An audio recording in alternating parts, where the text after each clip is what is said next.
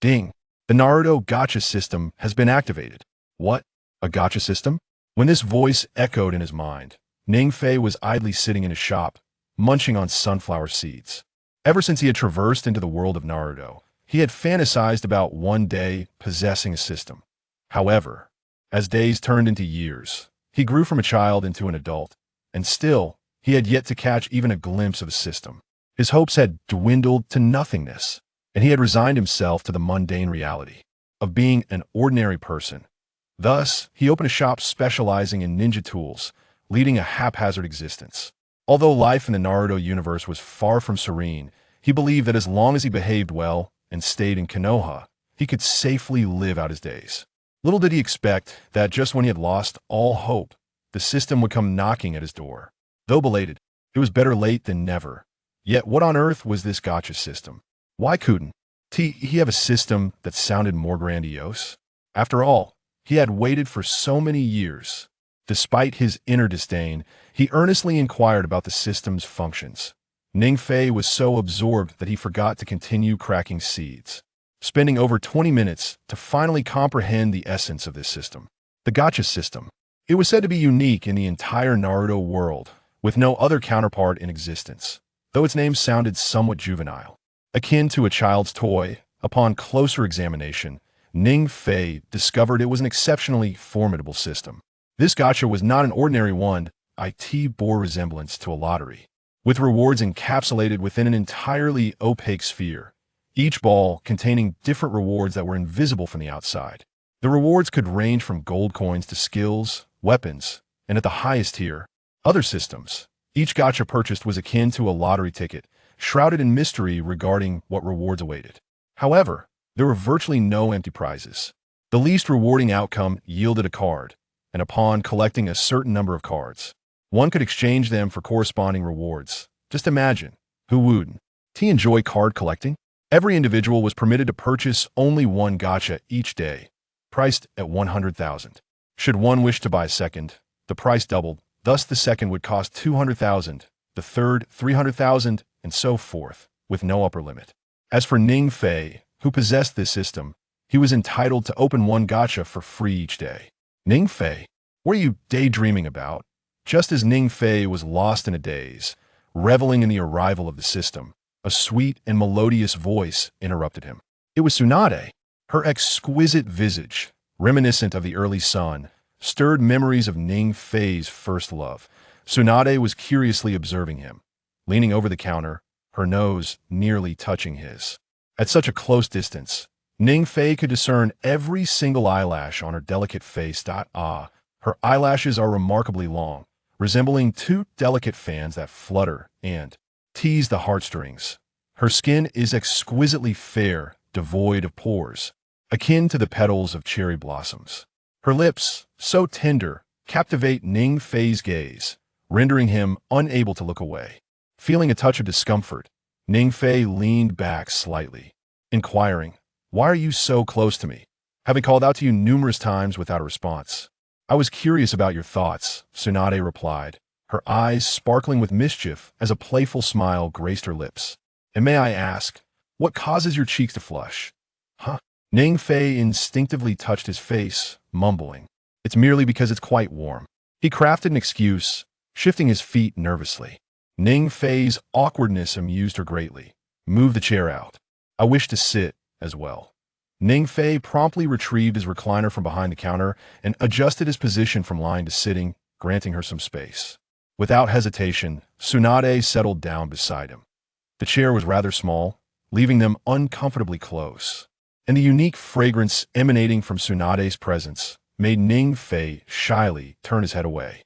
"By the way, Ningfei, you truly are enviable." Suddenly, he noticed that Jiraiya and Orochimaru had also joined Tsunade. "Oh, Jiraiya and Orochimaru, you've come as well?" Ningfei greeted them. When he first traversed into this world, he had trained at the Ninja Academy for some time, forming a decent friendship with Tsunade, Jiraiya, and Orochimaru. However, as an ordinary person who had crossed over, he found it challenging to excel in ninjutsu, and thus withdrew from the academy early. Eventually, he opened this small shop, embracing a life of normalcy. Tsunade and her companions often visited to purchase ninja supplies, supporting his business. In this simultaneously familiar yet foreign world, they became the closest individuals to Ning Fei. Now, Tsunade had transformed into a formidable ninja, a figure of admiration. Ning Fei felt a twinge of envy towards her.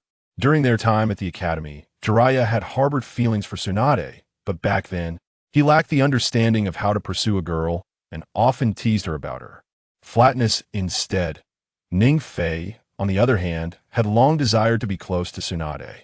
His handsome appearance and gentle, rational demeanor had earned her fondness. Regrettably, Ning Fei had withdrawn too early, and their relationship had not progressed to that of romantic partners. Reflecting on it now, he felt a pang of regret, wishing he had remained in school a few years longer. He blamed himself for misinterpreting Tsunade's past shyness as deliberate aloofness. However, given his mediocre talent, even if he had stayed in school, graduating would have been uncertain. He was not cut out to be a ninja. Yet, perhaps it was for the best. After all, the Second Great Ninja War was underway, and most students graduated only to be thrust into battle, where the brutality of war was unimaginable. Unlike Tsunade and the others, he lacked the innate talent for being a ninja. Without a system to aid him, had he found himself on the battlefield, his return would surely have been impossible. Thus, Ning Fei could only comfort himself with the adage, a blessing in disguise. His relationship with Tsunade remained perpetually suspended between the realms of friendship and romance, perhaps merely a breath away from breaking through the proverbial window pane. Yet it could also feel like a vast chasm separating them. Come on, Ning Fei.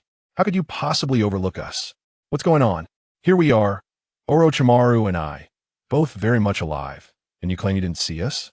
Has all your attention been consumed by Tsunade? You too. Zilai seemed to imply something more. Ning Fei was at a loss for words, only managing a sheepish smile. He was not timid. It was not fear of drawing closer to Tsunade that held him back, but rather his concern that she might not yet be ready to embrace the notion of a boyfriend. He wished to be considerate of her feelings, for he truly harbored genuine affection for her. I am truly heartbroken. My heart has suffered 1,000 blows. You must compensate me. Jiraiya clutched his chest, speaking in profound agony. Right, Orochimaru? Observing Jiraiya's exaggerated demeanor, Orochimaru cast a disdainful glance at him, retorting, Don't involve me in this. Ning Fei found the atmosphere somewhat disheartening. Indeed, Tsunade also glared at Jiraiya with discontent. Jiraiya raised his hands in surrender. All right, I'm done with the jest. By the way, you all are here to purchase ninja tools, aren't you? In an effort to alleviate the somewhat tense ambience, Ning Fei smiled and added, I can offer you a 50% discount. Jiraiya waved his hand dismissively. No need. I was merely joking with you all. Don't take it seriously. As he spoke, he began to scrutinize the items displayed in the cabinet. His attention was drawn to a circular object adorned with various ninja symbols. What is this? I've never seen anything like it before, Jiraiya inquired, pointing at the cabinet. In the world of Hokage, Gashapon did not exist. Thus, he was unfamiliar with it. Moreover, this was not an ordinary Gashapon, and even those who had seen Gashapon would struggle to recognize it. This is a Gashapon, Ning Fei replied, an excited smile spreading across his face upon noticing their interest in his new product. It is the first of its kind in the entire world of Hokage. Oh no, in the entire ninja realm. He had initially planned to find a moment to promote the Gashapon, but before he could speak, assistance arrived in the form of an eager customer, much to his delight. When a customer inquires, it is undoubtedly preferable to a forced recommendation. Gashapon? Not only Jiraiya, but even Tsunade and Orochimaru displayed a keen interest. Although they did not fully comprehend what it entailed, the term Gashapon intrigued them greatly. It's akin to a gift box, containing various prizes. Whatever you draw is yours. The quality of the items varies, relying entirely on luck, Ning Fei explained. Orochimaru stroked his chin, pondering. Are you suggesting that there are prizes within, yet they cannot be seen from the outside? Indeed, Ning Fei confirmed. But what if some ninjas use ninjutsu to see inside? Wouldn't they simply obtain whatever prize they desire? Tsunade, initially enthusiastic, found her interest waning upon hearing Orochimaru's inquiry. Ning Fei, with a mischievous smile, replied, That is impossible. Until the Gashapon is opened, all the contents are compressed into one form. Only at the moment of opening does the prize reveal its true appearance. Thus using ninjutsu to cheat is utterly futile. Oh, I see. They all nodded in unison. Ningfei retrieved a Gashapon from the cabinet. Its glossy black surface was intricately engraved with cherry blossom patterns. Tsunade's eyes sparkled upon seeing it. How beautiful! Ningfei continued to explain. The types of prizes include skills, items, and creatures, all randomly distributed within the Gashapon machine, with each Gashapon containing one prize. Tsunade and the others listened intently, nodding occasionally. It was rare to witness Tsunade so earnestly engaged, and Ningfei couldn't help but chuckle at the sight. In addition to the previously mentioned varieties of prizes, there exists a special grand prize, the system itself. However, the odds of winning are exceedingly low, requiring extraordinary luck to extract the system from the capsule toy. It sounds rather akin to gambling, mused Tsunade, her eyes sparkling with excitement. Even within the confines of the manga, Tsunade's greatest passion is indeed gambling, a fact epitomized by the character for bet emblazoned on the back of her attire. Yet, enjoying gambling is one matter, while luck is an entirely different affair.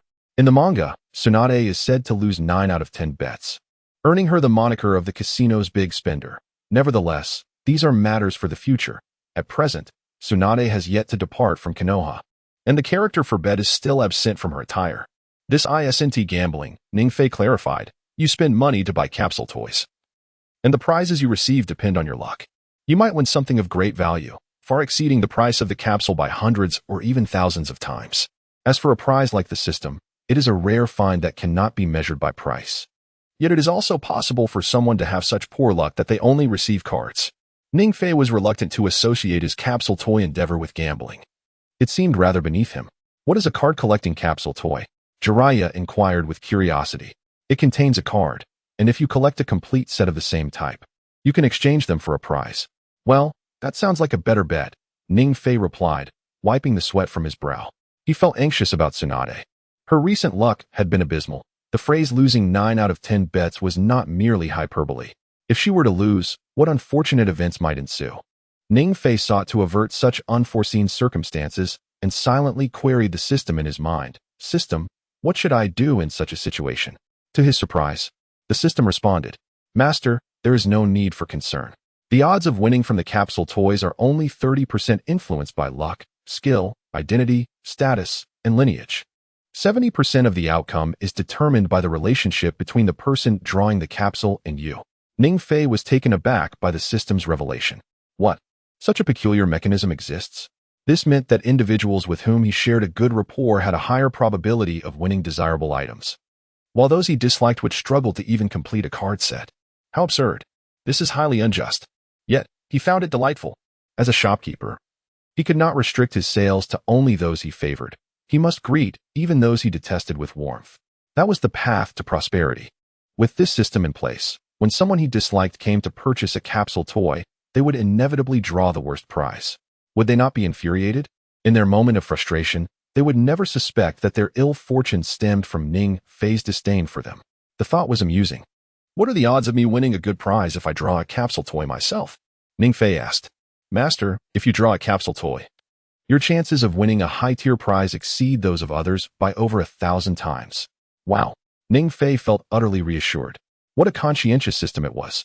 Mufan also breathed a sigh of relief. It is essential to recognize that the current system can be seen as a means of strengthening one's capital. If the odds of winning the lottery are exceedingly low, and one consistently receives nothing of value, it would indeed be disheartening. Nevertheless, I shall take 2 lottery tickets, please. Although Mufan claims that this is unrelated to gambling, Tsunade remains quite intrigued. Mufan retrieved a single lottery ticket from the counter and handed it to Tsunade. Why is there only one? I requested 2. She pouted, her displeasure evident. You insufferable Mufan, how dare you hinder my chance to gamble? Despite her outward dissatisfaction, Tsunade felt a flicker of warmth within. In these times, it seems that the only one supporting me in Konoha are you and Granny Mido, is it not?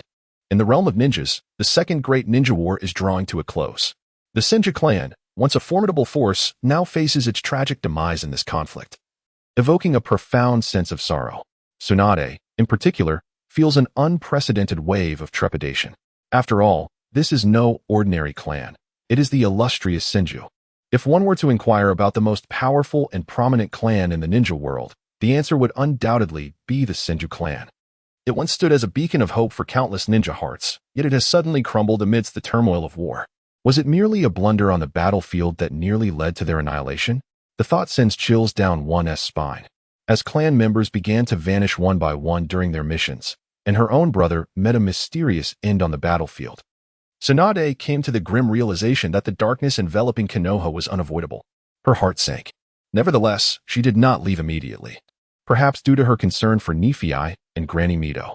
This thought weighed heavily on Nephi's mind. Despite the turmoil within, he maintained a facade of tranquility, suppressing his emotions deep inside. Regarding the gacha capsules, each individual is permitted to purchase only one per day, starting at a price of 100,000. With an additional 100,000 for each subsequent purchase. Although Nephi was uncertain of Tsunade's thoughts, he patiently explained the situation to her. Yet, he knew that his words would offer little solace. He was but an ordinary individual, not even a ninja. And the Senju clan's decline was undoubtedly tied to the upper echelons of Konoha. What could he possibly change?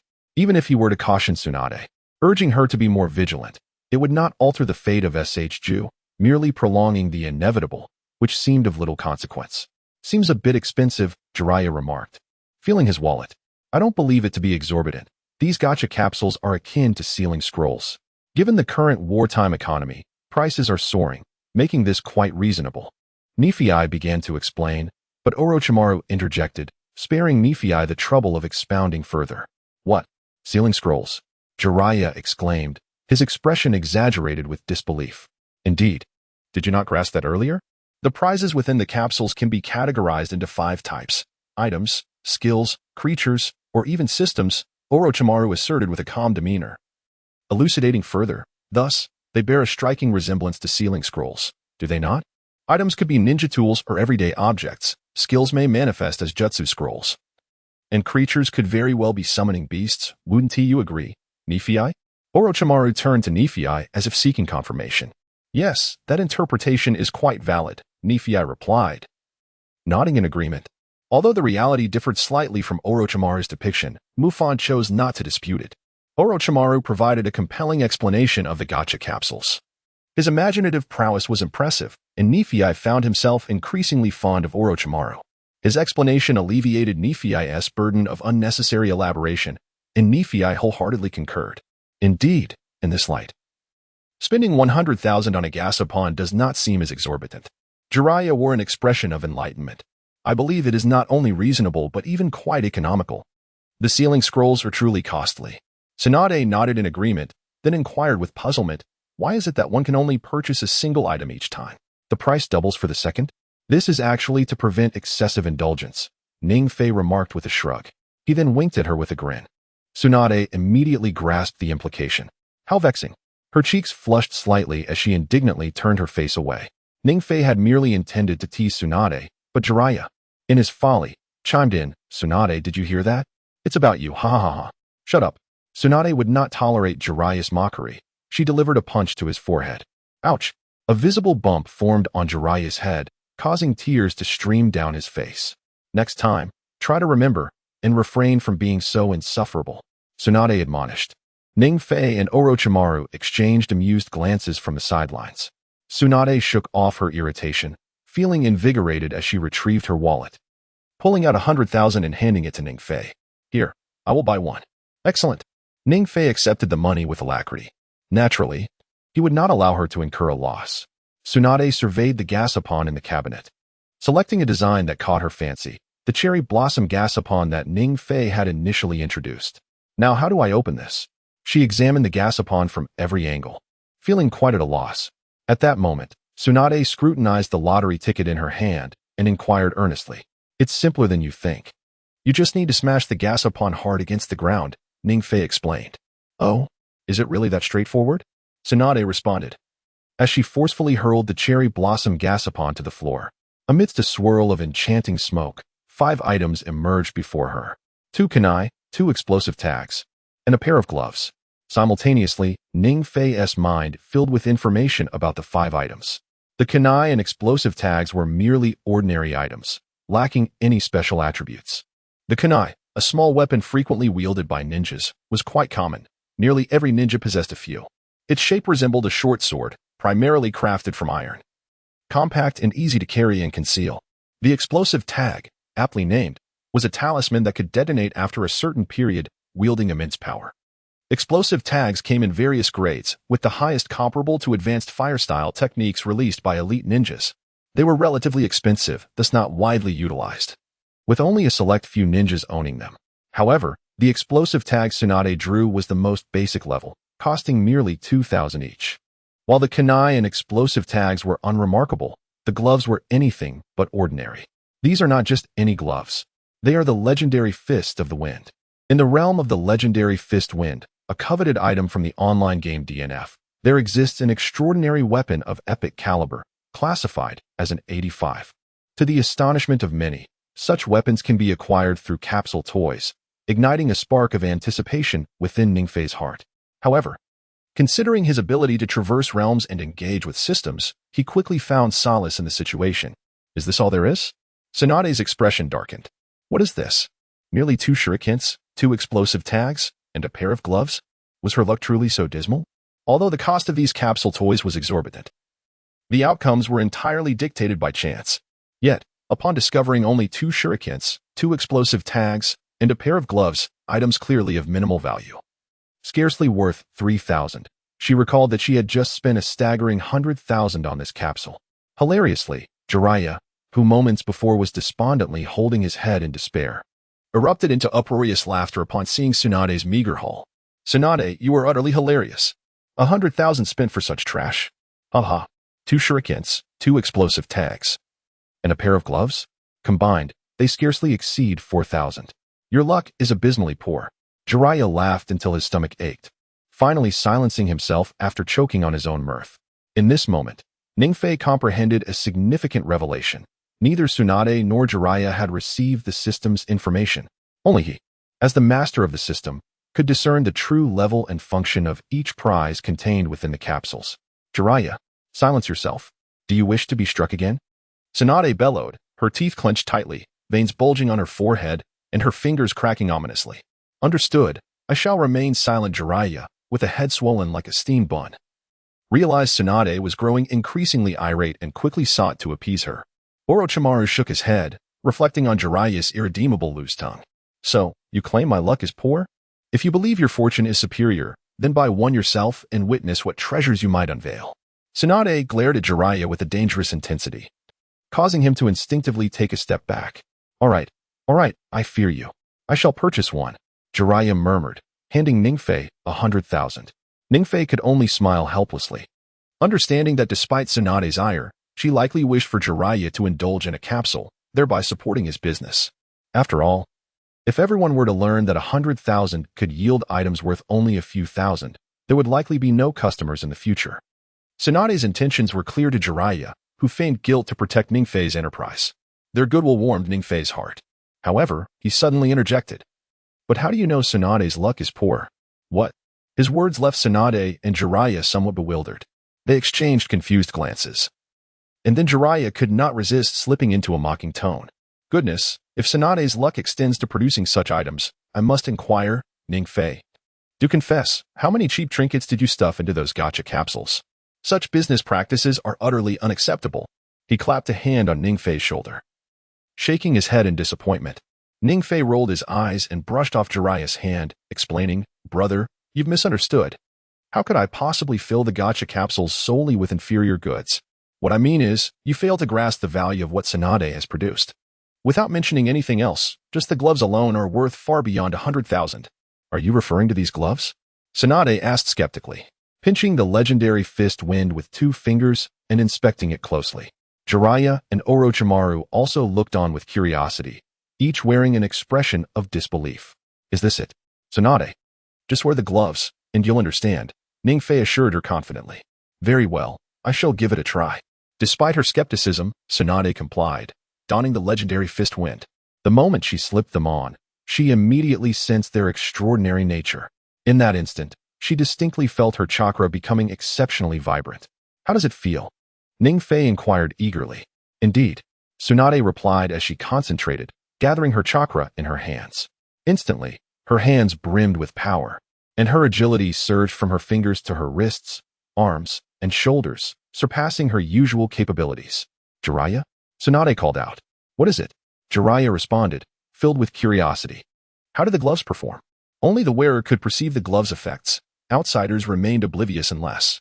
"Would you like to find out?" Tsunade blinked playfully. "Of course." Jiraiya nodded.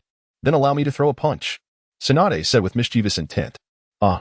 Jiraiya exclaimed, stepping back in shock, his expression darkening. He instinctively wanted to refuse. However, it was clear that Tsunade had no intention of letting him off the hook. "Hurry up. Did you not wish to know how the gloves work? Stop dawdling."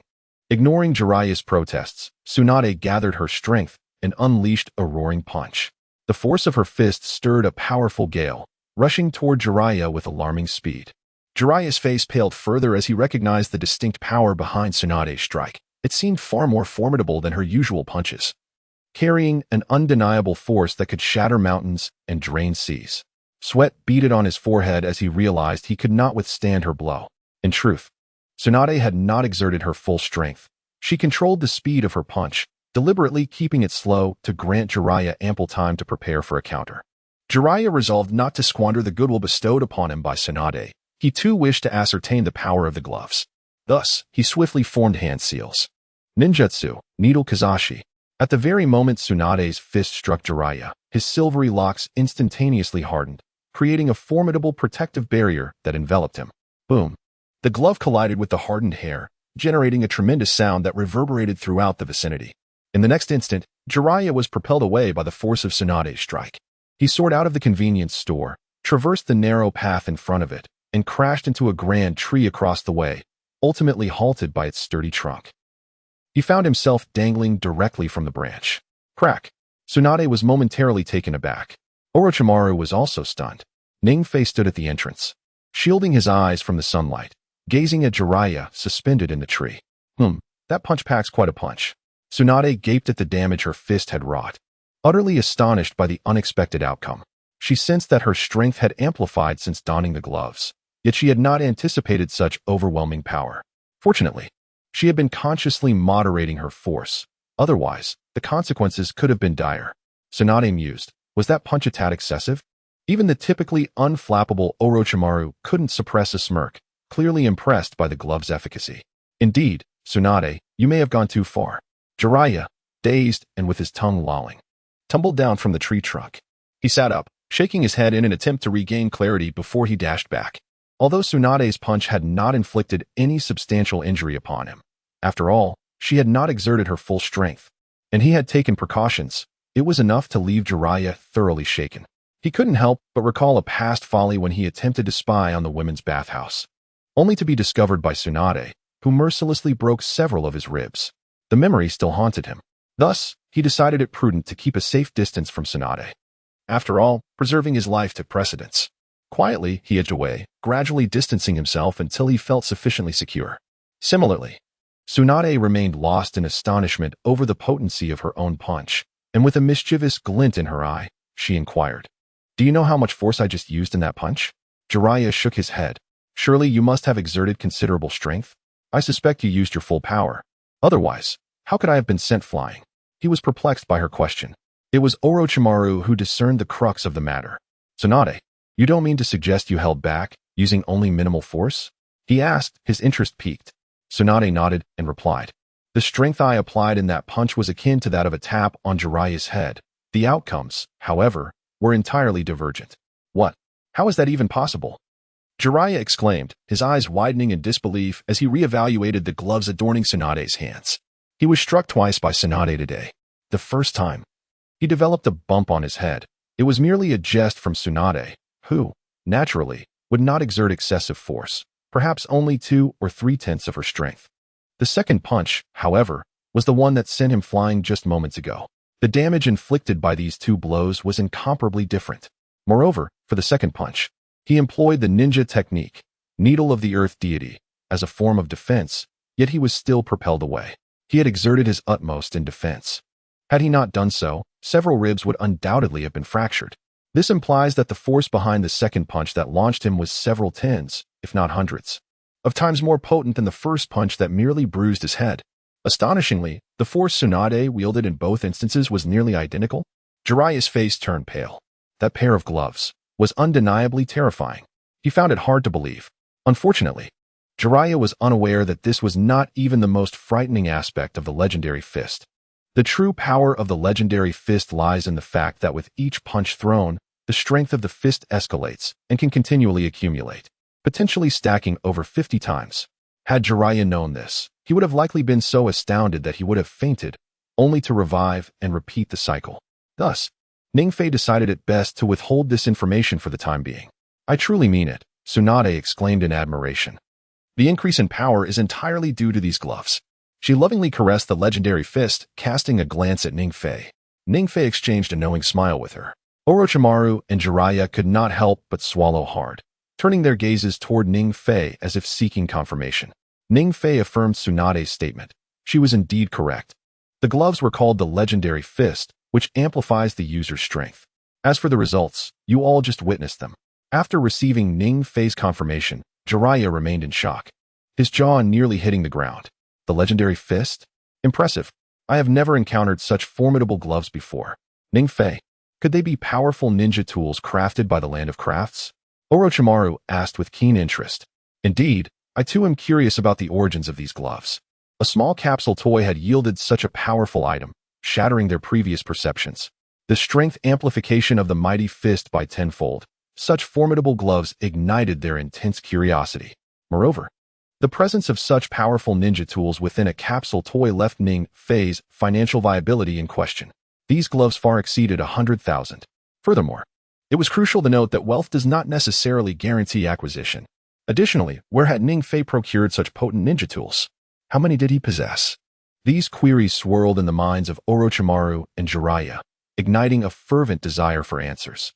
Observing their eager expressions, Ningfei decided to satiate their curiosity just a bit, stating, "These gloves are not from the land of crafts. To be frank, even they do not possess such ninja tools.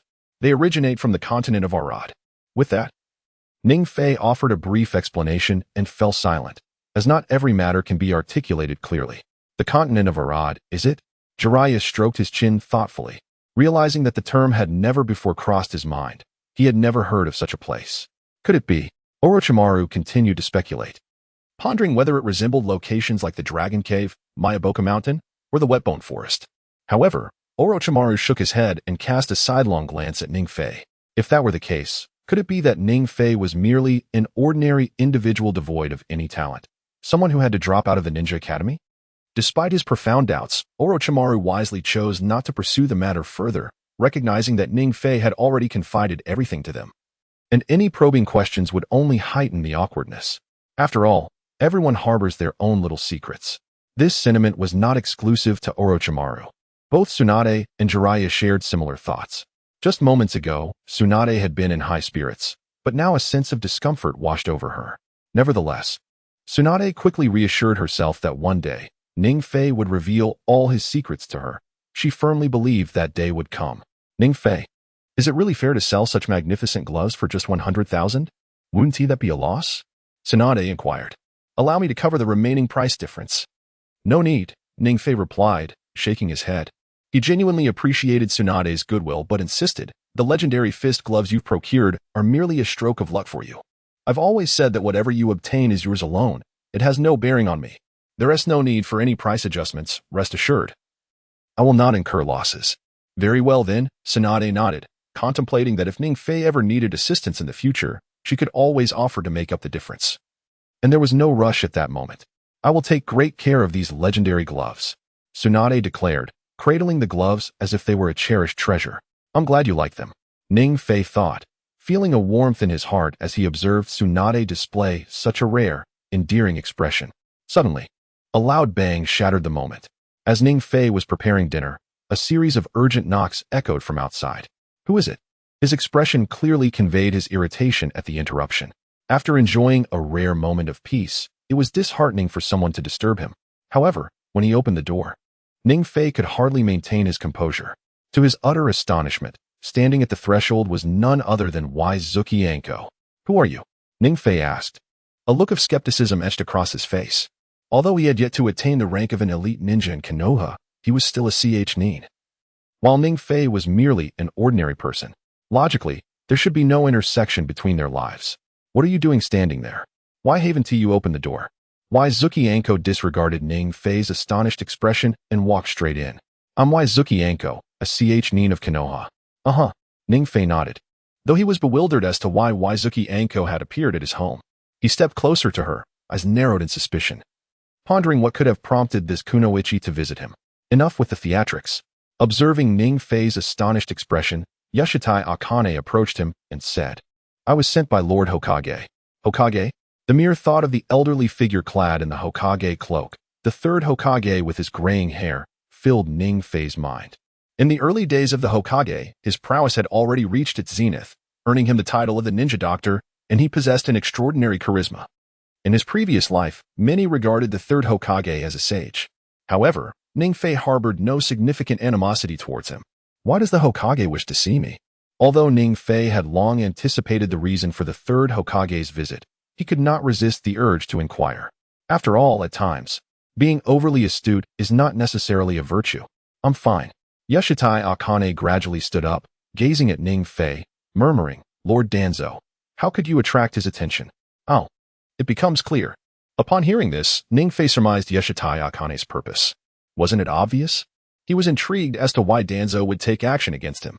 The Hokage has instructed me to convey that you should remain at home and refrain from wandering about. After a careful observation, Yashitai Akane found nothing amiss with Ning Fei. Thus, he decided to relay the third Hokage's advice in its entirety. After delivering the message, he turned to leave. As he departed, he cast a blank glance at Ning Fei and remarked, If you have any questions, feel free to seek me out. Are you to be my guard? Ning Fei observed the scene with a wry smile. Although Yashitai Akane now surpassed Ning Fei in strength, he genuinely did not require her assistance. After all, the adversaries Ning Fei faced were not ones he could confront alone. Nonetheless, he expressed his gratitude, saying, Thank you. I shall treat you to dumplings in the future. Huh? Wang Yu was momentarily taken aback. Yashitai Akane, who was about to leave, stopped abruptly, gazing at Ning Fei with a bewildered expression. How did you know I love eating beans?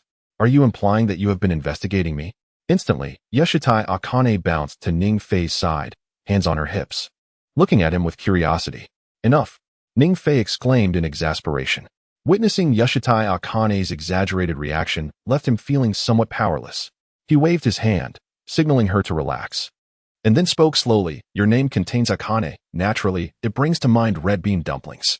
That is all. Is that really it? Ning Fei's words seemed to elicit doubt from Yashitai Akane. However, seeing that Ning Fei did not appear to be lying, she ceased her inquiries, merely advising him to take care of himself before departing from his home. Finally, she had left. Ning Fei sighed as he watched Yashitai Akane leave. Closing the door, he leisurely retrieved a reward from his system. It was a tome of fire-style ninjutsu, a gift from Itachi, along with the fire release techniques provided by the system. There exists a technique known as the 8 Gates. Before delving into its mastery, it is prudent to first hone my ninjutsu skills.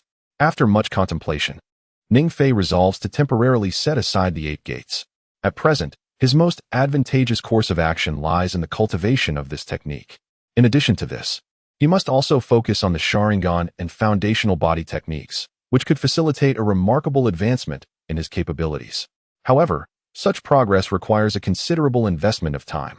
Unfortunately, Ning Fei finds himself under the scrutiny of Danzo, leaving him little time to spare. Unlike ninjas, Ning Fei's ninjutsu and physical skills are rather rudimentary. Yet, he vividly recalls from a previous hidden mission that his training speed had increased tenfold regarding chakra. Armed with this enhancement, he is confident in his ability to master fire-style ninjutsu. Without a moment's hesitation, Ning Fei retrieves the chakra extraction method obtained from the Ninja Academy and swiftly enters a state of rigorous training. Chakra. It represents a force that seamlessly amalgamates all of one's internal energies.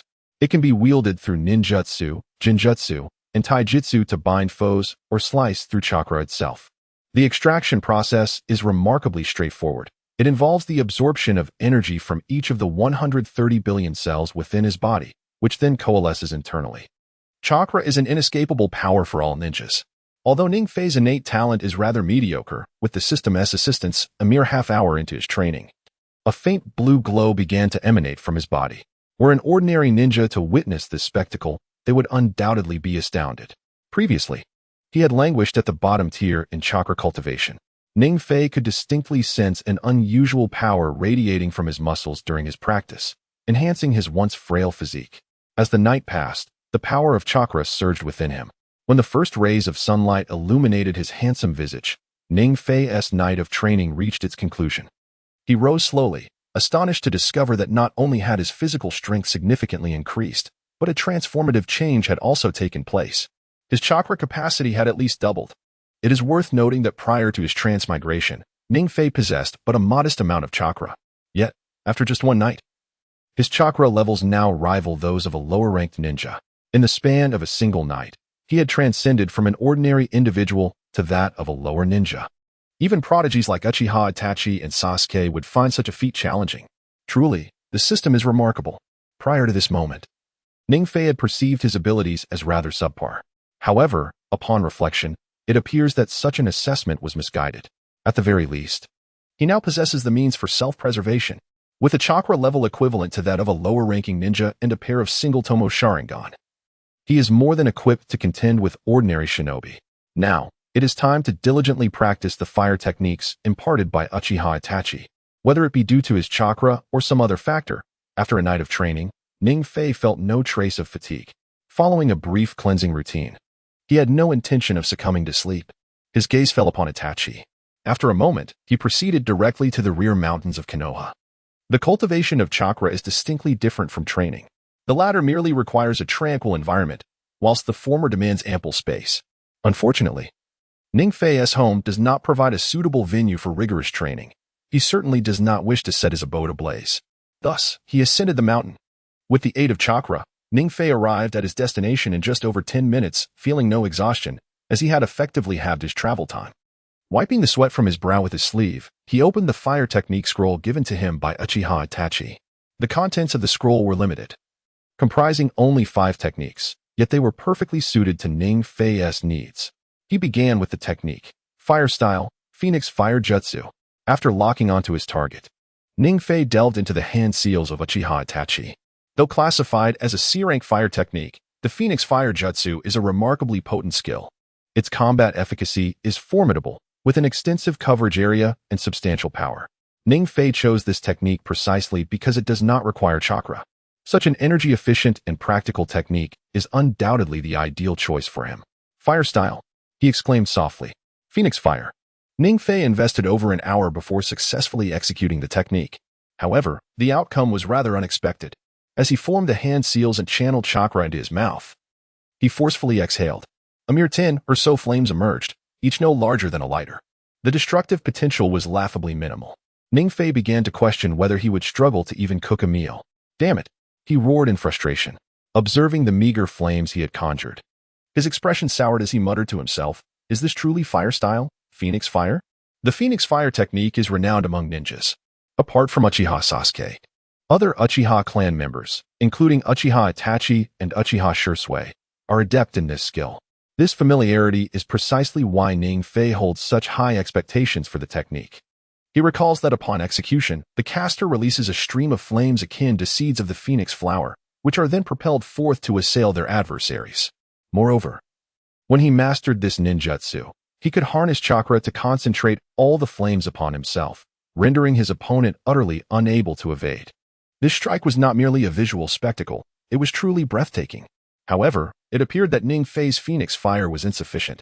Not to mention whether Ning Fei could manipulate chakra, even the most fundamental level of damage had not been achieved. How could this be? As the flames gradually extinguished, Ning Fei began to doubt his very existence. Comparing the fire release technique taught to him by Uchiha Itachi with the one provided by the system, Ning Fei failed to realize that he had committed a significant error while performing the ninjutsu. Furthermore, Ning Fei was no ordinary individual. His physical form had been enhanced by the system during the training of the fire release ninjutsu. First, there was the power of the Uchiha clan, followed by the influence of Ichiraku Ramen. Before being unleashed, Ning Fei had held little hope.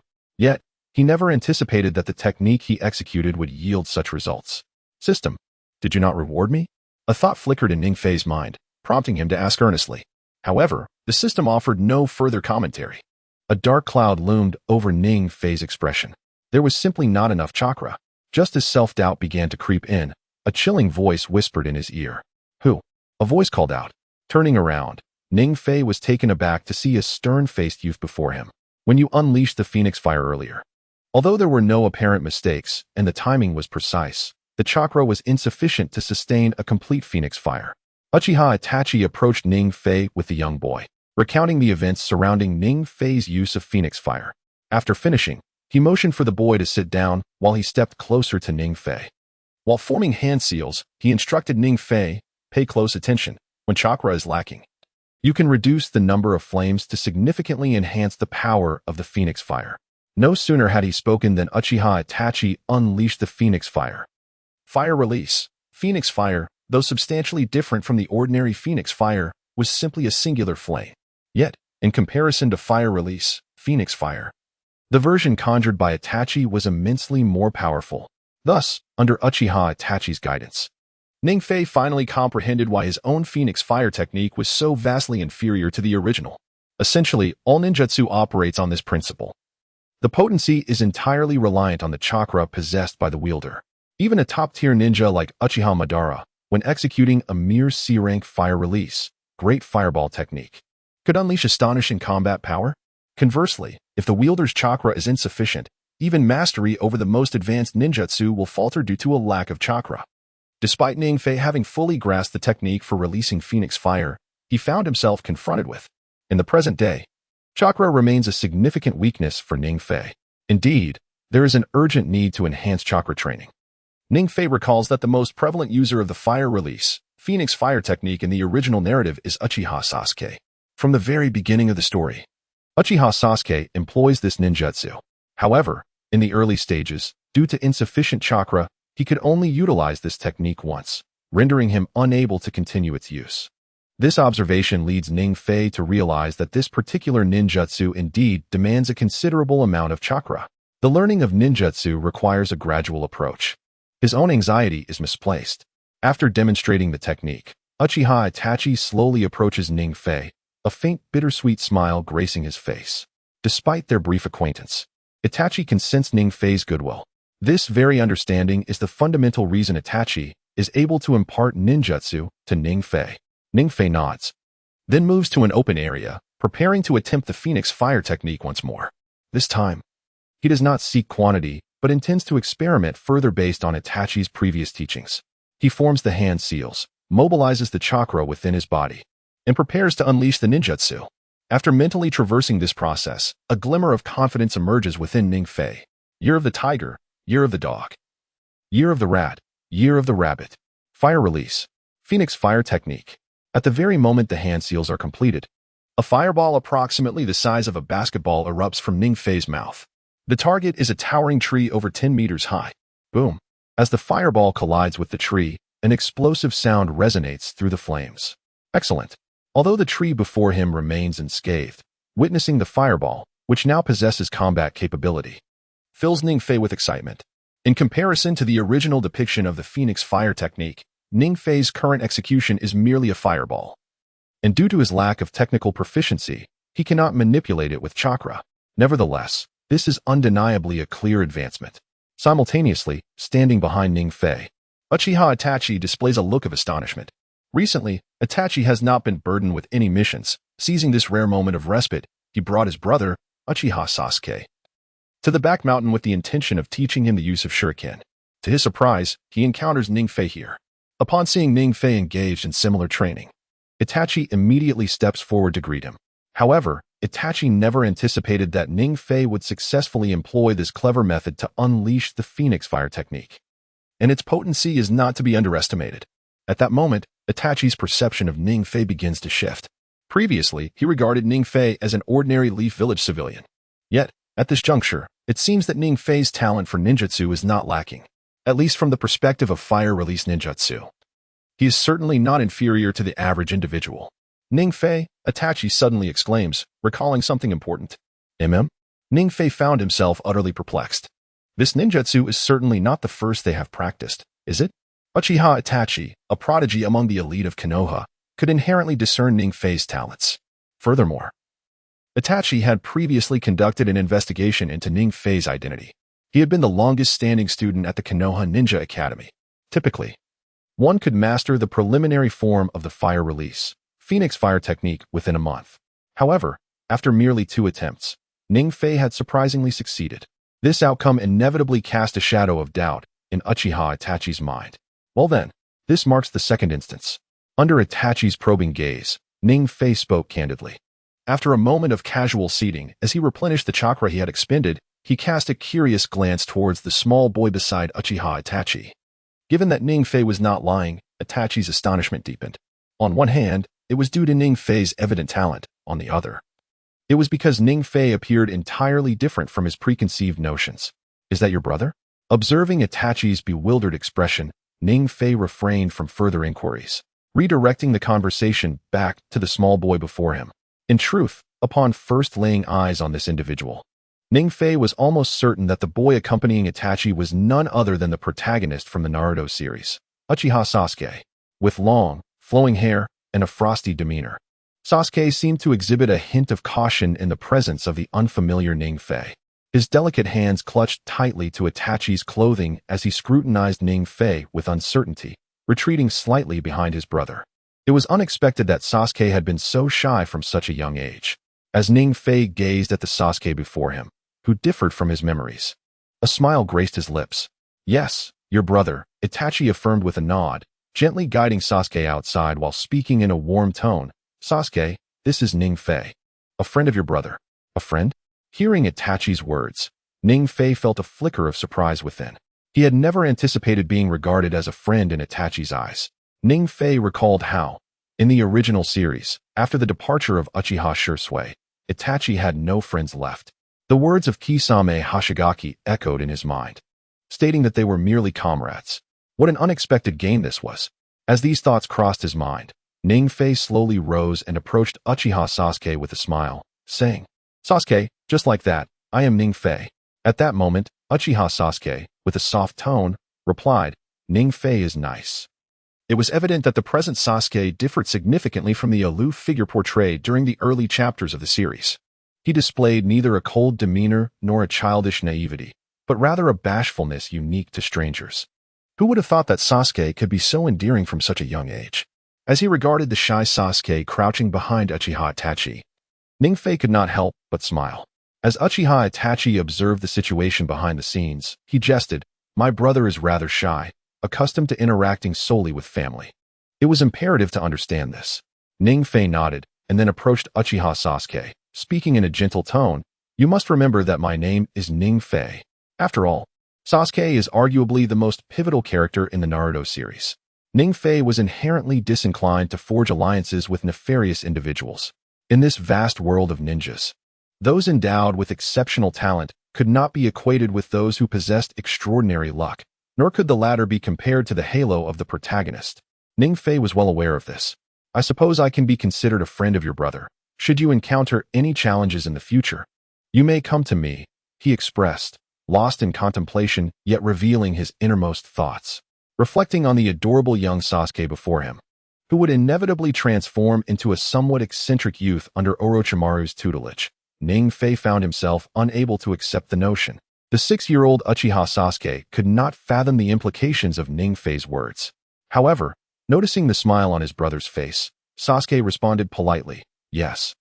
The next step is to persist in practice.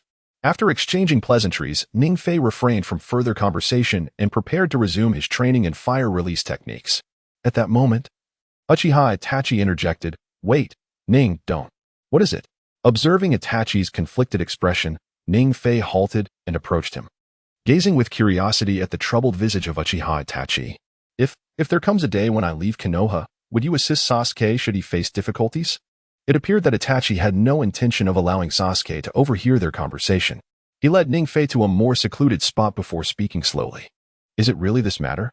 A look of surprise crossed Ning Fei's face as he regarded Uchiha Itachi. He had not anticipated that Itachi would place such trust in him, even articulating such a sentiment. If Ning Fei recalled correctly, they were currently situated in the timeline just before the Uchiha clan massacre. At this juncture, Itachi had already become a double agent for both the Uchiha clan and the higher echelons of Konoha. To utter such words at this critical moment stirred a conflict within Ning Fei. Despite his desire to assist Itachi, he felt his current abilities were insufficient. The Uchiha clan's annihilation involved not only Danzo, but also the third Hokage and Uchiha Itachi, along with the enigmatic Akatsuki lurking in the shadows. The machinations of these powerful figures were far beyond Ning Fei's capacity to intervene. Truth be told, while Ning Fei favored the character of Uchiha Itachi, and considering past circumstances, Itachi was undoubtedly someone with whom Ning Fei could share his heart. However, should Ning Fei dare to involve himself in this matter, it would surely lead to dire consequences. After much contemplation, Ning Fei prepared to decline, but at that moment, ding! Congratulations to the host for initiating the divine selection of Uchiha Itachi's invitation. Option 1. Politely decline. Prioritize personal safety. Reward. Uchiha Itachi's favor -100. The possibility to acquire the summoning beast, a millennium-old turtle. Option 2. Agree to Uchiha Itachi's request and align with him during the Uchiha clan massacre in half a month. Reward. Burning fruit. Effect. Upon consumption. Grants the user fire-based abilities akin to those in One Piece, enhancing fire-based ninjutsu by 100. Option 3. Agree to Uchiha Itachi's request and follow him into the rogue ninja organization, Akatsuki. Reward. X1 random lottery ticket. The dog system's insinuation is evident. Ning Fei never anticipated that the moment he contemplated declining Uchiha Itachi, the system would intervene. Furthermore, from the rewards in Option 1, it was clear that the system looked down upon him. A summoning beast, a millennium-old turtle. Is this not a roundabout way to mock Ning Fei's cowardice? This so-called system of cautious development is truly transparent. What Ning Fei found even more unacceptable was that the system expected him to become a rogue ninja. Nevertheless, the allure of the reward in the third option was undeniably enticing.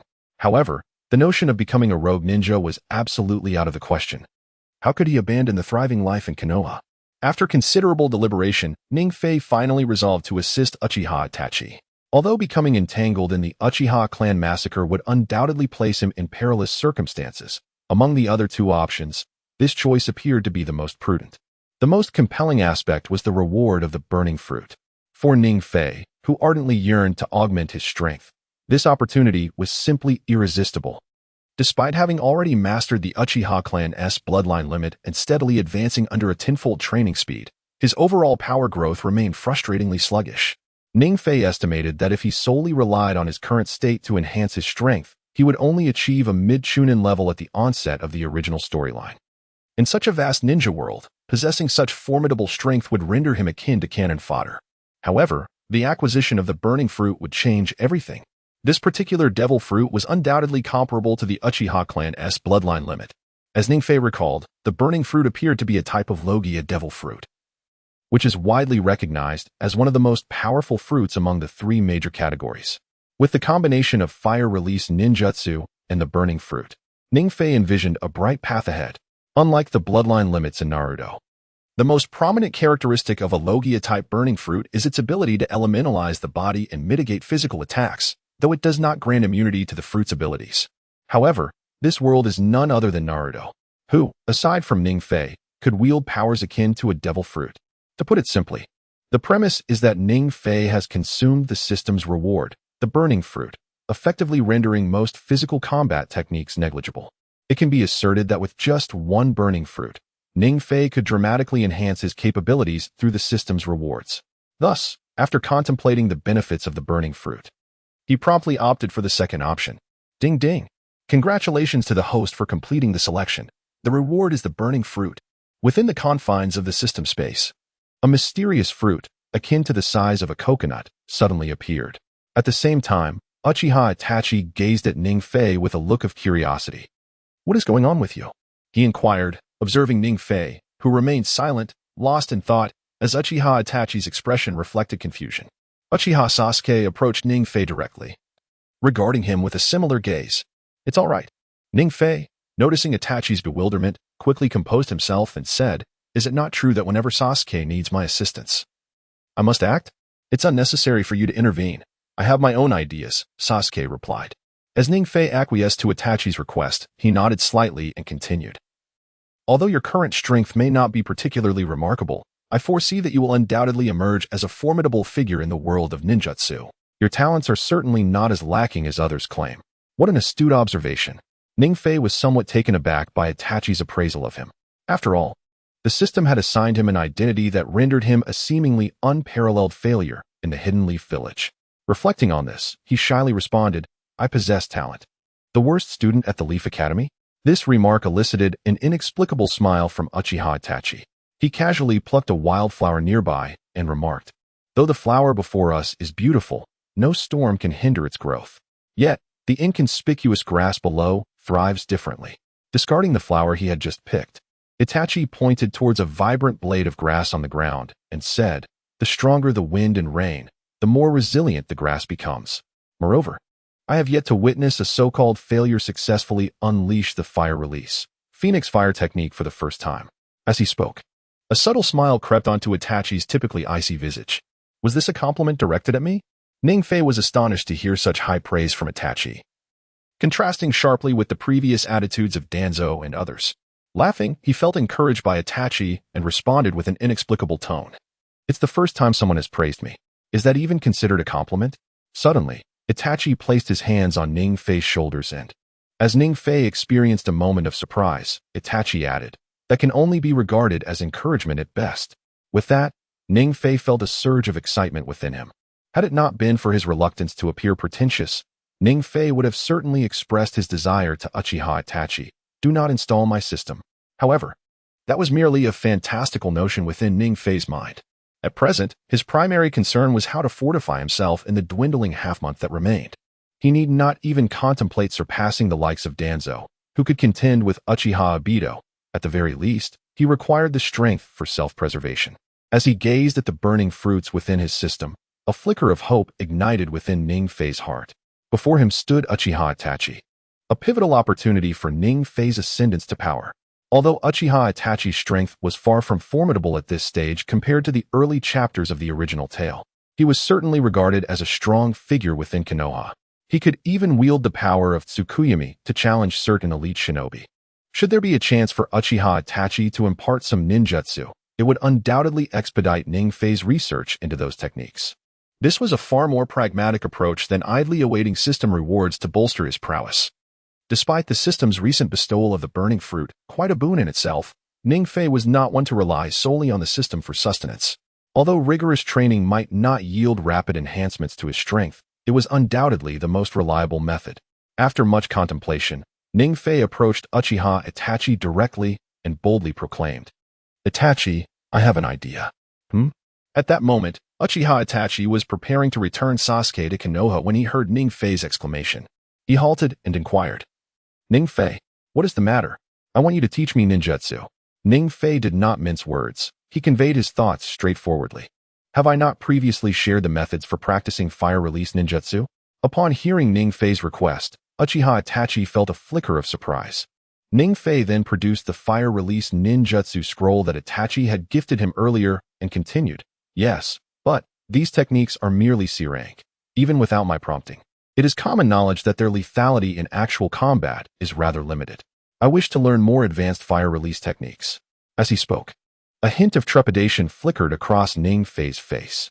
Despite having sensed Itachi's genuine intentions during their prior conversations, he remained uncertain of the depth of their relationship. In making such a bold request, he could not ascertain whether the Uchiha before him would acquiesce. Indeed, upon hearing Ningfei's reasoning, Uchiha Itachi expressed his agreement.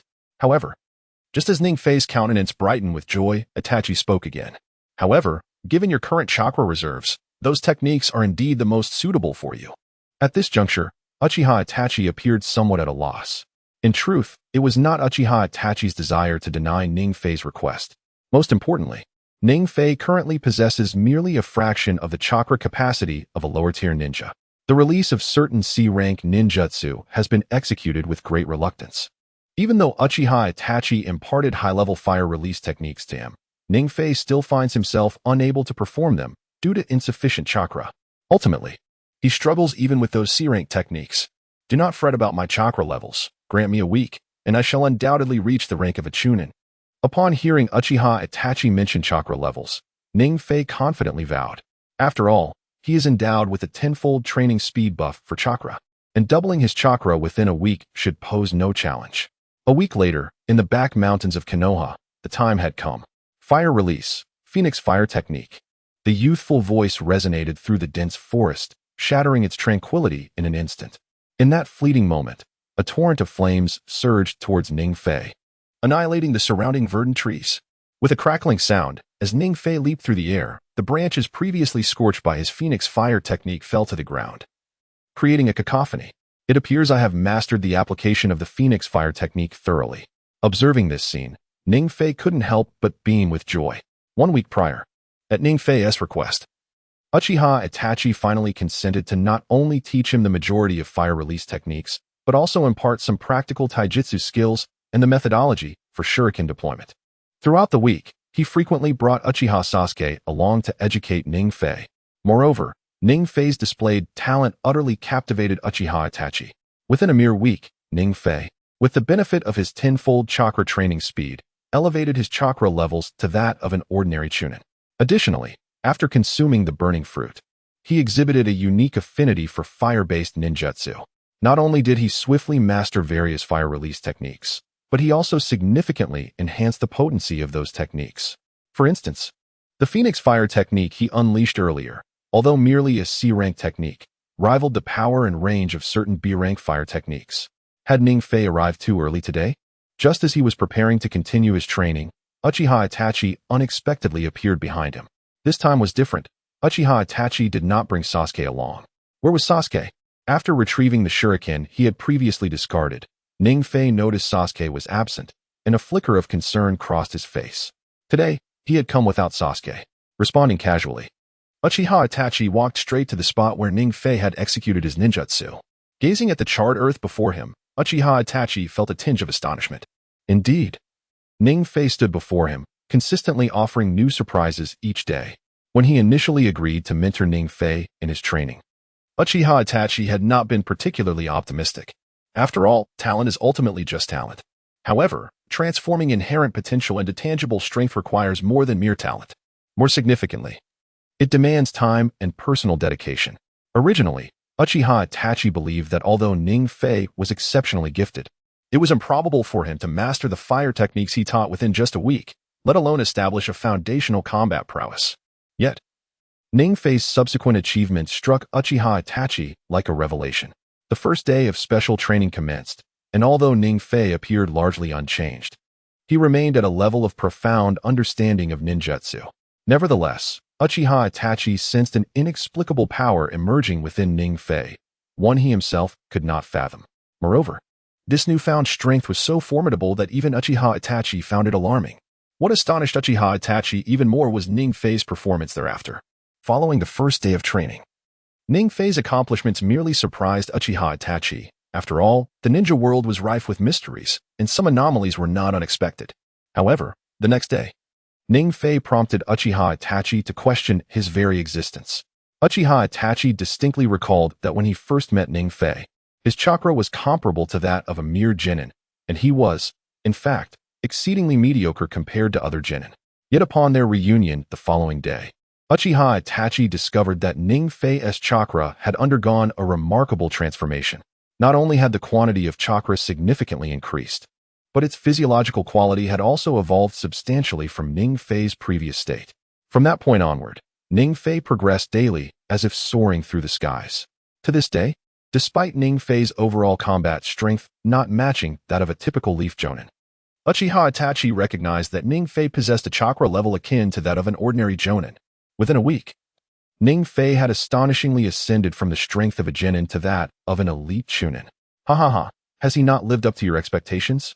For Ning Fei, the expression on Uchiha Itachi's face at that moment was already familiar.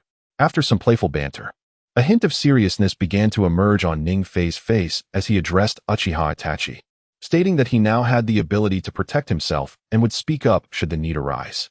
It was not merely a matter of triviality. He simply wished for assistance for a group of individuals when Sasuke might encounter difficulties in the future. It was evident that Uchiha Itachi did not anticipate Ning Fei's words. After some deliberation, Uchiha Itachi still declined Ning Fei's request. Should they be considered friends? If one were an ordinary person, they would likely nod in agreement upon hearing Uchiha Itachi's words. Yet, Ning Fei was not ordinary. He was a time traveler. He was acutely aware that in the coming week, the plan for the Uchiha clan's annihilation was set to be gradually set in motion. Furthermore, Uchiha Itachi was on the brink of making the most significant choice of his life. In such circumstances, Ningfei still intended to assist a group of people. Undoubtedly, the most tragic figure in the Uchiha massacre would be none other than non-Uchiha Sasuke. However, it is the individual known as Uchiha Itachi. Uchiha Itachi was, in fact, entrusted with a grave responsibility by Danzo, sacrificing the Uchiha clan to ensure the peace and stability of Konoha. To be precise, Uchiha Itachi took the initiative, driven by the desire for the tranquility of the village, to eliminate the entire Uchiha clan with his own hands. Although the third Hokage, Hiruzen Sarutobi, persistently aimed to resolve the conflict between the Uchiha clan and the village through negotiation, the circumstances led to a tragic outcome. By the time the third Hokage became aware of the situation, the Uchiha clan had already fallen victim to Itachi's actions. When the third Hokage responded, Itachi had already departed from Konoha. Subsequently, to infiltrate the enigmatic rogue ninja organization known as Akatsuki, Uchiha Itachi chose to betray the village and join their ranks. Despite the fact that the character of Uchiha Itachi was masterfully crafted in the original narrative, the week spent together fostered a pure friendship between Ningfei and Itachi. Ningfei did not wish for Uchiha Itachi to join Akatsuki, nor did he desire for his soul friend to meet a tragic fate as depicted in the original story. The thought of altering this narrative was not a fleeting whim for Ningfei. In truth, when Itachi agreed to teach him ninjutsu, he was also prepared to assist Itachi. For Ningfei, Itachi was not merely the best of friends but akin to family, embodying a relationship that was both mentor and comrade. If Ningfei were to remain oblivious to the pressures Itachi faced from Danzo, then perhaps he should reconsider his presence in this world of Naruto altogether.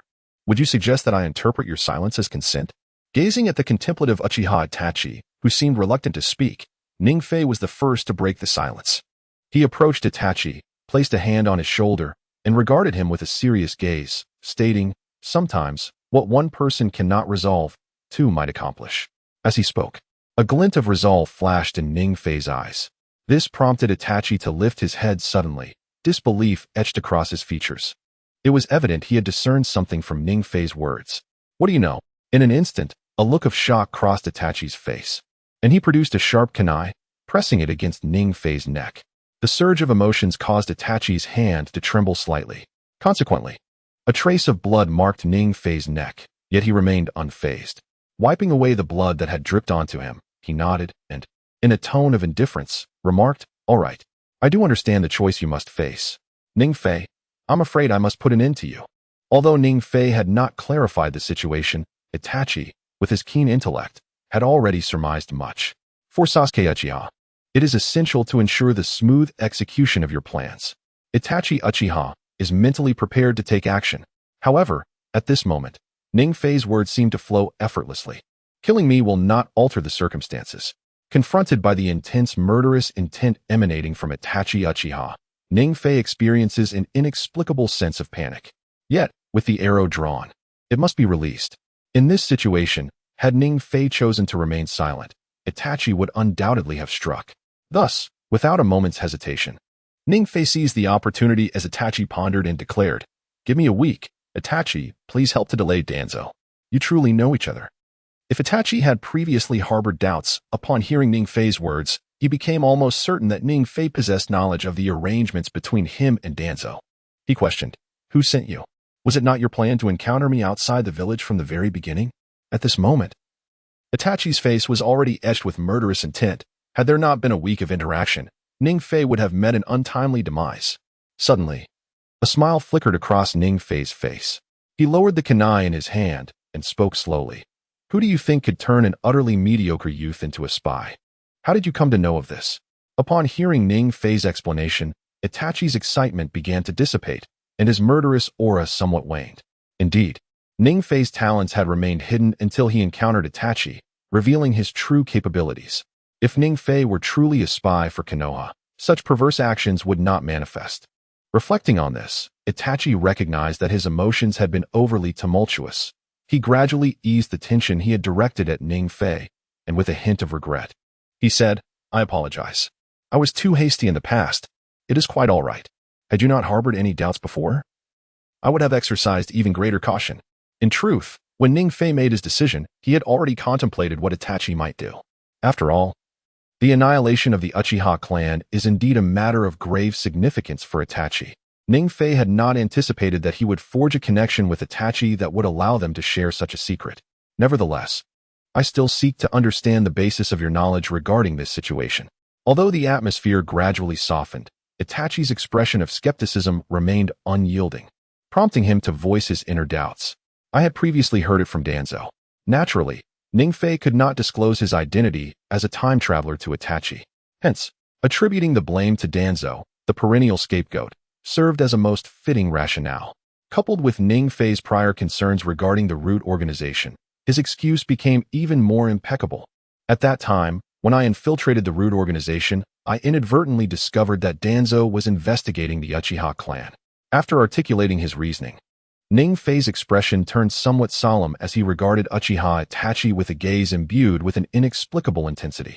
He then continued, "Considering the unusual demeanor you've exhibited these past few days, it prompts me to ponder various possibilities." It dawned on Itachi, who suddenly grasped the implications of Ningfei's words.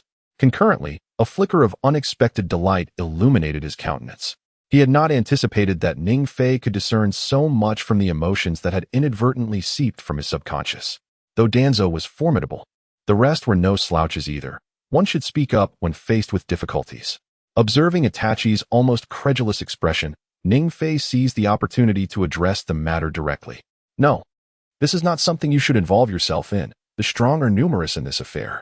Itachi's realization left Ningfei somewhat astonished. He had never expected that. Under such circumstances, Itachi would reject his involvement. Am I not in a similar predicament? Ningfei mused, considering the likes of Uchiha Obito, Danzo, and the higher-ups of Konoha looming behind. After hearing Itachi's reasons for declining his assistance, Ningfei could not help but mentally scoff.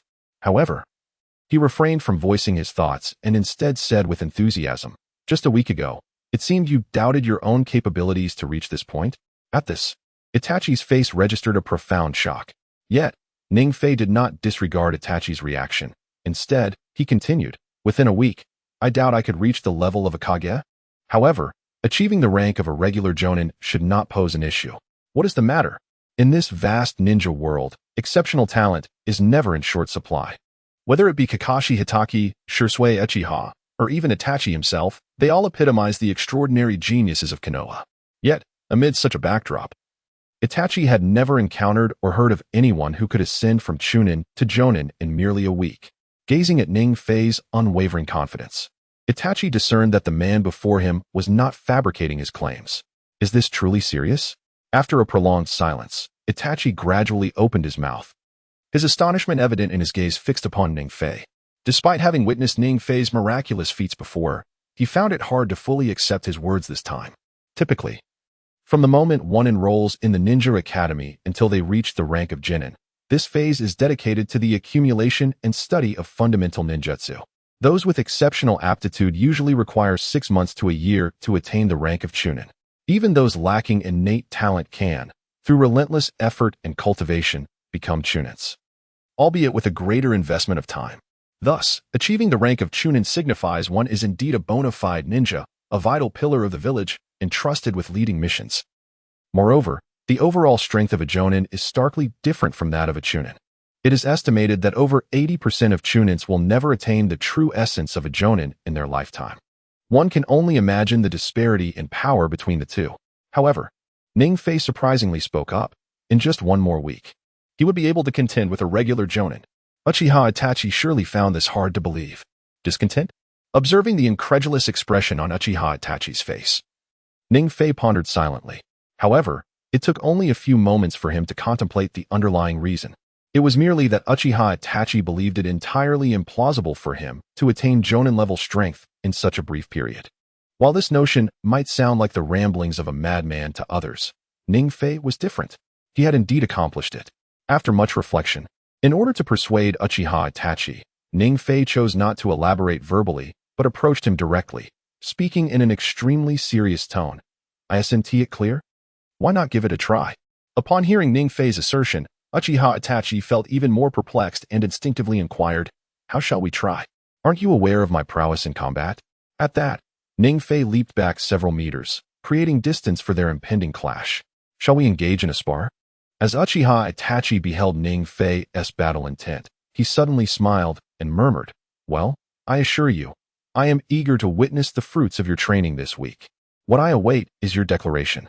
The moment Uchiha Itachi consented to the spar, Ning Fei plunged into combat, moving with a frenzied rhythm toward Uchiha Itachi while executing hand seals with remarkable speed. This child is swift, though Ning Fei had yet to launch an attack.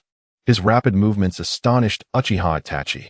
In previous training sessions, Ning Fei had only showcased exceptional fire release techniques. Little did Uchiha Itachi know that Ning Fei's speed among Chunin was remarkably advanced as well. However, it was merely commendable. Even without activating his Sharingan, Uchiha Itachi could lock onto Ning Fei using his formidable dynamic vision. Before Ning Fei could strike, 3 sharp kunai materialized between Uchiha Itachi's slender fingers. Whoosh! In the next heartbeat, a sound of slicing air would reverberate through the tranquil forest, targeting none other than Ning Fei. Unfortunately, Ning Fei had initially intended to leverage his speed to close in on Uchiha Itachi and execute a surprise maneuver with ninjutsu. Yet, the direct approach of the kunai shattered his thoughts. If Ning Fei were to proceed as planned, he would undoubtedly suffer a painful onslaught. Thus, it seemed a rather unwise decision. In truth, Ning Fei had another approach available. He could directly assault Uchiha Itachi, disregarding the kunai aimed at him. This involved activating the burning fruit and elementalizing his body, thereby allowing him to bypass Uchiha Itachi's kunai attack entirely. However, Ning Fei hesitated. It appeared he still needed to evade. In the fleeting moment, Ning Fei readied his countermeasure. As the kunai lingered in the air, Ning Fei's hand seals reached their conclusion. Without hesitation, Ning Fei concentrated the chakra within his body directly into his mouth. Fire release, fire dragon technique, he bellowed. A gigantic dragon, several meters long and entirely composed of flames, erupted from Ning Fei's mouth. Following this was an overwhelming blaze. This child's mastery of fire-style ninjutsu was truly astonishing. Observing the previously lost kunai being consumed by Ning Fei's fire dragon technique, Uchiha Itachi couldn't help but smile. Although he had long known of Ning Fei's exceptional talent in fire ninjutsu, the sight before him still brought him a measure of surprise. This technique, while relatively fundamental among fire releases, is typically easily dispelled by even mid-level ninjas. It is often employed for long-range consumption or to test the waters. In terms of lethality, there might be a noticeable disparity, yet the fire dragon technique unleashed by Ning Fei was a different matter altogether. Normally, after the dispelling of the fire dragon technique, the resulting flames would manifest as orange. Moreover, when chakra is increased, the flames take on a deep red hue. However, Ning Fei's fire dragon was unlike any other. The flames were neither deep red nor orange. Instead, they were a pale blue. Uchiha Itachi could even sense an inexplicable threat emanating from this fire dragon technique released by Ning Fei. It is worth noting that Ning Fei was merely at the mid-chunin level. Furthermore, Uchiha Itachi himself was already considered a powerful shadow-level ninja. Had he not witnessed it with his own eyes, he would never have believed that anyone could unleash a fire technique capable of threatening him with just mid-chunin strength. And it was merely a C-rank basic fire technique, surpassing the innate talent for fire. I have yet to reach your level. As Uchiha Itachi gazed at the colossal fire dragon charging towards him, he let out a deep sigh. Body replacement technique. As Uchiha Itachi reflected on this, the fire dragon unleashed by Ning Fei was already advancing towards him. The searing heat prompted Uchiha Itachi to contemplate deeply. Observing the unfolding scenario, he chose not to counterattack to dispel Ning Fei's technique. Instead, he adeptly employed the body replacement technique to evade the assault. Indeed, Uchiha Itachi was deserving of his reputation. Watching him now perched atop the treetops, Ning Fei immediately offered his praise. At the outset of their spar, Ning Fei had never imagined he could defeat Uchiha Itachi, even though Itachi had restrained his power to the mid-chunin level. However, Ning Fei was astonished that, even in such a situation, Uchiha Itachi could effortlessly handle his attack with remarkable composure. In any confrontation, the disparity in strength may dictate the outcome of direct engagements. Yet the mastery of tactics and rhythm in battle is paramount. Observing Ning Fei voluntarily cease his assault, Uchiha Itachi refrained from initiating his own attack. Instead, he slowly opened his mouth to impart his battle wisdom to Ning Fei. Understanding is crucial, but I believe that against absolute power, no amount of strategy will suffice. Alas, such is the lament. Ning Fei does not disapprove of Uchiha Itachi. Indeed, Uchiha Itachi's combat techniques provide significant assistance in battles at the level of a Kage. In such decisive confrontations, the control of battle rhythm is paramount, and often the conclusion of a fight is achieved through overwhelming dominance. The use of ninjutsu is relatively limited.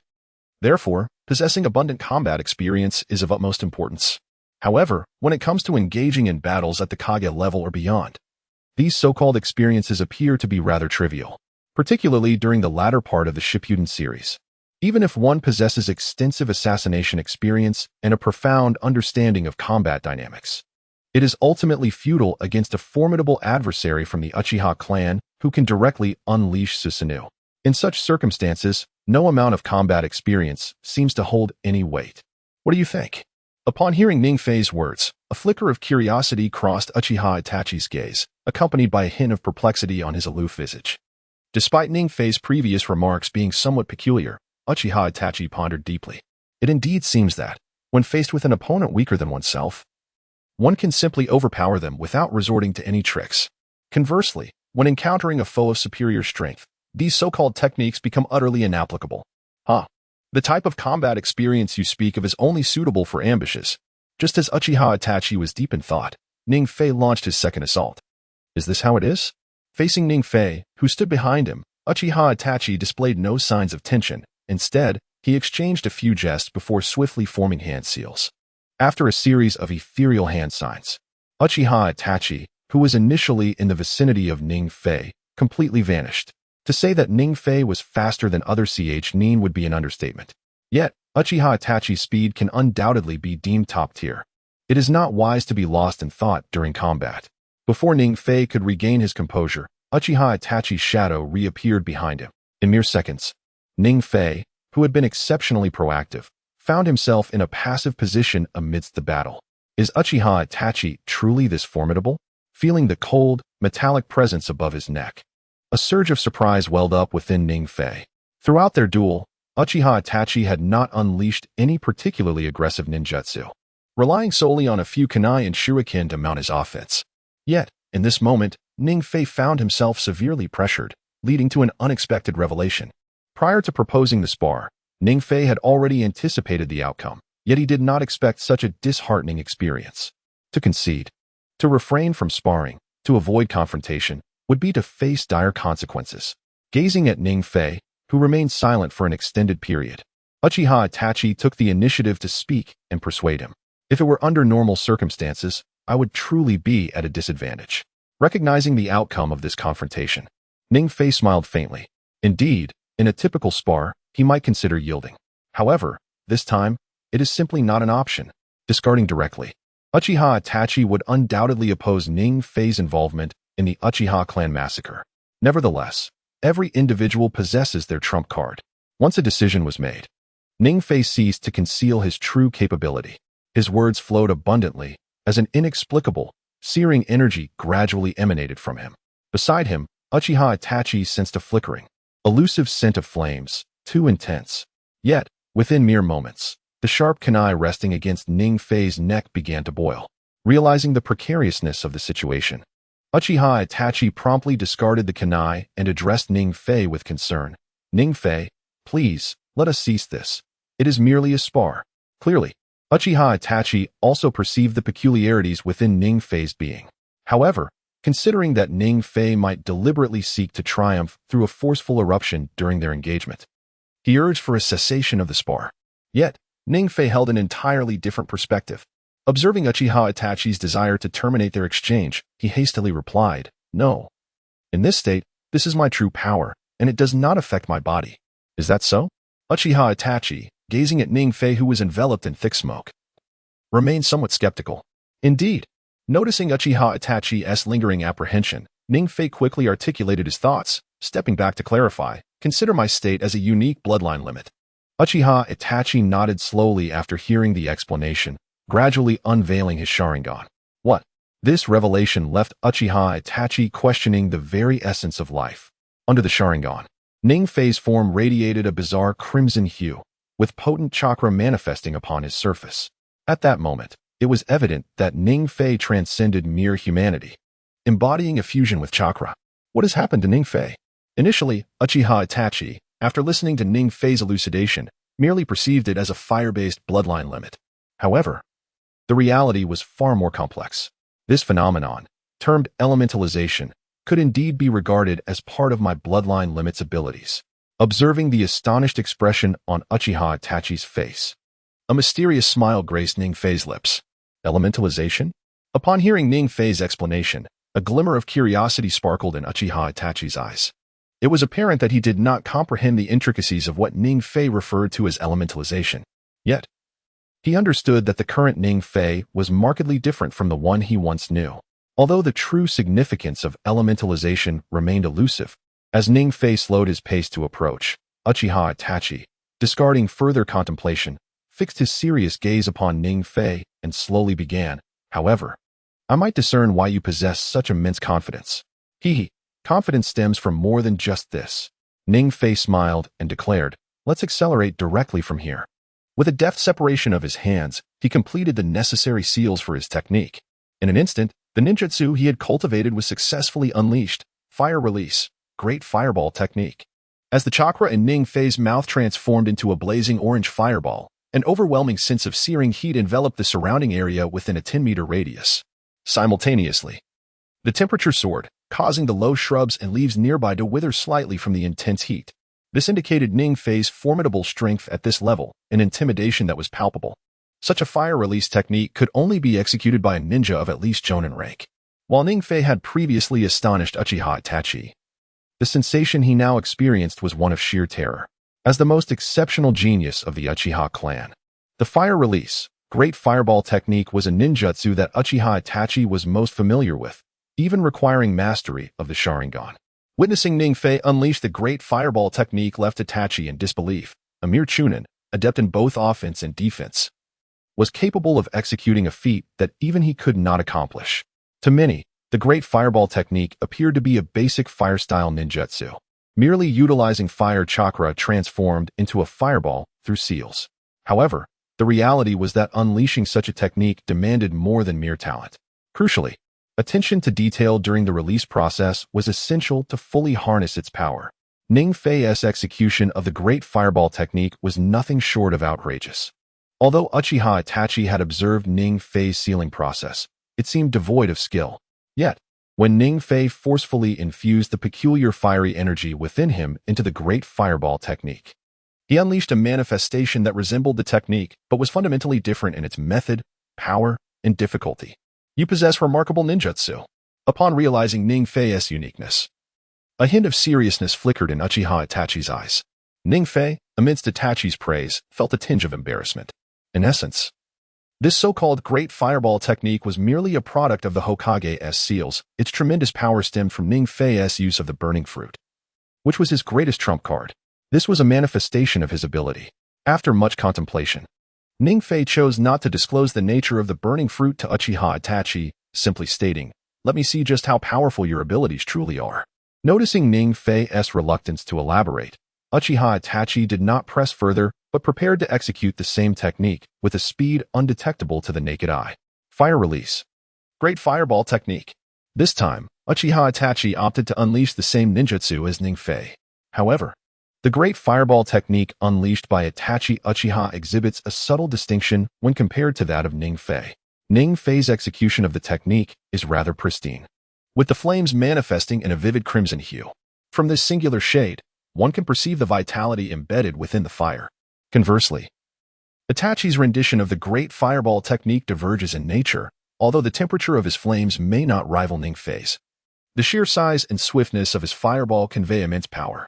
In simpler terms, Itachi's fire release, great fireball technique is more intricate, while Ning Fei's merely represents pure flame energy. With a resounding crash, the two great fireballs collided, sending a reverberating shockwave toward Ning Shao, accompanied by a vast sea of flames.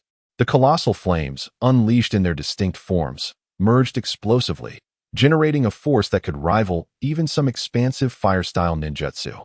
Indeed, fire-style ninjutsu showcases a unique prowess. As Itachi observed the simultaneous annihilation of his great fireball and that of Ning Fei, a bittersweet smile of resignation crossed his face. He then remarked, "If you were of a similar age to mine, I would refrain from competing with you." "Enough, Itachi. I merely employed a clever ruse, Ningfei responded, his expression tinged with embarrassment. Despite his advantage in fire-style ninjutsu through the use of the burning fruit, he was acutely aware that, in terms of overall strength, he was no match for Itachi Uchiha, the rare prodigy of the Uchiha clan. Even if Itachi were to restrain his own prowess to that of a Nin, Ningfei would still fall slightly short in terms of comprehensive combat capabilities, unless, of course, he activated his Sharingan. Yet, he understood that such a course of action was fundamentally unfeasible. Fortunately, Ningfei possessed the Sharingan. Yet he found himself at a loss on how to justify this to Itachi. Gazing at Ningfei's silhouette, Itachi was reminded of his own past, filled with struggles, courage, and a hint of stubbornness. The day's encounters had undoubtedly left him astonished. You are remarkably skilled. Even an ordinary Nin would likely falter against your ambush. Given a bit of time, achieving the status of a shadow-level powerhouse is not mere fantasy. However, the foes I must confront are not ones you can contend with at present, thus I cannot acquiesce to your request. What Ningfei could not have anticipated was that, despite achieving such commendable results during their sparring, Itachi Uchiha would still decline his request. Itachi, do you refuse my proposal? At first, Ningfei believed Itachi's refusal stemmed from a perception of his own weakness, as he merely wished to protect him from the Uchiha clan's demise. Thus, Ningfei voluntarily engaged in the sparring session. However, to his surprise, he realized that even in this exchange, his performance had indeed left a favorable impression on Itachi. However, it turns out that things are not as favorable as Ningfei had imagined. Itachi Uchiha resolutely kept himself at bay. Well, this matter is not as simple as you all think. Under Ningfei's probing, Itachi Uchiha spoke directly and slowly walked toward a vast expanse of land, gazing with an exceptionally complex expression toward the distant village of Konoha. Observing this, Ningfei followed Itachi. The two remained silent for a long while, during which the air was imbued with a lingering sentiment. At last, Itachi was the first to break the silence.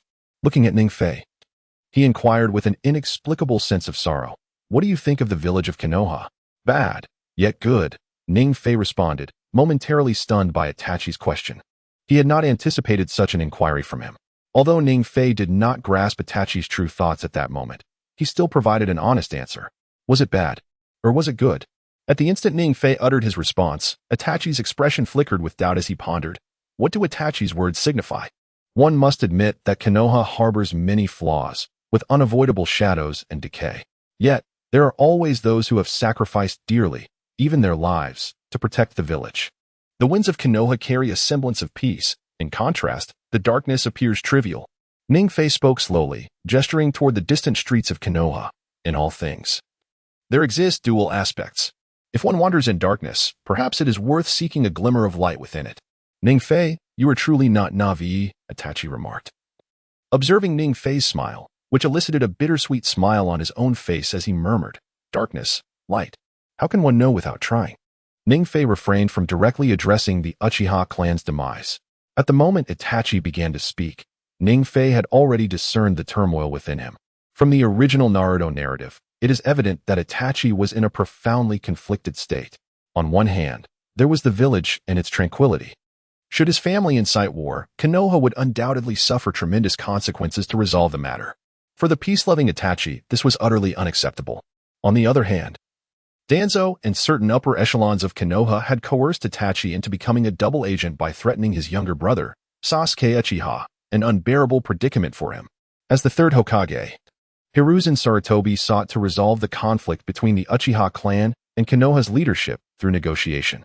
However, he did not dedicate significant effort to this matter, ultimately contributing to the tragic fate of the Uchiha clan. On the surface, he appeared innocent and carefree. Yet the benevolent third Hokage bore an undeniable responsibility in the tragedy of the Uchiha massacre. Despite the fact that in the original work of Naruto, Uchiha Itachi chose to eliminate all members of the Uchiha clan, except for his brother Sasuke.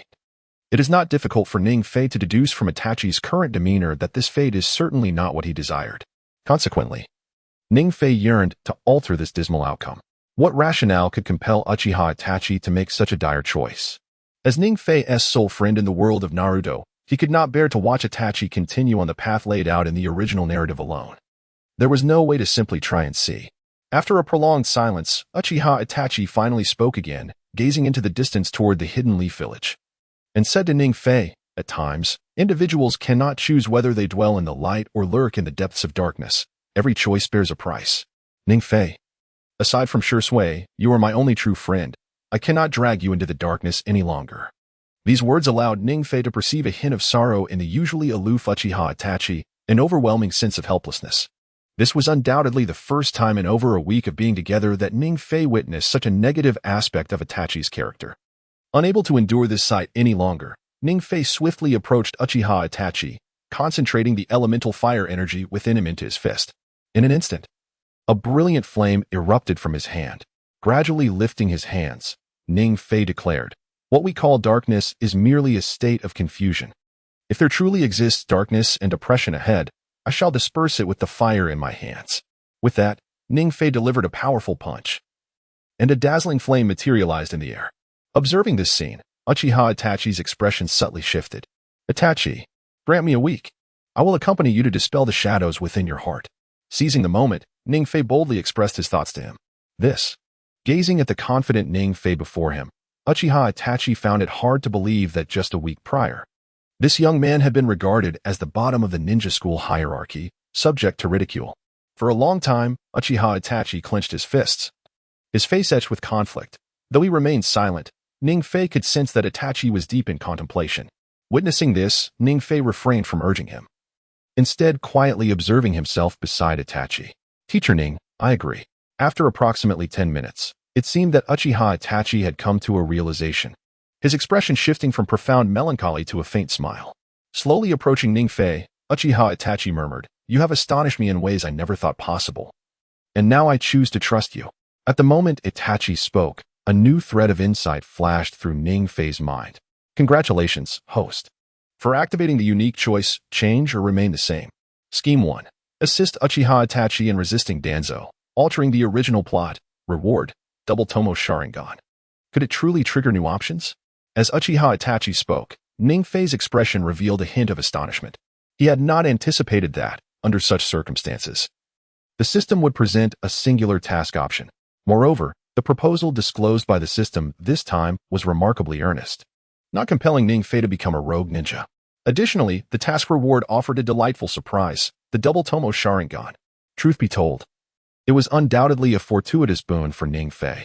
Since his initial encounter with the system, he had discerned its cunning nature, capable of bestowing such exceptional rewards. Naturally, it was not a simple matter.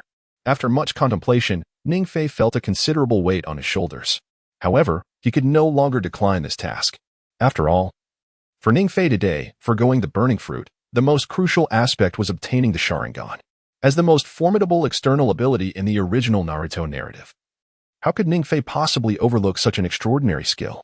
Though the transformation from single Tomoe Sharingan to double Tomoe Sharingan might not significantly enhance his combat prowess, Ning Fei could not disregard this reward. More importantly, he also wished to influence Uchiha Itachi. Regardless of the circumstances, Ning Fei had to accept the task. The system was exceptionally insistent. After silently critiquing the system in his mind, Ning Fei conformed to the prevailing circumstances and made his decision. At that moment, a crimson radiance suddenly erupted within the system space. As the glow dissipated, the illusion of the double Tomoe Sharingan materialized. Gazing at those eyes, imbued with dark power, Ning Fei felt an inexplicable surge of excitement within. At that instant, Uchiha Itachi noticed Ning Fei's unstable expression and immediately inquired, "Ning Fei, what is happening?" "It's nothing. I'm merely a bit thrilled that you trust me." Ning Fei certainly could not reveal the acquisition of the Sharingan to Uchiha Itachi, so he hastily fabricated an excuse to shift the topic. After diverting the conversation, Ning Fei no longer focused on the Sharingan in the system space, but instead approached Uchiha Itachi, speaking with a grave tone. "This time, we shall not fail." "I hope so." In stark contrast to Ning Fei's confident demeanor, Uchiha Itachi appeared somewhat conflicted. He believed that the likelihood of success was exceedingly slim. On his side, he had only Ning Fei, one individual. While Ning Fei was undeniably talented, in terms of combat capability, they were in a dire predicament. Ning Fei could barely be considered a Nin, while Uchiha Itachi was merely at the early stages of an humble-level fighter. Furthermore, Danzo and the higher-ups of Konoha not only possessed a numerical advantage, but also wielded substantial initiative and informational superiority. for the formidable warriors of the Uchiha clan. This was not to be underestimated. At least in the current situation, Uchiha Itachi did not feel particularly confident. Do we still have time? Gazing at Uchiha Itachi, whose face was etched with sorrow, Ning Fei, in stark contrast, wore a smile. Judging by the timeline in the original narrative, it could be inferred that Ning Fei and Uchiha Itachi had been preparing for at least a week. Despite the undeniable disadvantage they both faced, Ning Fei perceived a glimmer of hope in this predicament. The fruit of flames within Ning Fei's body merely ignited an initial surge of power. However, under these circumstances, it had already catalyzed an explosive development of his strength. With unwavering confidence, Ning Fei believed that within the coming week, he would harness the fruit of flames once more. Moreover, the rapid onset of the Uchiha clan massacre in the original story was purely a result of Uchiha Itachi's resolute nature. Had Itachi chosen to bide his time, the occurrence of such an event would undoubtedly have been delayed. Itachi, it is time to attempt this. Thus, I too have commenced my preparations. After much contemplation, Ning Fei resolved not to hesitate any longer and initiated a discussion with Uchiha Itachi. Itachi remained silent, prompting Ning Fei to continue. Currently, there are two matters of utmost importance for us. The first pertains to the aspect of time. What, then, is the second? Upon hearing Ning Fei's words, Uchiha Itachi was momentarily taken aback. He could comprehend the significance of time, for Ning Fei was in dire need of it to bolster his strength. However, the second point articulated by Ning Fei eluded Itachi's understanding. The second point is allies. Ning Fei stated directly, observing Itachi's puzzled expression. Allies. Itachi was momentarily rendered speechless, unsure of how to respond. The term allies was undoubtedly peculiar for Uchiha Itachi. Since the passing of Uchiha Shursui, he had scarcely encountered any trustworthy friends within the Leaf Village, let alone potential allies. Consequently, Itachi was taken aback by Ning Fei's assertion, his face betraying a hint of skepticism. We are, of course, allies, Ning Fei replied with a subtle smile, stepping to a clear area where he picked up a stick. He then found a relatively flat patch of ground and used the stick to draw a large circle, subsequently addressing Uchiha Itachi. Power is never singular. It manifests in various forms. Moreover, in our case, foes can indeed become friends. As he spoke, Ning Fei delineated smaller circles within the larger one and marked an arrow indicating the nature of their relationship. While I grasp your words, where might one find such purported allies? Itachi was once again struck by Ning Fei's insights. He had not anticipated that Ning Fei would contemplate such a notion, however. He now found himself increasingly curious about the identity of the allies Ning Fei had alluded to. There are indeed numerous potential allies willing to unite. It merely depends on our willingness to seek them out. As he gazed toward the distant azure sky above the Leaf Village, Ning Fei gradually opened his heart. Within the hidden Leaf Village, diverse factions were never in short supply. Subsequently, the clans of Nara, Ino, and Akimichi, among others, appeared to coexist harmoniously within the esteemed circles of Konoha. However, this facade of tranquility belied the undercurrents of discord that flowed beneath. Was it not evident? Uchiha Itachi was no fool. He had previously overlooked the rationale behind the potential alliance with others, mistakenly believing he had not considered seeking assistance. Yet, circumstances had shifted. With Ning Fei's subtle reminder, Itachi began to grasp the implications of Ning Fei's words, which essentially suggested a coalition with other clans in Konoha to resist Danzo's oppression. Nevertheless, the turmoil on Itachi's face persisted even after this realization. After a period of deep contemplation, Itachi cautiously spoke. However, many of these clans are loyal to the third Hokage. We have no means to win them over. As he voiced his concerns, Itachi wrestled with his thoughts. Admittedly, Ning Fei's proposed solution was undoubtedly a sound approach. Yet Itachi found himself powerless in the face of this predicament. After all, this was no trivial matter. The fundamental reason behind Konoha's decision to eradicate the Uchiha clan was to suppress their growing power and thwart any potential rebellion. Conversely, the impetus for the Uchiha's insurrection stemmed from the oppression they faced from Konoha's higher echelons. In simpler terms, it resembled an infinite cycle of nested fears. The upper echelons of Konoha believed the Uchiha would rebel, leading them to eliminate the clan. In turn, the Uchiha felt threatened with annihilation, prompting their preparations for rebellion. While various interests and power dynamics may have interspersed this scenario, it ultimately bred mutual suspicion between Konoha and the Uchiha. This tension culminated in the tragic Uchiha massacre depicted in the original narrative. Moreover, the reasons behind Itachi's lack of confidence were far more complex. Although the Uchiha clan stood as Konoha's foremost noble family, they perceived the upper echelons as oppressive and distrustful, which gradually forced the once prominent Uchiha into the shadows. While this strategy did reduce their visibility, it also left the Uchiha without allies. Thus, when Ningfei uttered the word allies, Itachi's expression became one of profound conflict. It was akin to recognizing a solution yet being unable to adopt it for some inexplicable reason. We do not need to win them over. Originally, Ningfei had assumed that Itachi would effortlessly discern his intentions with his hint, yet it was evident that Ningfei had overthought the matter. Observing the confusion and turmoil etched on Itachi's face, Ningfei decided to be forthright, gently addressing him as he inscribed the characters for Hyuga in the sand. What? Upon reading the two characters Ningfei had written, Itachi's expression shifted to one of astonishment, and he immediately responded. The Hyuga clan will absolutely not involve themselves in our Uchiha affairs. They cannot possibly serve as our allies. Under the influence of Uchiha Itachi, the Hyuga clan, despite their formidable strength, maintains a remarkably low profile, generally refraining from involvement in the decision-making processes of Konoha. Thus, when it was rumored that Ningfei sought allies within the Hyuga clan, Uchiha Itachi was taken aback. How can one ascertain without attempting? Straightening his posture before the imposing Uchiha Itachi, Ningfei remarked, sometimes, matters cannot merely be assessed by their surface appearances. Do you truly believe that the Hyuga clan is content to remain dormant within Konoha? However, he pondered, if the Hyuga clan were to agree to become our allies, what would become of my father's position? Ultimately, Uchiha Itachi confided his inner doubts to Ningfei. In truth, the conflict began the moment he learned of his father's decision to lead the Uchiha clan in defection from Konoha. Uchiha Itachi found himself in a state of profound inner turmoil. While Konoha may not be perfect, Itachi regarded it as a commendable village, and at that moment, he yearned for peace even more than before. On one hand, he was bound by family loyalty. On the other, he deeply desired tranquility. Until his conversation with Ningfei, Itachi had been troubled by this predicament. Now, upon witnessing Ningfei's approach to resolving the issue, Uchiha Itachi finally expressed his thoughts. Naturally, the resolution would come through peaceful dialogue. After Ningfei addressed Itachi's concerns, the conversation flowed seamlessly. In my recollection, while the Hyuga clan is indeed discreet, they do not wish to remain passive. In reality, had it not been for Konoha's severe oppression, they would not be so compliant in their residence. However, if Konoha were to eliminate the Uchiha clan, would the Hyuga clan not become the largest family within Konoha?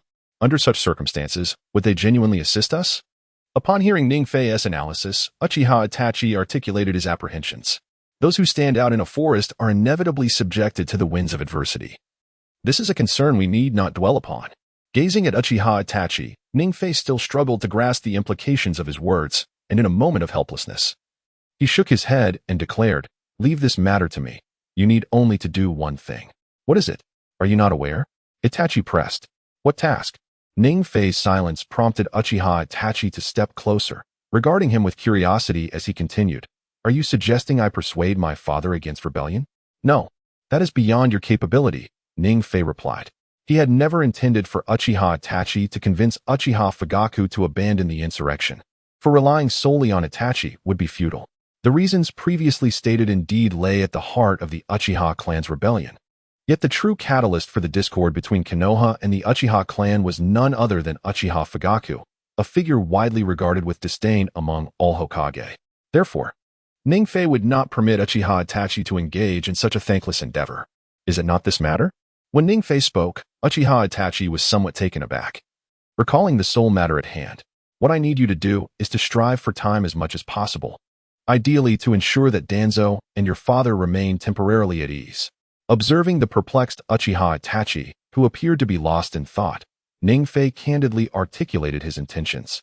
Continuing, the more time we have, the higher the likelihood of our plan succeeding, and I will also have ample opportunity to persuade the Hyuga clan. Ningfei, I must confess, I underestimated you. After listening to Ningfei's arrangements, Uchiha Itachi regarded him with curiosity and a newfound respect. Initially, he had merely seen Ningfei as a talented youth. However, the latter's exceptional combat skills and enigmatic fire-based bloodline limit made Itachi acutely aware of Ningfei's uniqueness. Yet, he never anticipated that this young man before him was oblivious to his own identity. Recalling Ning Fei's previous schemes left Itachi astounded. He truly did not expect this younger individual to possess such meticulous thoughts. Perhaps this is what true genius looks like? Gazing at the still youthful Ning Fei, Itachi felt an inexplicable sense of anticipation. He wondered just how far this young man could develop. Underestimation is no longer applicable. The method previously mentioned is indeed the best approach at present. Amidst Itachi's praise, Ning Fei felt a hint of embarrassment. In truth, he did not place much emphasis on so-called strategies and plans. Directly overwhelming with brute force was Ning Fei's greatest aspiration. However, he found himself powerless to do so. Even enlisting the help of Uchiha Sasuke, who was still playing in the mud, and the neighbor's lazy little Tian was not an option. Ultimately, the only ones capable of providing combat strength were Uchiha Itachi and himself. In contrast to Danzo and his root organization, the disparity in strength was vast. A chasm separating the two sides. Thus, under these circumstances, Ning Fei had no choice but to resolve matters in this manner. Brother. Just as Ning Fei and Uchiha Itachi were reaching a consensus, the young Uchiha Sasuke appeared in a distant clearing. It was Sasuke. Watching him rush to Uchiha Itachi's side, Ning Fei began to offer a reminder. I see him. Uchiha Itachi, having concealed his previous entanglements, wore a bemused smile upon his handsome visage. And as he approached Uchiha Sasuke, he addressed Ning Fei. The plan is thus arranged for now. I shall return. If anything arises, you may come directly to the Uchiha compound to find me. All right, I too need to reflect on this matter. As Uchiha Itachi spoke, Ning Fei concurred. And before parting, he added, sometimes, facing everything with ease is far better than silently enduring it all. Thus, Ning Fei descended the mountain directly. This individual is truly remarkable. As he silently pondered Ning Fei's words, Uchiha Itachi suddenly wore a broad smile, yet chose not to utter another word. Instead, he returned to the clan residence alongside Uchiha Sasuke. Brother, is Ning Fei a friend of yours? I suppose so. Why do you ask, Sasuke? Nothing. I am simply very happy. This is the first time I've met a friend of my brother. Is that so? As the sun set in solitude, under the crimson twilight, Uchiha Itachi took the small hand of Uchiha Sasuke, gazing at Ning Fei, who was gradually fading into the horizon. An inexplicable expression flickered across his face, tinged with melancholy, entangled emotions, and a sense of solace. Let us go, Sasuke. Today, brother, is quite happy. Meanwhile, after parting ways with Uchiha Itachi, Ning Fei did not venture elsewhere, but returned directly home. After a thorough search to confirm he was not being monitored, Ning Fei promptly opted to claim the reward he had previously acquired for the Sharingan. Ding! Congratulations, host, you have obtained a pair of double Tomoe Sharingan. Reception successful. Would you like to begin the fusion immediately? Yes. Upon hearing the system's prompt, Ning Fei resolutely chose to integrate it right away. In an instant, a pair of deep crimson pupils emerged from the system's space before him. Then, enveloped in a faint yellow light, the floating Sharingan gradually approached Ning Fei's eyes. Wow! Ning Fei was taken aback, astonished by the fantastical nature of the system's fusion process. What kind of tricks is this system playing? Just as he was lost in thought, the Sharingan hovering in the air suddenly became motionless, creating an odd atmosphere in the classroom. Pairs of deep crimson Sharingan floated inexplicably in the air, alongside a young man crowned with a pale yellow halo. System? After a few seconds, Ning Fei noticed the system remained unresponsive, prompting him to tentatively summon his system. Simultaneously, a pessimistic sentiment surged within Ning Fei's mind. Recalling the system's unreliability, he thought, oh no, is this the critical moment when the system malfunctions? Ding. Unknown error detected. Please remain calm, host. Ding. System rebooting. Ding. Due to the host possessing a single Tomoe Sharingan, the double Tomoe Sharingan cannot be transplanted normally. Activating forced fusion mode. Wow, is it really malfunctioning? Ning Fei could hardly believe his own words had come to fruition. This troublesome system indeed had an error. Realizing this, Ning Fei quickly inquired, System, what does forced fusion entail? When confronted with the inquiries posed by Ning Fei, the system remained inexplicably silent. However, a notification was dispatched. Ding. Activating forced fusion mode. Fusion probability. 50% success, 50% failure. Good heavens. Witnessing the implications laid out before him by the system, Ning Fei, who had previously been at peace, found himself unsettled. He had not anticipated that the initiation of forced fusion would culminate in failure. Contemplating the repercussions of such a failure, Ning Fei exclaimed, "Do not integrate." Yet, the system responded, "Ding, forced fusion has commenced, cancellation is not possible." Within the system's discourse, a pale yellow aura materialized between Ning Fei and the Sharingan. Yet this time, the yellow glow did not cast a shadow over either Ning Fei or the Sharingan. Instead, it manifested as yellow lines, connecting Ning Fei to the Sharingan suspended in the sky. What in the world is this? Observing such a scene, Ning Fei felt a sense of bewilderment. The moment he established a connection with the Sharingan, an inexplicable force gradually emerged within him. Simultaneously, Ning Fei's eyes involuntarily opened the Sharingan, accompanied by a faint sting.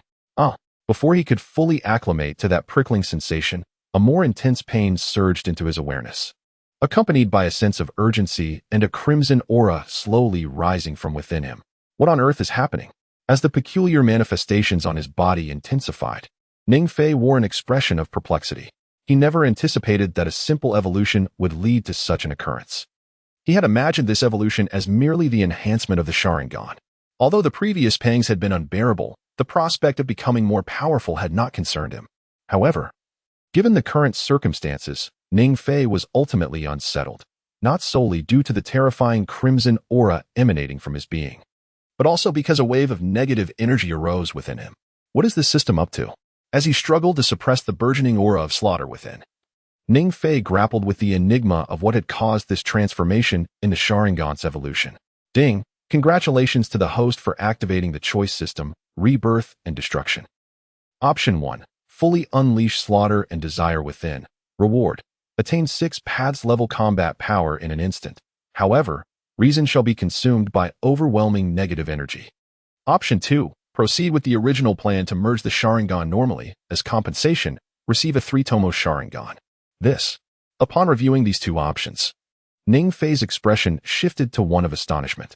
Although he was uncertain about the events of the past few minutes, he was not dim-witted. From the rewards offered by the system, one could glean a glimpse of the stakes involved. 6 paths level combat power. In the world of Naruto, it was arguably the pinnacle of strength. In Ning Fei's recollection, only the original character Uchiha Madara remained vivid. Both Sage Mode Naruto and the complete Susanoo possessed by Sasuke could realize this level of power. However, when faced with such a reward, Ning Fei hesitated to make a choice. This was not merely an issue of cowardice. The crux of the matter lay in the system's ominous hint about losing one's sanity. Such a price was truly unacceptable to Ning Fei. Consequently, he could only cast a fleeting glance at the reward, and after a moment of contemplation, chose the second option.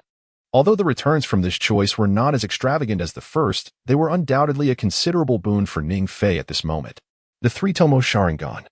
As a manifestation of the ordinary Sharingan beneath the kaleidoscopic variant, might have been a mere footnote in the original Naruto narrative, yet it possessed an unassuming significance.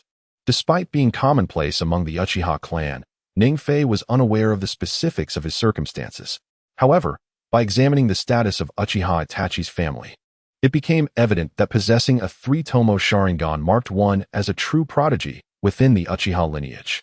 Furthermore, in comparison to the previous single-Tomoe Sharingan, the capabilities of the 3-Tomoe could be aptly described as a qualitative leap. Typically, the majority of Uchiha clan members possessed either 1 or 2 Tomoe Sharingan. With the unique evolutionary conditions of the Sharingan resulting in this prevalence, the abilities associated with these lower forms were relatively straightforward and limited. Aside from enhancing the physical prowess and fire-style jutsu of the wielder, they merely offered basic skills such as observation, replication, and hypnosis. In its single-Tomoe form, the Sharingan was even incapable of performing the most fundamental genjutsu. This stood in stark contrast to the 3-Tomoe Sharingan. In Ning Fei's view, only a Sharingan surpassing 3-Tomoe could truly be regarded as the genuine article. The simpler 1 or 2-Tomoe Sharingan could merely be classified as basic ocular techniques, bearing the name of Sharingan, yet lacking the profound capabilities of the 3-Tomoe variant. Not only did the 3-Tomoe Sharingan encompass all the skills of its lesser forms, but it also amplified the ability to replicate jutsu and enhance various skills. Importantly, this 3-Tomoe Sharingan reward could swiftly augment Ning Fei's combat prowess. Ultimately, Ning Fei opted for the second choice. As his words faded, the strange red mist that had enveloped him gradually dissipated. Concurrently, The negative emotions that had persistently plagued his mind also vanished, allowing him to regain a sense of normalcy. As he felt his body healing, Ningfei was filled with a mix of emotions, both awe and trepidation. With this thought, he seized the opportunity while the Sharingan was still undergoing evolution to directly inquire of the system. System, what truly transpired before? Why did such terrifying phenomena occur during the fusion of the Sharingan? In truth, although Ningfei appeared calm on the surface, he had been quite flustered upon encountering the bizarre manifestations within his body. For Ningfei, the most critical matter at present is to avoid such accidents. The Sharingan belongs to a realm of dark power, fully activated only by negative emotions such as anger, fear, and dread. The host had previously acquired the single Tomoe Sharingan, and forcibly integrating the double Tomoe Sharingan into the host would result in a conflict of powers. As Ningfei opened his mouth, the system provided an explanation. Upon hearing this, Ningfei felt an inexplicable thrill within. After all, the system's words suggested that this vessel possessed a certain structure. Indeed, it was a system error, and as compensation, this fusion would evolve the original double Tomoe Sharingan into a triple Tomoe Sharingan. Was this a stroke of good fortune for me? The system, in its simplicity and generosity, unexpectedly acknowledged this transformation. Although outwardly Ningfei appeared to gain immensely, the hardships he had endured were not easily dulled by the mere gift of a triple Tomoe Sharingan. One must remember that Ningfei had previously faced life and death situations, enduring various tribulations. Well, it's hard to articulate. In truth, Ningfei had merely felt a slight heaviness in his chest and a tingling in his eyes. However, this could not mask the error caused by the system. System, I shall not be swayed by your triple Tomoe Sharingan. While Ningfei remained unperturbed, how could he let such a rare opportunity to exploit the system pass him by? It was indeed the most appropriate choice. Naturally, it was time to seize the moment. The moment Ningfei voiced this intention, the system within his mind fell into a profound silence. Although it did not speak, one could imagine that, had the system possessed consciousness, it would have regarded the smiling Ningfei with a peculiar gaze. System, do not think that your silence can obscure this matter. If you have the ability to deceive, if you can make mistakes, then you must also bear the consequences. Though the system remained unresponsive, Ningfei was not inclined to relent. After all, experiencing a system error was a once-in-a-lifetime occurrence. Indeed, Ningfei had become somewhat shameless in this regard. Yet, there was no other choice. As the incident of the Uchiha clan's extermination faded further into the past, Ningfei's combat power stood in stark contrast to formidable adversaries like Danzo. Despite his confidence in becoming stronger before any confrontation, the assistance of the system would elevate his capabilities further. System, if you do not emerge soon, I shall summon assistance. After a torrent of complaints, Ningfei's heart was tinged with unease. In truth, he was uncertain whether his audacious demands would yield any reward. Ultimately, Ningfei merely wished to explore the possibilities. Just as he contemplated giving up, a new system notification resonated within his mind. Ding! Due to a system error resulting in the host's loss, a special reward has been granted, Physical Attribute Enhancement X1. Upon hearing this revelation, Ningfei's expression was one of astonishment. He had not anticipated that the system would genuinely reward him. Furthermore, on paper, this reward appeared to directly enhance Ningfei's physical prowess. It sought to address Ningfei's most pressing deficiency, the purest form of physical strength. His ninjutsu, primarily consisting of C to B rank fire techniques, was not lacking due to the system's augmentation of fire-based ninjutsu and the enhancement from the burning fruit. Thus, Ningfei's offensive capabilities were relatively robust. Additionally, he possessed a 3-Tomoe Sharingan, which served as an invaluable asset for reconnaissance and identifying enemy weaknesses in battle, marking him as an exceptional contender among all shinobi. However, Ningfei's most significant weakness lay within his physical form. Despite mastering the 8 gates, the most formidable taijutsu technique among all shinobi, to the extent that he could rival the unparalleled Uchiha Madara, mastering the 8 gates completely required an extensive amount of time before any success could be realized. Yet, time was precisely what Ningfei lacked. Moreover, prior to his transmigration, this body was nothing more than that of an ordinary civilian, devoid of any combat capabilities. After more than a week of rigorous training, Ningfei's physical condition had improved considerably, but in comparison to others, his overall physical attributes were still merely on par with an average genin, even falling short of certain genin specializing in taijutsu. Consequently, Ningfei had been fervently searching for a method to rapidly enhance his physique. Unexpectedly, in this unforeseen circumstance, he found his inner desire realized. He accepted the reward, suppressing his elation, and directly opted to draw from it. At this juncture, a dazzling light enveloped Ningfei's body. Initially, this radiant glow was confined to his palm, but as time flowed, it gradually engulfed his entire being. His hands, cheeks, waist, thighs, and other bodily parts were all illuminated by this resplendent brilliance. What is this? At this moment, a hint of confusion flickered in Ningfei's eyes. Compared to the previous engulfment in a red aura, he felt no discomfort now. Rather, he experienced a profound sense of comfort. His entire body radiated warmth, akin to basking in the finest sunlight on an endless beach. Moreover, the light bestowed upon him an inexplicable sense of strength. If his previous evolution with the Sharingan felt akin to hell, then now, Ningfei surely found himself in paradise. It was an exquisite sensation he had never encountered before. He was unaware of how long he had been slowly opening his eyes. Gazing out the window, now shrouded in the cloak of night, Ningfei was suddenly taken aback. How much time had passed? In his recollection, he had been rewarded during twilight. Yet now, outside the window lay an expanse of darkness, pierced only by the sporadic chirping of insects and birds. Had so much time truly elapsed? It is evident that Ningfei is astonished by the prolonged duration of this evolution. He instinctively pinches his cheek, and with a twinge of pain, he becomes convinced of the veracity of this statement, realizing that he is not ensnared by an illusion. To his further amazement, he discovers that he has grown remarkably tall. Previously, Ningfei, having traversed dimensions, stood at a mere height of 1.5 meters. Though he is only 12 years old, this stature is undoubtedly modest. Coupled with his frail physique, he often appeared to be merely 10 years of age. However, in contrast to his former self, Ningfei has undergone a significant transformation. The height of 1.5 meters is now a relic of the past. He now towers at approximately 1.8 meters, with distinct muscles manifesting throughout his frame. When he raises his fist, it leaves a fleeting shadow in the air. Previously, his prowess as a shinobi was solely attributed to his formidable fire-style ninjutsu. Yet now, the latent strength within him allows him to rival the average mid-level shinobi. This reward has astonishingly augmented his capabilities to such an extent. Initially, Ningfei did not harbor high expectations for the system's rewards. However, the reality has indeed left him astounded. As anticipated, acquiring extraordinary abilities is the simplest means of attaining strength. Embracing his new form, Ningfei feels a sense of pride, while simultaneously his curiosity regarding the system deepens. Ding! The fusion of the 3 Tomoe Sharingan is successful.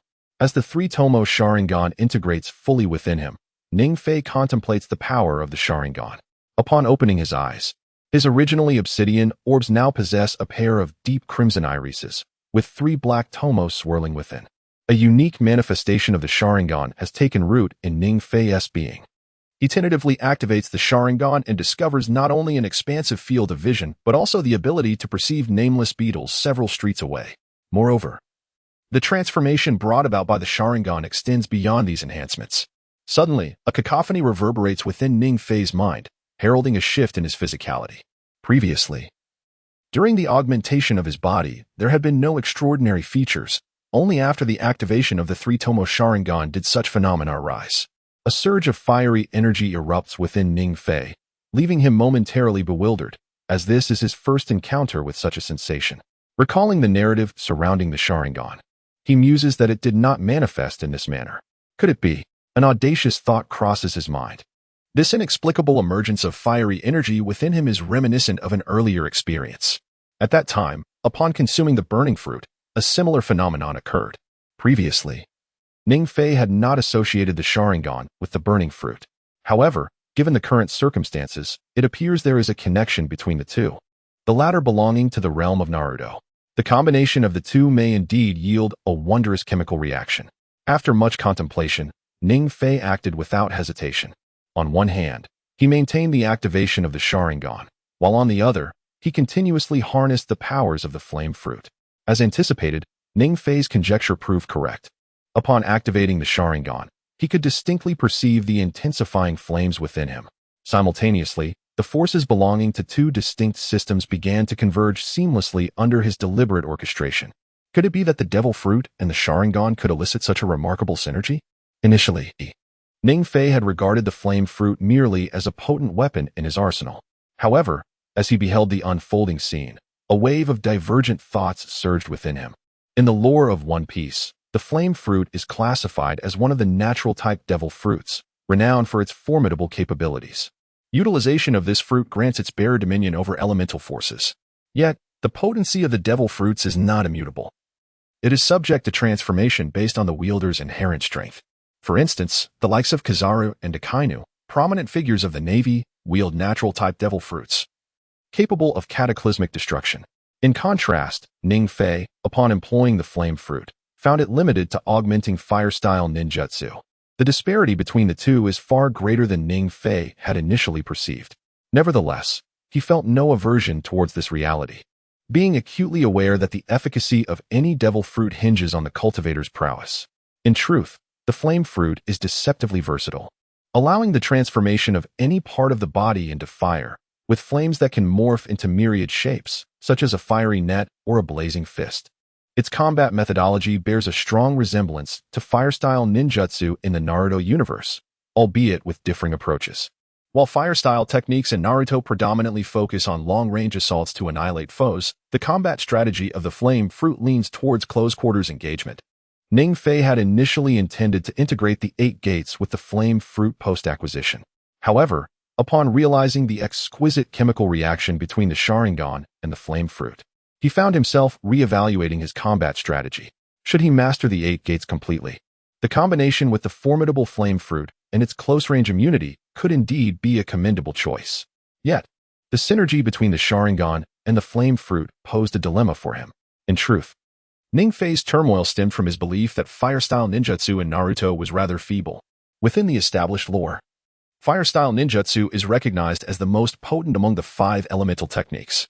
Nonetheless, as Ning Fei reminisced, the art of fire release ninjutsu may not appear particularly formidable, such as techniques like fire release, exploding wind dance. It was the first skill utilized by Obito after he broke his mask, and it is a type of fire release ninjutsu that is complemented by the power of the Manjiki Sharingan. This technique allows the user to harness the Manjiki Sharingan's Kamui to conjure a spiraling vortex of flames, unleashing an extensive area of fiery attack. Even Obito Uchiha incisively identified it as the most powerful fire release technique within the Uchiha clan. However, despite such a claim, it is merely classified as a B-rank ninjutsu in the official lore of Naruto. This raises the question of how Ning Fei could accept fire release ninjutsu as his primary offensive means. Yet, upon witnessing the overwhelming power of the burning fruit merging with the might of the Sharingan, Ning Fei was reluctant to concede defeat. He resolved to give it a try. After much contemplation, Ning Fei had yet to arrive at a final decision. Gazing into the darkened night surrounding him, he made a swift determination to test the combined power of the Sharingan and the burning fruit. With resolve, Ning Fei strode forward. 10 minutes later, he arrived at a clearing deep in the back mountains of Konoha, near the Forest of Death. Upon confirming that no unfamiliar presence lingered nearby, Ning Fei promptly prepared to conduct his experiment. Sharingan, activate. Next came the task of channeling the power of the burning fruit. At that moment, Ning Fei unlocked the Sharingan and summoned the strength of the burning fruit. Instantly, he found himself in a state reminiscent of his former self, yet this time, he unleashed the full extent of both powers. Consequently, the intensity of the flames he emitted was far more potent than before, causing his skin to flush slightly from the searing heat. He needed to act swiftly. Maintaining this state would not be feasible for long. Acknowledging that he could not endure this overwhelming force indefinitely, Ning Fei resolved not to squander any more time. After ensuring his body was in optimal condition, he focused his chakra and fused it with the power of the flames. Then, Ning Fei formed the necessary hand seals. Fire release. Great Fireball Technique. As he unleashed the Great Fireball Technique, the once dark surroundings erupted into light. The Great Fireball he had released was no longer the same as before. It resembled a miniature sun. The fusion of the burning fruit and Sharingan's powers yielded such an astonishing effect. Accompanied by the great fireball Ning Fei unleashed, distant explosions resounded, leaving him astonished. Rather than simply being a manifestation of the prior great fireball technique, it resembled a fiery orb, more akin to an orange energy sphere. In the tranquil night, this great fireball differed vastly from any ninjutsu he had previously executed. Typical fire release techniques primarily relied on chakra to transform into fireballs for attacking foes. However, what Ningfei unleashed was entirely different. The fireball was dense, yet it emanated a faint red and white glow. Upon striking its target, the fireball did not simply vanish. Instead, it erupted in a tremendous explosion. Such an exaggeration. At this moment, Ningfei had arrived at the site of his previous attack, gazing into the dark, sunken crater before him. He could hardly fathom that the alliance of the two forces had resulted in such a scenario. It could be said that the formidable fireball he had previously unleashed possessed power comparable to that of a typical B-class fire release technique. Was this the might of the fruit of combustion? In an instant, Ningfei recalled the burning fruit. However, upon observing the faint embers left behind, he swiftly dismissed that thought. Among these flames, he sensed only a single type of chakra, lacking the energy characteristic of the burning fruit. In other words, the intensity of this fire might stem from the chakra inherent within Ningfei himself. I understand now. After pondering for several minutes, a look of realization dawned upon Ningfei's face. The moment he executed the grand fireball technique, the chakra derived from the burning fruit did not directly fuse with his own chakra. Yet, when Ningfei successfully formed the seals, he felt an inexplicable force suddenly infusing the grand fireball. Ultimately, it was only upon his release from confinement that he managed to amalgamate various energies, culminating in the grand fireball technique. This must be the result of the fusion of the burning fruit, the Sharingan, and chakra. Reflecting on his earlier execution of the Phoenix Fire technique, Ningfei finally understood the reasoning behind it. He decided to try once more. Ningfei prepared to conduct another experiment to validate his hypothesis. However, this time he had no intention of activating the Sharingan. He merely focused on channeling the energy of the burning fruit through his body. Fire release, grand fireball technique. As before, Ningfei employed the same technique to form the seals, infusing the energy from the burning fruit into his chakra before concluding the seals. The only distinction this time was that he did not activate the Sharingan. As anticipated, the fireball technique he unleashed this time differed from the previous one. Although the earlier fireball had displayed immense power, it also exhibited a sense of concentrated energy, exploding upon impact. In contrast, this time, it bore only slight differences from a standard grand fireball technique. Its power was indeed greater, yet it lacked the previous flamboyance. It appeared that the primary reason for the release of such a grand fireball technique lay in the fusion of the Sharingan and the burning fruit, which yielded such results. To further confirm the accuracy of his judgment, Ningfei began to experiment again. This time, he activated the Sharingan, but did not utilize the energy from the burning fruit during the ninjutsu execution. As expected, the grand fireball technique took a different approach. Due to the amplification of fire-based energy, the grand fireball technique Ningfei unleashed this time was significantly larger than usual, with a slight enhancement in its attack power. The realm of the grand fireball technique bears a striking resemblance to the fire-style ninjutsu unleashed by Uchiha Itachi. It is astonishing to discover such a significant disparity among these three states. To avoid any misunderstanding, Ningfei conducted over 10 additional experiments on the spot. Ultimately, he arrived at the following conclusions. Without activating the Sharingan and without drawing upon the power of the burning fruit, Ningfei, leveraging the enhancement provided by the system's fire release ninjutsu, unleashed the grand fireball technique, which exhibited an exceedingly high temperature with a moderate chakra consumption. Conversely, when the Sharingan was activated, the fire release ninjutsu manifested in a vivid orange hue with a broader range of attack methods, albeit at a considerably higher chakra cost. The third state, relying on the power of the burning fruit, allowed Ningfei to unleash fire release techniques with potency surpassing his usual output. In this state, the flames exhibited a liquefied form, significantly increasing the speed of attack. Undoubtedly, the most formidable state is achieved when these three forces are simultaneously fused. In this instance, any released fire ninjutsu radiates a faint glow, and the flames reveal a dazzling brilliance. In terms of power, flame temperature, and energy density, they approach the highest conceivable temperature of fire. Ningfei even observed that the areas struck by this unique flame during his experiments exhibited a crystalline transformation, capable of melting sand. Realizing this, Ningfei felt a profound sense of awe within. At the very least, this power was something he had never encountered in the original narrative. Traditionally, in confrontations involving ninjutsu, aside from water release, earth release is one of the few techniques that effectively counters fire release. However, Ningfei believed that under these circumstances, Ordinary earth release techniques would likely prove ineffective against him. It seemed he had struck gold this time. Once he elucidated the three states within him, Ningfei ceased further experimentation. Initially, he had merely aspired to obtain the 3 Tomoe Sharingan. Little did he anticipate achieving such monumental success today. Previously, he had only experimented with C-rank fire release techniques. What if he were to utilize B-rank fire release techniques? An idea suddenly flashed through his mind on the journey home, to cultivate and learn even more powerful fire release techniques. At that moment, Ningfei finally ceased to harbor disdain for the intangible nature of fire ninjutsu. Ding! Congratulations, host, for activating hidden fire release power. Reward: a 10 increase in fire release technique potency. Upon returning home, Ningfei was taken aback when the system surprised him once more. A 10 boost in fire release technique power seemed trivial, akin to a mere mosquito's leg. Yet, it was far from insignificant. The system had indeed delivered a remarkable boon this time. Feeling the surge of fiery energy within him, a hint of joy finally graced Ningfei's countenance. In the early morning light, at Ningfei's residence, after casually gathering various ninja tools he had strewn about, he languidly found a spot to sit. Gazing at the blinding sun, a trace of languor upon his face. Ever since he experimented with his internal flame powers 3 nights prior, Ningfei had remained at home to practice. Moreover, it seems that Uchiha Itachi has been preoccupied with a mission these days and has not visited Ningfei. As a result, Ningfei has ceased his training and entered a brief period of idleness. Given the imminent approach of the Uchiha clan massacre, he must seize every moment of leisure to enhance his strength.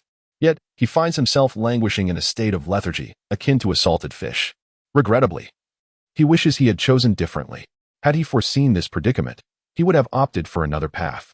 The sorrow etched upon his face mirrors the plight imposed upon him by the very system itself. After a late night, Ningfei returned home, intending to rest, only to find himself at Uchiha Itachi's side the following day, where he endeavored to learn more advanced fire jutsu.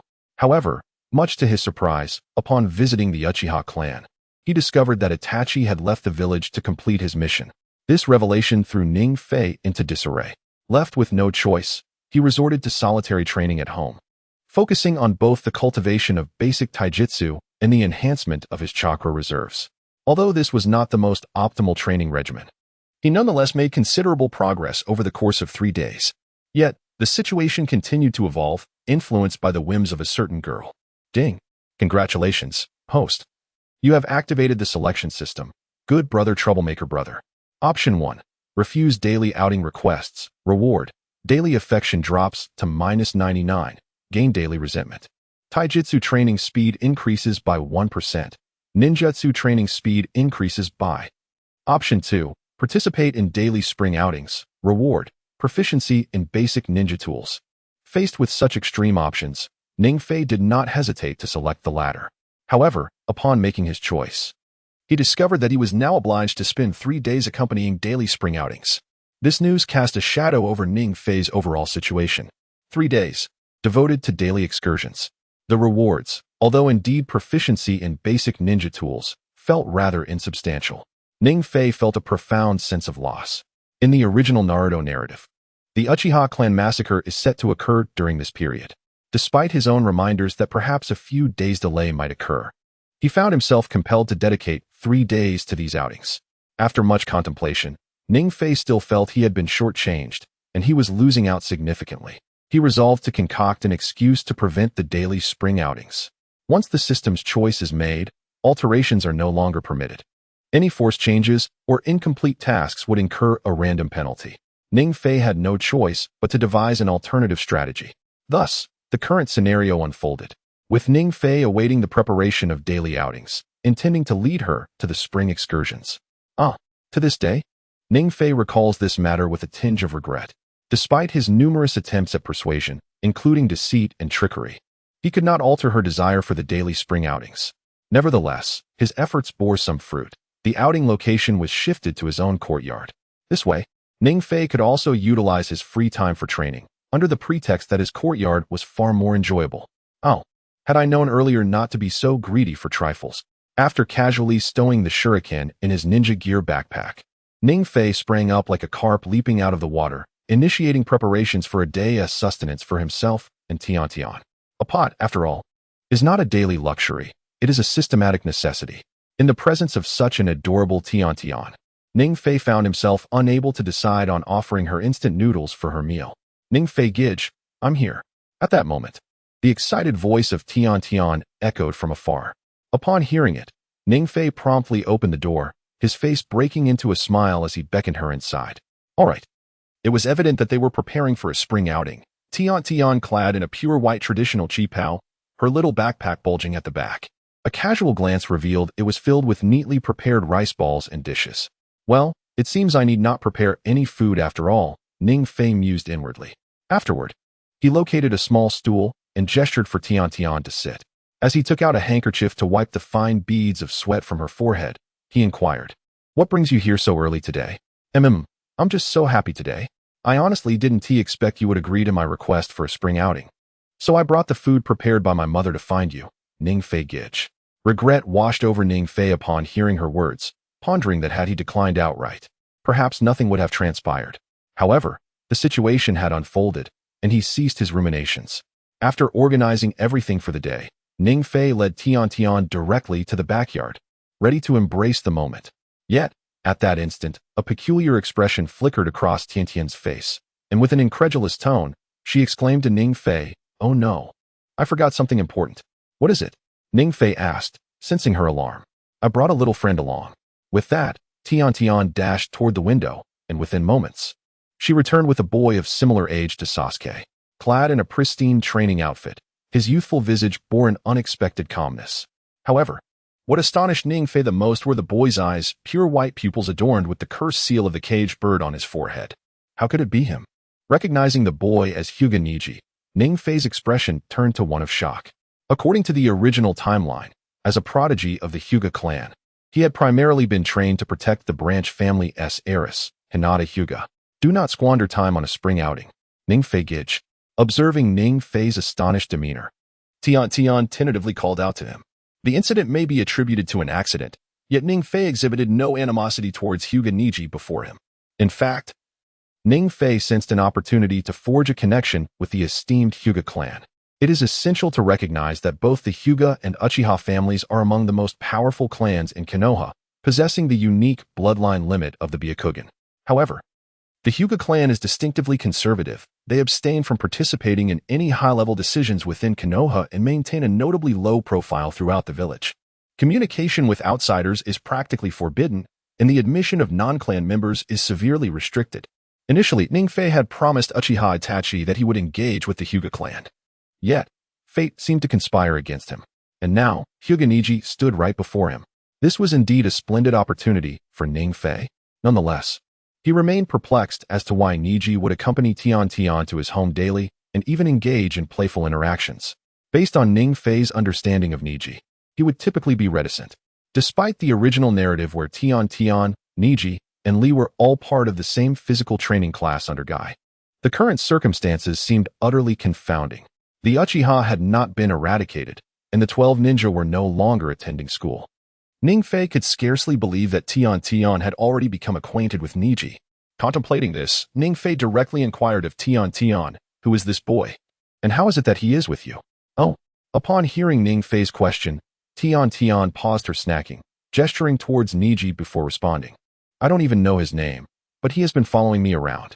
I asked him if he wanted to join the spring outing, and he nodded. So I brought him along." To his astonishment, it turned out that Tian did not recognize Hyuga Niji. Ningfei's expression transformed into one of surprise, followed quickly by a resigned shake of his head. Despite having contemplated various scenarios prior to Tian's response, he never anticipated that she would unknowingly bring Niji into their midst. Realizing the situation, Ningfei approached Niji for a closer examination and soon noticed something intriguing. Upon entering the house, he observed Niji wide-eyed and seemingly captivated. Goodness, could it be that Niji had taken a liking to Tian? Initially, Ningfei had not entertained this thought, but the more he observed Niji, the more he found this notion amusing. This boy was attempting to court his cherished flower. Upon discerning Niji's intentions, Ningfei felt an unsettling sense of possessiveness over the girl he had nurtured.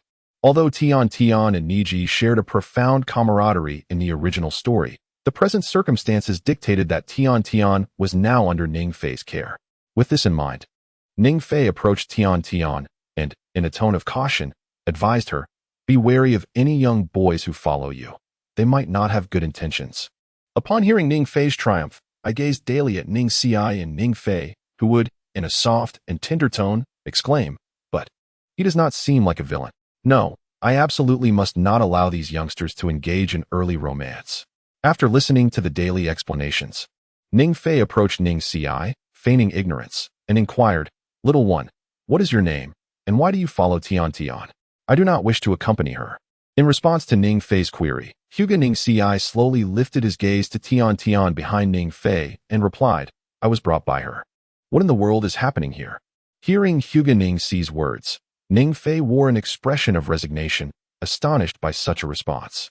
Seeking to unravel the mystery, Ning Fei directly asked, "What on earth is transpiring?" The explanation unfolded as follows. Observing the puzzled expression on Ning Fei's face, Hyuga Ning Ci began to elucidate. Initially, he had merely intended to take a leisurely stroll outside Konoha village before returning home for solitary training. However, unexpectedly, as he passed by a ninja tools shop, he inadvertently encountered a young girl. On ordinary days, Hyuga Ning Ci would have dismissed such an encounter as inconsequential. Yet, just as he was about to depart, the young girl boldly approached him, inquiring if he had arrived at an amusing destination. Ning Ci, equally bewildered, was about to decline when the young girl proceeded forward. Thus, he followed. It was then that the situation became clear. Upon hearing Ning Ci's account, Ning Fei's expression shifted to one of exasperation and conflict, leading him to seek out Tian Tian to stir the pot. At that moment, Tian Tian noticed Ning Fei's unusual demeanor and promptly clarified, "He has been following me. I assumed he wished to join the spring outing. Next time, you must not casually converse with strangers." Ning Fei had always perceived little Tian Tian as an innocuous, harmless girl, yet this incident revealed otherwise. It was evident that appearances could be deceiving. Furthermore, Ning Fei never anticipated that Hyuga Ning Ci would be so easily misled. Casting a glance at the two youngsters surrounding him, Ning Fei helplessly shook his head and approached Ning Ci to converse, "Since this is all a misunderstanding, you may return for now." "All right." After hearing Ning Fei's words, Hyuga Ning Ci did not utter another word but turned to leave. However, he barely took a few steps before halting in place. "What is it?" Ning Fei inquired, noticing a flicker of conflict on Ning Ci's face. Ning Fei quickly pressed, "Has something else occurred? I am lost." After a moment's hesitation, Hyuga Ning Ci finally revealed the reason for his pause. "Lost? You are lost," Ning Fei exclaimed in astonishment. He even questioned again, convinced he had misheard. In Ning Fei's memory, the Byakugan could perceive all, and in the early chapters of the original story, Ning Ci undoubtedly stood out as the most balanced among the 12 young heroes, exhibiting exceptional strength. A sense of responsibility, capability, and emotional intelligence surpasses the average line of the 12 strong. At this moment, he unexpectedly confided in Ning Fei that he had lost his way. This revelation left Ning Fei in a rather dismal state.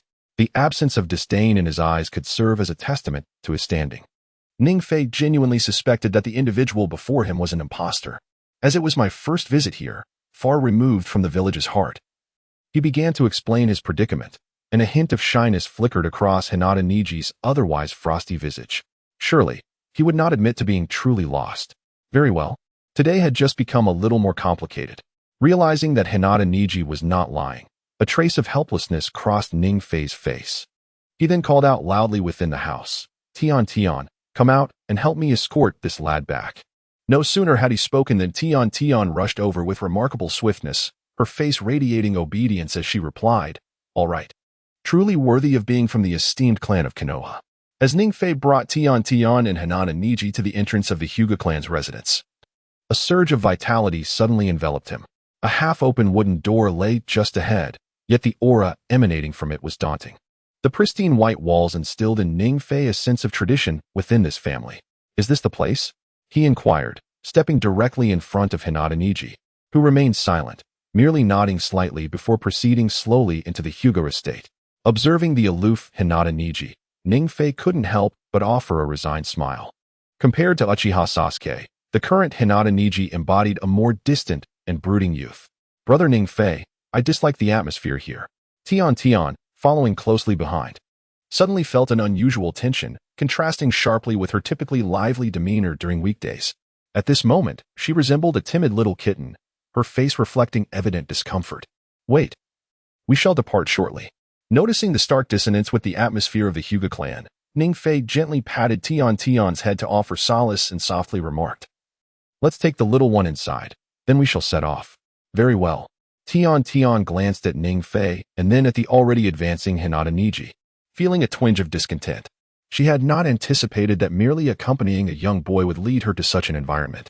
Secretly, she vowed to keep her distance next time. Let us proceed. Concurrently, as Hinata Niji gradually pushed open the door to the Hyuga clan, Ningfei followed closely with Tion in tow.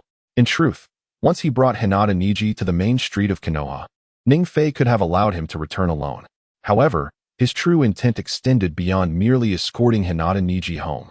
He sought to seize the opportunity to connect with the powers within the Hyuga clan. Who are you? Yet, regrettably, just as Ningfei followed Hinata Niji closely behind, a commanding voice resonated around them. Suddenly, a stout, serious-looking middle-aged man materialized before Ningfei and the others.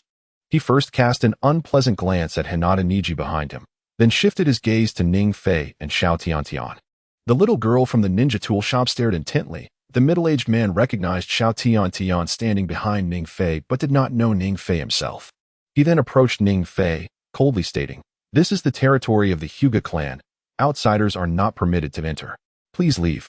As he spoke, he continued to cast an irritable glance at Niji, who stood at the entrance, while directly calling out to Ningfei, "Sir, we have no intention of entering." Ningfei began to speak.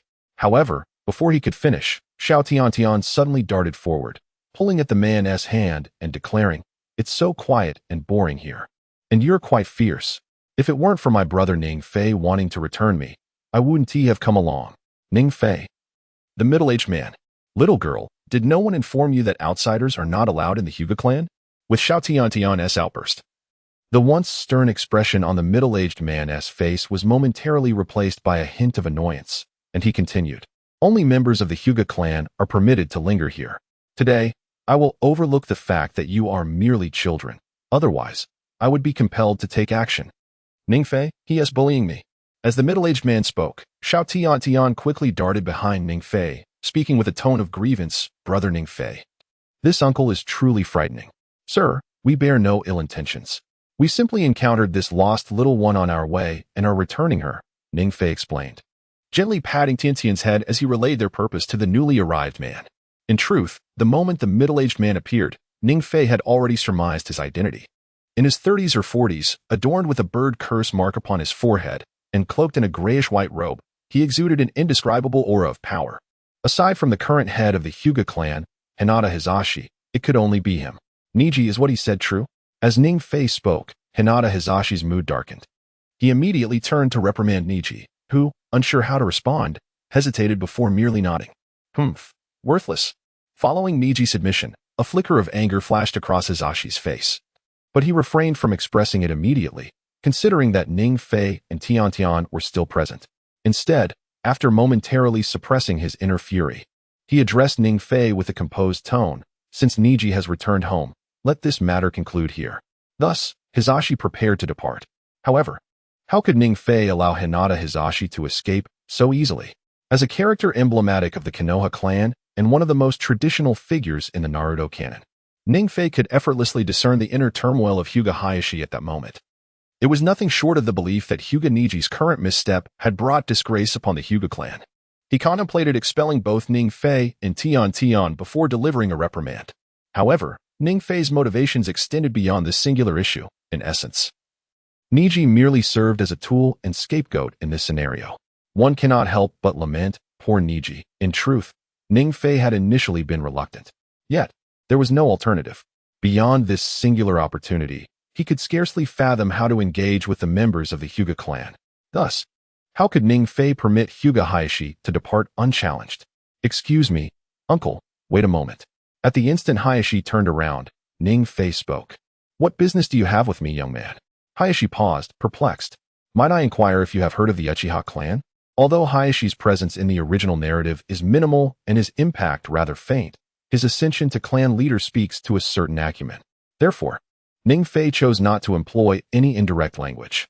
He addressed Hayashi directly, probing his stance on the Uchiha clan. "You, young man, Upon hearing Ning Fei mention the Uchiha clan, Hayashi's face broke into an enigmatic smile, and he slowly replied, "Interesting. The Hyuga clan is officially recognized as a descendant group of the Otsutsuki clan, having been one of the founding families of Konoha during the early days of the Land of Fire. Their experiences parallel those of the Uchiha, rendering them an ancient family within Konoha. Like the Uchiha, members of the Hyuga clan inherit a unique ocular technique, bloodline limit, the Byakugan. It can be said that, to a significant extent, the Hyuga clan bears considerable resemblance to the Uchiha clan. The sole distinction lies in their approach to Konoha's governance. The Uchiha clan is relatively radical, yearning to secure their position within Konoha through formidable force. In contrast, the Hyuga clan, having once faced a fate akin to that of the Uchiha, was subjected to heightened scrutiny. However, their response was marked by sagacity. They chose not to embroil themselves in Konoha's political machinations, focusing instead on their development within the village, remaining exceedingly low profile. Consequently, despite the Hyuga clan's enduring strength within Konoha, they garnered little attention from the higher echelons of power. In stark contrast, the Uchiha clan's fate was rather tragic. The Uchiha clan. After a moment of contemplation, Hyuga Hayashi reiterated Ning Fei's words, a glimmer of intelligence flashing in his eyes. After a brief observation, Hayashi, with a serious tone, inquired, "Do you hail from the Uchiha clan?" "No." Ning Fei shook his head and replied nonchalantly, "I am merely a commoner of Konoha. It's just that." "Just what?" Upon witnessing Ning Fei's hesitant demeanor, Hinata Hizashi promptly pressed for answers. "I merely wish to assist him." Ning Fei replied with a smile. "Assist him?" This utterance momentarily registered a flicker of shock on Hinata Hizashi's face. When he first encountered the individual before him, he merely perceived him as a young child who had emerged from obscurity, seeking to infiltrate the Hinata clan. However, as Ning Fei's words resonated, Hinata Hizashi suddenly comprehended that the person before him must possess knowledge of certain matters, despite not being part of the Konoha regime. As an elite jonin and the current head of the Hinata clan, he undoubtedly remained aware of recent events. Following the unexpected demise of the remarkably talented Uchiha Shursui, an ominous pall had descended upon the village of Konoha. Tensions brewed among the various factions within Konoha, with the scent of conflict permeating the air, particularly concerning the Uchiha clan and the higher echelons of Konoha. Whispers of discontent had reached Hinata Hizashi's ears, hinting at the Uchiha clan's intentions to revolt. Though uncertain of the veracity of such claims, these rumors further intensified the atmosphere of unease in Konoha. Yet, Hinata Hizashi had not anticipated that amidst this tension, a seemingly unassuming child would emerge, aspiring to aid the Uchiha clan. This revelation piqued his curiosity regarding the youthful figure before him, whose visage still bore the innocence of youth. "Young one, do you realize that should your words reach the wrong ears, you might not survive the night?" Just as the atmosphere between Ning Fei and Hinata Hizashi fell into a heavy silence, the latter took the initiative to speak, gradually approaching Ning Fei. Suddenly, with an unexpected display of generosity, he clapped a broad hand onto Ning Fei's shoulder. The sound echoed through the stillness, shattering the quietude. "Lord Clanhead, cease this. Uncle, you cannot bully brother Ning Fei."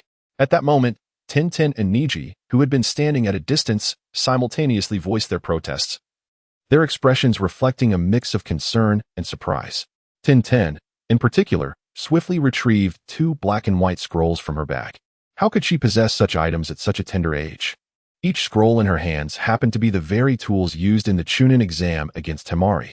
Observing this, Ning Fei was suddenly drenched in cold sweat. Despite the fact that Tintin's chakra was nearly depleted, activating these scrolls would certainly pose no issue. Moreover, the sheer volume of tools contained within those scrolls would erupt if unleashed in such proximity. Ning Fei found himself increasingly troubled by the situation. In light of these developments, he had no time to attend to Hinata Hizashi beside him and urgently exclaimed, "Tintin, put those away. I am fine." Yet, witnessing Ning Fei's well-being, Tintin remained at a loss, clutching the scrolls, uncertain of her next move. The elder brother is truly unscathed. After delivering a swift blow that sent Hinata Hizashi's hands away from his body, Ning Fei swiftly approached Tian, placing the scroll back into his backpack while speaking. "Who gave you this? You must not take it out so casually next time, understand?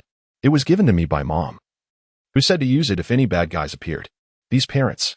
Upon hearing the origin of the ninja tool scroll, a hint of helplessness flickered in Ning Fei's gaze as he collected the scroll from Tian's hands. He then turned back to Hinata Hizashi with a smile, saying, "Uncle, it is not honorable to bully the weak. Humph. In the world of ninjas, there is no such thing as size." Observing Ning Fei's calm demeanor, Hinata Hizashi's expression revealed a hint of astonishment. Although his previous attack on Ning Fei had been merely a test, the assault itself was no trivial matter. Not only had he employed the gentle fist technique, but he had also infused Ning Fei with chakra, intending to deliver a minor warning to this audacious young lad. However, what Hinata Hizashi did not anticipate was that Ning Fei remained completely unharmed. Byakugan activate. Witnessing Ning Fei's seemingly ordinary state, Hinata Hizashi could no longer maintain his composure. He activated his Byakugan, focusing intently on Ning Fei. Yet, this scrutiny only made the situation more startling. As a member of the Hyuga clan, endowed with the powerful Byakugan bloodline, he possessed formidable abilities. Not only was it useful for reconnaissance and support, but it also allowed him to observe chakra flow in the environment from a 360-degree perspective. The Byakugan's capabilities could be classified into two categories: the distance-seeing ability and the penetrating insight. In terms of reconnaissance, the Byakugan even surpassed the first Hokage's Sharingan. At that moment, the Byakugan Hinata Hizashi employed was precisely the penetrating insight. As he peered into Ning Fei's chakra flow, he was taken aback. How could this be possible? Observing the chakra movement within Ning Fei, Hinata Hizashi found himself questioning the nature of existence. Typically, a regular ninja's chakra would concentrate in the abdomen and follow the pathways of the chakra network. If the pathways were disrupted, it could lead to an inability to utilize chakra. The gentle fist, one of the Hyuga clan's offensive techniques, exploits this characteristic to attack enemies. By accurately identifying the target's chakra pathways with the Byakugan, they could deliver their own chakra to incapacitate the opponent temporarily. Previously, Hinata Hizashi intended to teach Ning Fei a lesson through this method. Yet, unexpectedly, the youth before him did not conform to the expected patterns. Despite Hinata Hizashi not infusing Ning Fei with excessive chakra, some chakra had indeed entered Ning Fei's pathways. Even if Ning Fei possessed extraordinary talent and a remarkably resilient physique that could withstand partial damage to his pathways, there would still be some manifestations of numbness and pain. As Hinata Hizashi meticulously scrutinized the location of his previous attack through his Byakugan, chakra indeed penetrated Ning Fei's body, targeting specific points. However, to his astonishment, Ning Fei remained utterly unaffected. What caught Hinata Hizashi off guard was the revelation that the energy flowing through Ning Fei's meridians did not belong to chakra. Typically, chakra appeared as a pale blue hue under the Byakugan's gaze, yet Ning Fei's meridians exhibited a mysterious crimson energy, alongside genuine chakra, which was being repelled to lesser pathways. Who on earth are you? Even Hinata Hizashi, despite his usual dullness, could sense the peculiarity of this youth before him. The bizarre chakra configuration and the extraordinary abilities he displayed were truly bewildering, evoking an air of mystery around him. I have already disclosed my identity. I am merely a commoner from Konoha. My purpose here is straightforward. I wish for you to become my ally. When Hinata Hizashi pressed for Ning Fei's identity, Ning Fei remained unfazed, articulating his intentions with piercing clarity. Are you aware of the current state of the Uchiha clan? Unlike Ning Fei's demeanor, Hinata Hizashi responded with a tone of disdain that you possess certain unique traits. Such arrogance will inevitably lead to a painful price, possibly even death. This is my concern. With a smile, Ning Fei continued, have you truly not contemplated this? If the two great clans of Konoha were to unite, I assure you that the higher-ups would not dare to treat you with such disdain. He presented his propositions like devilish temptations, incessantly provoking Hinata Hizashi. Regrettably, Hinata Hizashi showed no inclination to agree, merely casting a curious glance at Ning Fei. After a lengthy silence, he finally spoke. Many claim that the Hyuga clan is replete with prodigies, yet I believe you are the true genius among the younger generation I have encountered. Had these words come from Uchiha Fugaku himself, I might have considered your proposal, but you are not that person. His seemingly mundane words belied the inner conflict he felt at that moment. Indeed, in the depths of his heart, Hinata Hizashi grappled with the thought that if the Hyuga and Uchiha clans were to ally, they would control two-thirds of the power within Konoha. Such an enticing prospect was overwhelmingly appealing. Yet, Hinata Hizashi found himself at an impasse, irrationally placing his bets on a youth he had never met before. Return to where you came from. Let today be a day as if you have never set foot here, and as if I have never laid eyes upon you. Some matters are beyond your purview to decide or partake in. After articulating his suggestion, Hinata Hizashi intended to turn away. This individual is indeed cautious. Observing the scene before him, Ningfei was burdened with heavy thoughts. In truth, he had anticipated the Hinata clan would not acquiesce to his requests with simplicity. After all, Hinata Hizashi epitomized the conservative faction, undoubtedly displaying a certain timidity. However, Ningfei was not prepared to relent so easily. He possessed a trump card, a secret potent enough to drive the entirety of the Hinata clan into a frenzy. After a prolonged silence, Ningfei suddenly erupted into laughter. It seemed his uncle still harbored doubts regarding his trustworthiness. What if I were to introduce a secret concerning the evolution of the Byakugan? Would you consider an alliance with me? The whisper of the devil echoed once more, and this time, Ningfei's words ensnared Hinata Hizashi like a vast net. What did you say? In an instinctive effort to alleviate his tension, Hinata Hizashi swallowed hard. Previously, the concessions Ningfei offered were mere accolades, status, and power. But now, possessing knowledge of the mysteries of the Byakugan was something that could drive Hinata Hizashi, and indeed the entire Hinata clan, into a state of obsession. Why had the Hinata clan's prestige, status, and strength never surpassed that of the Uchiha clan? In terms of population, the Hinata clan, with its branch and main houses, far exceeded the Uchiha. Regarding wealth, apologies, but the Hinata clan stands as the foremost financial power in Konoha. Ultimately, it is believed that the Byakugan pales in comparison to the Sharingan. Even in its initial awakening phase, that is, from Genin to Chunin, the Byakugan could temporarily surpass the enhancements provided by the Sharingan through its X-ray vision and penetrating abilities combined with gentle fist techniques. However, once the Sharingan reached the second Tomoe stage, the advantages of the Byakugan diminished, and in certain aspects, it even fell short. Not to mention the further advancements of the Sharingan, such as the 3 Tomoe and the Manjiki, which are vastly superior.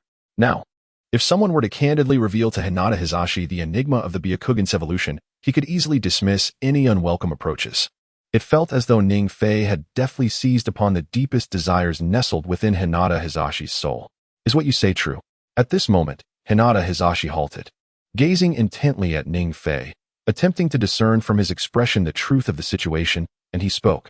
If your intention is merely to deceive me into forming an alliance by uttering such words, I shall ensure your suffering is beyond comprehension. Rest assured, I am not one to deceive. Ningfei murmured, casting a sidelong glance at Hinata Hizashi, who stood nearby. At this juncture, Hinata Hizashi was an entirely different individual from the one Ningfei had first encountered. Initially, Hinata Hizashi appeared to Ningfei as a rigid and serious middle-aged man, lacking the grace that characterized an elite. Yet today, he was completely transformed. In Ningfei's eyes, there was a sense of yearning and a unique tension. It was a natural response. Upon hearing Ningfei's words, Hinata Hizashi was momentarily taken aback, then displayed a proud demeanor. As the leader of the Hyuga clan, which boasted a lineage of blood inheritance spanning centuries, he naturally felt a twinge of arrogance. However, as the expression of pride dissipated, Hinata Hizashi regarded Ningfei with a sharp and serious gaze, stating, I asked you to inform me about the evolution of the Byakugan, not to hear this. Do not be in such a hurry, Ningfei replied with a smile, casually continuing, Uncle, when you see someone engaging in a transaction, do they receive compensation? You. Hinata Hizashi grasped the insinuation behind Ningfei's words, yet as the clan leader, how could he place such trust in him? After muttering about Ningfei's audacity, Hinata Hizashi abandoned his pretense and directly stated, at a time like this, I do not wish to say much. If you intend to negotiate, you must demonstrate some sincerity. It's quite simple. Ningfei immediately turned and approached Tenten, giving her a gentle pat. What is it, brother Ningfei? Tenten appeared somewhat flustered at that moment. Please hand me a kunai, Ningfei requested. Oh, though uncertain of Ningfei's intentions with the kunai, Tenten did not inquire further and retrieved a sharp kunai from her ninja tool pouch, handing it to him. The moment Ningfei received the kunai, he squatted down on the flat soil and inscribed the characters for future. Rising, he beckoned Hinata Hizashi to come and observe. Future. Upon reading the word, Hinata Hizashi's face revealed a hint of skepticism, and he immediately questioned Ningfei. I asked you to tell me about the evolution of the Byakugan. Why have you written these 2 characters? Indeed, I am conveying to you the method of the Byakugan's evolution, Ningfei replied with a smile, facing the puzzled Hinata Hizashi. The Byakugan, a unique ocular technique of the Hyuga clan, is generally categorized into 3 distinct types, the long-range vision, the penetrating vision, and the insight vision. Am I correct? This fellow truly knows. As Ning Fei spoke, Hinata Hizashi pondered the implications of Ning Fei's words and the term future. Certainly, the Byakugan is a unique blood inheritance of the Hyuga clan, and these three types of Byakugan are not shrouded in mystery. Yet, Ning Fei is merely an outsider. The fact that he possesses knowledge of the Byakugan stirred a flicker of hope within Hinata Hizashi, though he concealed it well. Instead, he maintained a tone of disdain, saying, "You are not mistaken, but such information is readily accessible with a slight inquiry into the Byakugan." Oh. Observing Hinata Hizashi's feigned composure, Ning Fei expressed surprise and directly inquired, "Then, uncle, are you aware of any other capabilities that the Byakugan possesses within the Hyuga clan?" What? Upon hearing this, Hinata Hizashi could no longer contain his inner astonishment and immediately pressed, "Does the Byakugan possess other abilities?" For Hinata Hizashi, if Ning Fei's words hold any truth, it undoubtedly presents a potential upheaval for the Hinata clan. For decades, Hinata Hizashi had been unaware of the existence of an additional form of Byakugan, beyond the three known variations. Today, however, a young individual boldly asserted that the Byakugan possesses more abilities than merely these few. In an instant, Hinata Hizashi experienced a profound shift in his worldview. Beyond the traditional three powers, the Byakugan is said to encompass the abilities to traverse space, foresee the future, and exert formidable pressure. Observing Hinata Hayashi's perplexed expression, Ning Fei did not conceal his insights, directly articulating the advanced capabilities inherent in the Byakugan. He continued to speak. This ocular bloodline limit, the Byakugan, is undoubtedly on par with the Sharingan. Upon reaching its pinnacle, the Byakugan could even evolve into the yellow eye and unleash a unique spatial ninjutsu, the Yomi Hirasaka. After a brief pause, Ning Fei explicitly named this technique of the Otsutsuki clan. What sort of ninjutsu is this? If Ning Fei's earlier statements merely instilled a glimmer of hope in Hinata Hayashi's heart, then the revelation of this spatial ninjutsu's name left him utterly astonished. Through Ning Fei's narration, Hinata Hayashi began to envision the potential resurgence of the Hinata clan, dominance over Konoha, and even the entire shinobi world. This individual, Ning Fei could perceive that Hinata Hayashi was utterly entranced at this moment. While Ning Fei refrained from excessive dialogue, he gradually elucidated the skills associated with Yomi Hirasaka. Ultimately, only when the bait is irresistibly enticing can the fish be caught. Yomi Hirasaka is a premier spatial ninjutsu, even surpassing the renowned Flying Thunder God technique of the fourth Hokage. In simple terms, it utilizes the power of the Byakugan to open a black portal, allowing the user to traverse within the same space and freely move between the real world and alternate dimensions. The existence of such ninjutsu in the world is astonishing. Upon hearing Ning Fei's explanation, Hinata Hayashi could already envision the terror of this technique, navigating between realms. In his mind, it transcended the capabilities of mere mortals. To achieve such feats, one must be akin to a deity. In other words, with the Byakugan in its ultimate form, one becomes a god, a singular true deity within the shinobi realm. Could it be that this individual has truly lost his mind? Ning Fei mused, observing the increasingly excited silhouette of Hinata Hayashi, who occasionally broke into a smile. However, if Ning Fei were aware of Hinata Hayashi's current thoughts, he would surely advise him. You are overthinking it. There are many who aspire to become gods of the shinobi world. Pain, Kabuto, Uchiha Obito, Uchiha Madara. Reflecting on these figures, Ning Fei realized their fates seemed rather tragic, even pitiable. Wouldn't it be more fulfilling to simply serve as a lowly shinobi of Konoha? Quickly, pray tell, what method shall one employ to facilitate the evolution of the Byakugan? After a moment of contemplation, Hyuga Hizashi could no longer contain his exhilaration. He questioned Ning Fei while firmly grasping his arm, fearful of his escape.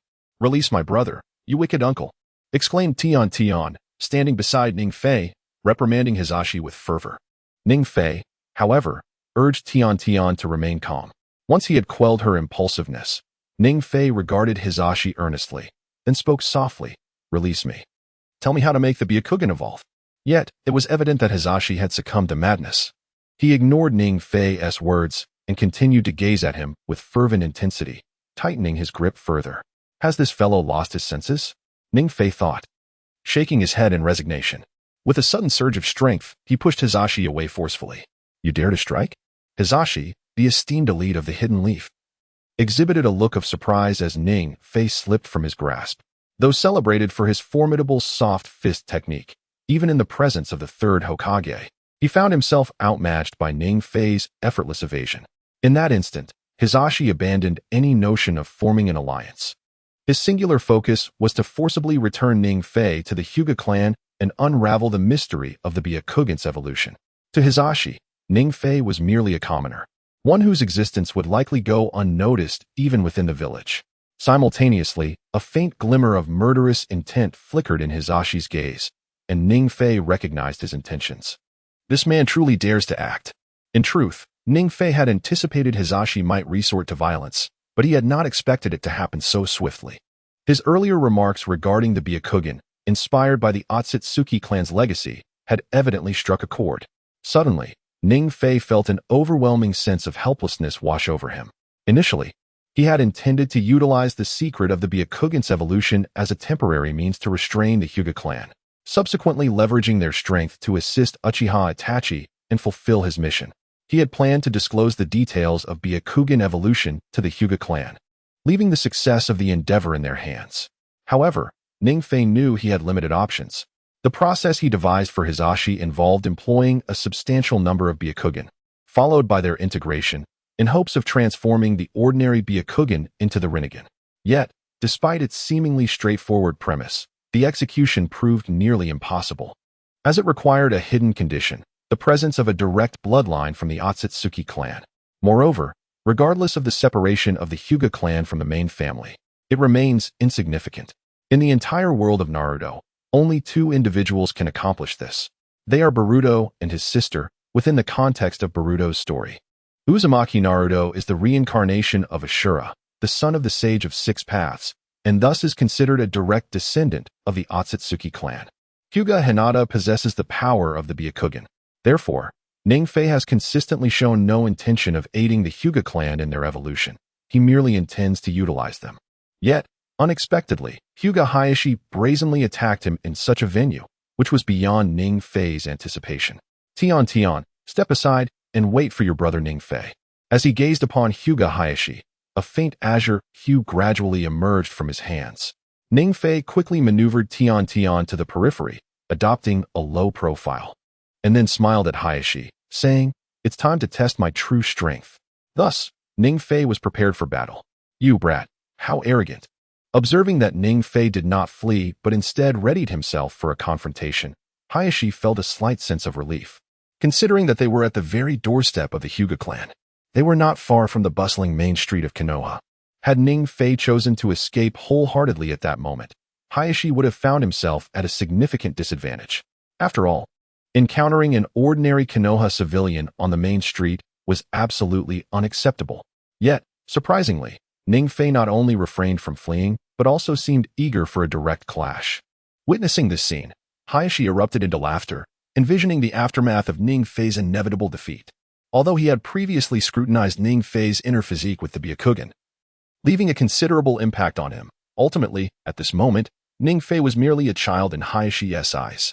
He, a seasoned elite jonin of Konoha, was confident in handling a mere child. Even before making his move, Hayashi had already envisioned the outcome of the battle, the evolution of the Byakugan. "The secrets lie within me." With those words, a gleeful Hayashi charged towards Ning Fei in an instant. So swift. Meanwhile, Ning Fei maintained a serious demeanor in response to Hayashi's aggressive advance. This battle could be regarded as Ning Fei's first true confrontation since his reincarnation. His previous encounters with Uchiha Itachi could hardly be classified as battles. They were more akin to training sessions. Therefore, today, Ning Fei was particularly solemn. Despite Hayashi being weaker than Uchiha Itachi, he was undoubtedly a formidable opponent. An esteemed elite jonin. Swallowing his pride, Ning Fei was unafraid. Yet he did not underestimate his adversary. Boom. In an instant, Hayashi's fierce assault arrived as anticipated. Yet fortunately, Ning Fei's physical skills were commendable. As Hayashi unleashed his full power, Ning Fei deftly sidestepped a powerful punch. Bang! The dull thud resonated as Hayashi's fist collided with the wall behind Ning Fei, echoing throughout the vicinity. The wall, constructed entirely of green oak rock, was struck by Hinata Hizashi's blow, toppling down with great force. Had this boy's strength truly surpassed Niji's? As he brushed off the debris clinging to his fist, Hinata Hizashi stumbled upon a startling revelation. Ning Fei's power had vastly outstripped that of Hinata Niji. Moreover, This seemingly ordinary youth possessed strength that exceeded that of a Nin. Otherwise, he would surely have been unable to evade Hinata Hizashi's full-force attack. Who is your master? As Ningfei successfully dodged, Hinata Hizashi, glancing at his profile, slowly inquired, Master? In response to Hizashi's probing, Ningfei merely smiled, offering no reply. However, after repositioning himself, Ningfei remarked, I never expected that the esteemed Hinata clan of Konoha would take the initiative to strike against a mere commoner like me. Therefore, let us cancel our previous agreements and collaborations. With these words, a cold glint and murderous intent flashed in Ningfei's eyes. The terms transaction and alliance could only apply to those of equal standing. Upon hearing that Ningfei intended to rescind the deal, Hinata Hizashi merely smirked, secretly coalescing a surge of power within himself. As he launched another attack, he spoke once more, You think you deserve to collaborate and ally with me? You are unworthy. As the disdainful words reached Ningfei's ears, Hinata Hizashi, who had been standing nearby, vanished in an instant, faster than before. At that moment, Ningfei realized that Hizashi's current assault was significantly swifter, leaving even Ningfei's shadow unseen. A breeze, both delicate and inexplicably penetrating, manifested before Ningfei. Was this the prowess of an elite Nin? It seemed he too must retaliate. Initially, Ningfei had estimated that he could at least match a typical Nin.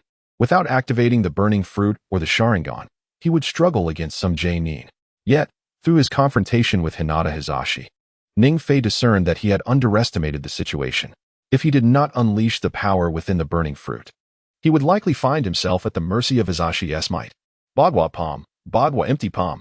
Suddenly, just as Ningfei narrowly evaded Hizashi's attack, a powerful gust of palm wind surged forth, targeting none other than Ningfei, still suspended in the air. This is bad.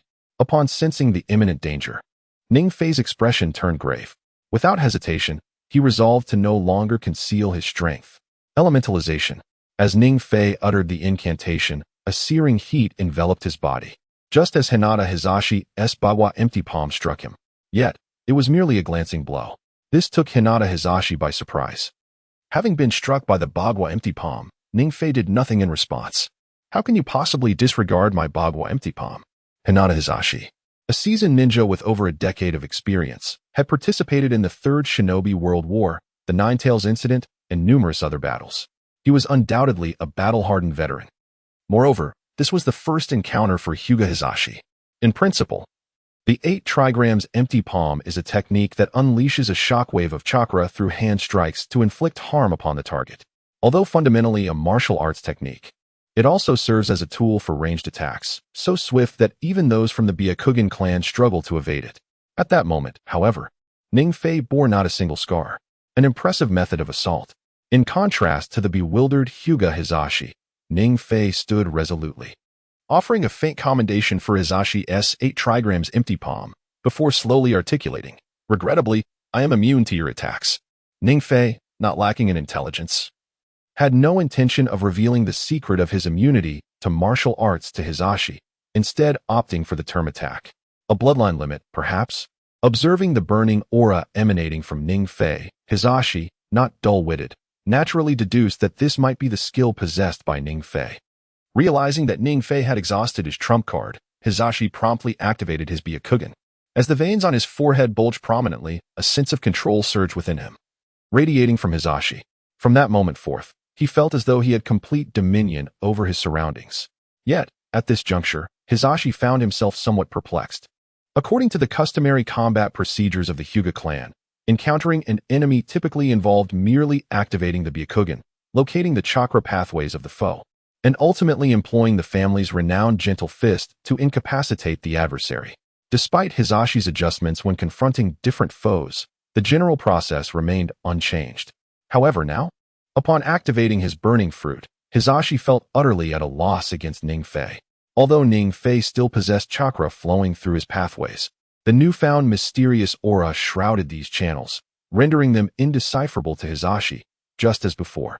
Kid, your bloodline limit is indeed remarkable.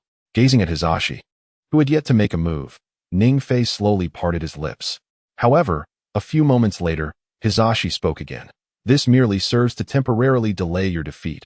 Ultimately, you shall fall to me. while Hizashi could not ascertain the precise location of Ning Fei's chakra pathways. His extensive combat experience allowed him to roughly deduce the positions of several major channels. That was sufficient. Gentle fist, 8 trigrams palm. With a resolute decision made, Hizashi swiftly advanced towards Ning Fei, his fists clenched, launching a fierce assault. Amidst this tempestuous barrage of strikes, Hizashi could envision the dire consequences Ning Fei was about to endure. Yet, an unexpected occurrence transpired. The moment Hizashi made contact with Ning Fei's body, the searing aura enveloping Ning Fei instantaneously ensnared Hizashi's fist. Before I could make a move, scars of burns had already marred Hinata Hizashi's skin. Even more terrifying was the fact that, despite the mutual exchange of injuries, Hinata Hizashi had successfully struck Ning Fei. However, it appeared that Ning Fei remained unscathed. My apologies for neglecting to mention this earlier. The reason I could disregard your attacks is quite simple. In this state, I am immune to any form of physical technique. Though Hinata Hizashi displayed a look of astonishment, a peculiar smile graced Ning Fei's face. The reason for Ning Fei's unwavering confidence in confronting Hinata Hizashi stemmed primarily from the inherent immunity to physical techniques granted by the burning fruit. Moreover, Hinata Hizashi's principal mode of attack relied on such techniques. It could be said that while Ning Fei's overall strength might not match his own, he could entirely leverage this trait to triumph. Do you take me for a fool? Hinata Hizashi mused. Though he is not considered among the pinnacle of strength within the ninja world, his years of battle experience had taught him that there is no absolute immunity to physical techniques, even against the legendary armor of the Uchiha clan, which could not entirely shield them from such assaults. This must be an illusion. It must be an illusion that has rendered my attack ineffective. As Hinata Hizashi observed Ning Fei's movements, he pondered how Ning Fei had evaded his assault. Simultaneously, Ning Fei regarded Hinata Hizashi's words with skepticism, a hint of embarrassment flickering across his face. Honestly, is anyone even convinced? After silently critiquing the situation, Ning Fei refocused on the battle, looking at Hinata Hizashi, who appeared cautious. It is time for you to witness the strength of the younger generation. Is that so? You? Hinata Hizashi scoffed, viewing Ning Fei as nothing more than a mere clown. Take this. Gentle fist, 64 palms of the Bagua. In an instant, a blue light flickered from Hinata Hizashi's fist as he charged towards Ning Fei.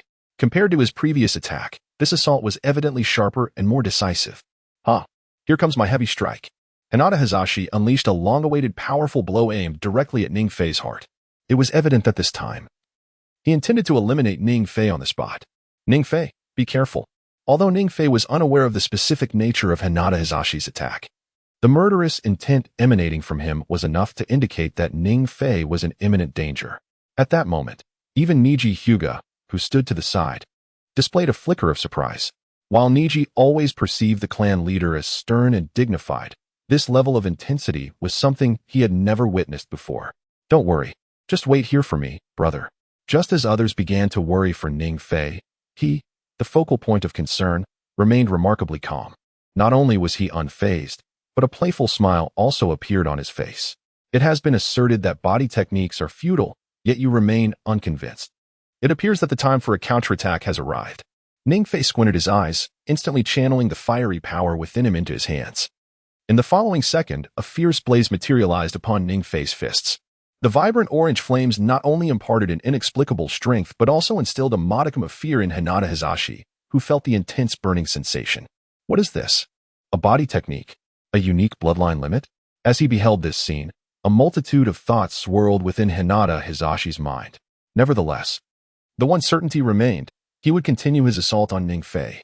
Merely a trivial skill, although he could not discern the extent of the changes within Ning Fei. Hinata Hizashi was resolute in his belief that he would not succumb to defeat. Bang!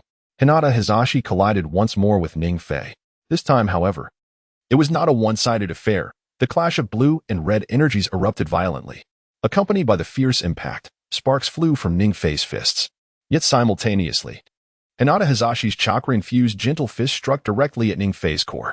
How was this possible?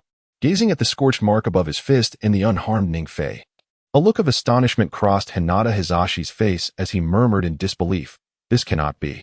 There is no way that a technique or bloodline limit immune to body techniques could exist in this world. How naive." Observing Hinata Hizashi, who was still in disbelief, Ning Fei shook his head and softly declared, Let the raging flames bring an end to this conflict. Fire Fist. As Ningfei spoke, an even more potent flame coalesced in his hand. Impossible. You cannot possibly defeat me. In response to Ningfei's retort, Hinata Hizashi clearly believed that an elite jonin would never lose to a mere child. One could only discover the truth through trial. Ningfei murmured. Meanwhile, the flames upon Ningfei's hands were already eager to unleash their fury. Without hesitation, in an instant, Ningfei surged forward like an arrow released from its bow, launching his initial strike against Hinata Hizashi. 8 trigrams palm. Heavenly Spin. Although Hinata Hizashi had initially underestimated Ningfei, upon perceiving the immense power concealed within Ningfei's punch through his Byakugan, he did not hesitate nor act arrogantly. He immediately activated the Heavenly Spin. In that moment, as Hinata Hizashi spun rapidly, a white aura enveloped him, forming a circular barrier that cast a shadow over him. How flattering, to employ the Heavenly Spin against me. Ningfei had expected Hinata Hizashi to dismiss him, at best resorting to some rudimentary defensive tactic against his assault. Yet, to witness the Heavenly Spin being utilized now was indeed a surprise for Ningfei. After all, Bagua Zhang and Huitian are considered among the most formidable secret techniques of the Hyuga clan, boasting claims of absolute defense.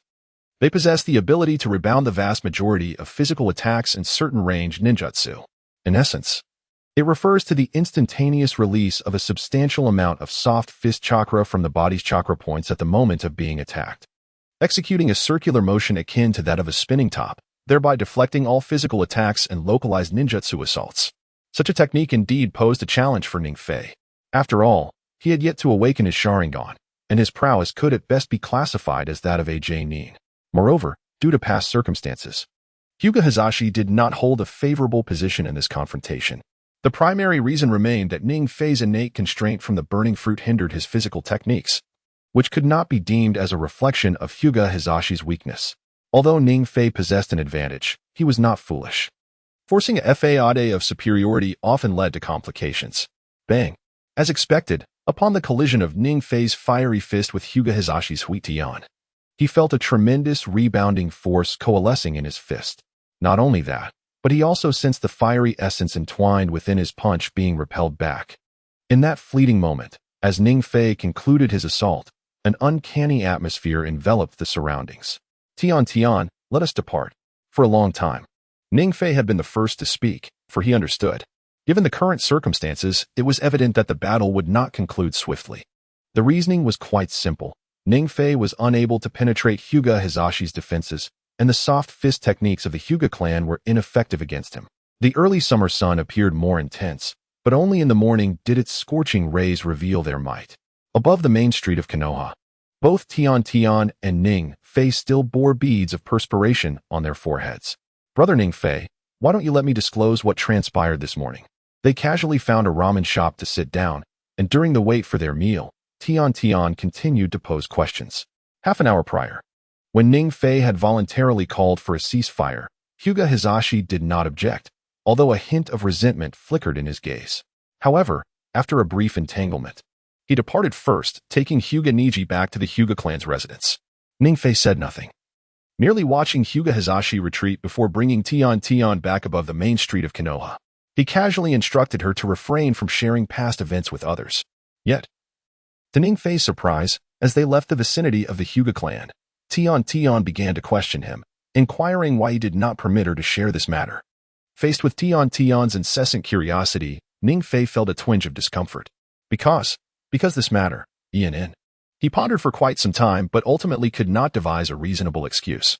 Just as Ningfei was troubled by this, Tian spoke up. Brother Ningfei, is this matter a secret that cannot be disclosed to others? After consulting with Ningfei, Tian refrained from further inquiries, instead murmuring to herself, so I must ensure to never speak of this outside. As she spoke, a hint of an endearing smile graced her delicate cheeks. As if she were conversing directly with Ningfei, she promised not to disclose this matter to anyone else. Indeed. Upon hearing her words, Ningfei felt an immediate release from his internal turmoil, and with a solemn tone, he responded, You are the best, Tian. Next time, Brother Ningfei will take you to play in other places. Good. At this, joy filled Tian's eyes, yet Ningfei, lost in thought, was burdened by the weight of past events. It was evident that he had not anticipated such a turn of events after he proactively sought an alliance with the Hyuga clan. Initially, he believed he had played his trump card, certain that the Hyuga clan would readily agree. However, to his surprise, the honest character from the original Naruto series took the initiative instead of forming an alliance.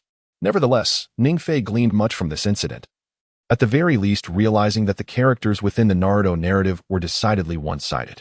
In reality, however, anything is achievable.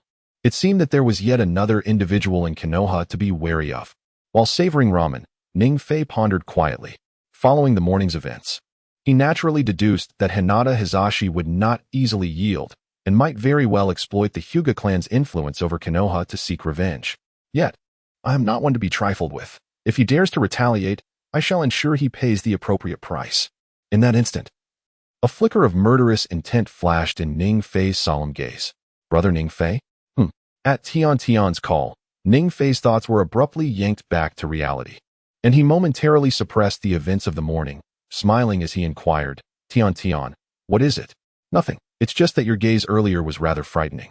After much hesitation, Tian spoke timidly, lowering her head while secretly glancing at Ningfei with amusement. Is that so? Ningfei chuckled at her words and continued, sometimes, in this world, to live better, being feared may indeed be advantageous. Brother Ningfei, why is that? Because being feared can deter others from taking action. I don't understand. Not understanding is precisely the point. Ningfei gently patted Tian's small head, then gazed into the distant pale blue sky, murmuring, not understanding may actually be quite wonderful. You're back? Following the events of the morning, Ningfei, with little time to spare for accompanying Tian on her spring outing, found her particularly compliant, not unwilling, but somewhat reluctant. However, what Ningfei did not expect was to encounter Mitarashi Anko on the way home while escorting Tian.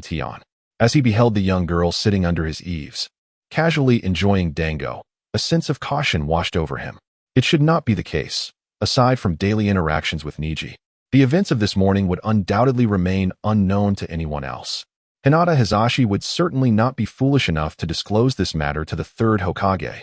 How could that be? In truth, it was not excessive on Niji's part to ponder, considering that his spar with Hinata Hizashi transpired in the early hours, while the red bean paste he had prepared was already waiting for him at his doorstep. Niji could not afford to dwell on this further. What brings you here? Are you expecting me to treat you to some dango? Although Niji was taken aback by Hinata's sudden appearance, he feigned composure and initiated the conversation. Yet, upon observing Hinata, who remained silent, Niji first remarked, I can certainly offer you dango, but I couldn't help but notice that your belly seems to have gained some roundness. While dango is delightful, moderation is key. Is that so? Hearing Niji's comment, Hinata quickly popped the last dango into her mouth and deftly hurled the skewer into a nearby tree. Then, she leaped in front of Niji, her tone laced with indignation. Meat, and I'm fortunate enough to enjoy a dango. Regardless, I certainly saw it. Niji could not fathom that the girl had taken such a trivial remark to heart. To be fair, there was no excess flesh above Hinata's abdomen. In fact, Niji could see her well-defined abs quite clearly. Moreover, Hinata was merely around 15 years old, yet her physique was already remarkably commendable. Surely, you are not here merely to engage in idle chatter. Please come in, Niji said, gazing at Hinata, who was still caressing her abdomen. A faint smile graced Niji's face as he chose not to say anything further and was the first to enter the house. Here I come. Observing Niji's retreat, Hinata promptly followed, for her visit was of utmost importance. However, as she chased after Niji, she couldn't help but murmur to herself, is there truly flesh within my stomach? It seems I must cut back on dango. Make yourself comfortable. The house is rather untidy, Niji said as he found a place to sit. He then inquired, what brings you to my residence? It's the Hokage who wishes to see you, Hinata replied, settling into a nearby spot. She regarded Niji with curiosity while continuing to speak. You seem to have grown stronger. The last time I sought you out, I couldn't sense any chakra within you, but now it feels significantly more substantial. Is that so? A hint of concern flickered across Niji's face, surprised that Hinata could perceive the changes within him, yet he chose not to dwell on it. For Niji, it was merely an inconspicuous matter. More importantly, the summons from the third Hokage was something Niji had to take seriously. Aside from Uchiha Itachi, Hinata, and Hizashi, Niji was merely regarded as the underperformer in the eyes of many within the Ninja Academy. Under normal circumstances, individuals such as Ning Fei are undoubtedly overlooked. Moreover, even the third Hokage had to take the initiative to summon him. Ultimately, Ning Fei could exist independently of the Hokage's shadow. His body is also not sealed with a tailed beast. Yet, astonishingly, such matters do indeed transpire. Is it related to the confrontation involving Hyuga Hizashi? Or perhaps Danzo? Or even Itachi? In an instant, perhaps a dozen thoughts would flash through Ning Fei's mind. Hey, Ning Fei, what are you contemplating? Gazing at the somewhat distracted Ning Fei before her, Yusue Akadam, with a gentle wave of her hand, softly remarked, "It is quite impolite to lose focus in the presence of a lady." Apologetically, Ning Fei replied, "My apologies, I was just lost in thought."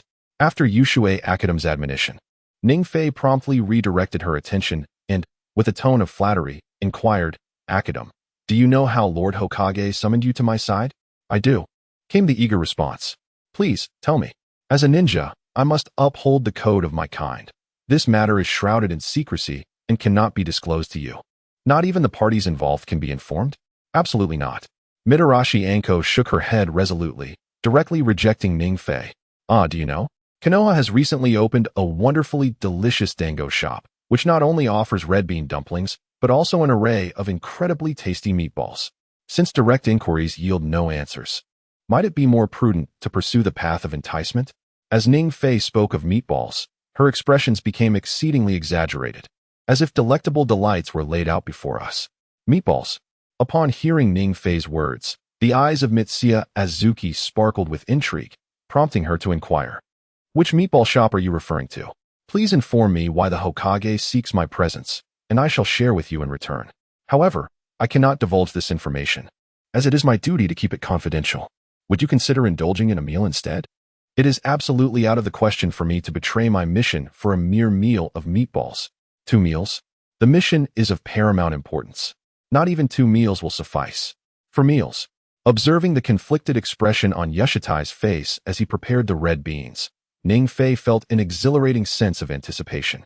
Eager to entice Yashitai to share his culinary creation, he boldly exclaimed, "The 4 dumplings are simply delectable. Moreover, I've already promised to visit Hokage Grandpa. Your task is now complete. Could we not indulge in a delightful sharing of your accomplished work?"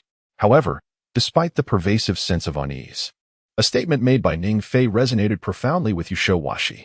In essence, when Ning Fei consented to escort the third Hokage away, her mission was deemed accomplished. Surely, it is not unreasonable to share with friends the completion of one's tasks. Gazing at the enchanting visage of Mitashiraku, Ning Fei continued to entice, saying, "This matter has been revealed to you, yet you must not disclose it to others."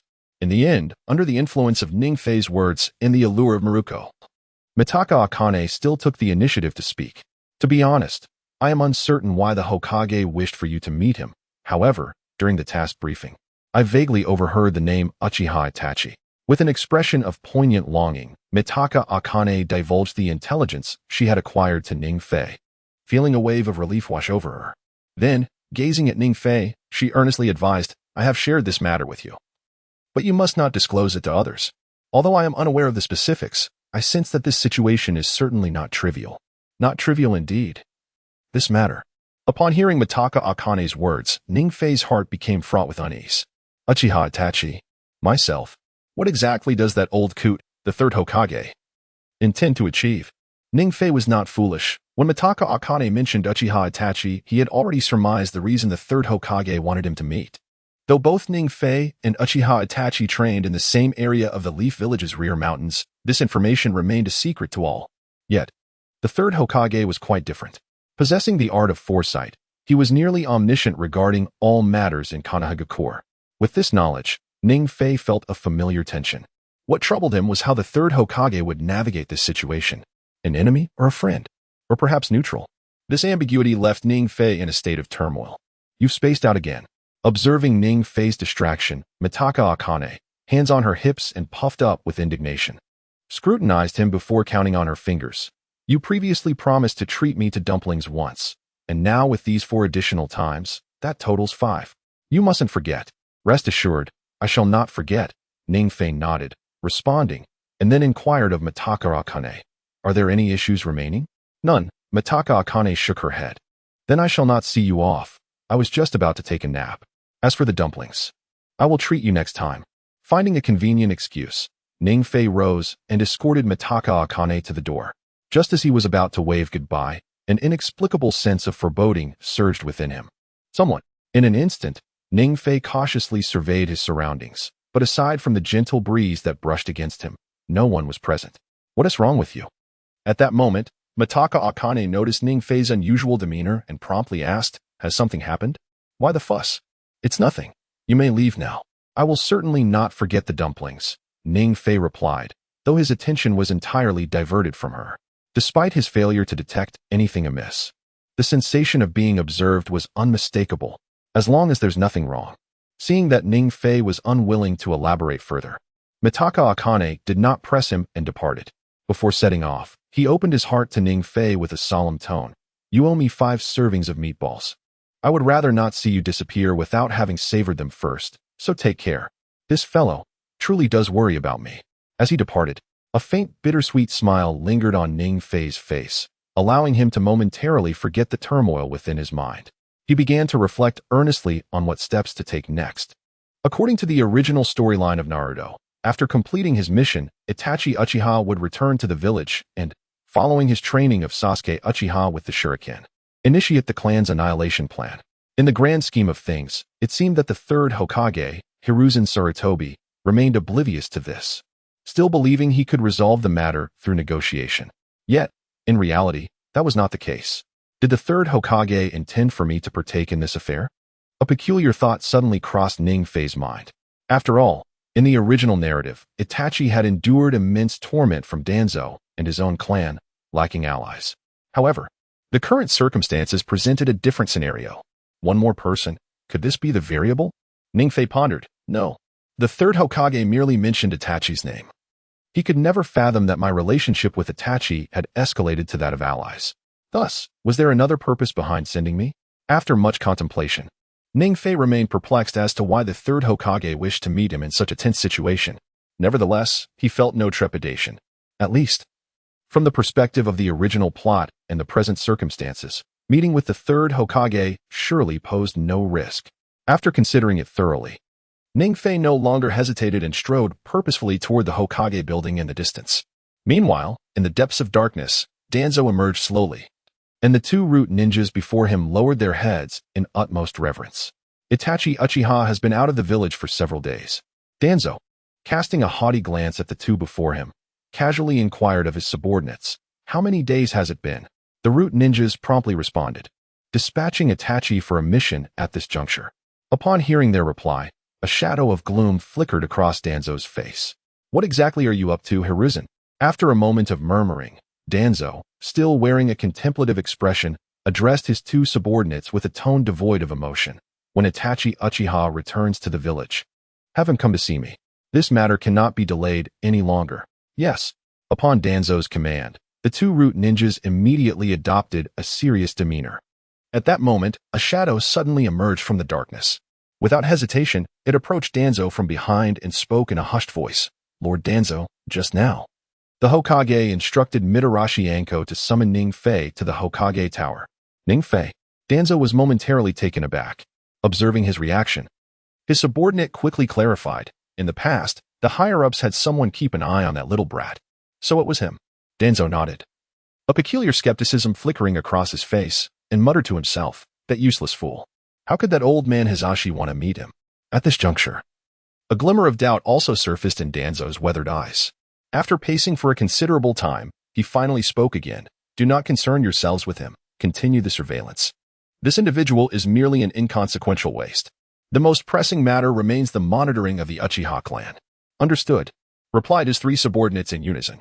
At that moment, Danzo merely gestured for them to depart. The root ninjas left without hesitation. The instant Danzo signaled the end of their meeting, the 3 individuals vanished, and he too melted away into the shadows. Unanticipatedly, the Hokage Tower seemed quite distant. Standing before the imposing edifice, Ningfei felt a perplexing sense of helplessness. After expressing a few casual complaints, he proceeded up the stairs to the Hokage's office. Noticing the door was unlatched, he softly knocked and declared, Grandpa Hokage, are you inside? If you have something to discuss, I shall enter. The door is unlocked. Come in, A resonant elderly voice immediately echoed in response to Ning Fei's knock. All right. Without hesitation, Ning Fei pushed the door open and stepped inside. As he crossed the threshold, he felt an overwhelming force emanating from the third Hokage, who sat at his desk. Although the office was occupied solely by Ning Fei and the third Hokage, he was unexpectedly enveloped by an inexplicable pressure. Taking a deep breath, Ning Fei gradually regained his composure and promptly inquired of the third Hokage, Grandpa Hokage, have you found out anything about me today? Disguised Ning Fei's abilities as well. Despite the third Hokage's portrayal in the original work often being subjected to some benevolent criticism, even being likened to a saint, it was he who had once spared Danzo, who sought to assassinate him upon his first ascension to the Hokage position.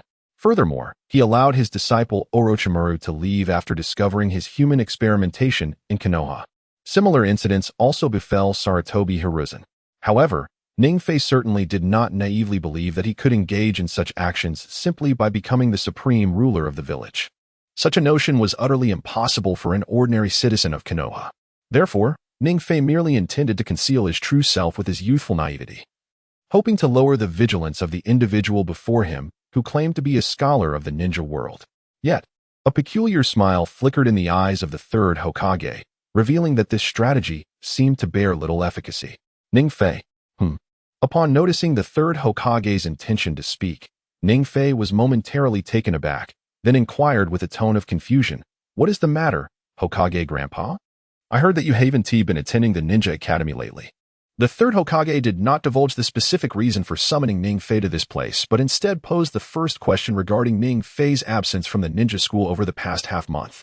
This inquiry from the third Hokage evidently surprised Ning Fei. He had never considered why the Hokage would ask him such a question. Why had he not attended the Ninja Academy? The truth was that he had completely forgotten. Since the very first day of his transmigration, Ning Fei had not even contemplated returning to the academy.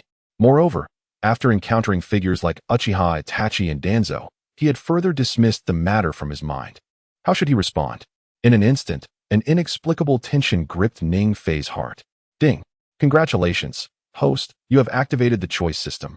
Will I respond truthfully? Option 1. Honestly explain the situation during this period to the third Hokage. Reward: 20 increase in training speed while enrolled in the Ninja Academy. Option 2. Divert the topic with an excuse and become a rebellious ninja after escaping. Reward: 20 increase in training speed outside of Konoha. Option 3. Lie.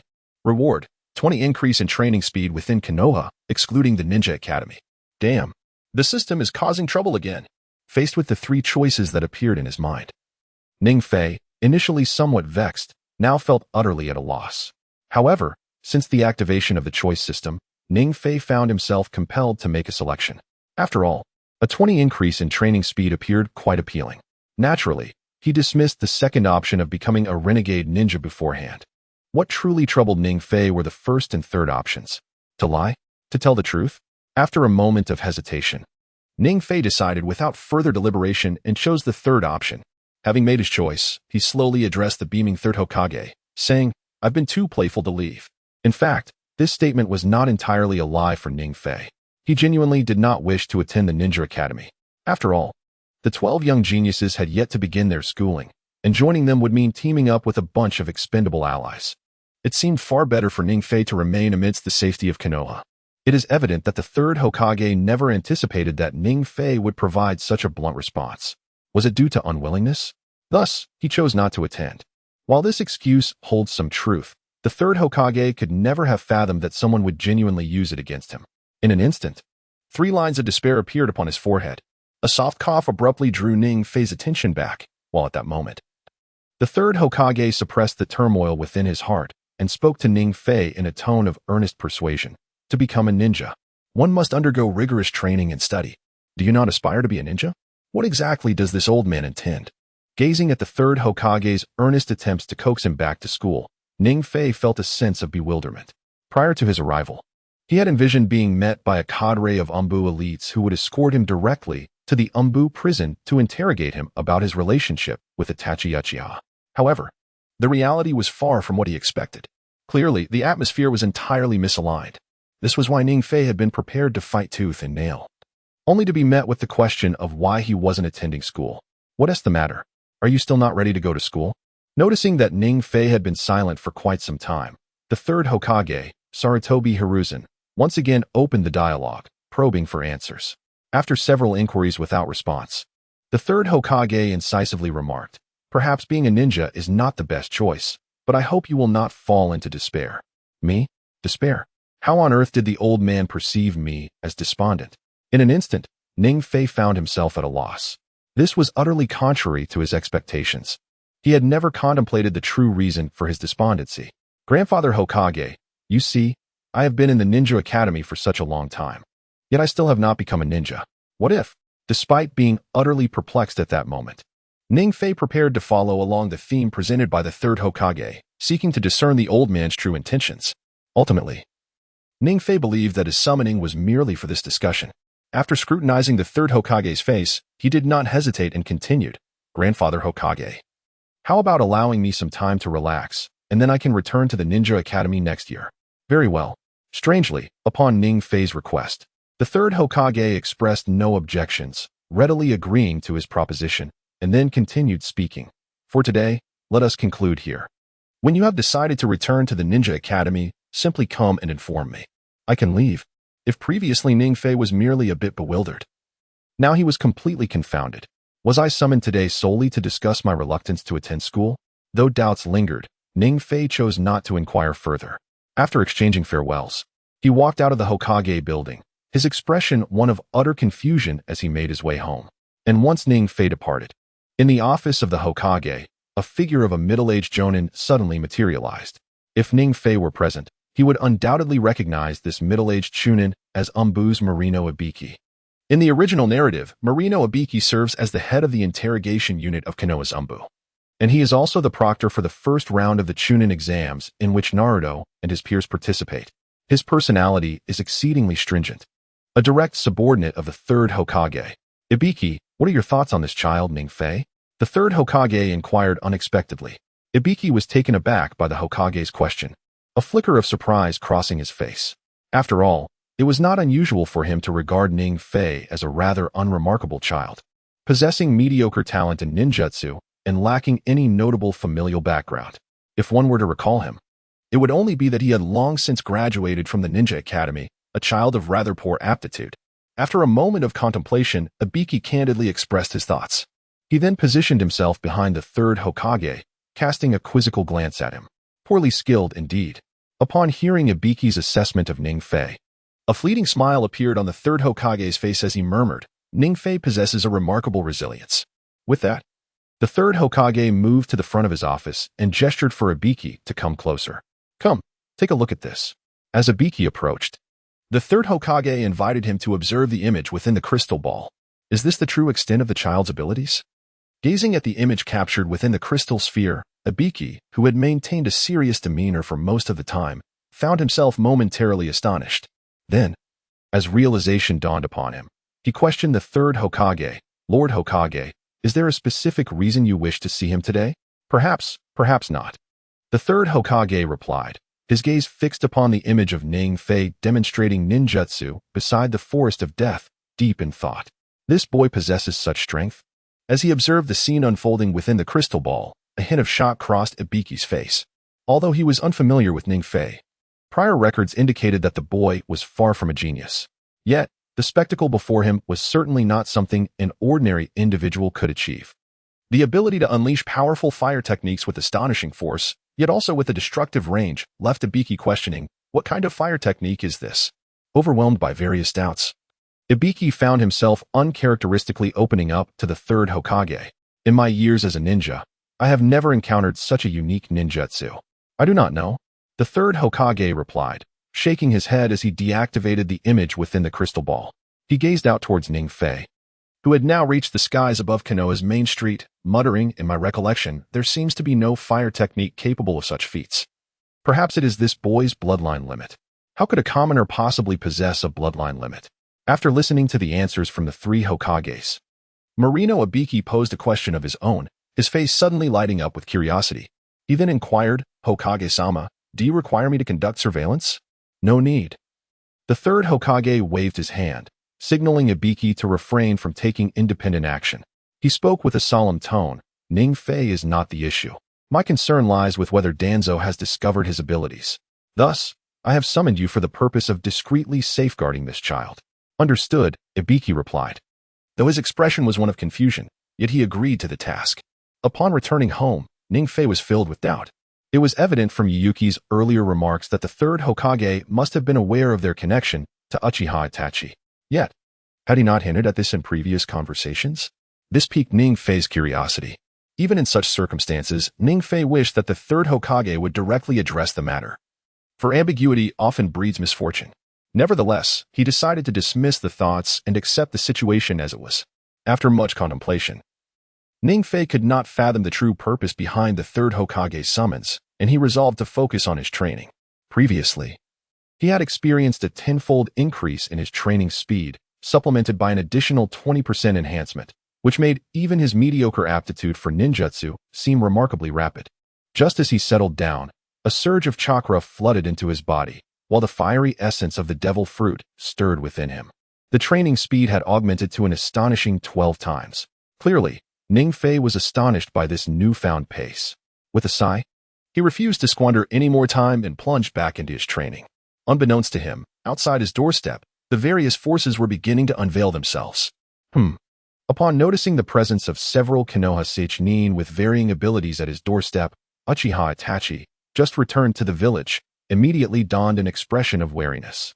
The Root, the Umbu, the Hyuga clan. After discerning the origins of these three factions, the normally composed Itachi felt a heightened sense of caution. Could it be that my dealings with Ningfei have been uncovered? In an instant, a flicker of vigilance ignited within him. Evading the scrutiny of these three powers, Itachi stealthily approached Ningfei's home, intending to inquire about the situation. Who goes there? A slight rustle accompanied Ningfei's alertness, his eyes snapping open in a readiness for battle. With a surge of energy, he concentrated all of his strength into his hands and lunged toward the source of the noise. A heavy thud resounded through the air. Ningfei suddenly turned around and discovered that the person standing behind him was none other than Uchiha Itachi. When did you return? Upon seeing Itachi, Ningfei's expression was one of bewilderment. He had not anticipated that Itachi would arrive at his home under such circumstances while he was on a mission. Quickly dispelling the flames surrounding him, Ningfei promptly spoke. Itachi, I didn't expect it to be you. What brings you here in such a situation? It seems I returned to check on you after completing my mission. After deflecting Ningfei's attack, Itachi wore a faint smile and casually found a place to sit. A glimmer of surprise flashed in his eyes. Ningfei, I didn't expect your strength to have grown even more. Feeling the chakra emanating from Ningfei, Itachi couldn't help but express his admiration. In just over a week, he had progressed from a genin to a chunin. Itachi had witnessed countless prodigies. Yet only Ningfei left him so profoundly astonished. Well, I haven't been idle during your absence from the village. In the face of Itachi's praise, a subtle smile graced Ningfei's lips. After securing his kunai, he curiously inquired, So, has the mission concluded? I thought you would be away for a few more days. Yes, the mission is complete, and I came directly to see you upon returning. That's great, Ningfei smiled. By the way, have you noticed anything unusual lately? After a brief silence, Itachi took the initiative to caution Ningfei. Have you discovered something amiss? Ningfei, who had been smiling, became cautious upon hearing Itachi's words. He quickly sought out Itachi to share the details of his recent encounters, including the battle involving the third Hokage and the Hyuga clan, and summoned them for clarification. No wonder. After hearing about Ningfei's recent experiences, Itachi finally understood why there had been covert surveillance near Ningfei's home. After careful consideration, Itachi decided to confide in Ningfei about the multiple factions that had been monitoring him. In a cautious tone, he remarked, Ningfei, it seems you have drawn attention. Drawn attention? Connecting the dots with the Hyuga clan, the dark forces under the Hokage's command, and Danzo's root organization lurking outside. Ningfei felt an increase in tension within him. However, Itachi appeared rather unconcerned, even displaying a hint of an enigmatic smile. Itachi, what is this? Ningfei regarded Itachi's demeanor, which seemed at odds with his own growing unease. He had not anticipated that he would become the focus of various factions so swiftly. By conventional reasoning, Itachi should share his cautious disposition. However, from the expression on Uchiha Itachi's face at this moment, he seemed rather indifferent to the matter at hand. In an instant, Ningfei felt a sense of inexplicable bewilderment. Itachi, what shall we do now? Since pondering did not yield clarity, Ningfei decided to straightforwardly inquire about the concerns lingering in Itachi's mind. Given Ning Fei's understanding, Itachi, devoid of formidable power, was a person of remarkable intellect. It was best to let things unfold naturally. Uchiha Itachi cast a glance at Ning Fei, but continued to gaze out the window, observing the scenery. A smile ever present on his lips. Letting things unfold naturally? The very utterance of these words left Ning Fei even more perplexed. It could be said that their current situation was undeniably perilous. With the organization behind him and under the watchful eye of Danzo, his presence indicated that Danzo had indeed commenced his surveillance. Furthermore, the Hyuga clan members were undoubtedly here to extract the secrets of the Byakugan's evolution from them. Regarding the Umbu ninjas, Ning Fei felt somewhat lost. After all, his prior interactions with the third Hokage suggested that the old man harbored no particular animosity towards him. Initially, upon witnessing this scene, he too felt a tinge of anxiety. Gazing at the deeply contemplative Ning Fei, Uchiha Itachi promptly opened his mouth. He retrieved a kunai from his ninja tool pouch and placed it before Ning Fei, stating, "The value of a kunai is quite modest. Yet do you know why everyone carries such a tool in their ninja pouches?" What a peculiar question. Ning Fei pondered silently, but after some reflection, he subconsciously responded, "Is it because it's useful?" "Not quite," Itachi replied, shaking his head. He then snapped the kunai in half and continued slowly. "It is because this tool serves a purpose, though its use may vary for each individual." As he spoke, Uchiha Itachi regarded Ning Fei with a beaming smile. "Is the kunai a reflection of me?" Although Ning Fei had merely been a reclusive individual in his past life, he was far from foolish. Coupled with Itachi's overt hints, he began to grasp the underlying implications of Itachi's words. In Itachi's discourse, the kunai symbolized himself, while outside Ning Fei's abode, three factions were known as ninjas. Despite appearing as nothing more than a mere appendage to the crane, Ning Fei realized that nearly everyone sought to possess him. When did I become such a coveted prize? Ning Fei could comprehend the actions of the Hyuga clan. Ultimately, he held the key to the secret of the Byakugan's evolution, merely at the behest of Danzo and the third Hokage. Yet, he would not fully grasp their intentions. Perhaps recognizing Ning Fei's inner turmoil, Uchiha Itachi spoke without hesitation. "The third Hokage should harbor no ill will towards you. Before I entered your home, I could clearly sense that the Umbu ninjas were not adopting a hostile stance. Rather, they seemed more inclined to protect you. As for what the cunning Danzo is truly contemplating, I remain perplexed. After all, Itachi Uchiha also hails from the Umbu and is still entrenched within its ranks, possessing an intimate understanding of certain behaviors and customs inherent to the organization. This Danzo." Upon hearing Itachi's analysis, a glint of murderous intent flickered in Ning Fei's eyes. In truth, Ning Fei speculated that the third Hokage merely dispatched the Umbu to remove surveillance for his own protection. Given Ning Fei's comprehension of the third Hokage, it is evident that as long as he does not engage in actions detrimental to Konoha, this old man will surely refrain from taking any aggressive measures against him. Regarding the power dynamics between the Hyuga clan and Danzo, a surge of lethal intent momentarily illuminated Ning Fei's gaze.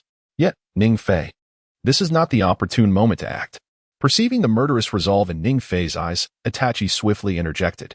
After scanning their surroundings and confirming their safety, Itachi spoke directly, "It is not yet time for us to strike.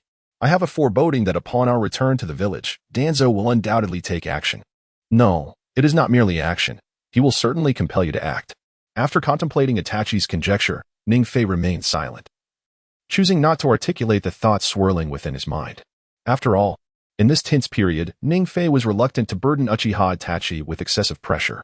The pirate ship had already set sail, and Ning Fei was naturally intent on altering the narrative. He sought the most effective means of transformation, which would disrupt Danzo's scheme. The Hyuga clan. A sudden thought flashed through Ning Fei's mind.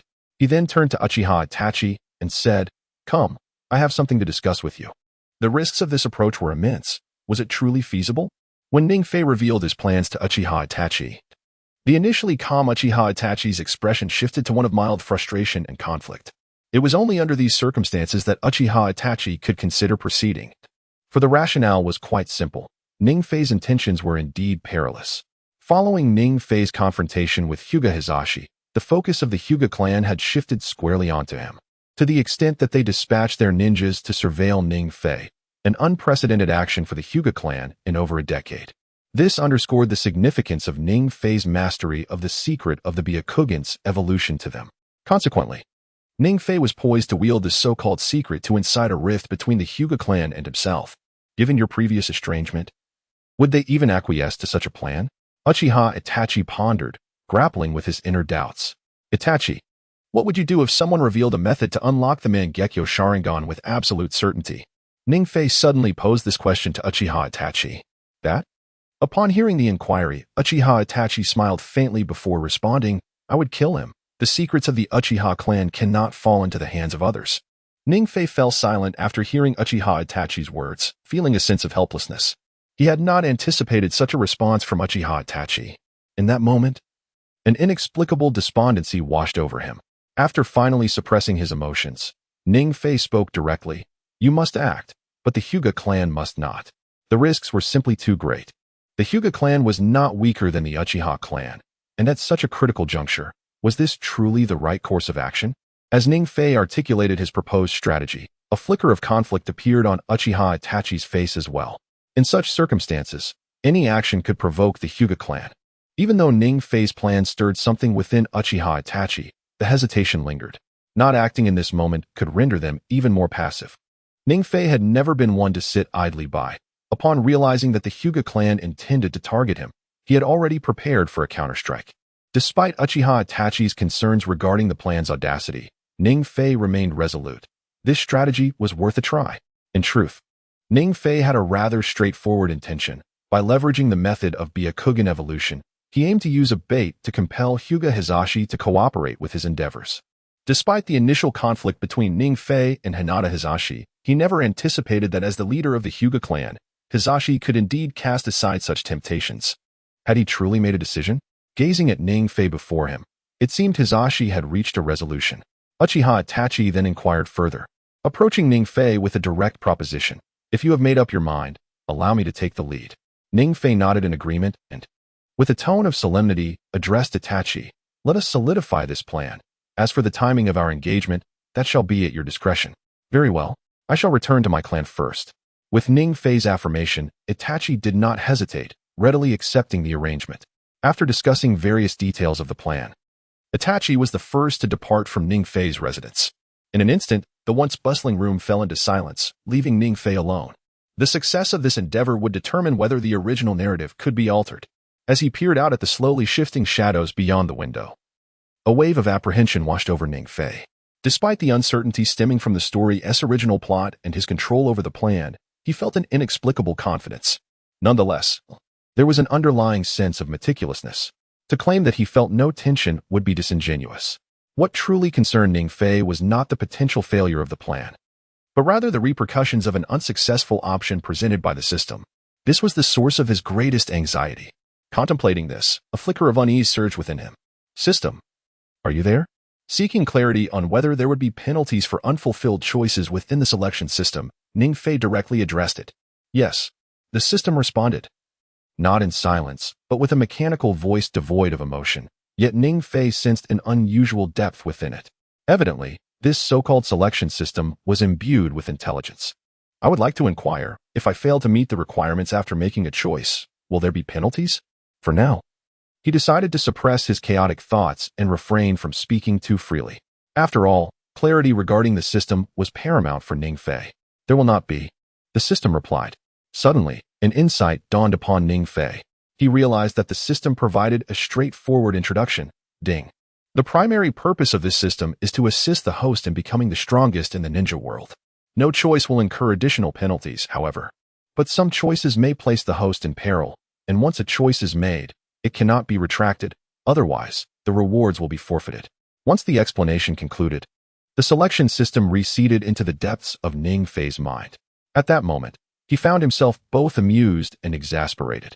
This system, Ningfei felt utterly at a loss, shaking his head. Despite the absence of penalties articulated by the system, he remained uncertain.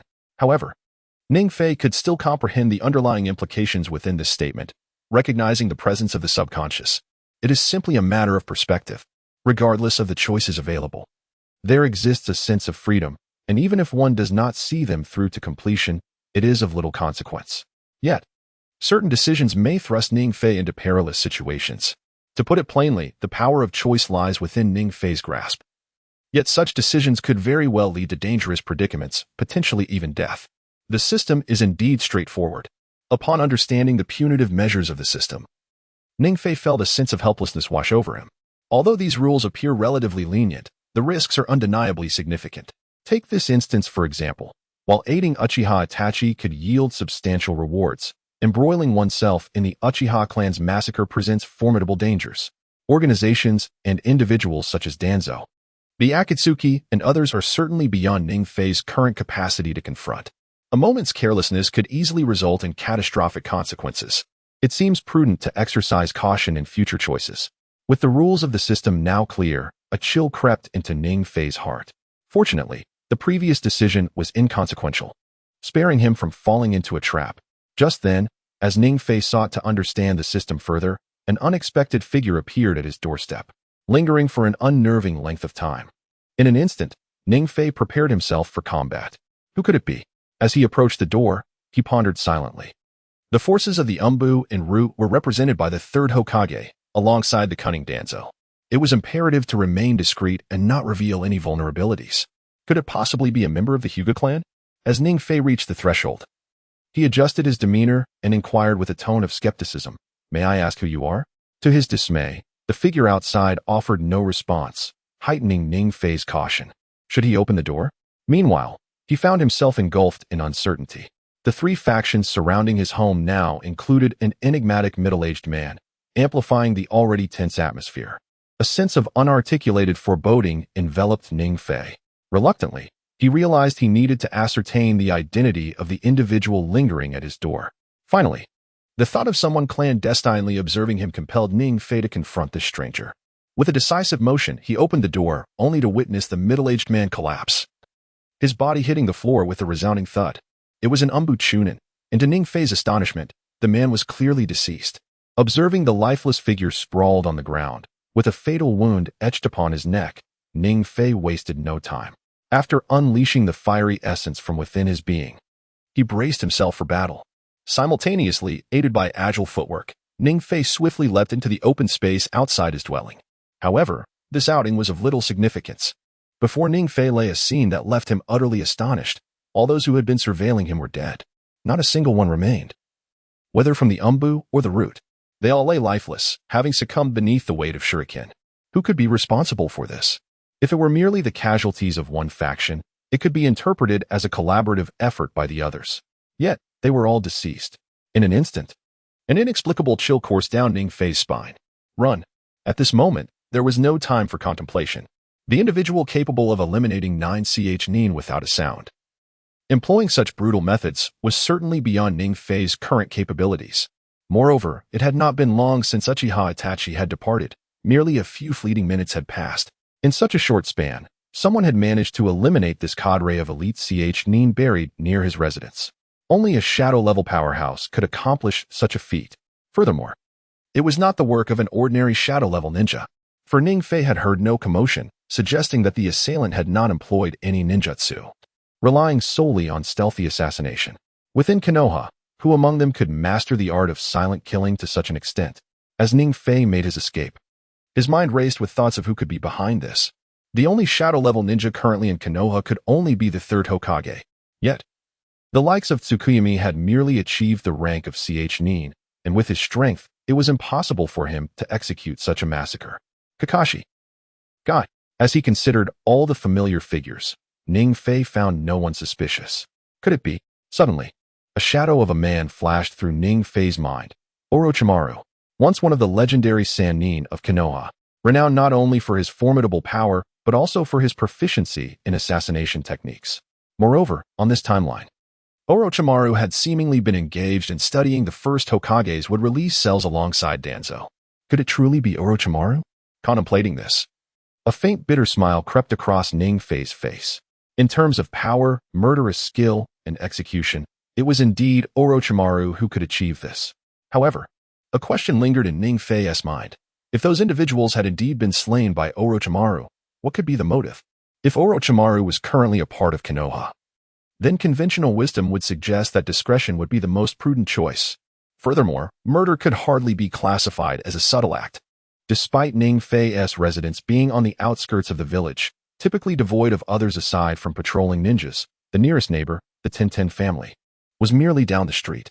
Yet, even a fool would understand that such significant matters as murder would not go unnoticed simply due to their remote location, especially considering that the victims were members of the Umbu and Root. Meanwhile, there exists the Hyuga clan.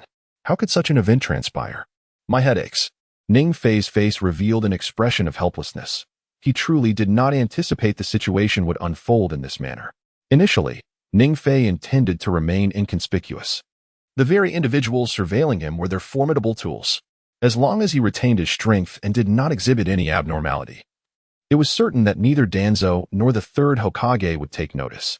However, unexpectedly, they had already perished. The deceased remained shrouded in mystery. Although Ning Fei could prove his innocence in this matter, the vigilance of Danzo and his cohorts would undoubtedly heighten. Furthermore, among the deceased were also members of the Hyuga clan. If only he had allowed Itachi to depart a little later. At this moment, a twinge of regret flickered within Ning Fei. Had Uchiha Itachi's departure not been so swift, this incident might have been averted, even if it had still occurred. With Uchiha Itachi by his side, Ning Fei would not have felt so despondent today. He must promptly report this matter to the third Hokage. As Ning Fei raced with all his might, he reached the outskirts of the main street in Konoha, contemplating that the assailants behind him were likely Orochimaru. Immediately, he prepared to convey this news to the third Hokage.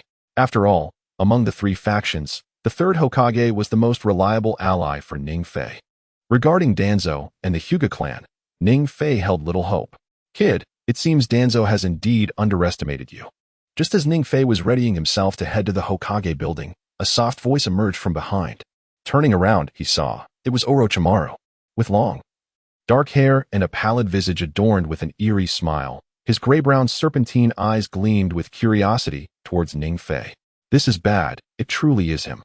Upon recognizing Orochimaru, Ning Fei's entire body tensed. Although he was not far from the main street of Konoha, this alley was undeniably isolated. Moreover, by a peculiar stroke of fate, Ning Fei found himself in a rather dim side street. Not even stray dogs would venture into such a place. Had Orochimaru been trailing him all along? Given the awkwardness of his position, Ning Fei silently calculated. It is indeed a coincidence. One that he would not believe even under duress. Yet, what could Orochimaru possibly want? First, he eliminates the Chunin monitoring him, then follows him here. Ning Fei's heart brimmed with suspicion. Nevertheless, Ning Fei did not panic. Recognizing there was no escape, he halted in his tracks. Gazing up at Orochimaru perched on the eaves, Ning Fei slowly spoke. Predecessor, what have you discovered? Truly a clever fellow, managing to keep even Danzo in the dark. Unlike the anxious Ning Fei, Orochimaru regarded him with a smile, though his eyes sparkled with a hint of surprise and delight. Young one, tell me your name, and what was the name of the fire release technique you previously employed? Orochimaru finally spoke, his tone laden with an oppressive force as he addressed Ning Fei. Simultaneously, his eyes widened, resembling a venomous serpent fixated on a beautiful prey. It seemed that this time, Ning Fei was truly in trouble. Instead of responding to Orochimaru's inquiry, Ning Fei silently pondered how he might escape this predicament. After all, among all the figures in the Naruto universe, none were more formidable than Orochimaru. Chapter 45. Orochimaru's Recruitment. Young one, do you know who I am? Just as Ning Fei was contemplating his escape, Orochimaru, with his eyes fixed wide, suddenly spoke. Without waiting for Ning Fei to respond, he slowly approached him, suggesting he had come prepared. Let us see it in action, he declared. Ning Fei, internally lamenting the situation, began to retreat, seeking an opportunity to exit the narrow alley. However, it was evident that Orochimaru had no intention of allowing him an escape. The moment Ning Fei attempted to withdraw, Orochimaru utilized a body flicker technique to position himself directly behind him. At the same time, a sharp blade materialized at Ning Fei's throat, offering him no chance to flee. Young one, I believe you are undoubtedly clever, and I have an affinity for geniuses like you. However, I am not fond of those who are overly clever. As he uttered these words, a chilling glint appeared in Orochimaru's eyes. What exactly did Orochimaru intend to achieve? As he took the initiative, Ning Fei wore a skeptical expression. Deep down, he felt an aversion to provoking Orochimaru, at least for the time being. His previous confidence in engaging with Hyuga Hizashi stemmed from his belief in his own formidable strength. In the current circumstances, however, adopting a nonchalant demeanor seemed the wisest choice. The three Tomoe Sharingan, the burning fruit, and the peculiar fire release techniques could be considered trump cards against ordinary shinobi. Yet, Orochimaru was not an ordinary adversary. If Ning Fei were to unveil these techniques before him, it would undoubtedly pique Orochimaru's interest, an outcome he wished to avoid. After weighing the possibilities deeply in his mind, Ning Fei decided to abandon his pretense of ignorance and take the initiative. Lord Orochimaru, he suddenly spoke, an intriguing little brat. Orochimaru's demeanor shifted slightly upon hearing his name called. You indeed know who I am. I am aware of the title of Orochimaru, one of the legendary Sannin of Konoha. Before Orochimaru, Ning Fei displayed little fear, his face resolute as he articulated the thoughts he had prepared. At that moment, Orochimaru appeared somewhat taken aback. Child, you are remarkably calm, so calm that it challenges my belief. After a moment of silence, Orochimaru spoke again. Sheathing the sword that had been poised above Ning Fei's neck, he gently patted Ning Fei's shoulder and continued, Would you like to grow stronger? What nonsense. Ning Fei's expression darkened at the words of Orochimaru, the notorious figure from the original Naruto series, who was known for abducting children. Was this truly surprising? Orochimaru, noticing his reaction, grew curious and approached Ning Fei, smiling as he confessed, Originally, I came to see who the suitable test subject for the wood release experiment, as mentioned by Danzo, truly was. However, upon arriving at your home, I discovered that not only Danzo's subordinates but also that old man Hokage and members of the Hyuga clan were lurking nearby. Thus, I took the liberty of eliminating them all for you. Come with me. I can make you powerful, free you from surveillance, and liberate you from the constraints of this illusory world. You could even attain unimaginable immortality. Upon hearing Orochimaru's words, Ning Fei remained oblivious to his true intentions, gazing at him with a resigned expression. I would be a fool to believe you. Had Ning Fei not been a time traveler, he would have had no knowledge of the plot lines within Naruto. Perhaps the Orochimaru before him was attempting to deceive him. After all, in this ninja world, the most vital asset was strength. Moreover, Orochimaru himself was a seasoned, elite shinobi. Such a promise was one that few could resist. Yet, Ning Fei was different. Recalling the fate of the young boy deceived by Orochimaru in the original story filled him with a sense of dread. Consider your options carefully, Orochimaru urged, noting Ning Fei's prolonged silence. The previously sheathed Kusanagi sword reappeared in Orochimaru's grasp, his murderous intent palpable. It seemed to convey a stark warning, refuse, and death would be your only outcome. Orochimaru, what if I decline? Despite Orochimaru's menacing aura, Ning Fei refrained from yielding, instead questioning him in a tone that hinted at skepticism regarding the consequences of refusal. You will die, Orochimaru replied bluntly, before murmuring, power and immortality lie before you. Yet you fail to cherish them.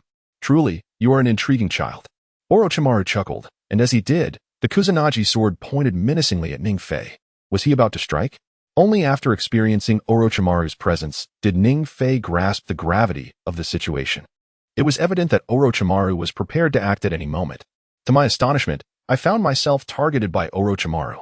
Where did I go wrong? In my quest for the optimal defensive position, I pondered where I had garnered Orochimaru's attention. However, this was merely a retrospective contemplation. Faced with Orochimaru's ambiguous demeanor, I had ceased to overthink the situation and redirected all my focus towards him. It was evident that, in terms of sheer power, neither I nor my counterpart stood a chance against Orochimaru today. Yet, to refrain from attempting would lead to a fate that could not be deemed better than death. Are you prepared to make a move? I, who was worthy of being considered a seasoned shadow-level warrior, merely stirred. Orochimaru had already discerned my intentions. Yet he refrained from immediate action. Instead, he scrutinized me with a gaze laden with intrigue. Once I had established a certain distance, he merely smiled and said, Let me witness your true strength. What an eccentric individual Orochimaru is. At this moment, I paid little heed to his words as I readied myself for battle, contemplating how I might temporarily extricate myself from his grasp. Suddenly, my gaze fell upon the towering Hokage building, the most opulent edifice in Konoha, and a glimmer of hope sparked within me. After all, the only individuals capable of subduing Orochimaru in Konoha were Itachi Uchiha and the third Hokage, who resided within that very building. If I could reach the Hokage building, my safety would be assured. In an instant, my heart made a decisive resolution. However, despite the simplicity of this thought, the execution proved far more challenging than anticipated. Orochimaru's power, prior to the Nin exams, could undeniably be regarded as the pinnacle of combat strength. The few who could contend with him in Konoha were exceedingly rare. In the original narrative, only Itachi Uchiha, with his singular Sharingan, could significantly counter Orochimaru, though I possessed a Sharingan as well. The disparity between the three Tomoe Sharingan and the Manjiki Sharingan was as vast as that between an ordinary J-Nin and a peak shadow-level ninja. I felt a twinge of panic. Moreover, the distance between Orochimaru and myself was rather disconcerting. The Hokage building was within reach, yet in reality, from my position to the safety of the Hokage building lay over 2 kilometers, even at full sprint. Never mind, I thought, as I calculated my chances of escape. A sense of helplessness washed over me. When I realized the slim prospects of survival, I chose to cast aside my convoluted thoughts, retaining only my escape route. While a flicker of combativeness shone in my eyes, although I am unaware of your true capabilities, I am willing to grant you another opportunity simply for your courage. Will you accompany me? Upon uttering these words, Orochimaru and I were once again engulfed in the moment. It was clear that Orochimaru was acutely aware of my desire to flee. According to convention, Orochimaru should prioritize subduing Ning Fei before attending to other matters. However, he regards the boy before him with disdain. The individual in question is merely a 12-year-old youth, sparking a flicker of curiosity within Orochimaru. Yet, in his eyes, Ning Fei is nothing more than an amusing insect. Has he acted too soon? To Orochimaru, Ning Fei simply lacks significance. Thank you, but I shall decline. When Orochimaru spoke once more, Ning Fei resolutely rejected him and departed without hesitation. Ning Fei made a move. Having already positioned himself on an optimal escape route, he seized the moment. In the blink of an eye, Ning Fei summoned all his strength and dashed outward. In mere seconds, he burst forth from the narrow alley. However, upon surveying the scene before him, Ning Fei felt a twinge of dissatisfaction. To his dismay, there was still no one around. Gazing at the desolate wilderness, devoid of human presence, an unsettling feeling washed over Ning Fei. Originally, he had hoped that if there were other villagers from Konoha outside the alley, his escape would ensure his safety. Orochimaru's audacity in eliminating several of Ning Fei's watchers stemmed from the absence of others at his home. Moreover, it was certain that Orochimaru would not dare to strike in front of the common folk near the main street of the village. Orochimaru is indeed formidable, yet he remains comparatively weaker against the entirety of Konoha. Furthermore, Ning Fei understood that at this juncture, Orochimaru, still collaborating with Danzo, was keen to conceal his identity. Ning Fei's strategy was meticulously crafted. It was merely a stroke of misfortune. At this moment and place, aside from Ning Fei and Orochimaru, there was no one else. It seems, young one, that luck is not on your side. Just then, Orochimaru leisurely emerged from the alley, tauntingly addressing Ning Fei, clearly unperturbed by the boy's escape from his grasp. How infuriating! Ning Fei's mood soured. Aside from Orochimaru's provocative words, he sensed an inexplicable malice. Yet, Ning Fei refused to yield. As he scanned his surroundings, he sought a new escape route. Suddenly, a dense thicket caught his eye, and Ning Fei's mind raced with memories. Ning Fei, shall we go play? I tell you, dear brother, if you traverse this thicket, you can reach the Ninja Academy directly, saving so much time. In an instant, the cherubic face of Xiao Tian appeared in Ning Fei's thoughts, along with their previous conversations. Just run this way.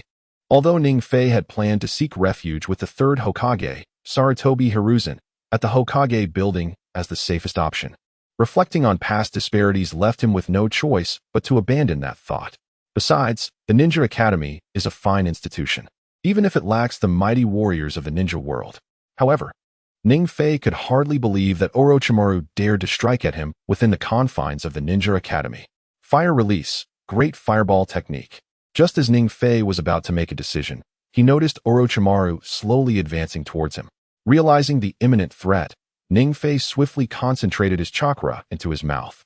And with both hands, he deftly formed the seals. Within half a second, a crimson fireball, approximately the size of a basketball, erupted from his lips, aimed directly at the approaching Orochimaru.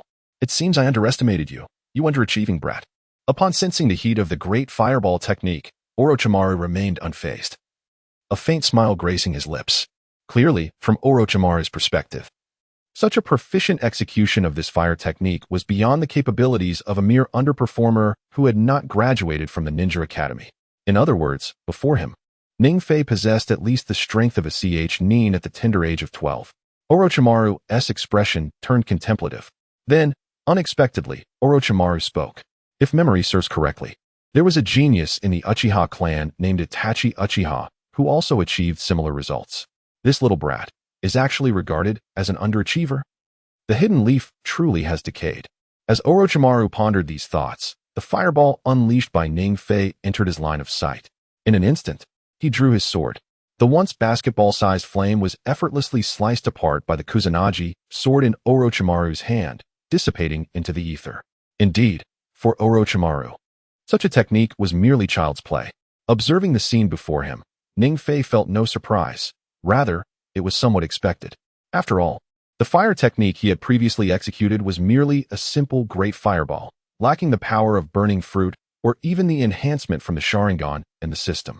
If such a fire technique were capable of injuring Orochimaru, Ningfei would truly be astonished. It appears, I must reveal some of my hidden cards. Since his arrival in this world of Naruto, Ningfei had never intended to reveal his true strength prematurely. Yet, gazing at the smiling Orochimaru before him, he understood. There was no escaping this confrontation. Unlike his battle with Itachi Uchiha, this time, Ningfei could distinctly feel Orochimaru's murderous intent. Should he falter, death would surely await him. Are you not going to flee? Seeing Ningfei standing his ground, the once smiling Orochimaru now displayed a hint of regret. Then let me witness your true strength, little brat. After a murmur, Orochimaru's pupils tightened. Whoosh! The Kusanagi sword was drawn once more, firmly grasped by Orochimaru, in the blink of an eye. A shadow of a sword loomed before Ningfei. How swift! As Orochimaru launched his attack, Ningfei braced himself for battle. However, the speed at which Orochimaru struck was evidently beyond Ningfei's expectations. The sharp Kusanagi sword was already upon him. Behind him lay a dead end. There was no time to ponder. Caught in a predicament, Ningfei disregarded the hidden intricacies within his Sharingan as the Kusanagi sword was about to strike. In that fleeting moment, he activated his Sharingan. Instantly, a pair of deep crimson eyes manifested in his gaze, harnessing the power of the three Tomoe Sharingan. The once nearly invisible shadow of the sword decelerated significantly. Now is the time. Utilizing his extraordinary dynamic vision, Ningfei seized an opening and rolled backward. After expending considerable effort, he narrowly evaded Orochimaru's probing assault. The Sharingan. Orochimaru was momentarily taken aback by Ningfei's blood-red pupils. You little brat. If you merely succeeded in capturing my attention before, now you have truly piqued my interest.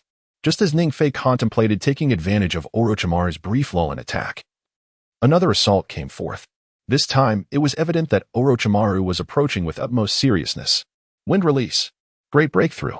Recognizing the advantage Ningfei held in taijutsu due to the Sharingan, Orochimaru refrained from utilizing the Kusanagi sword in his second strike. Instead, after slowly retracting the sword, he swiftly formed hand seals. The moment the seals were completed, a powerful gale, accompanied by swirling dust, surged towards Ningfei. Although it was merely a C-rank wind release technique, under Orochimaru's formidable chakra, the sheer intent to kill was palpable even before the attack reached Ningfei. Orochimaru was indeed formidable. Faced with the powerful wind release technique, Ningfei's expression grew grave. It was evident that, at this moment, he could not hope to withstand such a technique. The dynamic vision of the Sharingan was insufficient.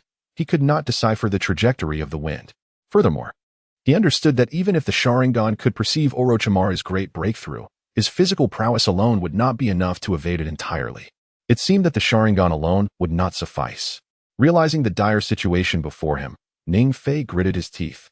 Boom! A resounding explosion echoed as crimson mist erupted from within Ningfei's body. Before Orochimaru could regain his composure, deep red vapor began to envelop Ningfei. Although the flame fruit had not ignited a fierce blaze within him, the heat emanating from the mist caused some surrounding weeds to wither. The Sharingan. High-temperature mist. Upon witnessing Ningfei's transformation, Orochimaru erupted into maniacal laughter. He halted his premeditated attack, eager to uncover what other abilities this seemingly ordinary boy possessed before him. What? Is there more? As Orochimaru paused for just a fleeting second, something peculiar manifested once more. A fiery aura, reminiscent of the mist from before, emerged anew. Before him, Ningfei instantaneously transformed into a being of flame. Was it fire release ninjutsu? No. Ordinary fire release techniques could not achieve this. Could it be? An unknown bloodline limit. As Ningfei unveiled his hidden cards, a distinct glimmer of delight surged within Orochimaru's heart. He sensed it. This young man before him was certainly not a mere underachiever. Rather, he was a prodigy. One that Konoha had not seen in a century. After much contemplation, Orochimaru slowly extended his hand, signaling an end to the conflict. What thoughts occupied his mind? As Ningfei's Sharingan fully manifested, he prepared to engage Orochimaru, bolstered by the system's rewards for fire release techniques and the formidable power akin to the flame fruit. Yet, unexpectedly, Orochimaru showed reluctance to engage. Ningfei did not rush forward. Instead, he cautiously retreated, observing what Orochimaru intended to do. "You are Ningfei, are you not? Do you intend to let me go?" Ningfei replied, jesting, "I never imagined that one of the legendary Sannin, Orochimaru, would extend a hand to a mere child like me. Few would believe it if I told them." You are no mere child." Orochimaru did not react with anger. Instead, he continued to regard Ningfei with a smile, one that seemed more deliberate than before. At this moment, Ningfei found himself perplexed by Orochimaru's intentions. "Come with me. Remaining in Konoha will not allow you to become a true powerhouse." After a prolonged standoff, Orochimaru was the first to break the silence, his cold gaze betraying a hint of anticipation. What could Orochimaru possibly see in me? Could I not change? When Orochimaru once again proposed turning Ningfei into one of his subordinates, Ningfei felt a sense of resignation. Indeed, Orochimaru was formidable today. Joining him would undoubtedly lead to a significant boost in power in a short span, potentially elevating him to elite Chunin status within 3 to 5 years. Such a rate of growth would be considered an opportunity for an ordinary person, an opportunity capable of altering one's fate.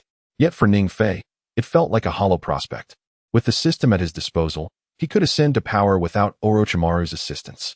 More critically, agreeing to Orochimaru's request would inevitably result in the imposition of a cursed seal upon him.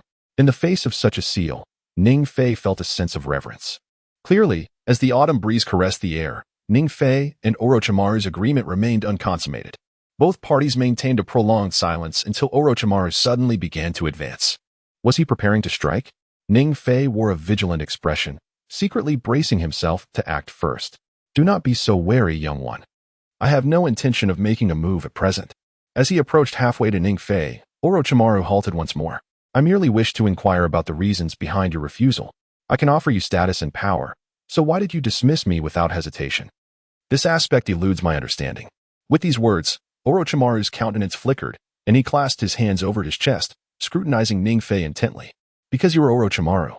This thought lingered in Ningfei's mind, though he refrained from voicing it aloud. After a brief moment of hesitation, he gently articulated, "You do not align with my preferences. I would rather remain in Konoha." "Stay in Konoha, you say? I see." Upon hearing Ningfei's rationale for declining his offer, Orochimaru's brows furrowed. And after a prolonged silence, he resumed his usual calm demeanor. Yet, a glimmer of murderous intent flickered in his gaze. Real, lethal intent. Panic surged through Ningfei. Orochimaru was serious. He sensed the shift in Orochimaru's emotions and understood the gravity of the situation. It was undoubtedly his earlier remarks about wanting to stay in Konoha that had provoked Orochimaru's ire. However, a sense of helplessness pervaded Ningfei's thoughts. Although the words he had spoken were merely a pretext, there was an undeniable truth to them. Despite Orochimaru's current affiliation with the Akatsuki and his initiation of the orphan abduction plan, he had meticulously prepared the groundwork for the establishment of the Sound Ninja Village. If Ningfei were to accept Orochimaru's invitation, he would undoubtedly become a trusted confidant. Yet, the notion of comparing the Sound Ninja Village to Konoha was unfathomable. Regardless of who considered it, Konoha was undeniably superior. Moreover, as for Orochimaru himself, even with a shadow-level powerhouse guiding their training, it was a fortuitous circumstance. Regrettably, Ningfei's stay in Konoha was equally beneficial to him. Uchiha Itachi, though a newly ascended shadow-level expert, lacked prominence in the ninja world. Nevertheless, his prowess would undoubtedly rival that of Orochimaru. Furthermore, in the future, Uchiha Itachi would ascend to the pinnacle of strength in the ninja realm. As for Orochimaru, Ningfei recalled the Fourth Great Ninja War as a turning point. Orochimaru had always feigned death. Thus, the reasons before him and the future developments remained subjects for contemplation. I never anticipated that the first individual to stir my heart with potential would yield such an outcome after extending an invitation. Since it cannot be obtained, then let it be extinguished. As he murmured this, Orochimaru gradually sheathed the Kusanagi sword. An overwhelming aura of murderous intent surged forth from Orochimaru, enveloping the entire space and locking onto Ningfei. Subsequently, a domineering force, one that served only the strong, erupted from within Orochimaru. It was evident that Orochimaru was dead serious. Curse my luck, Ning Fei silently lamented, feeling an inexplicable pressure descending upon him. Upon the arrival of Konoha, Ning Fei could distinctly perceive a unique malevolence. Initially, Uchiha Itachi regarded himself as a spy, although Ning Fei's cunning maneuvering alleviated Itachi's hostility and transformed him into an ally. Just as this situation seemed to stabilize, Danzo once again loomed ominously. Concurrently, one of the third Hokage in the Hyuga clan, along with the looming presence of Orochimaru, caused Ning Fei to feel a sense of panic. The decayed wood is beyond carving. As Ning Fei was engulfed in contemplation, Orochimaru suddenly spoke. And before Ning Fei could respond, a purple-black venomous snake lunged directly at him. A pungent odor assaulted Ning Fei's nostrils, accompanied by an icy chill. Orochimaru's serpent. With no time for further thought, a lethal snake appeared before him. Ning Fei instantaneously concentrated all the fiery energy within him. He then locked onto it with his Sharingan. Fire style, Phoenix Fire technique. As Ning Fei uttered the incantation, dozens of fireballs radiating a brilliant crimson light enveloped him. Go. With a swift gesture, the floating Phoenix Fire seemed to sprout eyes of its own, intercepting the venomous snake mid-attack while simultaneously directing an assault at Orochimaru. Boom. Boom. The twin explosions occurred almost instantaneously. The once ferocious serpent was swiftly consumed by the searing flames. As for Orochimaru, he faced a similar fate. Yet, Ning Fei was no fool. Although his Phoenix Fire technique was far more potent than the ordinary variant, its explosive capabilities were formidable. However, the adversary at hand was Orochimaru. Could he truly contend with a shadow-level powerhouse? Ning Fei lacked such confidence. Furthermore, the threat remained singularly focused on Orochimaru. As anticipated, as the smoke from the flames dissipated, Ning Fei did not behold Orochimaru's figure, but instead a charred fragment of wood. A substitution technique? When had he executed that? Ning Fei's thoughts whirled in an instant. And at that very moment, a shadow charged towards him with blinding speed, leaving Ning Fei utterly unprepared. In the subsequent second, an unnamed sting swiftly swept through Ning Fei's mind. Upon turning to assess the source of the attack, he discovered it was Orochimaru, a triumphant smirk adorning his face. Indeed, a promising talent, so formidable in fire-release ninjutsu and possessing a unique bloodline limit. It seemed as though he was born for the art of fire. Perhaps you were inherently destined to remain in Konoha, but I am intrigued. The decaying Konoha does not deserve a genius of your caliber. Unworthy. Feel the gift I have left for you. I believe that one day we shall meet again. When Orochimaru's attack succeeded, he fragmentedly uttered a multitude of words before vanishing from the vicinity. As for Ning Fei, the situation was dire. He covered his previously injured wrist with one hand, while Orochimaru scrutinized the tempest around him. After a thorough investigation, Ning Fei felt a slight relief upon realizing that Orochimaru had indeed departed. However, upon noticing the three Tomoe seal appearing above his arm, a tinge of conflict crossed Ning Fei's expression. The cursed seal. At that moment, Ning Fei comprehended Orochimaru's motives for his voluntary departure. Was there truly such a circumstance? Confronted with the formidable gift left by Orochimaru, Ning Fei experienced an unprecedented sense of helplessness. Yet, at that moment, the system unexpectedly provided a prompt. Congratulations, host. You have activated a divine choice. The allure of the cursed seal, the trap? Option 1. Submit to Orochimaru, becoming a rebellious and audacious rogue ninja. Reward: doubling the effects of the heavenly cursed seal, with the peril of being under Orochimaru's control. Option 2. Abandon the heavenly cursed seal. Reward: mastery of an evolved version of fire release ninjutsu. Any fire release technique will yield explosive effects. This system, having settled for a few days, now seeks to stir trouble. Gazing at the two options presented, Ning Fei felt a pang of resignation. Nevertheless, this did not signify his aversion to the rewards offered by the system. In truth, either reward was enough to intrigue Ning Fei. Had it not been for the requirement of aligning himself with Orochimaru in the first option, he might have genuinely considered it. After all, the heavenly cursed seal was undoubtedly a generous boon. Essentially, the heavenly cursed seal is a forbidden technique that Orochimaru learned from Hyuga during the early stages of the plot. One of the techniques acquired under the concept of the Jinchuriki combat style. Users of the cursed seal can wield immense power after activation, and the seal's levels are divided into Level 1 and Level 2. In Level 1, the user's body is adorned with black markings, closely linked to the chakra of the cursed seal bearer. In Level 2, the markings cover the entire body, significantly altering the skin and appearance. Activating level 2 of the curse seal allows the chakra to approach infinity. In simpler terms, the curse seal crafted by Orochimaru bears resemblance to an incomplete sage mode. Furthermore, the system can amplify the effects of the cursed seal. Were it not for the latter warning, Ning Fei might have been swayed. It seems the system truly intends for me to persist along the path of fire-release ninjutsu. After silently critiquing the system, Ning Fei resolutely made his choice. The moment he affirmed his decision, the 3 black Tomoe seals that had appeared on his arm vanished. Simultaneously, an inexplicable sense of control gradually dissipated from Ning Fei's heart. How splendid! With the system apparently lifting the curse seal from within him, a look of surprise illuminated Ning Fei's face. Furthermore, with Orochimaru's departure, Ning Fei was not one to remain stagnant. However, he hurried to the Hokage building at the first opportunity. Simultaneously, after planting the cursed seal, Orochimaru returned to the route, but did not wait for Orochimaru to enter. A presence connected to Ning Fei abruptly vanished from Orochimaru's perception. Realizing this, Orochimaru immediately halted. Gazing into the distance, he murmured to himself, I truly underestimated whether this little brat's curse seal could be entirely eradicated. Thus, the shadow of Orochimaru also faded into the darkness. On another front, upon reaching the Hokage building, Ning Fei acted without hesitation. He strode directly into the Hokage's office and, seeing the door ajar, rushed in. Grandpa Hokage, there's a grave situation. When he noticed that only the 3rd Hokage remained in the office, Ning Fei appeared anxious. Gesticulating as he spoke, just before I was about to leave, I discovered that there were actually corpses near my home. Upon hearing this, the 3rd Hokage, Sarutobi Hiruzen, immediately ceased his tasks, stood up, and inquired as he walked, what happened? As soon as I stepped outside, I found several bodies at my doorstep.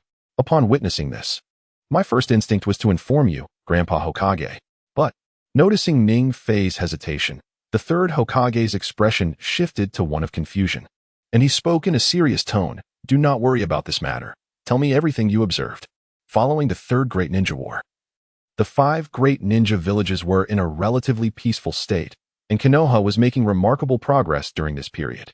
Although death was commonplace in the ninja world, daring to strike within the village and kill was still the domain of the Umbu.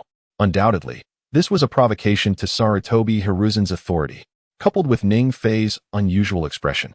The 3rd Hokage sensed that this matter was far from simple. Grandpa Hokage, I understand. Seeing the concern etched on the 3rd Hokage's face, Ning Fei's inner apprehension began to dissipate, for he knew that the 3rd Hokage could essentially ensure their safety.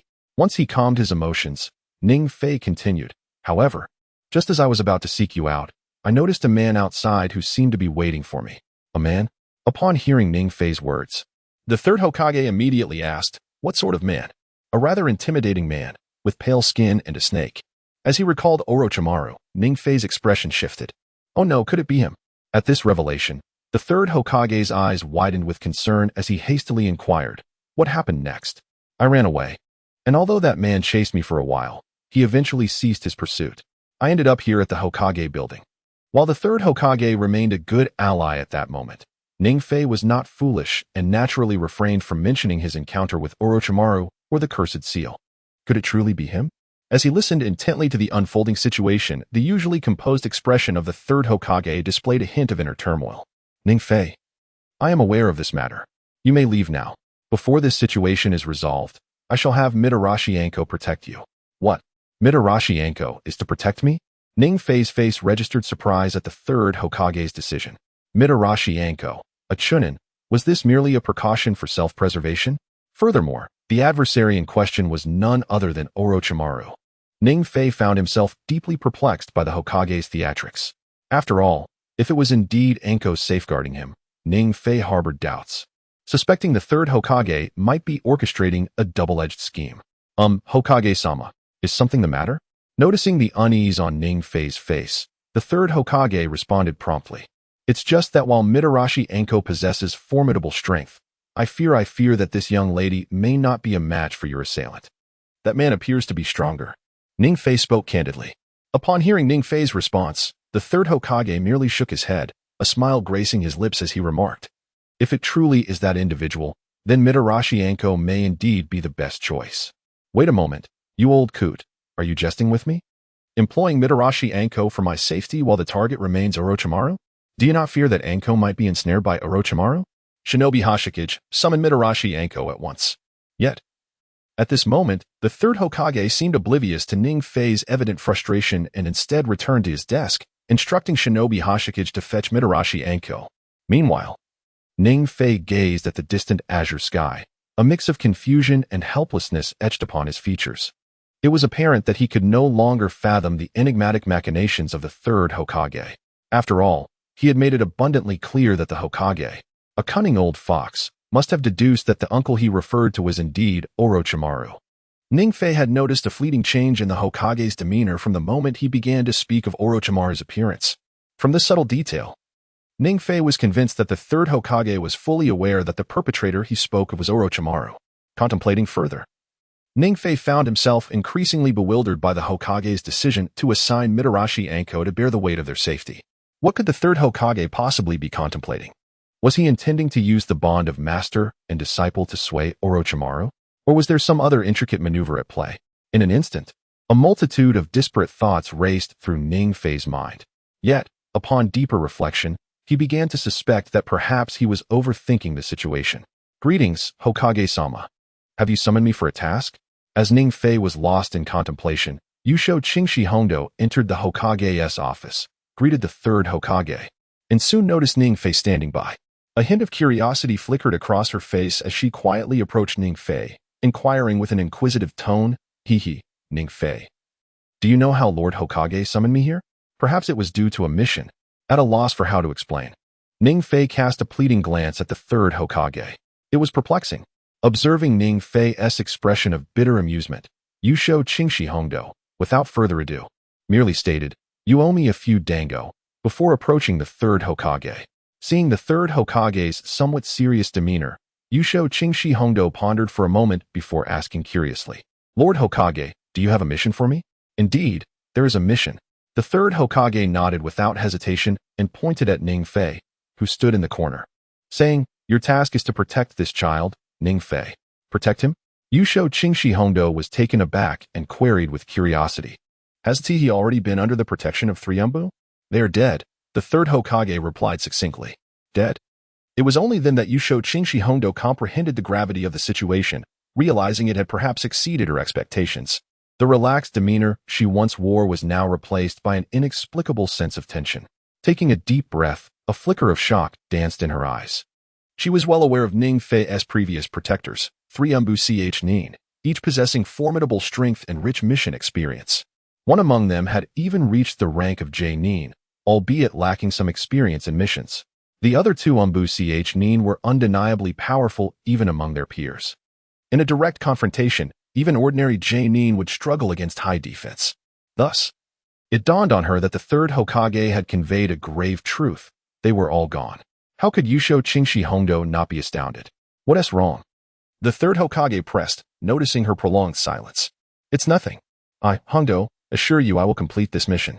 Suppressing her chaotic thoughts momentarily, Yusho Qingshi Hondo's expression returned to its usual calm as she accepted the mission.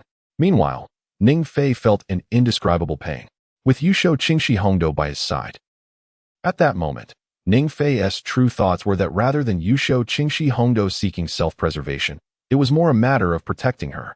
In terms of combat ability, with her unique snake-related jutsu and imperfect cursed seal, Yusho Qingshi Hondo's prowess could rival that of certain ordinary Nin.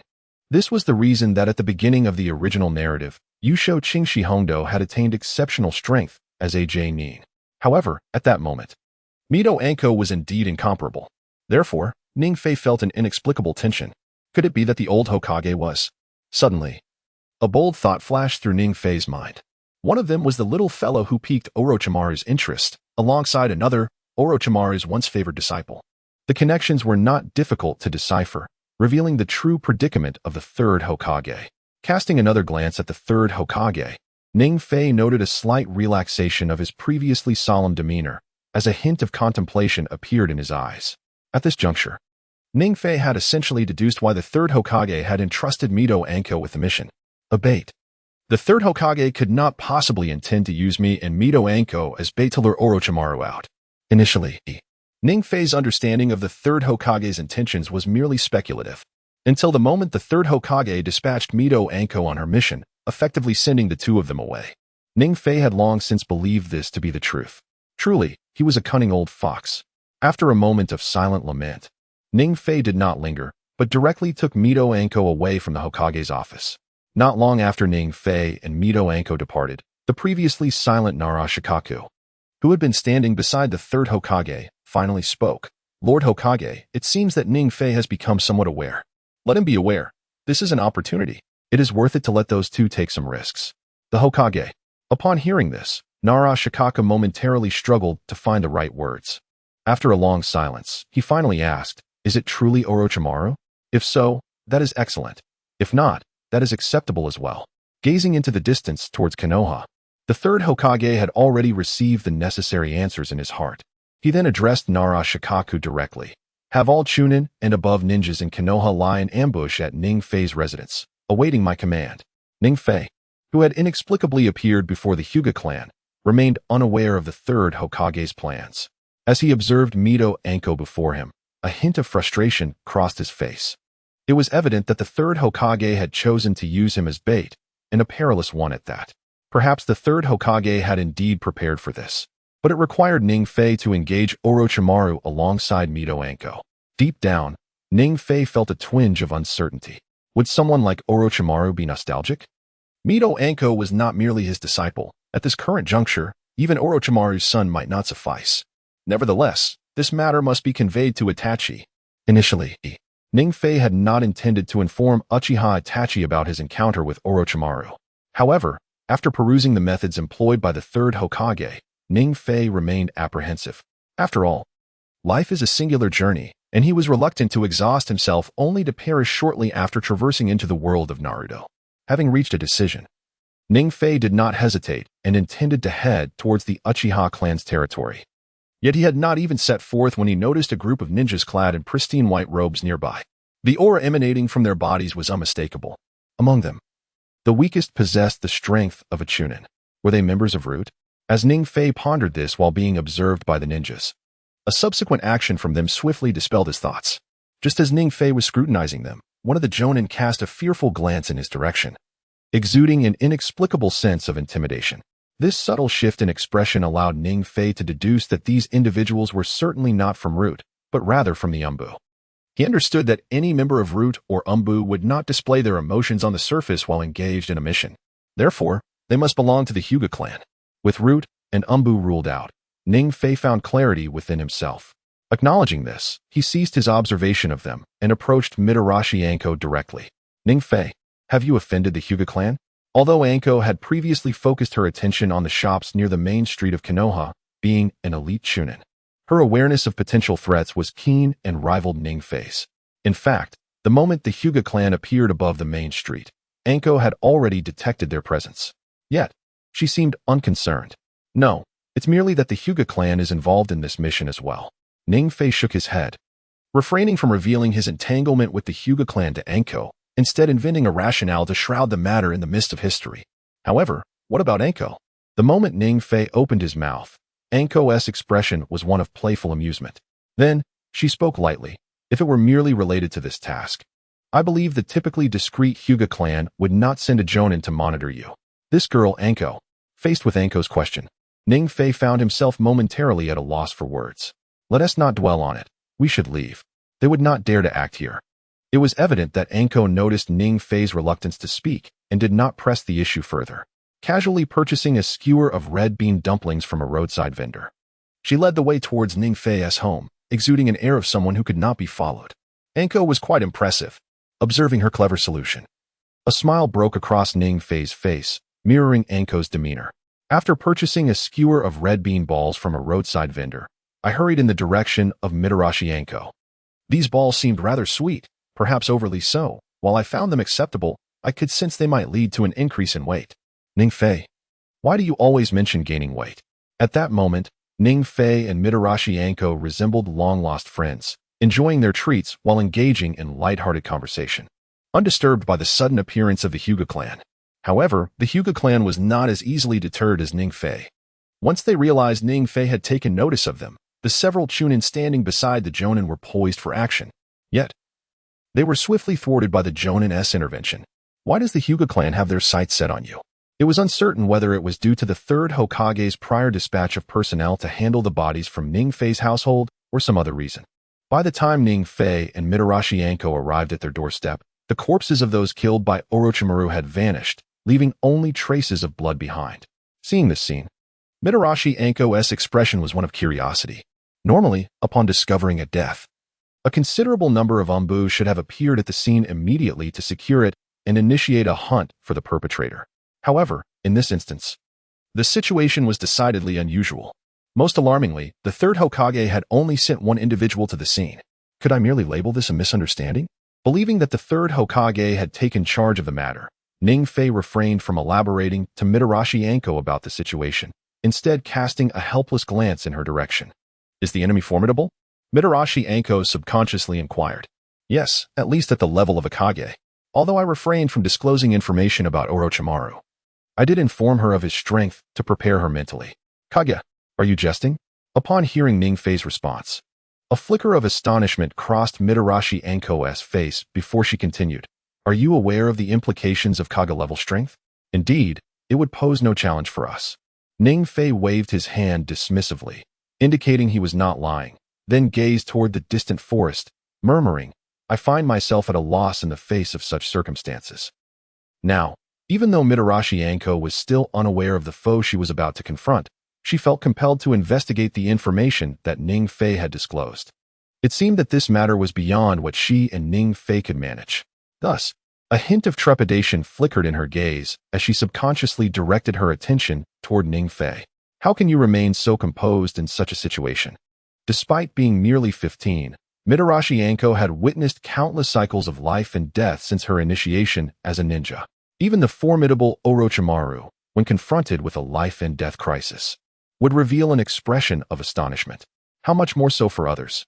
Yet, the young man before them, Ning Fei, inexplicably evoked an unusual sentiment in Yashitai Akkad. It was akin to facing impending peril, though not personally. Nevertheless, this merely stemmed from Yashitai Akkad's innate curiosity. Observing the faint smile on Ning Fei's face, she yearned to comprehend the circumstances surrounding the youth before her. Do I have flowers on my face for you to gaze at me so intently? She mused. It's nothing.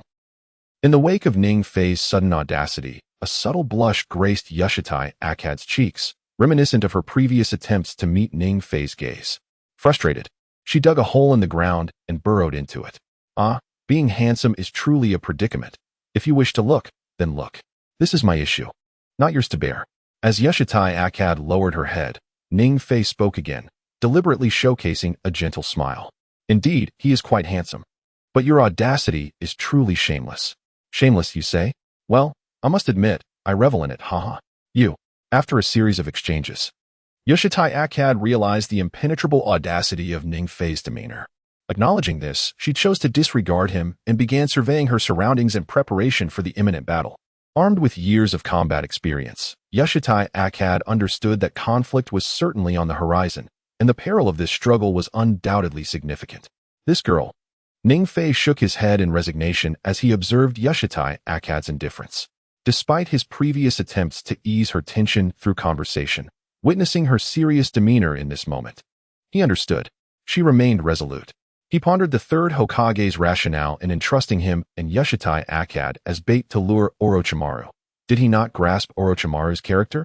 The more Yashitai Akkad displayed her anxiety, the more Ning Fei felt compelled to critique the third Hokage's decision.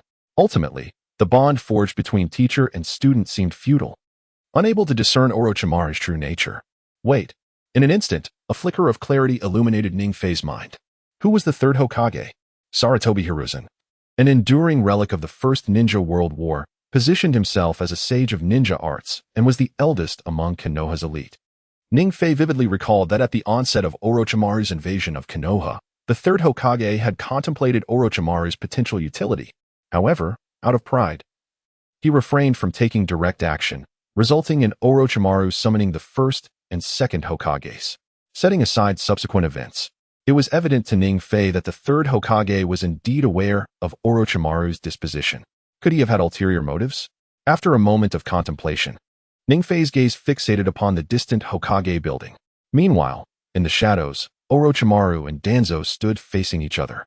Unlike Orochimaru, whose countenance bore a faint smile, Danzo scrutinized his surroundings with a gaze shrouded in a mist of enigma. Beneath his seemingly indifferent demeanor lay an inexplicable aura of menace. Speak. Why did you take action against the Umbu and Root members? As a senior advisor in Konoha, second only to the third Hokage, Danzo commanded authority comparable to the Umbu's intelligence network. The instant Ningfei departed from the Hokage building, word reached Danzo. Initially, upon receiving this news, Danzo seethed with the desire to eliminate Orochimaru outright. He could tolerate the eradication of the Umbu and the Hyuga clan, but to turn his hand against his own subordinates was intolerable. I await your explanation. After a prolonged silence, noticing Orochimaru's reticence, Danzo pressed on. Simultaneously, the atmosphere within the vicinity grew increasingly solemn, tinged with an escalating tension. An explanation? Orochimaru replied with a slight smile, seemingly unfazed by Danzo's murderous intent and resentment. After observing Danzo for a moment, he slowly produced a vial of pale green liquid from his pocket. This vial contains the first Hokage cell serum. If we can procure a perfect test subject, our plan shall come to fruition. Under such circumstances, do you truly care about a mere handful of subordinates? Do you require my justification? You succeeded. At Orochimaru's words, Danzo's face quivered. Momentarily suppressing the malice in his gaze, he exclaimed with excitement. When will we achieve complete success? Success? Orochimaru chuckled derisively at the overzealous Danzo before stowing the vial away. The crux lies not in the success itself, but in the test subject. Without a subject, everything remains mere theory. I shall make arrangements immediately.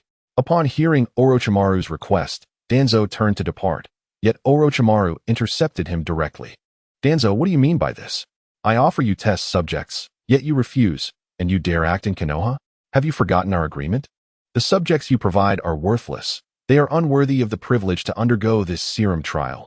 Orochimaru retorted with disdain as he dismissed Danzo's offerings as mere refuse. What are your criteria for a test subject?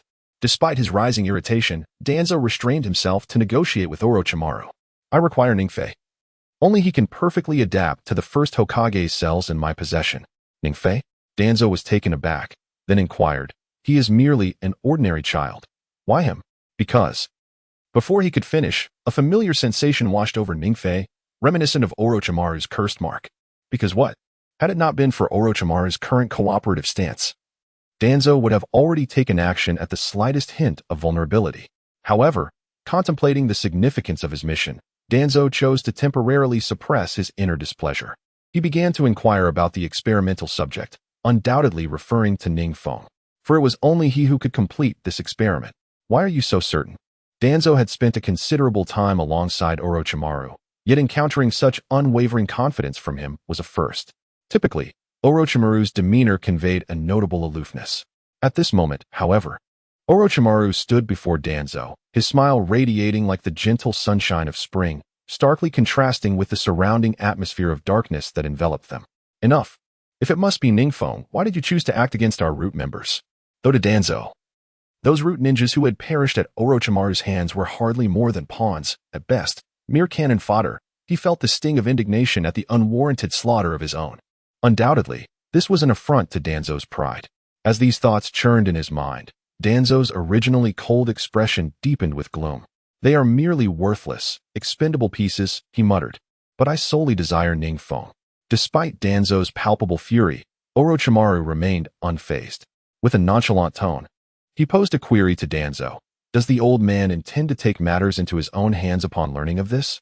Not at all, Danzo replied, initially wishing to argue, but upon reflection, he conceded that Orochimaru's words held merit and thus refrained from revisiting past grievances. After relaying the information he had previously acquired to Orochimaru, Danzo continued. However, the third Hokage has dispatched someone to safeguard Ningfeng. Upon hearing this, Orochimaru's face broke into an unusual smile, revealing his intrigue. Do you think I should go? Just as silence enveloped the conversation, Orochimaru suddenly spoke again. The decision rests with you. We are merely allies. If you wish to go, then go. However, should you appear in Konoha at this time, it is highly likely that you will be attacked. Observing Orochimaru's enigmatic expression, Danzo offered a suggestion. Indeed, no wonder he was once my most cherished mentor. He is adept at devising strategies to compel me into action. It was evident that Orochimaru comprehended the intentions of the third Hokage as well. Yet, at this moment, he exuded an air of calm. After a brief silence, he stepped closer to Danzo and coldly asserted, "You cannot take Ningfeng back." What? A flicker of skepticism crossed Danzo's face. Orochimaru pointed at Danzo himself and added, "But you can't. Have you lost your mind? At such a time, you would have me intervene? Even if the third Hokage has no plans to act personally, there are undoubtedly numerous ninjas lurking near Ningfeng. I cannot acquiesce to your request." Upon hearing Orochimaru's intentions, Danzo swiftly waved his hand in refusal, his murderous intent becoming increasingly palpable. Yet, as he observed Danzo's anger, Orochimaru remained unfazed, calmly uttering, "You need not attend to this matter. But I must inform you that the vitality of the wood-release cells from Senja Hashirama in my possession lasts merely 1 day. If you do not bring Ningfei before me by today." A shade of regret flickered across Orochimaru's visage. What consequences shall ensue? Danzo, evidently caught off guard by Orochimaru's cryptic words, immediately inquired. Should the vitality dissipate, it would necessitate the extraction of wood-release cells anew, a process that would demand approximately a year. If you are willing to wait, that is acceptable. After conveying this outcome to Danzo, Orochimaru disregarded his sentiments and vanished into the shadows. Orochimaru, you. Faced with the sudden disappearance of Orochimaru, Danzo's internal wrath became unbearable. Yet at the moment of contemplating an attack, the prior agreement with Orochimaru resurfaced in his mind. The thought of the coveted Senju cells being within reach compelled Danzo to suppress his fury. The mission objective, Ningfei, must be brought to me at any cost. Once he regained his composure, Danzo hesitated little before issuing the task and disappearing. Just as Danzo's words fell, hundreds of root ninjas surged forth. In stark contrast to Danzo and Orochimaru, Ningfei and Yoshinazuki were leisurely seated in Ningfei's abode, enjoying dumplings while conversing. Were it not for the pervasive tension in the vicinity, they would hardly seem engaged in a mission. Instead, they appeared as playful lovers. Ningfei, when do you think the enemy will strike? Yoshinazuki pondered, her thoughts a tangled web, despite savoring the delectable dumplings. However, the third Hokage's mission weighed heavily on her mind. While relishing her dumplings, Yoshinazuki remained vigilant of her surroundings. Yet, after an hour had elapsed, and with a multitude of dumpling skewers littering the table, no one appeared. No need to rush. What time is it now? After finishing the last skewer of dumplings, Ningfei clapped his hands and glanced at the evening glow outside the window. After some contemplation, he spoke in an uncertain tone. It is still evening. The enemy will likely not act until nightfall, so we can engage in the activities we desire for the time being. For instance, a visit to the Uchiha clan's stronghold. What business do we have at the Uchiha clan? Initially, Yoshinazuki found Ningfei's first suggestion reasonable, but was taken aback when he named their next destination. The Uchiha clan's emblem, a fan, symbolizes the flourishing of Konoha through fire, and they are descendants of Indra, the elder son of the Sage of Six Paths, renowned for their mastery of fire release and the Sharingan ocular techniques. However, due to the recent rumors circulating in the community and the fact that the Konoha Guard has always held a central position within the Uchiha clan, the ordinary ninja, Mitarashi Anko harbors a certain disdain for the Uchiha family. Yet, more importantly, it is rooted in fear. Thus, upon hearing Ningfei's decision, Anko subconsciously expressed some dissent. No. The Uchiha clan does not welcome strangers, and at this moment, this place is the safest. If we venture out, we might be ambushed. Oh dear, we really cannot go. Upon meeting Ningfei, disregarding his words, Anko positioned herself firmly in front of him, intent on dissuading him from visiting the Uchiha clan. Have you ever been to the Uchiha clan's residence? Observing Anko's outstretched hand and her visibly angry expression, Ningfei felt a wave of helplessness wash over him, prompting him to rub his forehead in frustration. Noticing Anko's silence, he inquired further, "So, do you have any friends from the Uchiha clan?" "No. The Uchiha clan's residence is eerily quiet. I have no desire to go there. None of my classmates are from the Uchiha clan, so of course, I have no friends among them." In response to Ningfei's questions, Anko reflected and realized that she had virtually no concept of anything related to the Uchiha clan. Since the defection of Orochimaru, as his disciple, Anko had entered Konoha's ninja academy, coincidentally in the same year when the Uchiha clan was non-existent. Moreover, after becoming a chunin, Anko, recognized for being Orochimaru's apprentice, primarily worked alone, thus missing the opportunity to meet any members of the Uchiha clan. Why are you asking me this all of a sudden? Anko finally responded. Earlier, she and Ningfei had agreed not to be near the Uchiha clan's territory. Yet Ningfei's questions perplexed Anko. What I mean to say is, you know nothing about the Uchiha clan. Why do you hold such a negative impression?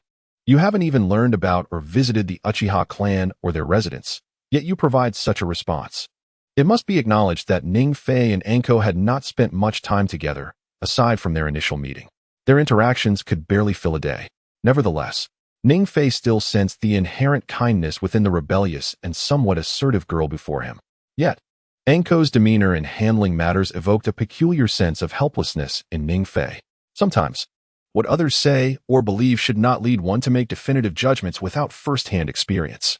As he observed the quietly contemplative Anko, Ningfei was the first to step out of the house. I'm sorry. Suddenly, a chill enveloped Ningfei's palm, soft and delicate. Haha, this little girl realizes her mistake. Upon hearing the apology from Akazuki Azuki, Ningfei's face momentarily brightened with a gentle smile. In truth, Ningfei did not harbor any disdain for Azuki's actions. In fact, she found herself rather fond of the lively girl behind her. The words she had previously uttered were merely intended as an assessment for Azuki, rather than a reflection of her true feelings. At this moment, as she listened to Azuki's expression of regret, Ningfei instinctively turned her head. Lo and behold, a colossal serpent. The instant Ningfei turned her head, her heart raced with astonishment. While she was preoccupied with the sight of the snake, Azuki remained blissfully unaware. It was indeed a snake, a grayish-black creature with an inverted triangle pattern on its body. What an explanation! Upon witnessing this scene, Ningfei's expression momentarily betrayed a hint of despondency. Ha ha ha, Ningfei, do you believe this is merely a misunderstanding? Quickly put it away. When Ningfei was met with Azuki's beaming smile, she immediately gestured for Azuki to conceal the snake in her hands, murmuring to herself, I thought it was just a small hand. What are you talking about? Azuki, who had chased after Ningfei, failed to catch her words. It's nothing. Upon noticing Ningfei's reluctance to elaborate, Azuki inquired with a hint of skepticism, Are we truly heading to the Uchiha clan's residence? Indeed. I am going to find a friend of mine. All right, I shall accompany you. Weren't you rather averse to visiting the Uchiha residence? Well, going there with you doesn't seem so unpleasant. As they made their way toward the Uchiha territory, Ningfei discerned a palpable sense of solemnity in the atmosphere above the main street of Konoha, more pronounced than usual. Typically, during twilight, this was the most bustling hour on the main street. Yet, as Ningfei and Azuki passed through, the number of pedestrians was notably sparse, as if an unspoken awareness lingered in the air. Nevertheless, Ningfei chose not to linger, hastening her pace to lead Azuki to the Uchiha residence. 10 minutes later, they arrived at the Uchiha enclave. Although the Uchiha clan and the Hyuga clan were both esteemed families within Konoha, their styles were utterly distinct. The Hyuga clan was characterized by a more reserved and understated demeanor, whereas the Uchiha clan exuded a different essence altogether. The heavy gray doors swung open, revealing a wall adorned with the symbol of a fan before Ningfei and Azuki. As dusk approached, several unfamiliar Uchiha clan members appeared in the courtyard. How grand! Azuki's face was filled with curiosity as she gazed at the Uchiha residence. Despite a subconscious aversion to the Uchiha clan, her initial visit to their domain could not suppress her innate curiosity. With Ningfei by her side, Azuki unabashedly leaned forward to observe the courtyard. Little girl, is there something you need? As the moment arrived when Yoshitai Akadama poked her head out, a stunning woman in her 30s appeared before her. Witnessing this scene, Akadama's face instantly reflected a hint of apprehension, akin to a child caught stealing candy, her cheeks tinged with a faint flush. Seeking someone. After pondering for a while, Akadama recalled something Ningfei had mentioned previously and promptly found her rationale. HM? The woman, evidently taken aback, inquired, Little girl, whom are you looking for? Oh dear, who am I looking for? At this moment, Akadama felt a twinge of confusion. We are here to find Itachi. Could you please inform Auntie that Ningfei is looking for him? Just as Akadama found herself in a predicament, Ningfei appeared, articulating her intent. You are actually here to find Itachi? Upon hearing Ningfei's purpose, surprise flickered across my face, and then I suddenly recalled something, hastily speaking. Since you are friends of Itachi, please come in, I will go fetch him. Itachi is currently with Sasuke. With that, the woman in front of Ningfei proceeded toward the backyard. At that moment, Ningfei was momentarily taken aback by the woman's words. Is this Uchiha Makoto? As she observed the tall woman walking gracefully to the backyard, Ningfei recollected her identity, the mother of Itachi and Sasuke, as well as the wife of the Uchiha clan's head. Initially, upon arriving at the Uchiha residence, Ningfei had not responded, merely perceiving herself as an ordinary member of the Uchiha. Yet, the coincidence was indeed remarkable. What are you staring at? Upon entering the Uchiha compound, Akadama discovered that the appearance and demeanor of the Uchiha clan members differed significantly from the village's rumors. Although a vague sense of tension lingered, every member of the clan exhibited no hostility. They welcomed her and Ningfei with an inexplicable warmth, particularly the woman. One intriguing matter remained: why Akadama had to wash her red beans, which was somewhat unexpected. Are you asking me something? Noticing Ningfei's prolonged silence, Akadama resumed speaking, her voice tinged with skepticism. Do you know this person? Ningfei nodded, then averted her gaze and replied, she is the mother of my friends. Is that so? Upon hearing this, Akadama's face revealed a flicker of understanding, yet she refrained from further inquiries, instead voicing her bewilderment. Why does the Uchiha clan seem so approachable? Yet many in the village harbor disdain or even fear towards them. Why the sudden question? Initially, Ningfei had intended to find a spot to rest. But upon hearing Akadama's earlier query, she felt invigorated.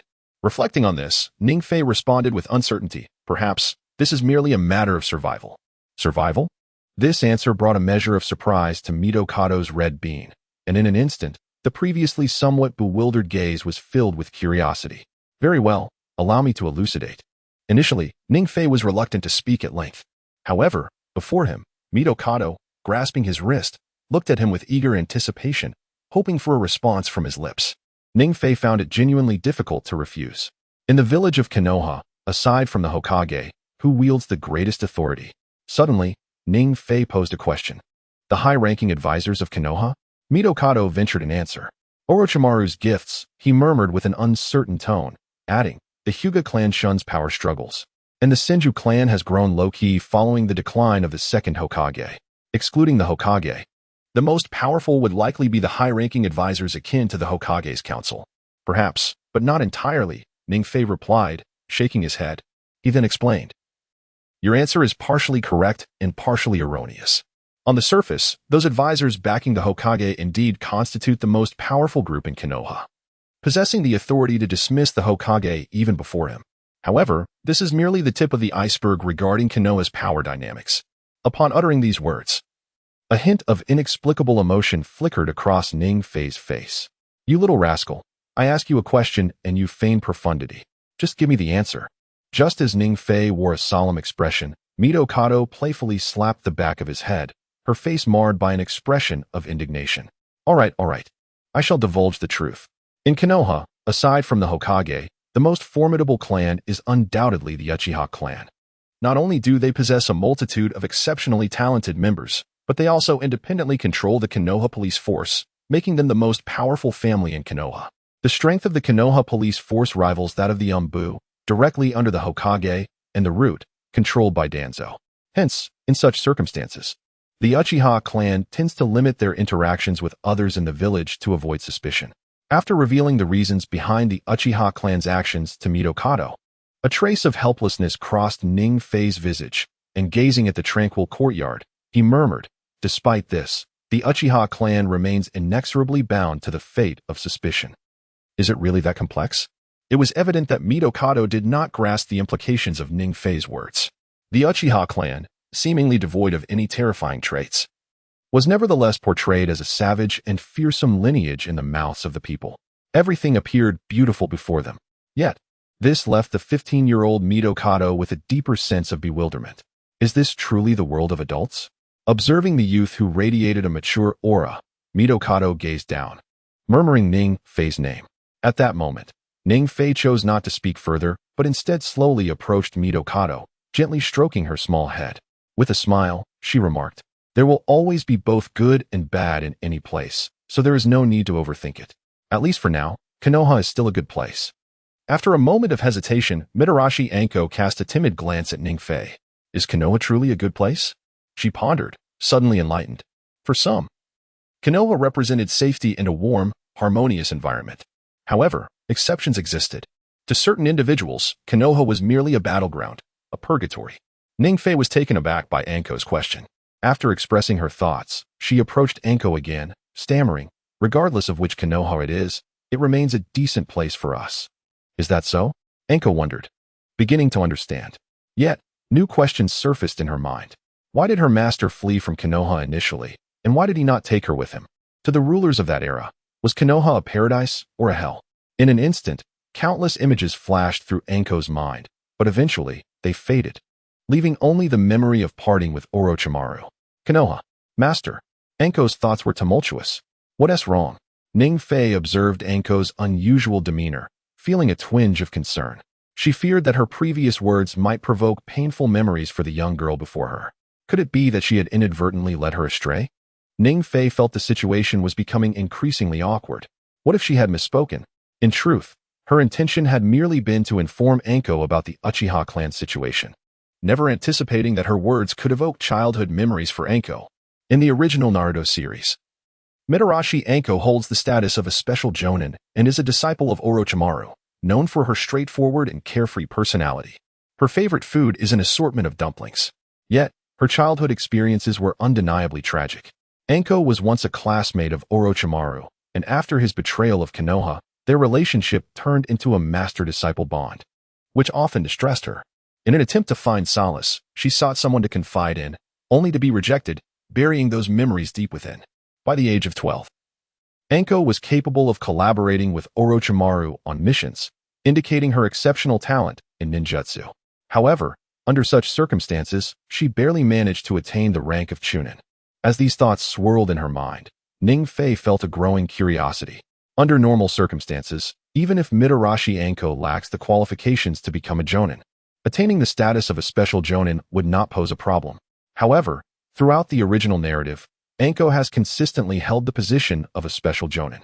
It appears that Konoha still considers Anko's status with utmost regard.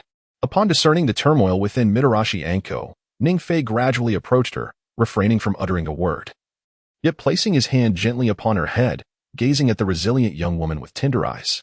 Yet, just as Ning Fei believed Anko was beginning to calm, she abruptly thrust his hands away and coldly declared, "I am going to find someone." Who? Ning Fei was taken aback, his expression morphing into one of astonishment. Orochimaru. After informing Ning Fei, Anko was poised to leave immediately.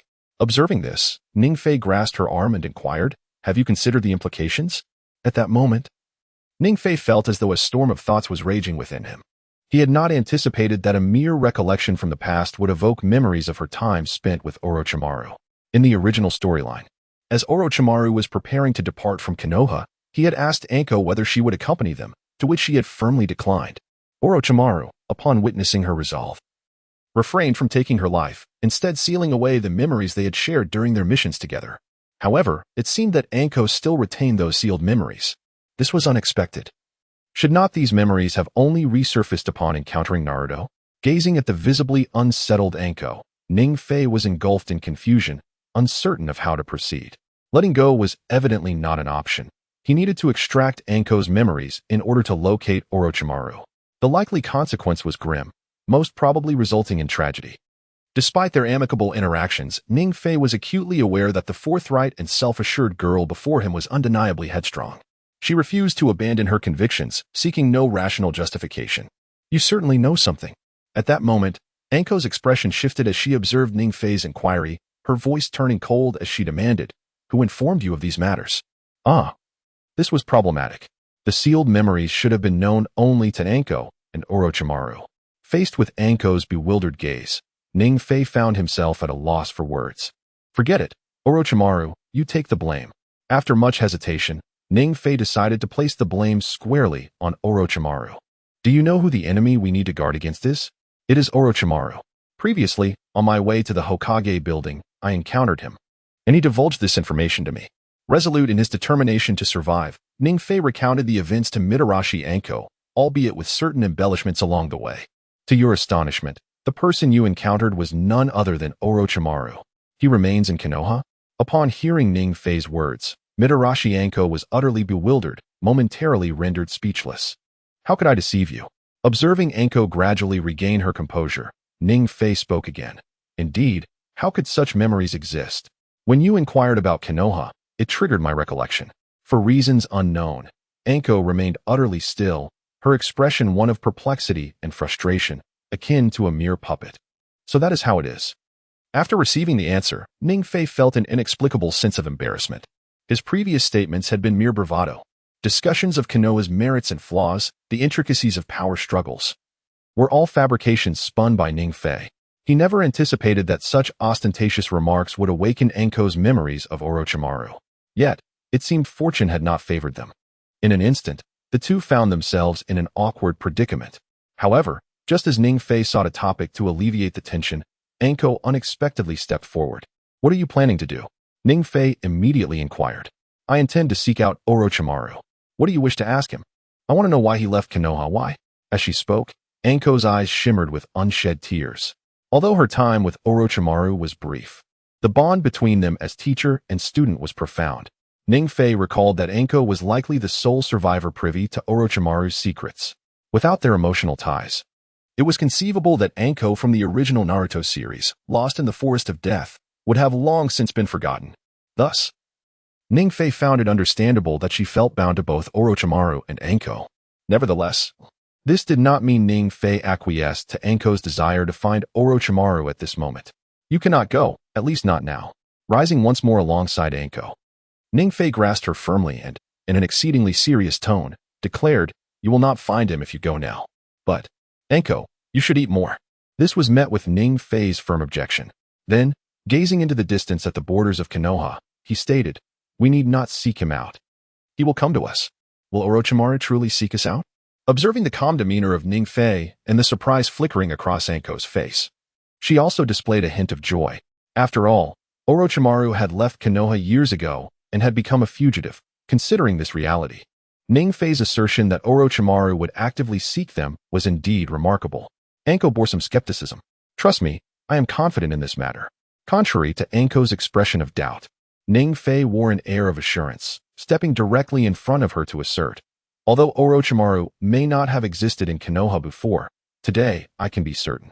As long as we appear on the main street of Konoha, Orochimaru will undoubtedly seek us out. At that time, it will not be too late for you to inquire about the events surrounding the betrayal from years past." "Is that so?" It is evident that there remains a flicker of doubt in Mitarashi Anko's gaze. "Trust me," Ningfei asserted firmly, then spoke to Mitarashi Anko in a soothing tone. "For now, we only need to wait for Itachi Uchiha." It was unclear whether it was Ningfei's words that rendered Mitarashi Anko silent or if something else was at play, but under Ningfei's persuasion, she ceased to speak and quietly sat, observing Ningfei's back, her expression somewhat contemplative. "Ningfei, you are here." Minutes later, Itachi Uchiha appeared before Ningfei, though a slight look of dejection marred his features. "What is the matter?" Ningfei noticed this and, feeling compelled, stepped forward. Although Ningfei was unaware of the specifics, he could sense something amiss simply from Itachi's expression. Typically, Itachi's demeanor was characterized by a detached arrogance, but this was certainly not the case now. A wave of melancholy washed over him, accompanied by an exterior tension. "It's nothing." What piqued Ningfei's curiosity even further was when he inquired. Itachi inadvertently revealed something that left Ningfei feeling increasingly uneasy. Suddenly, a photograph flickered into Ningfei's mind, connecting it to the current timeline. He recalled that in the original Naruto narrative, Itachi Uchiha and Fugaku Uchiha had engaged in disputes on the eve of the clan's annihilation. The location of their conflict was before the family emblem in the backyard. Konoha symbolized an eternal flame, never to be extinguished, while the Uchiha clan was represented by a fan and the flames of the forest. In Fugaku's perspective, the reason the fire of Konoha endured was due to the strength of the Uchiha clan, which created a cycle of resurgence. However, Itachi remained unconvinced by this notion. Naturally, this led to a discord between the two factions, which was further exacerbated by the significant deterioration of relations between Itachi and the Uchiha clan after these events. Initially torn between the idea of becoming a double agent, he ultimately resolved to fight for the peace of Konoha, even at the cost of his clan's destruction. Gazing at the perplexed Itachi before him, Ningfei was taken aback. If this were indeed the original narrative, then significant trouble would ensue. "Did you have a quarrel?" Ningfei had no time to ponder further. He simply wished to ascertain Itachi's current state. Upon hearing Ningfei's inquiry, the previously silent Itachi froze momentarily, and though he did not respond verbally, the expression on his face betrayed his inner turmoil. Just as he suspected, Observing Itachi's demeanor, Ning-Fei was nearly certain that Itachi was engulfed in a profound conflict. In an instant, the previously indifferent atmosphere fell into a heavy silence. I will come to understand this on my own. Now, let us discuss why you have come to see me. At last. It was Uchiha Itachi who first broke the silence, his expression settling into a semblance of calm. In truth, there was nothing particularly remarkable about the situation. He had merely encountered an adversary. An adversary? Ning-Fei's words elicited a flicker of surprise from Uchiha Itachi, who immediately approached him and inquired, "What manner of foe is truly formidable?" After all, it was Uchiha Itachi's belief that within the confines of Konoha, formidable enemies were a rarity. Nevertheless, conflicts frequently erupted among the various ninja villages, yet there was no precedent for dispatching powerful individuals to other villages. However, to consider Ning-Fei a strong ninja undoubtedly implied that he was no weaker than a Genin. Coughing, Itachi contemplated the situation, realizing it was no trivial matter. Observing the somewhat composed Uchiha Itachi, Ning-Fei's demeanor betrayed a hint of embarrassment. An elite Genin, perhaps? Having spent considerable time together, Itachi and Ning-Fei had developed a remarkable rapport. Yet, witnessing Ning-Fei's slight discomfort, Itachi sensed that this matter was indeed peculiar. Ning-Fei ultimately divulged the identity of his opponent, revealing the name of Orochimaru. This prompted an outburst of surprise from Itachi as he pondered. How could Orochimaru have been here? Ning-Fei, with a helpless gesture, bore a semblance of innocence upon his face. Orochimaru. How could it be that he had not long ago defected? Upon hearing this, Itachi's expression transformed into one of disbelief. Orochimaru had departed from Konoha at the onset of his betrayal, and at that time, Itachi was merely a member of the Umbu, just a Genin. However, Itachi possessed a certain understanding of Orochimaru. As a direct disciple of the third Hokage and a member of the legendary Sannin, Orochimaru's prestige in Konoha prior to his defection was undoubtedly acknowledged by all. Yet, in this very context, it was alarming that Orochimaru had been discovered conducting experiments on living subjects, ultimately fleeing Konoha under the leadership of the third Hokage, becoming one of the rare rogue ninjas of legendary status in Konoha's history. But how could Ning-Fei possibly be entangled with such a figure as Orochimaru? Itachi found himself increasingly intrigued, as the two appeared to have no connection whatsoever. Are you certain it was Orochimaru? To ascertain the truth of the adversary, Itachi pressed Ning-Fei for confirmation. If he were to approach you, I would not conceal the matter from you. My trump cards are laid bare. Even against an elite Genin, evading trouble would be effortless. Following Ning-Fei's words, he stepped closer to Uchiha Itachi and recounted, "Not long after your departure, I discovered that all the ninjas monitoring me had perished. Upon stepping outside, I found myself utterly alone. However, when I realized something was amiss, Orochimaru had already appeared behind me, and I was left helpless in the face of the situation." As he recounted the past, Ning-Fei felt a wave of thirst wash over him and casually found a seat, sipping tea while avoiding Itachi's gaze, his cheeks tinged with embarrassment. After all, it is only through personal experience that one can truly grasp the incredibility of a seasoned master being able to open his eyes wide in disbelief. Orochimaru is actually risking his life to appear in Konoha for your sake. If what Ning-Fei previously stated merely brought a sense of surprise to Itachi Uchiha, the detailed revelations he now shares provoke a sense of astonishment within Itachi. How will the third Hokage respond to this? As this thought crossed his mind, Itachi suddenly addressed Ning-Fei. "Well," Ning-Fei said, pointing at the hand of Mitarashi Anko, who sat beside him with an air of resignation. "The third Hokage has assigned her to protect me." Mitarashi Anko. Faced with the peculiar identity of this figure, Itachi's expression instantaneously shifted to one of perplexity. The third Hokage had entrusted a former disciple of Orochimaru to safeguard someone of significant interest to him. This revelation left Itachi utterly astonished. Indeed, it appears that the third Hokage publicly claims that Anko is to protect me, while I remain oblivious to any other arrangements. Observing Itachi's astonished visage, Ning-Fei expressed that this was precisely what he had been contemplating. "Lord Hokage, is this to use you as bait?" Itachi, not lacking in intelligence, considered the broader implications after grasping the situation within the entire department, contemplating the third Hokage's strategies concerning him. However, he found himself intrigued by whether Orochimaru might genuinely find himself in such a predicament. After all, it is evident to anyone with a modicum of sense that this is essentially a trap, and such a realization is present. Yet, Any rational individual would typically refrain from falling into such deceptions. While Orochimaru may not be present, others certainly could be. Indeed, Ning Fei had harbored such suspicions from the outset. Recognizing that this was evidently a trap, it would be unreasonable for anyone to reveal themselves in front of him. Nevertheless, Orochimaru is not a typical individual. From the moment Orochimaru first appeared until the conclusion of the Fourth Great Ninja War, his operations displayed a distinctiveness absent in ordinary beings. Ning Fei sensed this. Perhaps Orochimaru did not personally intervene, yet it was undeniable that Ning Fei would soon face attacks. Root has its ninjas, Orochimaru stated. This scenario represents a potential adversary for Ning Fei. Despite his current abilities, which might not suffice against Orochimaru directly, he still possesses the means to protect himself against certain lesser adversaries from Root. However, the sheer number of enemies remains Ning Fei's primary concern. Are you suggesting that I take action? At this moment, Itachi perceived Ning Fei's intentions regarding the Uchiha clan.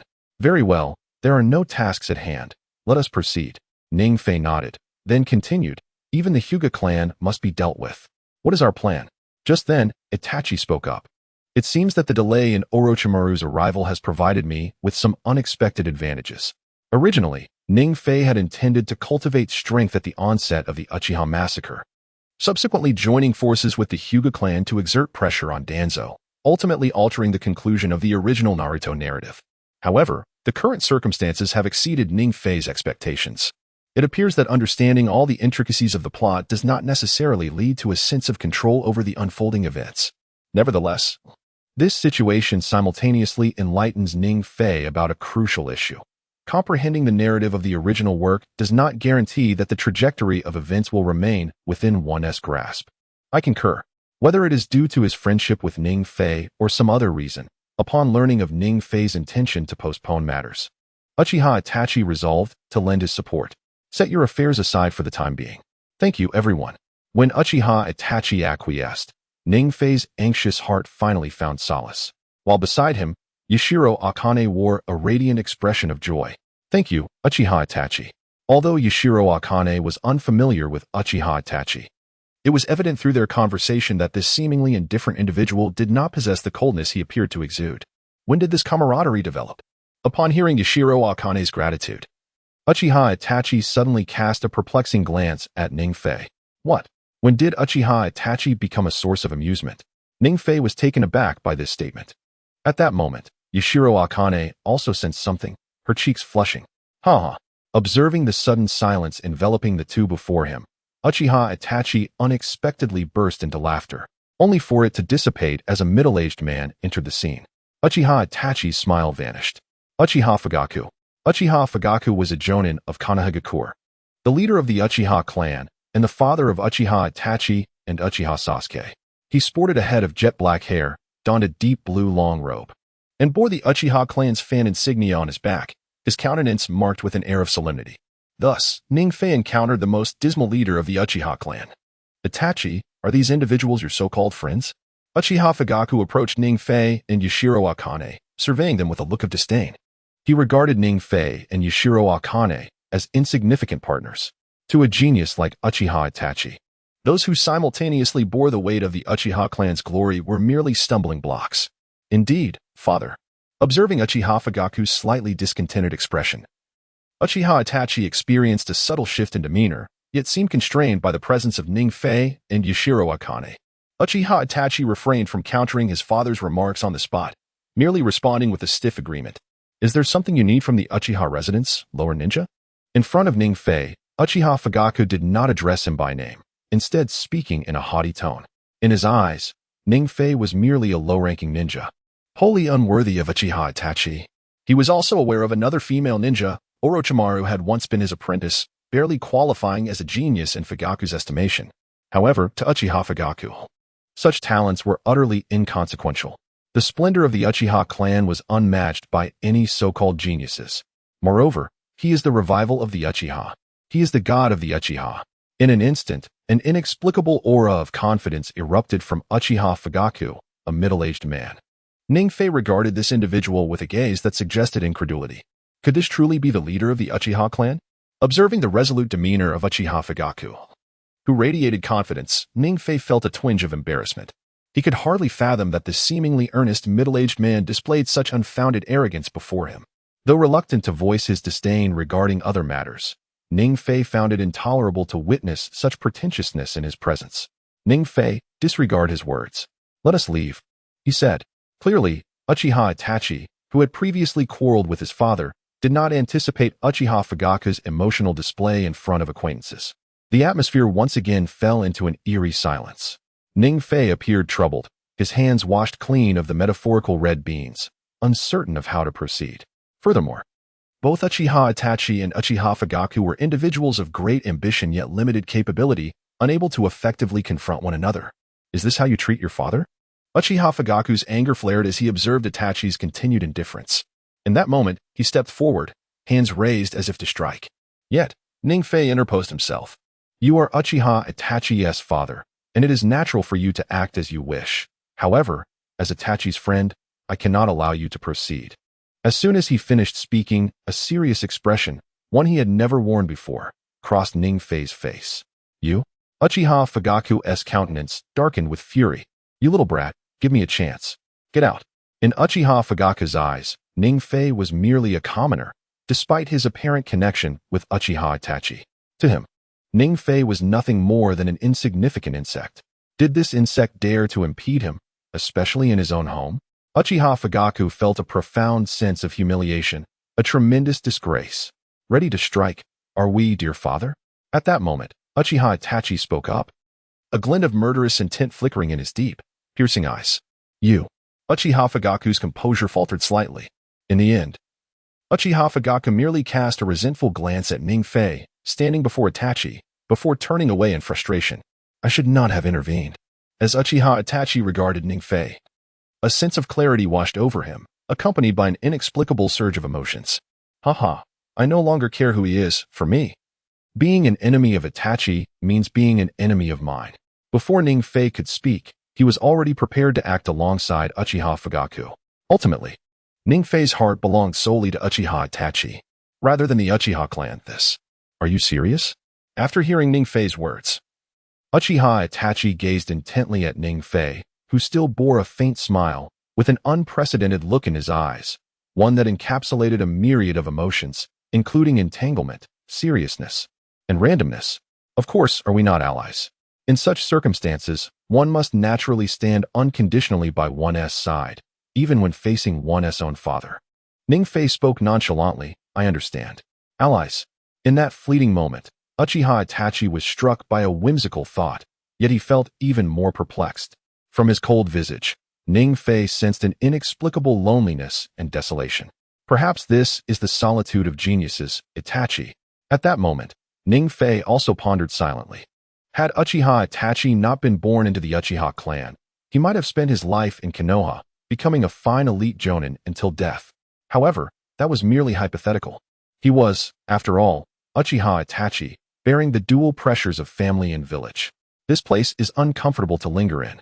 Amidst the inexplicable silence, Uchiha Itachi suddenly spoke and dashed towards the door, with Ning Fei closely following, hand in hand with Yuzuki Akane. Just as he stepped outside, Uchiha Itachi paused, regarding Ning Fei with an envious gaze before smiling and saying, for some unknown reason, I yearn for your family more than my own. A sense of inexplicable freedom washed over him. Haha. Ning Fei chuckled in response, saying, if you wish to come, you are always welcome to live here. Visit whenever you have the opportunity. As he uttered these words, Uchiha Itachi's expression turned unusually grave. Are you serious? Looking at Uchiha Itachi, Ning Fei too wore a heavy heart, reflecting on the days spent with Uchiha Itachi.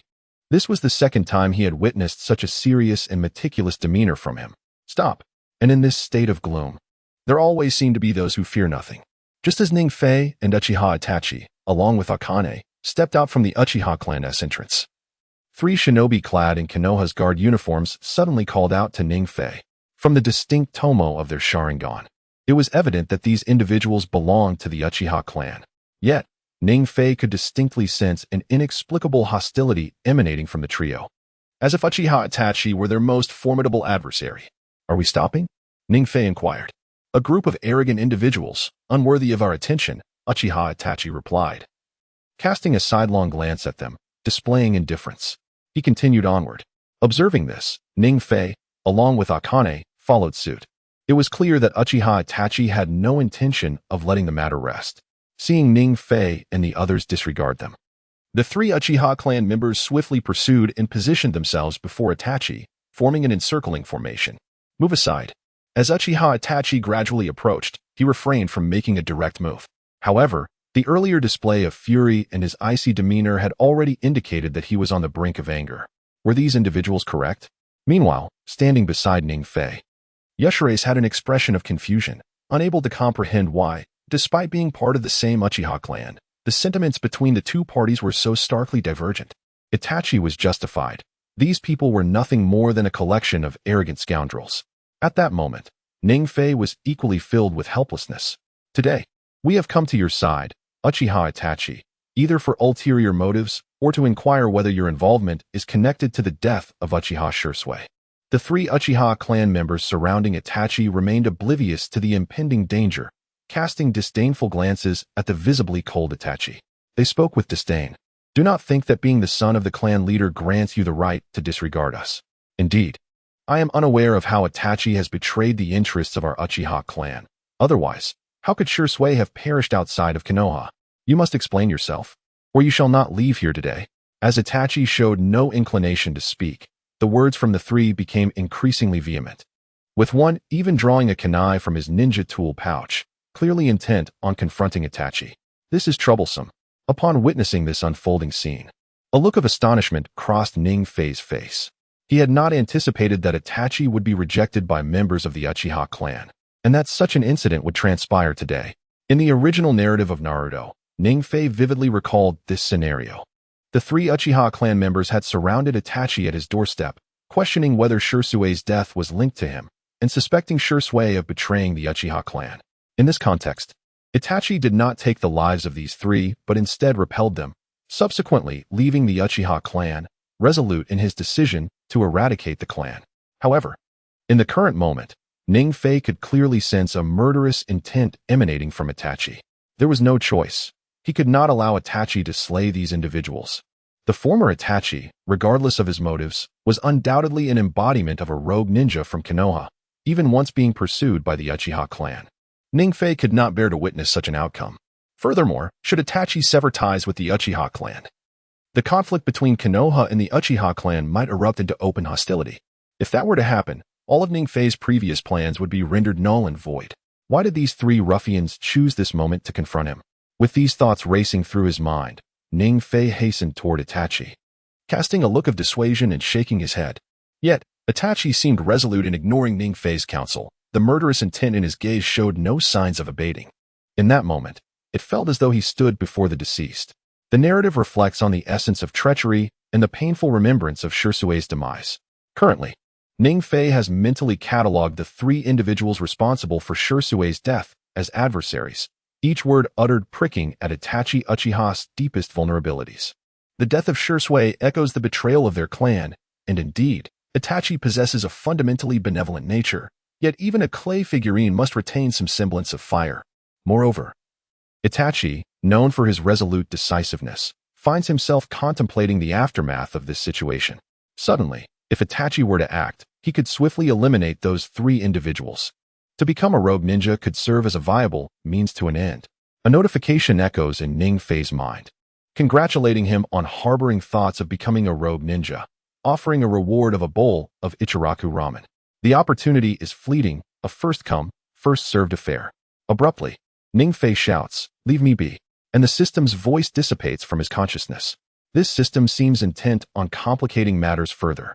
The notion of becoming a rogue ninja is merely a desperate choice for Ning Fei. Had he any other options, he would refuse to embrace such a path. Nevertheless, he harbors doubts about the system's assertions, yearning to become a rogue ninja in his heart. Itachi, reflecting on his choices, realizes the impossibility of turning back.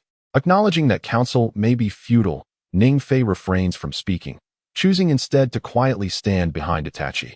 After all, this situation is beyond his intervention. The bond between Itachi and Shisui is well known, akin to a bond of master and close friend rather than mere kinship. Despite Shisui's passing, the weight of their shared history lingers, particularly as Itachi was present at the time of Shirsue's death. However, this cannot be held against Itachi as the cause of Shirsue's demise. The true mastermind lies with Danzo, the perennial scapegoat. Regrettably, few are privy to this reality. Besides Danzo and Ningfei, only Itachi comprehends the circumstances surrounding Shirsue's death. At this moment, Ningfei is eager to witness how Itachi will confront the three adversaries before him, whether he will merely incapacitate them or eliminate them entirely. The tension mounts. Itachi, if you're not prepared to speak, we shall await your silent approval. As Ningfei ponders, Itachi remains motionless, as if carved from wood. He observes the three adversaries inching closer. You, the arrogant fool, are the one who has truly harmed the Uchiha clan. Suddenly, Itachi speaks, his gaze brimming with lethal intent. What? Itachi Uchiha, do you dare to strike against us? He is a traitor to the Uchiha. Let us unite and bring him down. Awaken, Sharingan. After experiencing the murderous intent within Uchiha Itachi, the three individuals before him did not remain passive. They immediately prepared for battle. At that moment, Ningfei, shaking his head in resignation, spoke to Hongdo in an exasperated tone. May I pose a question? All right, Ningfei, what troubles you? It was evident that Hongdo had yet to grasp the seriousness of the situation. I inquired how he could escape from Konoha at the earliest opportunity. Huh? Why do you ask? Prepare to flee. Yusho washed his hands clean in confusion. As Ningfei uttered those words, Hongdo appeared utterly bewildered. However, just as Uchiha Itachi finished his hand signs and was poised to strike, the shadow of a child suddenly appeared before him. To Ningfei's astonishment, it was Sasuke. Do not bully my brother. Although the current Uchiha Sasuke had not yet become a ninja, he was undeniably a prodigy second only to Uchiha Itachi within the Uchiha clan. At this moment, Sasuke had already begun to master some basic fire release techniques, and he was no longer living in peace. Clad in a white robe, his expression serious, he wielded a sharp kunai in his hand. Before Uchiha Itachi, Sasuke stood firm. Seeing this, Uchiha Itachi halted his actions, while Ningfei's previously solemn demeanor transformed into one of relief. It was clear to Ningfei that Uchiha Itachi would never permit a massacre in front of Sasuke. Cough. A rogue ninja can never truly become a rogue ninja. Not in this lifetime. Isn't that right, Sasuke? Do we still need to act? Despite Uchiha Itachi's lack of loyalty to his clan, he could not act against Sasuke. Let us forget this and move on. Upon Sasuke's appearance, the originally aggressive trio hesitated slightly. After all, this matter had no bearing on Sasuke, and any forceful action would not bode well. After much deliberation, they merely glared at Uchiha Itachi with fierce looks before ultimately choosing to withdraw. However, just as the three Uchiha clan members were about to depart, Itachi stepped forward. Are you really going to leave? Before him, Uchiha Itachi exuded a chilling aura, and although he refrained from attacking, his murderous intent was palpable. Ningfei was somewhat taken aback by this display. Was Itachi still preparing to strike? That was in front of Sasuke, he pondered. At that moment, the three individuals before them halted their departure simultaneously. What did Itachi mean? He was preparing for rebellion. All right. Prepare to perform the hand signs. Though the trio before him lacked great strength, they were Uchiha clan members capable of evolving their Sharingan into the Tomoe form, representing the backbone of the Uchiha lineage. With Uchiha Itachi's released murderous intent, the three immediately readied themselves for battle. Yet, before any response could be made, the shadow clone technique was unleashed. In an instant, three indifferent figures of Uchiha Itachi materialized behind the trio. Suddenly, a speed imperceptible to the naked eye erupted within Itachi. Despite the three having already activated their Sharingan, it proved futile. In the blink of an eye, the three elite Chunin members of the Uchiha clan were sent flying by Itachi's strike. A swift annihilation. Uchiha Itachi faced three adversaries alone, effortlessly subduing them in an instant. It was sufficient for him. Ningfei stepped forward to prevent the situation from escalating further. With one hand intercepting Itachi's next attack, he regarded him with a solemn expression while casting a sidelong glance at the somewhat bewildered Sasuke. I understand. Yet Itachi, unexpectedly, responded coldly to Ningfei, gently pushing him aside as he continued his relentless advance towards the fallen trio. Have you gone mad, Itachi? The clan leader who dares to strike against his own kin will not let you off easily. They branded Itachi a traitor to the Uchiha clan. At that moment, the once proud trio resembled rabid dogs. Upon realizing the overwhelming power of Uchiha Itachi before them, they desperately clung to their familial honor, attempting to preserve their lives. Itachi, however, remained unresponsive to their pleas, his gaze icy as he approached them. You arrogant wretch are the very reason for the Uchiha clan's plight. Without you, we could have thrived. No sooner had the words left their lips than Itachi ceased to engage in dialogue. He disregarded their intentions entirely. Walking directly to Sasuke and taking his small hand, proceeding forward with an air of indifference. This Ningfei hesitated, not following immediately. Yet his eyes lingered with a lingering sorrow upon Itachi's somewhat desolate figure. It seemed that the once radiant Uchiha Itachi now appeared lost and forlorn. Ultimately, Ningfei resolved to follow behind, bringing along Midakihito Azuki in pursuit of him. As for the three Uchiha still brooding in their humiliation, they were met with indifference. As the dawn broke over Konoha, the flames of youth ignited. Yet, as the sun began its descent, a peculiar silence swept over the village. Laden with the fervor of fire, an inexplicable apathy hung in the air, and passers-by grew increasingly vigilant, particularly after encountering Uchiha Itachi. This inexplicable wariness swiftly morphed into fear. Crack! When Ningfei returned home and opened the door, the sun had slowly dipped below the horizon, and the serene nightfall revealed itself, enveloping this otherwise extraordinary day in the most fitting atmosphere. Uchiha Itachi said nothing upon arrival. He first escorted Uchiha Sasuke to Ningfei's home, then seated himself by the window, gazing vacantly at the surrounding shrubs swaying gently in the breeze. Regarding Ningfei, after letting Yashitai take care of Sasuke, he similarly sought Itachi. He casually found a patch of grass to sit upon. Are you troubled? No, it is not worth my sorrow over the former uselessness. Then, I merely ponder, perhaps it could be so. As he spoke, a flicker of seriousness crossed Uchiha Itachi's eyes. Gazing at the moonlight that had just appeared, he murmured, is such a family truly worthy of our protection? Perhaps annihilation is the most fitting destiny. This. Ningfei was momentarily taken aback upon hearing this. He was at a loss for words. To describe today's Uchiha Itachi, one could liken him to an emotionless killing machine. Thus, Ningfei resembled a statue. Their conversation abruptly ceased, accompanied by a gentle breeze. The silence evoked a sense of solitude, stirring various emotions within the hearts of the two youths. An inexplicable melancholy. Ningfei, you once claimed you could assist me. Is that not so? After a brief hesitation, Itachi spoke again, albeit this time his words bore a hint of weariness. Consequently, Uchiha Itachi remained. At this moment, Ningfei discovered the truth. The cold, intelligent, decisive youth that people envisioned could also feel fatigued. He could also tire. At this juncture, Itachi was no longer the spirited captain of the Dark Division of Ur. Nor was he the prodigious talent that became a Leaf Village Jonin at the tender age of 13. He was no longer the Akatsuki's Red Phoenix. Today, he resembled a helpless boy. The reproaches of his father, the immense pressure from his clan, the doubts and mockery from his kin, all these various forms weighed heavily upon him, causing the once fearless Uchiha Itachi to feel a sense of exhaustion. Physical fatigue could be alleviated by rest, yet the weariness of the heart. Ningfei remained silent. However, at that moment, vivid memories of his interactions with the Uchiha flashed through his mind. Are we not allies? Can I trust you? In an instant, various thoughts compelled Ningfei to rise abruptly. Although, he had largely disowned Itachi's innermost thoughts, and the journey he wished to undertake personally. Was that not the essence of friendship? This time, Ningfei refrained from using the term ally. Instead, he spoke of friendship. This marked the first time he expressed such sentiments in the world of Naruto. Indeed, are we not friends? Uchiha Itachi suddenly erupted into laughter. It was not the derisive laughter of the past, but rather a smile that resonated with a subconscious sense of comfort. It seemed the originally gentle and confident Uchiha Itachi had returned once more. Ningfei, I do not wish to be ensnared in the conflicts of the ninja village and my clan any longer, though perhaps with your assistance. The clan may refrain from war this time. However, I sense a foreboding. At this, Uchiha Itachi paused.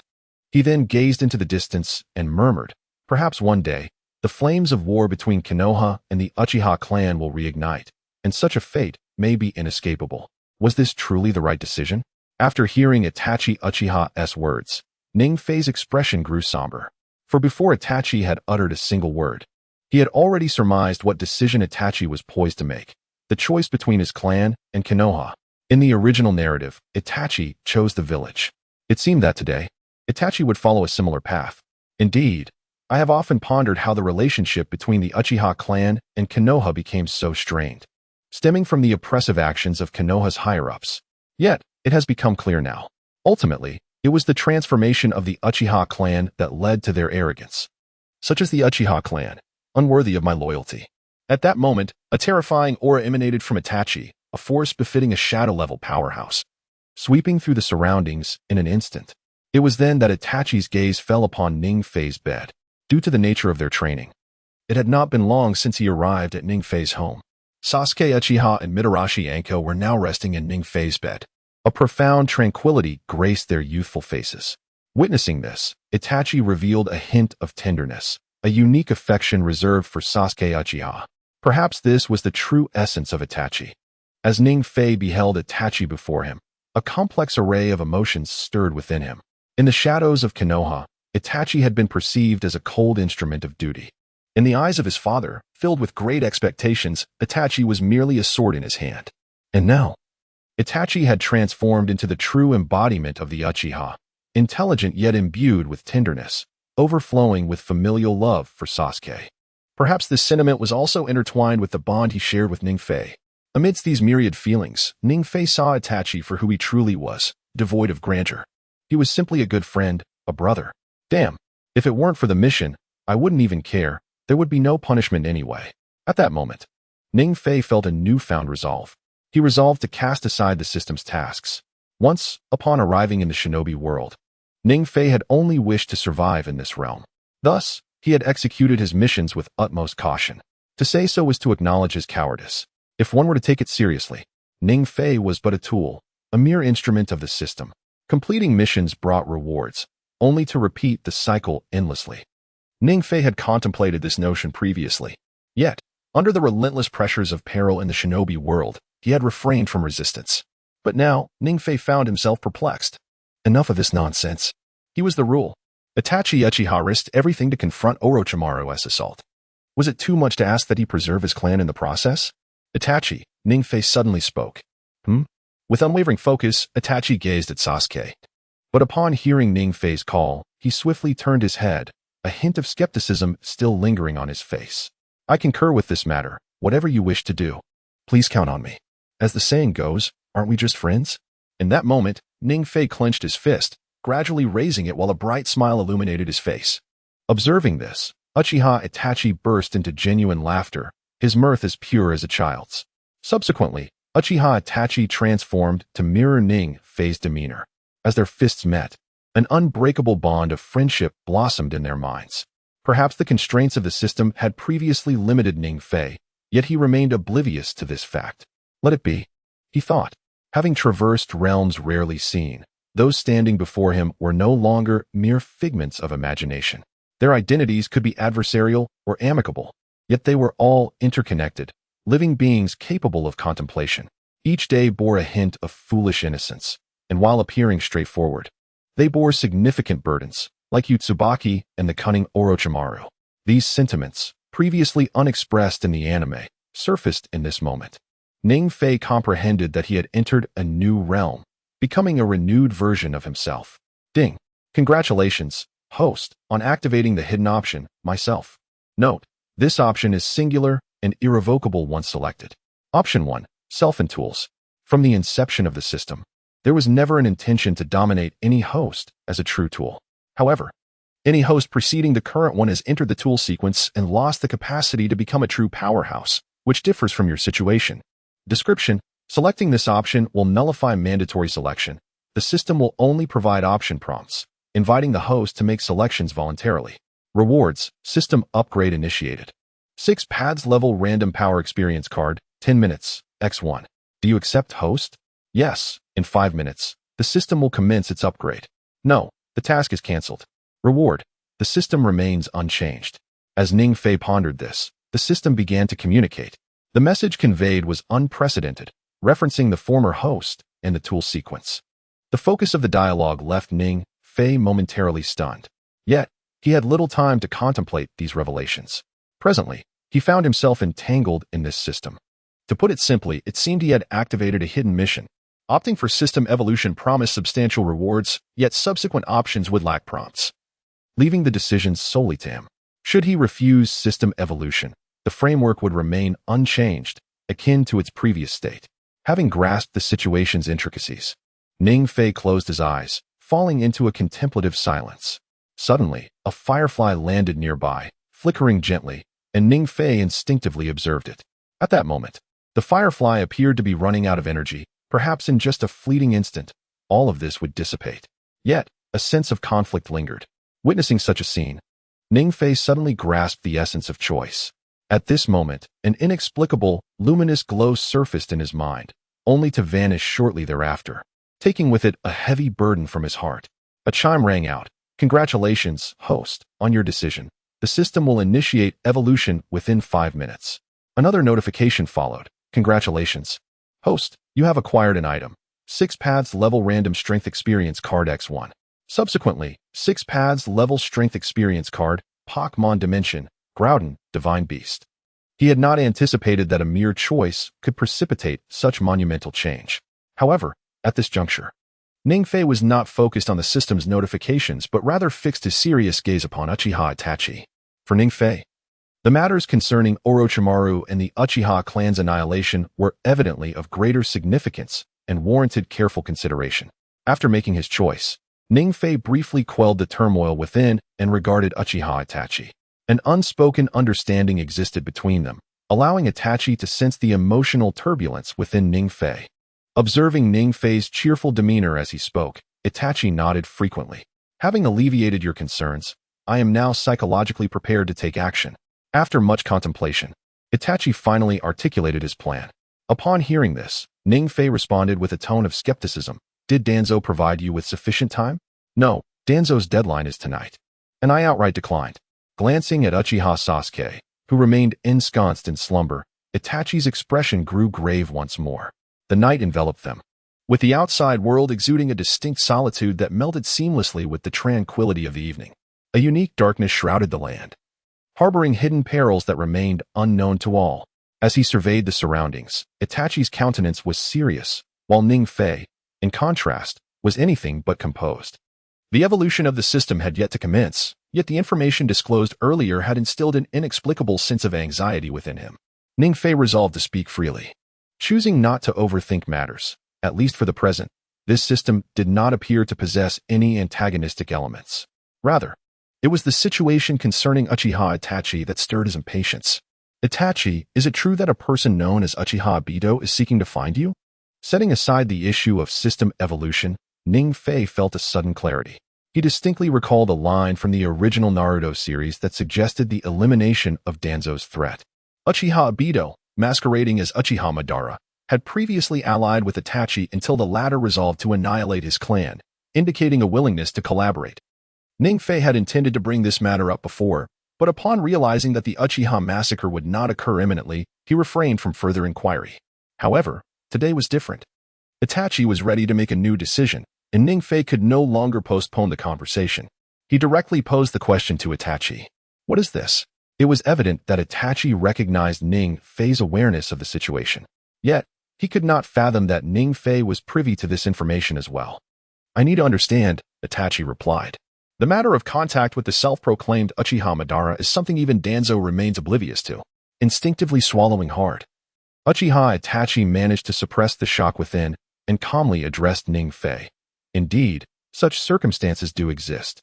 In the past, when I undertook missions outside the village, I sought to engage with him. However, at this point, a flicker of confusion crossed Itachi's face, and he hesitated to continue. But what is it? Ning Fei pressed, sensing the weight of Itachi's unspoken thoughts. If Itachi truly regarded Obito as Madara Uchiha, he would inevitably be drawn into the Akatsuki organization, which would spell disaster for Ning Fei. Ultimately, he was unwilling to see his first true friend in this world of Hokage ensnared by the Akatsuki. The more he pondered, the more anxious he felt. Yet, he believed that this individual was not Madara Uchiha, but rather a stray member of the Uchiha clan. At that moment, Itachi voiced his own suspicions. You have my respect, Itachi. With a smile, Ning Fei felt reassured, confident that Itachi had not been deceived. For Ning Fei, as long as Itachi disagreed with collaborating with Obito, there was nothing else to be concerned about. Itachi, do you agree to work alongside him? Ning Fei immediately inquired, honing in on the crux of the matter. If Itachi were to consent, Obito would undoubtedly manifest within Konoha, leading to events akin to those in the original storyline. Joining the Akatsuki after the massacre. He would be entirely ensnared in Obito's web of conspiracy. No, I have considered it before, but in light of your commitments, I must decline. With this, Itachi cast a knowing glance at Ning Fei, accompanied by an inexplicable trust. Then trust me. A flicker of surprise crossed Ning Fei's face. Initially, he had thought Itachi would at least hesitate, yet suddenly he felt an inexplicable stirring within. Even if he declined, it was evident that Obito sought to draw him into a clandestine organization. Should he agree, it would lead to becoming a rogue ninja of Konoha. Subsequently, Ning Fei recounted the events of the original story concerning Itachi, albeit with certain parts omitted.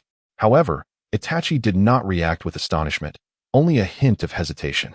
After a brief silence, Itachi suddenly spoke. That organization is called Akatsuki, isn't it?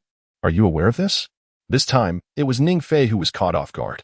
According to the original narrative, Itachi followed Obito to the Akatsuki only after the massacre and encountered Orochimaru thereafter. Yet, the act of annihilation had yet to commence. And it was even due to Ning Fei that Obito had not yet ensnared Itachi. Faced with such a situation, Itachi surprisingly knew of the Akatsuki. Ning Fei found himself at a loss. He claims to be Madara, he said. Sensing Ning Fei's bewilderment, Itachi promptly clarified his intentions. Subsequently, glancing out of the window, he remarked, although I am reluctant to align myself with the so-called Akatsuki, I am curious to join this organization and observe it for myself. Why? Ning Fei was taken aback momentarily, then responded, this Akatsuki is comprised of rogue ninjas, and it is hardly a commendable place. Ning Fei's opposition to Uchiha Itachi's involvement with the Akatsuki stemmed from two principal reasons. First, as a close friend of Uchiha Itachi, he could not allow him to descend into the treacherous depths of the Akatsuki, despite the fact that at the outset of the Shippuden series, the Akatsuki leader Nagato and the Six Paths of Pain possessed formidable combat prowess. The other members of the Akatsuki were not nearly as exceptional, many of whom had already met their demise. Upon learning of this, how could Ning Fei possibly acquiesce to Uchiha Itachi's continued participation in the Akatsuki? The second reason was rooted in Ning Fei's own interests. In this ruthless world of ninjas, solitary endeavors yield little success. In truth, Ning Fei had long harbored the ambition to establish his own organization, and Itachi was among his earliest confidants. In this context, Ning Fei was resolute in refusing to allow him to join the Akatsuki. While he acknowledged the inherent dangers within the organization, he still yearned to comprehend its true nature. As he uttered these words, Uchiha Itachi's expression turned grave. The author could not concur with this sentiment. Ning Fei immediately approached Uchiha Itachi, his face serious, his gaze piercingly intense as he scrutinized him. Seeing this, Ning Fei was at a loss for words regarding Uchiha Itachi's response. Surely, the Akatsuki was not a place of virtue. After the massacre of his clan, they must not proceed recklessly. He had a plan he wished to reveal. Observing the numerous Hidden Leaf Village elite ninjas outside, Ning Fei spoke softly. Rather than gathering intelligence within the Akatsuki, why not establish our own organizations, ensuring that we possess whatever we desire? What? This time, Uchiha Itachi candidly admitted that his assumptions were misguided. Initially, he viewed Ning Fei merely as a prodigy, believing that his opposition stemmed from concern for him.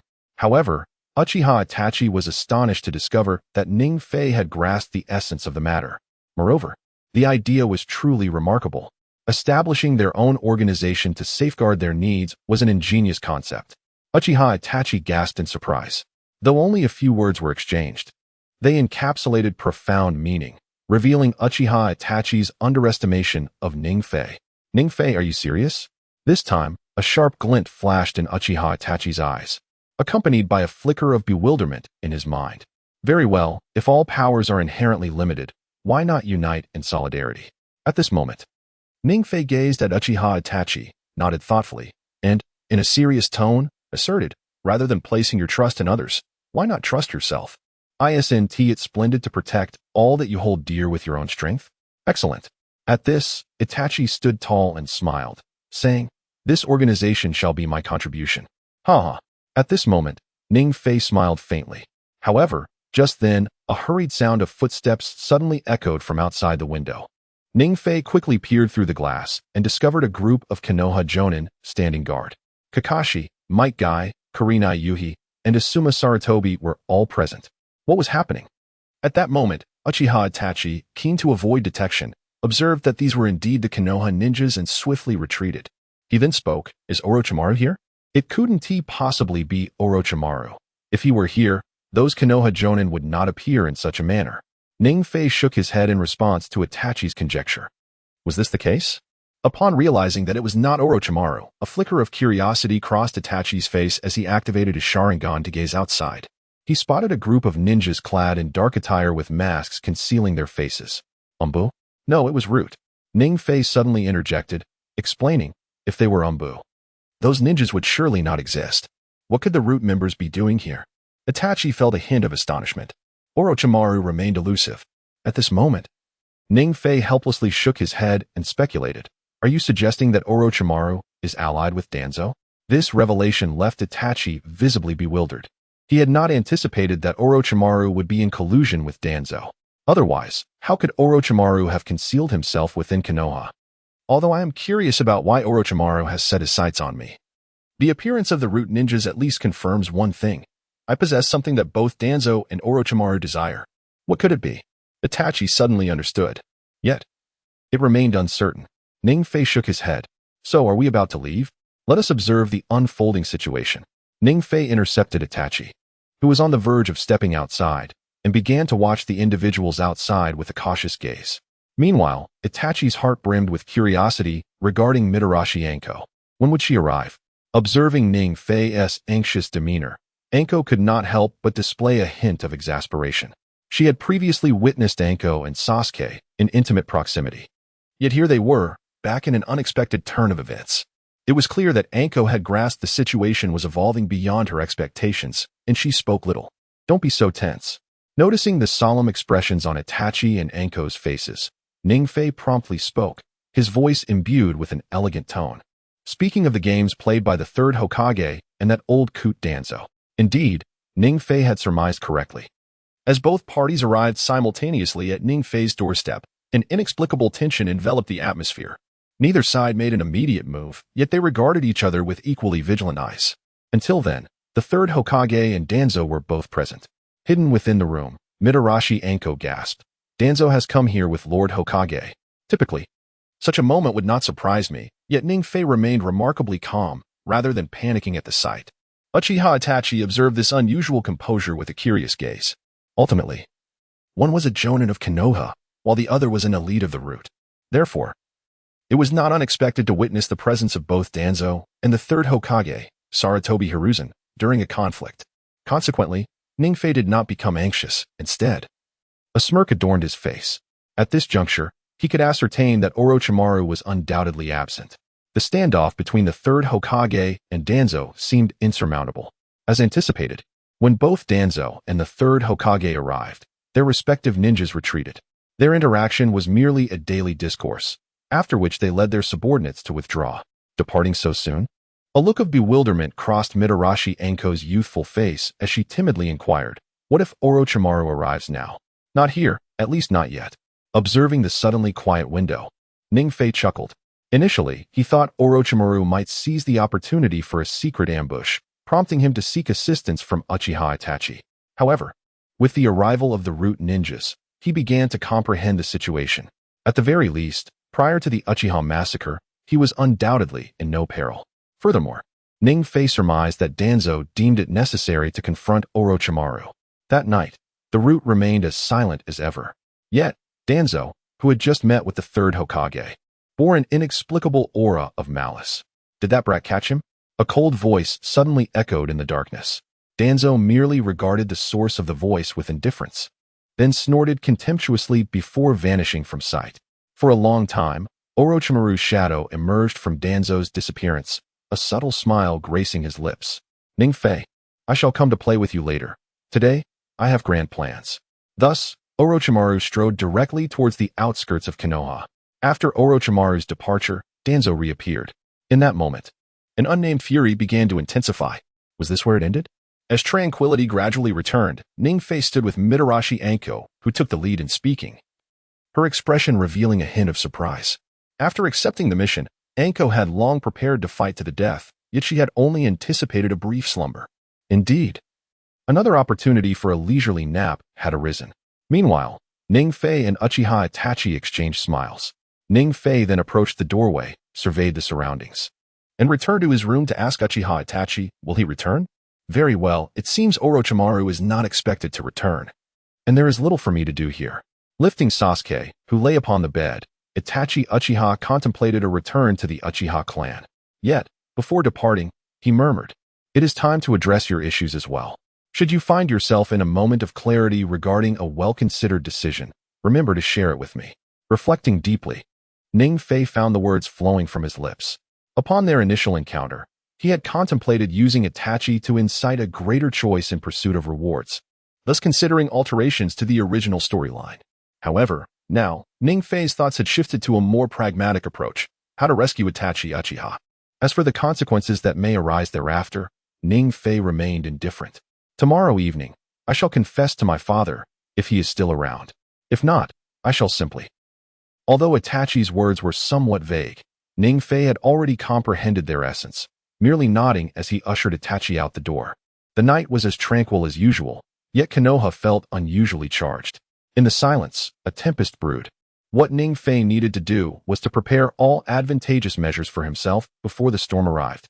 Uncertain of the card's purpose, shortly after Itachi's departure, Ning Fei retrieved the experience card previously gifted to Groudon from the system's space.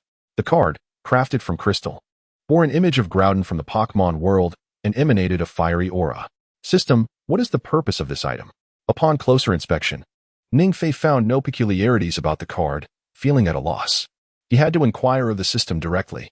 When activated with Chakra, this card allows you to transform into a complete form of Groudon, harnessing all its powers for a duration of 10 minutes, the system explained.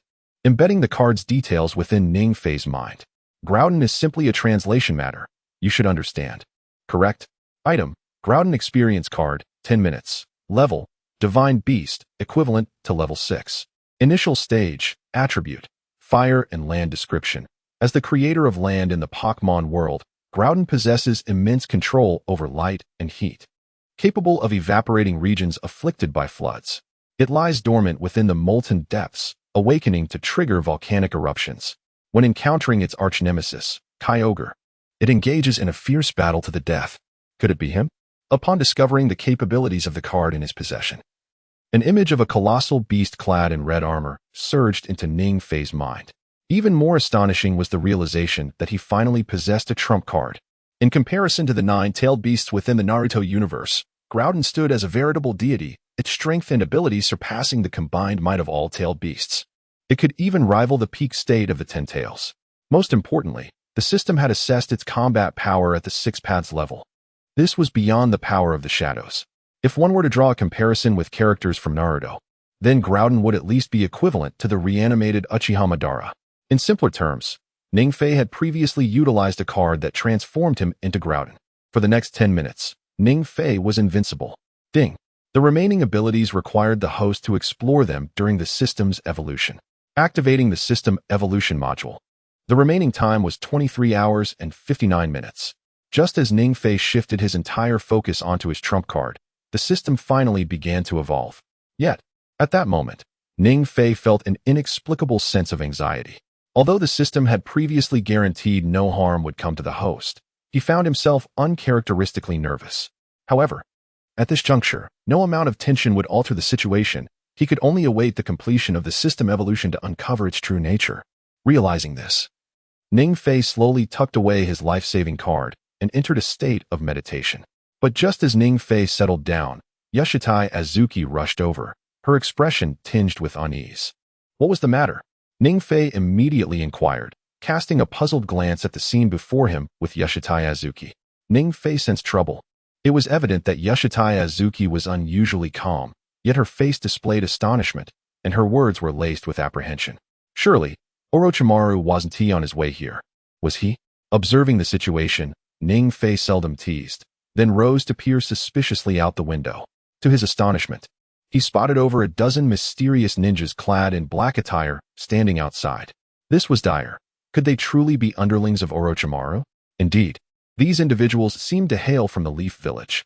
Upon hearing Ning Fei's exclamation, Yashitai Azuki quickly elaborated, pointing at the group outside and stating, they bear the Leaf Village forehead protectors. The root? No, they belong to the Hyuga clan.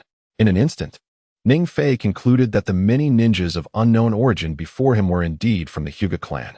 Although the Root and Umbu posed a resurgence threat, they would undoubtedly keep their identities concealed regardless of their mission. Furthermore, with Danzo and the third Hokage having just departed, they certainly wouldn't return so swiftly. These individuals were indeed tenacious. Upon recognizing the identities of these men, a flicker of murderous intent appeared on Ning Fei's face. As anticipated, just when Ning Fei located them, a knock echoed from outside. "Ning Fei, it is time for you to return. The clan leader invites you to visit the Hyuga clan." The indifferent words reached the ears of Ning Fei and Yoshitai Azuki in an instant, plunging them into an eerie silence. "No, go away." Ning Fei was not foolish. If he truly accompanied these individuals to the Hyuga clan, it was likely that the following year would mark their day of mourning. Initially, Ning Fei had contemplated an attack, but upon reflecting on moreover, he had already caught the attention of the third Hokage and Danzo, among other high-ranking officials of Konoha. Thus, Ning Fei would refrain from immediate confrontation. Just as he was about to decline, the person outside seemed to have anticipated his response and knocked again. The command from the clan leader was clear. Refusal to comply would result in forced action. A menacing remark reached Ning Fei's ears. Was this a path to self-destruction? At that moment, Ning Fei suddenly burst into laughter, albeit with a chilling undertone and an air of detachment. "Stay calm, Ning Fei," he thought. "Those outside are at least Chunin level, some even Jonin. Perhaps I should seek assistance from the Hokage?" Noticing Ning Fei's intention to act, Yuki Azuki quickly interjected. Comparing their strengths, Ning Fei was on par with Chunin and above, while Yuki Azuki could barely be considered a Jonin. They faced over a dozen Chunins and a leading Jonin, a staggering disparity in power that filled Yuki Azuki with apprehension. Although their acquaintance was brief, she did not wish to see the one who had treated her to dumplings fade into obscurity. With that thought, Yuki Azuki resolved to inform the third Hokage of the situation as a means of securing resources. "Come back." Just as she was about to leave, Ning Fei abruptly silenced her, enveloping her in his embrace, and spoke in a calm tone. "You shall not leave. Wait for me here." As the words hung in the air, Ning Fei paused, gazing out at the night, realizing dawn was not far off. He continued, "Once I have resolved this matter, I will take you for dumplings." With that, Ning Fei rose and slowly approached the door, leaving Yuki Azuki momentarily at a loss for what to do. With a resounding thud, he exited and shut the door forcefully, casting a sharp glance at the individuals before him. He identified the 3 Hyuga ninjas who had been tracking him, now included in his plans: 1 Jonin, 8 elite ninjas, and 10 Chunits. Hyuga Hizashi held a high regard for him. Having assessed the number of adversaries, an inexplicable smile flickered across Ning Fei's face as he remarked, "Alas, this is far from sufficient." In that instant, an overwhelming sense of murderous intent surged within Ning Fei, his eyes glinting coldly. "Listen, little ones. I advise you to comply and follow me honestly. Otherwise, only one outcome awaits you." The leading Jonin of the Hyuga clan sensed Ning Fei's murderous intent and stepped upon uttering his name. The esteemed Jonin Hyuga Akatsuki displayed a sense of pride upon his countenance. In response, Ning Fei spoke with a tone tinged with disdain, remarking, merely a supporting character, "You, bring him back forcefully." In an instant, a wave of murderous intent manifested upon Hyuga Akatsuki's serious visage, accompanied by his imposing stature. Several members of the Hyuga clan swiftly surrounded Ning Fei, brandishing their sharp kunai and shuriken. Hyuga Akatsuki, standing before Ning Fei, had already activated his Byakugan. Previously, during attempts to capture Ning Fei, he had learned that this 12-year-old boy could engage the clan leader in combat for numerous rounds without defeat. Naturally, Hyuga Akatsuki did not underestimate Ning Fei. The Sharingan activated. Ning Fei would not allow them to encircle him entirely before taking action, as they moved to strike. He too had quietly unleashed his Sharingan. From his ninja tool pouch, he retrieved several shuriken, launching a preemptive strike.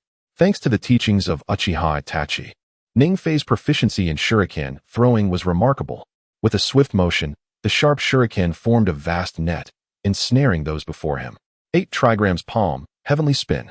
However, to Ning Fei's astonishment, this so-called supporting character, Hyuga Akatsuki, turned out to be a member of the main branch, skillfully using the heavenly spin to completely block the shuriken Ning Fei had unleashed. Everyone, join in the 8 trigrams empty palm. After successfully defending against Ning Fei's attack, Hyuga Akatsuki countered first, while the remaining members of the Hyuga clan advanced aggressively. This was rather troublesome. At that moment, a solemn expression crossed Ning Fei's face. Clearly, amidst the combined assaults of numerous adversaries, he felt somewhat overwhelmed. Despite the immunity to most physical techniques granted by the Devil Fruit, the sheer number of enemies left him in a position of suppression. It seemed he had no choice but to respond seriously, utilizing the dynamic vision of his Sharingan. Ning Fei evaded one of Hyuga Akatsuki's 8 trigrams palm strikes and swiftly created distance between them. Simultaneously, he fully unleashed the power contained within the flame fruit. In an instant, a fiery red aura, imbued with intense heat, coalesced within Ning Fei's body. Fire release. Great fireball technique. As Ning Fei gathered and mobilized the full force of the flame fruit to unleash the great fireball technique, the power was astounding. Typically, a regular great fireball technique measures about 1 meter in diameter. Even under the strength of a shadow, Uchiha Itachi's maximum would be around 3 meters. Yet, the great fireball Ning Fei released had shattered all limits. It reached nearly 10 meters in size, with a milky white halo at its core. Even from a distance of over 10 meters, Hyuga Akatsuki could distinctly sense an extremely searing heat. Withdraw. Retreat to beyond 20 meters.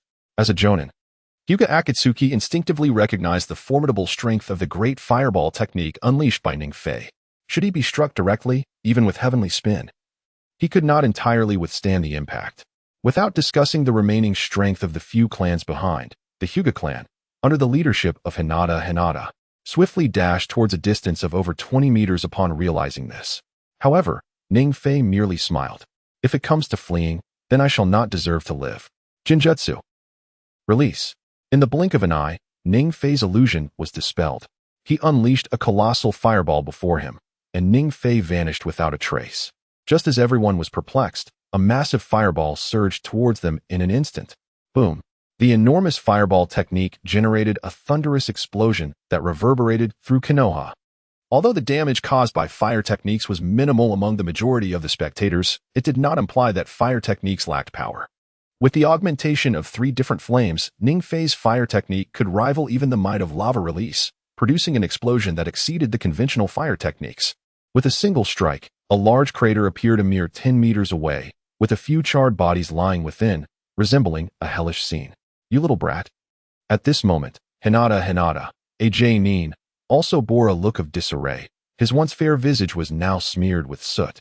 Despite evading Ning Fei's fireball technique with remarkable speed, he was still caught in the ensuing flames.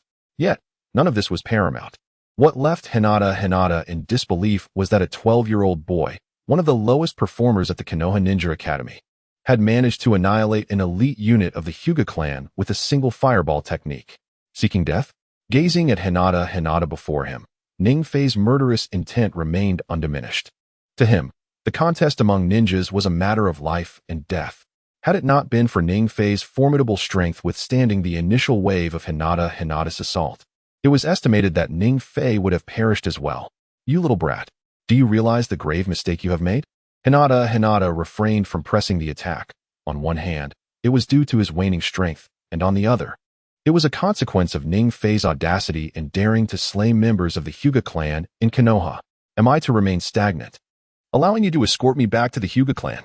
In an instant, Ning Fei, who had previously stood several meters away, approached Hinata's back, his hands igniting with deep crimson flames. Halt, Ning, do not. Just as Ning Fei was about to strike, Mitarashi Anko, standing nearby, finally found her voice and shouted urgently, attempting to deter Ning Fei from proceeding. Ning Fei, you must not act further. The Hyuga clan is among the most prestigious families in Konoha, and if you were to commit murder, they would undoubtedly not spare you. While Ning Fei hesitated, Mitarashi Anko hurried towards him, her gaze filled with a hint of anxiety. Yet, it was merely a fleeting moment. Ning Fei only smiled. So, will they spare me now? As the words hung in the air, Ning Fei's hands converged into a fiery fist aimed directly at Hinata, and chaos ensued on the scene. Yet Hinata Akatsuki fell heavily. After eliminating the last of the enemies surrounding him, Ning Fei slowly turned his head, casting a calm gaze upon the motionless Mitarashi Anko beside him. Suddenly, it was over. Ning Fei was the first to leave for home. Observing Mitarashi Anko, who remained bewildered, he spoke again. Let's pretend this never happened. The Umbu are likely already on their way. Let them conclude this. At that moment, Anko's expression was one of disbelief, unable to comprehend how a mere 12-year-old could possess such psychological resilience. Moreover, the true terror lay in his power. The thought of him having learned from Orochimaru, one of the legendary Sannin of Konoha, bearing the heavenly curse seal and extraordinary talent, made it clear why he had achieved the rank of Nin by the age of 16. Before him stood Ning Fei, merely 12 years old, having executed the great fireball technique, swiftly annihilating several Chunin and Nin from the Hyuga clan. This power was unprecedented. After eliminating Itachi Uchiha, it was Anko's first encounter with such prowess. No, despite their similar ages, Anko believed that even Itachi could not be compared to Ning Fei in terms of strength. Well then, should we wait for the Umbu to meet us? Noting that Anko still lingered, Ning Fei uttered another remark, advising her, as a ninja, remember this on your first day. To show mercy to your enemies is to be cruel to yourself. Let us depart. With that, Ning Fei fell silent, returning home without a second thought for the still stationary Anko. However, to Ning Fei's comfort, as he opened the door to his house, Anko had followed closely behind, a faint smile gracing her features. Suddenly, without warning, she delivered a punch to Ning Fei's chest and proclaimed, I understand your words. If we do not eliminate these individuals, it may bring misfortune upon us. Yet, as she spoke, a hint of concern crossed Anko's face. Returning home, Ning Fei casually picked up a small snack from the table, eating while observing the visibly tense Anko.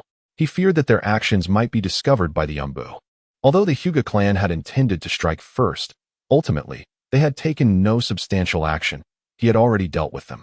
Anko voiced her inner worries, believing that the best resolution would be to inform the third Hokage and clarify the situation beforehand.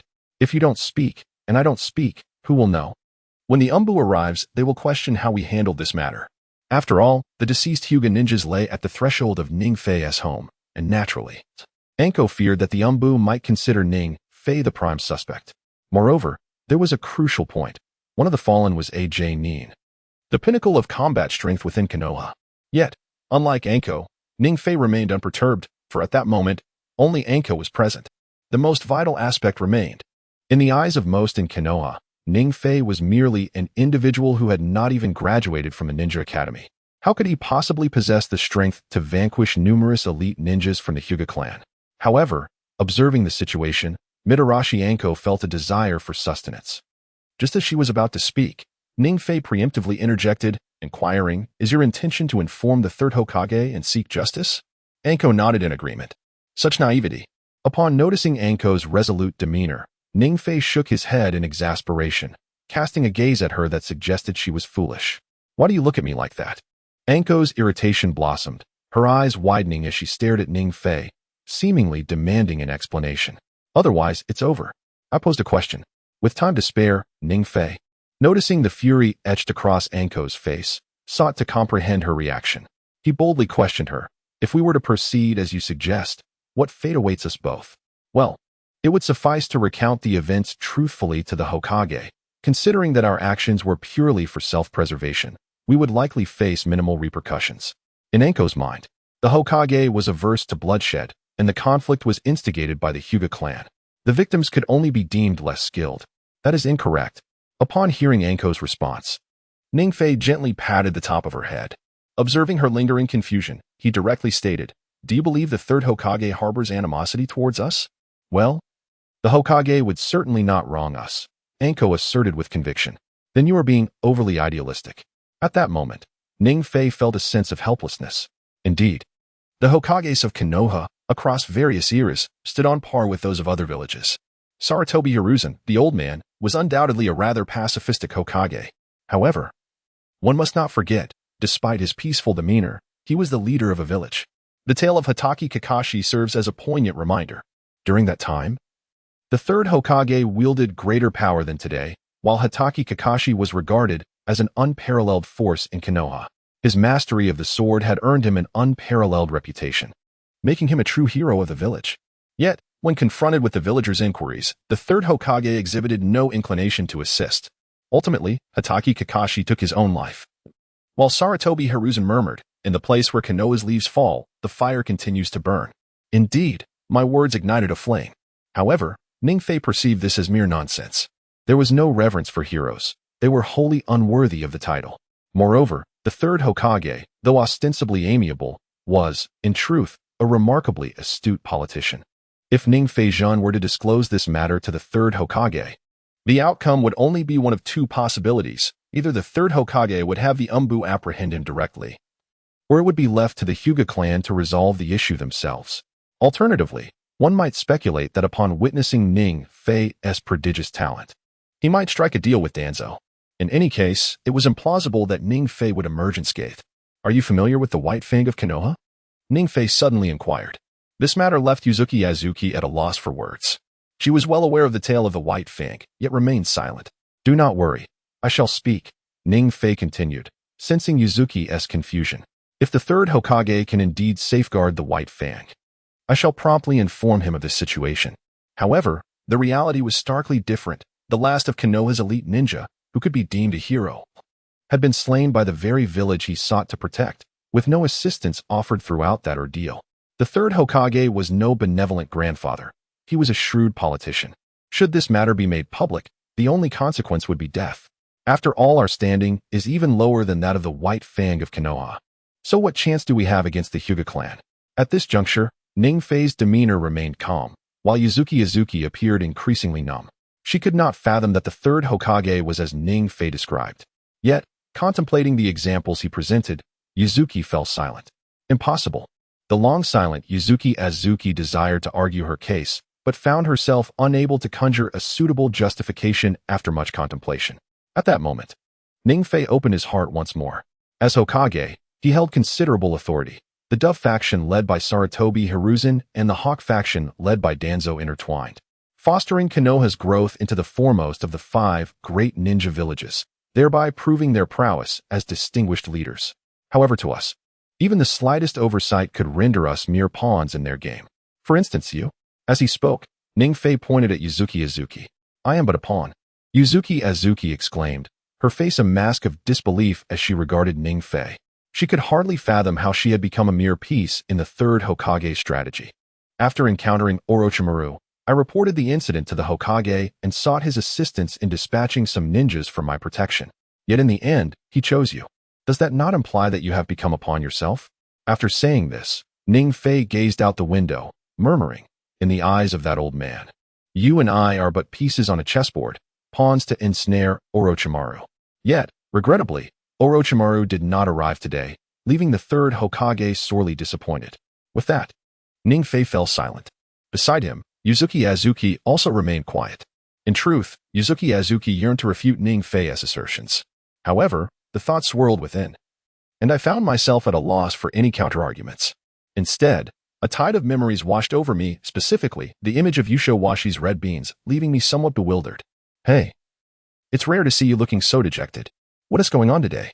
Observing Yusho Washi's unusual demeanor, Ning Fei placed a reassuring hand on her shoulder, only to find that she remained oblivious to his intentions. Without hesitation, he scooped her up into an embrace. He then spoke to her in a tone of utmost seriousness. "Today, I wish to discuss several matters with everyone, primarily to convey that in this world of ninjas, one cannot merely rely on surface appearances. A person deemed virtuous may not be so, and vice versa." At that moment, Yusho Washi's face flushed crimson, and she struggled to articulate a response, stammering, "Could you let me go for a moment?" At that instant, Ning Fei and Yusho Washi stood face to face, so close that they could hear each other's breaths. This proximity, so unusual for the typically careless Yusho Washi, instilled a sudden sense of tension within her.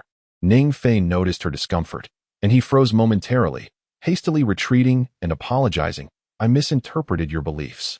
"That scoundrel," Yusho Washi thought to herself, gradually regaining her composure. Yet, deep within her eyes lingered a hint of confusion. "Do not be perplexed. I merely wish for you to engage in deeper reflection and refrain from acting solely on ideals. Let us proceed. I shall treat you to some dumplings." Before Yusho Washi could voice her thoughts, Ning Fei whisked her away to the main street of Konoha. "Aren't you afraid of the Umbu tracking this matter?" At a dumpling shop along the street, Yusho Washi cautiously observed the passers-by while savoring her dumplings, her gaze betraying a touch of concern. Meanwhile, Ning Fei cheerfully urged, "Come on, have another couple of red bean dumplings." Rather than feeling anxious, he seemed eager to indulge further. "Do not fret. We shall remain safe and sound until there is irrefutable evidence linking me to any wrongdoing. Picking up 2 skewers of dumplings from the table, Ning Fei smiled and mused. I had not realized how delightful these dumplings were until today. Yusho Washi gazed at the grinning Ning Fei, momentarily at a loss for words. Despite Ning Fei's repeated assurances, an undercurrent of anxiety coursed through her. Especially after they ventured out together, numerous Umbu ninjas had descended upon the scene, and it appeared that even the third Hokage was aware of the situation. Yet Ning Fei maintained his nonchalance. Do not worry, we are merely enjoying dumplings, after all. Looking at Yusho Washi, Ning Fei promptly remarked, even if the Umbu come knocking. This matter does not concern you at all, so refrain from speaking out of turn. Could he truly be just 12 years old? He remained composed and unflappable. Before him, Yashitai Akane could only comprehend such emotions, carefree yet anxious. Were it not for her knowledge of Ning Fei's background, she would never have believed that the composed youth before her was merely 12 years of age. Just as Ning Fei was about to settle the bill, 2 Umbu ninjas, donning animal masks, suddenly emerged from behind Yashitai Akane, their presence tinged with an almost palpable aura of menace. Is it Ning Fei? Observing the youth beside Yashitai Akane, the 2 Umbu ninjas swiftly focused their attention on him. Without waiting for Ning Fei's response, they approached him directly, stating, "Please accompany us. The Hokage has a request." What is the matter? Is there a problem with enjoying dumplings? Discarding the bamboo skewer from his mouth, a smile crept across Ning Fei's face. Regarding Yashitai Akane, he remained silent, yet his gaze betrayed a hint of concealed apprehension. We kindly ask you to join us. The Hokage has commanded it. However, the 2 Umbu ninjas disregarded Ning Fei's words, reiterating their previous statement. Observing this scene, an inexplicable smile adorned Ning Fei's face as he murmured, "What if I refuse to go? The Hokage's orders are absolute. We may resort to force if necessary." As one of the Umbu ninjas spoke, the atmosphere in the dumpling shop turned tense. The 2 Umbu ninjas prepared for confrontation, while Yashitai Akane's face revealed a flicker of surprise. Meanwhile, Ning Fei maintained his cheerful demeanor. Stay calm. Yashitai Akane instinctively believed Ning Fei might take action and hurried to position herself behind him, ready to intervene. Yet, before she could reach him, Ning Fei stood up and addressed the 2 Umbu. No need for tension. It was merely a jest. Lead the way. With that, Ning Fei smiled at Yashitai Akane and added, "Please return. I will handle this matter myself." However, as Yashitai Akane attempted to voice her concerns, she found herself gazing up, only to see Ning Fei and the 2 Umbu ninjas vanish from her sight. "Ning, you fool, return safely. You owe me dumplings." In that instant, an indescribable emotion surged within Yashitai Akane's heart. As she watched Ning Fei recede into the distance, an unnameable sentiment swiftly arose within her. 10 minutes later, Ning Fei followed the 2 Umbu ninjas to the entrance of the Hokage building. Approaching the doorway, he beheld a scene of heightened security. Under normal circumstances, even in front of the Hokage building, aside from a few routine guard ninjas, there would be no additional defensive forces. However, today was markedly different. In addition to the usual guard ninjas, Umbu operatives, the Uchiha security team, and a multitude of other ninjas were stationed here. Even Ning Fei noticed that the clans of Konoha, such as the Pig Deer Butterfly, Inuzuka, and Yamanaka clans, had dispatched a series of ninjas to serve as a vigilant force. Ning Fei was welcomed inside. Observing Ning Fei lingering at the entrance, 2ch Nin exchanged knowing smiles before cautioning him. However, Ning Fei seemed oblivious and proceeded directly to the 2nd floor of the Hokage's residence. Upon descending, he felt an inexplicable tension, accompanied by a palpable pressure that bore down upon him. Within the room, aside from the 3rd Hokage, there were prominent figures like Danzo, Midogate Kinzuya, and Nara Shikaka stationed as Konoha's upper echelon.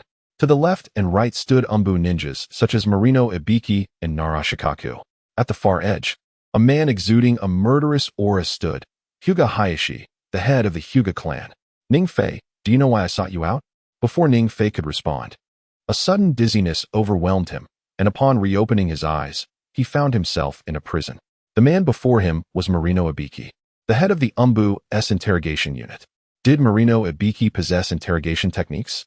Recalling the peculiarities of his previous circumstances, Ning Fei immediately associated Ibiki with the genjutsu he had employed against Pain's realm in the original Naruto series. Interrogation techniques. Compared to ordinary Umbu ninjas, Ibiki's most proficient methods were neither ninjutsu nor taijutsu, but rather Genjutsu. Within the confines of his self-created Genjutsu space, he could summon suspects into his interrogation chamber at will. Through severe torture, he extracted the necessary information. How intriguing, Ningfei mused. Upon realizing his situation, his initial unease gradually dissipated. Even the most realistic Genjutsu has its weaknesses, and due to his transmigration, Ningfei possessed extraordinary mental fortitude. Coupled with the boundless power of the Sharingan, he would find the effects negligible as long as there was no Tsukuyami or comparable Genjutsu. Genjutsu, release, Ningfei declared as he opened his mouth. In an instant, the foreboding interrogation room dissipated into nothingness, leaving Ningfei staring, wide-eyed, at the astonished Marino Ibiki. How could you disregard my interrogation techniques? Before Ibiki could even inquire whether Ningfei was involved with the Hyuga clan's tragedy, he was taken aback by the revelation that his Genjutsu had been unraveled by Ningfei, leaving him in a state of shock, unsure of how to proceed. Marino Ibiki had risen to the position of head of the Konoha Umbu's interrogation department primarily due to his unique secret techniques. Interrogation techniques, possessing a semi-real ninjutsu akin to Tsukuyami's domain. Although the creation belonged to Genjutsu, every interrogation within it was genuine, often accompanied by physical harm. Once subjected to Ibiki's interrogation techniques, the pain endured could far exceed that of the real world. Using this ninjutsu, Ibiki could elicit the information or materials he required even from some of the most formidable elite Genin. Yet, this seemingly flawless ninjutsu was unexpectedly unraveled by the diminutive figure before him. In the eyes of Tsunade Ibiki, amidst the lingering shock, there was a profound sense of fear and bewilderment. It appeared that the strength of this young demon exceeded the imagination of the third Hokage. Gazing at the smiling face of Ningfei, Tsunade Ibiki was overwhelmed by an inexplicable feeling of helplessness and emotion. Uncle, remember not to be so direct next time you use Genjutsu, Ningfei remarked, dismissing the bewildered Tsunade Ibiki and striding towards the center of the crowd. After scanning the surroundings, Ningfei found a relatively vacant spot to sit, then casually inquired of the third Hokage, Hokage-sama, I hope you have found me without issue? A question posed with full awareness of the answer. Before the third Hokage could respond, Hinata Hayashi, standing nearby, interjected with a gaze filled with resentment directed at Ningfei, stating, Hokage-sama, there is no need to waste any more time. Please ensure that the deaths of my clan were indeed caused by Ningfei. Previously, when Ningfei had assisted Niji in returning home, there had been hope that Niji might express his gratitude, leading to a delegation being sent to invite Ningfei to the Hyuga clan. However, as Hayashi continued, glancing at Ningfei, he added, to my astonishment, this child dared to lash out in silence, killing over 10 members of my clan on the spot. Moreover, suddenly halting, Hayashi pointed at Ningfei, exclaiming, I suspect he is a spy from another ninja village. The speed at which he unraveled Tsunade Ibiki's interrogation technique is beyond what an ordinary civilian could accomplish. As Hayashi's words lingered in the air, the onlookers regarded Ningfei with peculiar expressions, with the sole exception of the third Hokage. Cease your nonsensical accusations of me being a murderer. I have merely enjoyed some dumplings, yet you allege my involvement in homicides? Surely, my innate mental prowess grants me an exceptional capability regarding Genjutsu? At this moment, Ningfei retorted directly, leaving no opportunity for Hayashi to respond. While his remarks may have seemed somewhat absurd, they indeed yielded a favorable effect. Initially, those in the office harbored doubts regarding Ningfei. After all, his instantaneous dissolution of Tsunade Ibiki's Genjutsu was almost beyond belief.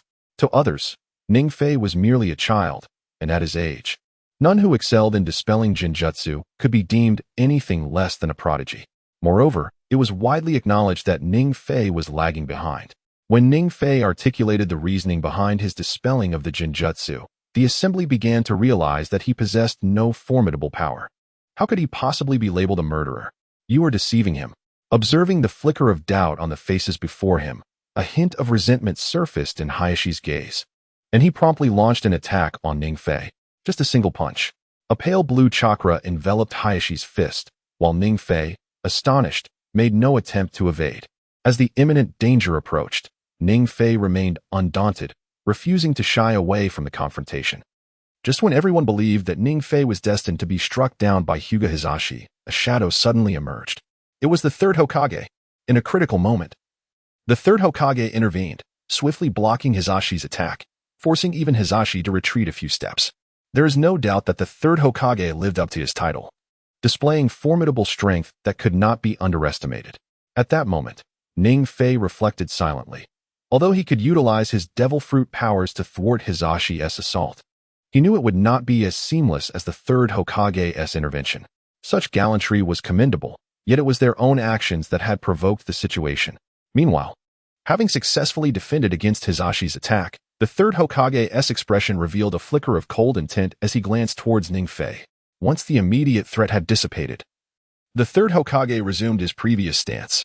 As for Hyuga Hizashi, he wore a countenance akin to someone suffering from constipation, displaying an indescribable agony. It was not Ning Fei.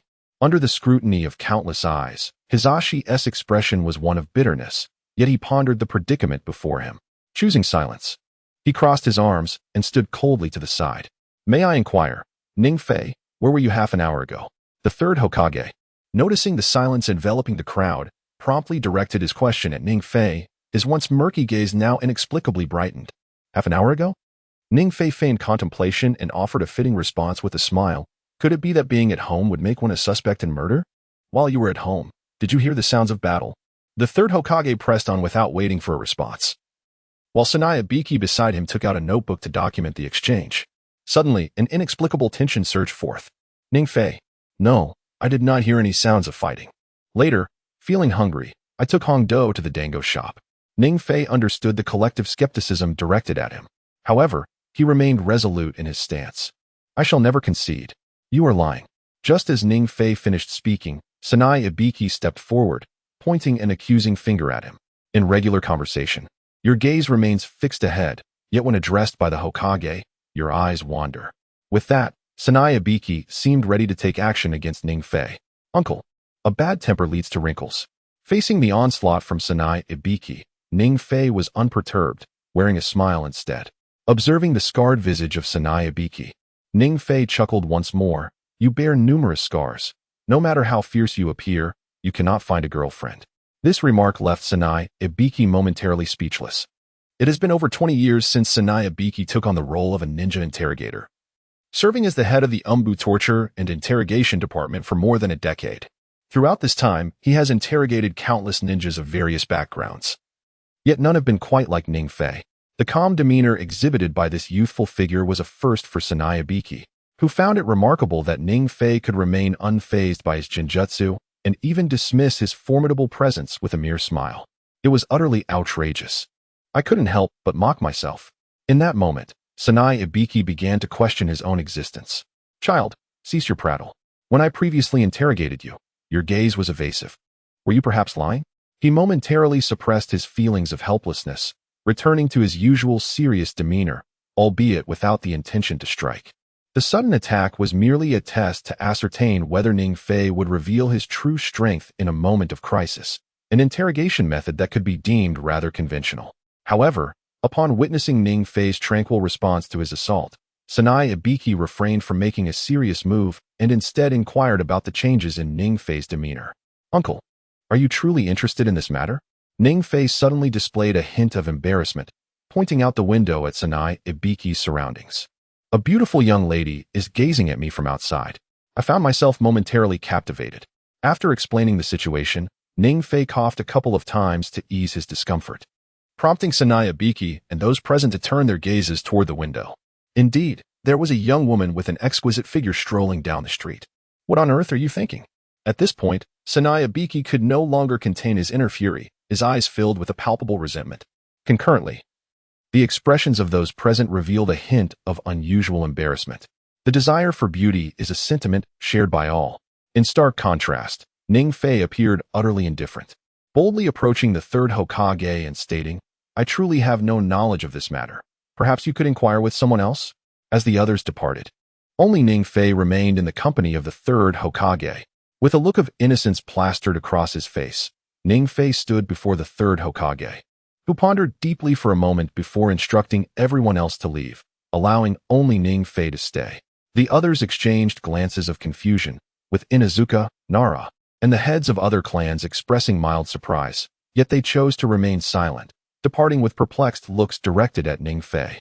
As a member of the Hokage's direct lineage, Tsunade did not voice any objections to the third Hokage's decision, secretly keeping Ning Fei in his thoughts.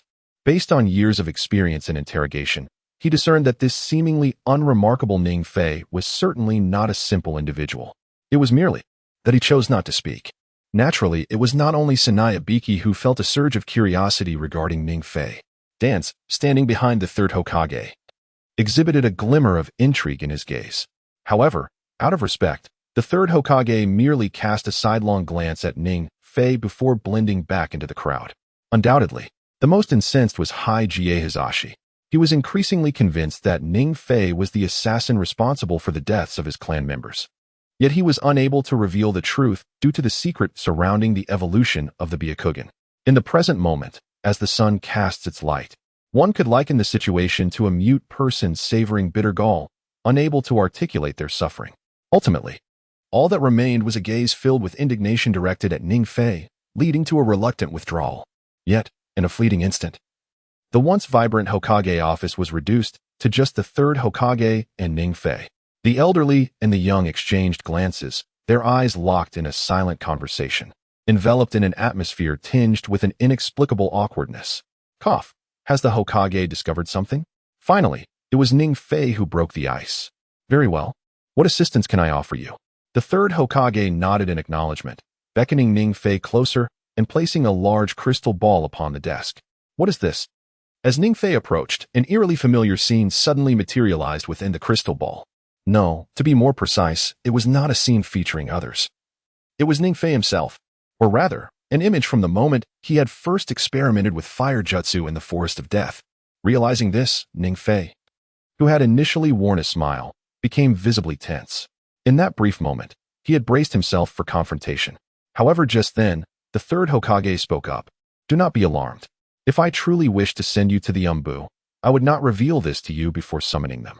With that, the third Hokage returned to his desk, his gaze fixed on Ning Fei with a warmth that contrasted sharply with Ning Fei's unease. Both maintained a starkly different demeanor, yet each awaited the other to initiate dialogue. Third Hokage, I suppose this marks my failure. What is the matter? After a prolonged silence, Ning Fei finally took the initiative to inquire. After all, the reins of this conversation lay firmly in the hands of the third Hokage. To stubbornly endure would not bode well. Conversely, seizing this opportunity was of utmost importance. To grasp the true intentions of the third Hokage and to discern his stance towards him was imperative. Haha. The third Hokage chuckled at Ning Fei's inability to contain himself, murmuring, You are not at a loss. It is another who bears the burden. This revelation momentarily stunned Ning Fei, prompting him to ask, Hokage-sama, I do not quite understand. How fares Konoha? Yet, the third Hokage refrained from addressing Ning Fei's question, instead posing one that left Ning Fei momentarily at a loss for words. Indeed, among the 5 great shinobi villages, Konoha stands as a remarkably well-structured village. After much contemplation, Ning Fei finally offered a relatively neutral response. That is indeed the case. While Konoha harbors many shadows, it remains a well-functioning village overall, at least on the surface. Countless civilians reside peacefully within its confines, supported by a comprehensive ninja promotion system. The upper echelons are enlightened, and compared to other shinobi villages, Konoha is imbued with a strong sense of humanity. However, when Ning Fei provided him with an answer, the third Hokage could only shake his head in resignation. Ning Fei, everyone possesses opportunities and secrets, but I implore you to safeguard these opportunities and secrets for the sake of Konoha, rather than turning against the villagers. Despite the possibility of undisclosed secrets from the past, he hoped everyone would remember that even in darkness, Konoha would never allow it to overshadow the light. The third Hokage's words left Ning Fei utterly astonished. Once again, he had underestimated the seemingly kind elder before him. From the very beginning, the third Hokage had already discerned that Ning Fei was responsible for the massacre of the Hyuga clan. Yet, Ning Fei could not fathom why the Hokage appeared to be inclined to assist him. Lord Hokage, Ning Fei pondered how to absolve himself. But the third Hokage raised his hand to silence him. He then opened a drawer and retrieved a stack of documents, handing them to Ning Fei. What is this? Ning Fei inquired, examining the materials that contained intelligence regarding Mitarashi Anko and Uchiha Itachi. The documents recorded various details about the two, including numerous missions and experiences. However, Ning Fei noted that the information was incomplete. There were only Konoha-related details, while Anko's experiences prior to becoming a ninja were entirely omitted, as were those of Itachi. Nevertheless, Ningfei understood that such documents were intended by the third Hokage to foster a sense of belonging to Konoha among them. In simpler terms, it was akin to brainwashing. Ningfei, you have recently spent considerable time with Anko and Itachi. They are among Konoha's most exceptional ninjas, harboring many secrets. Yet I still believe they represent the finest of the next generation. I share this with you not to compel your loyalty to Konoha, but to express my hope that in the future, you will become a great ninja. As the third Hokage spoke, a flicker of pride illuminated his gaze, a pride belonging to an elder. Ningfei understood the underlying meaning of the third Hokage's words long ago. It was merely a test of his perspective on Konoha.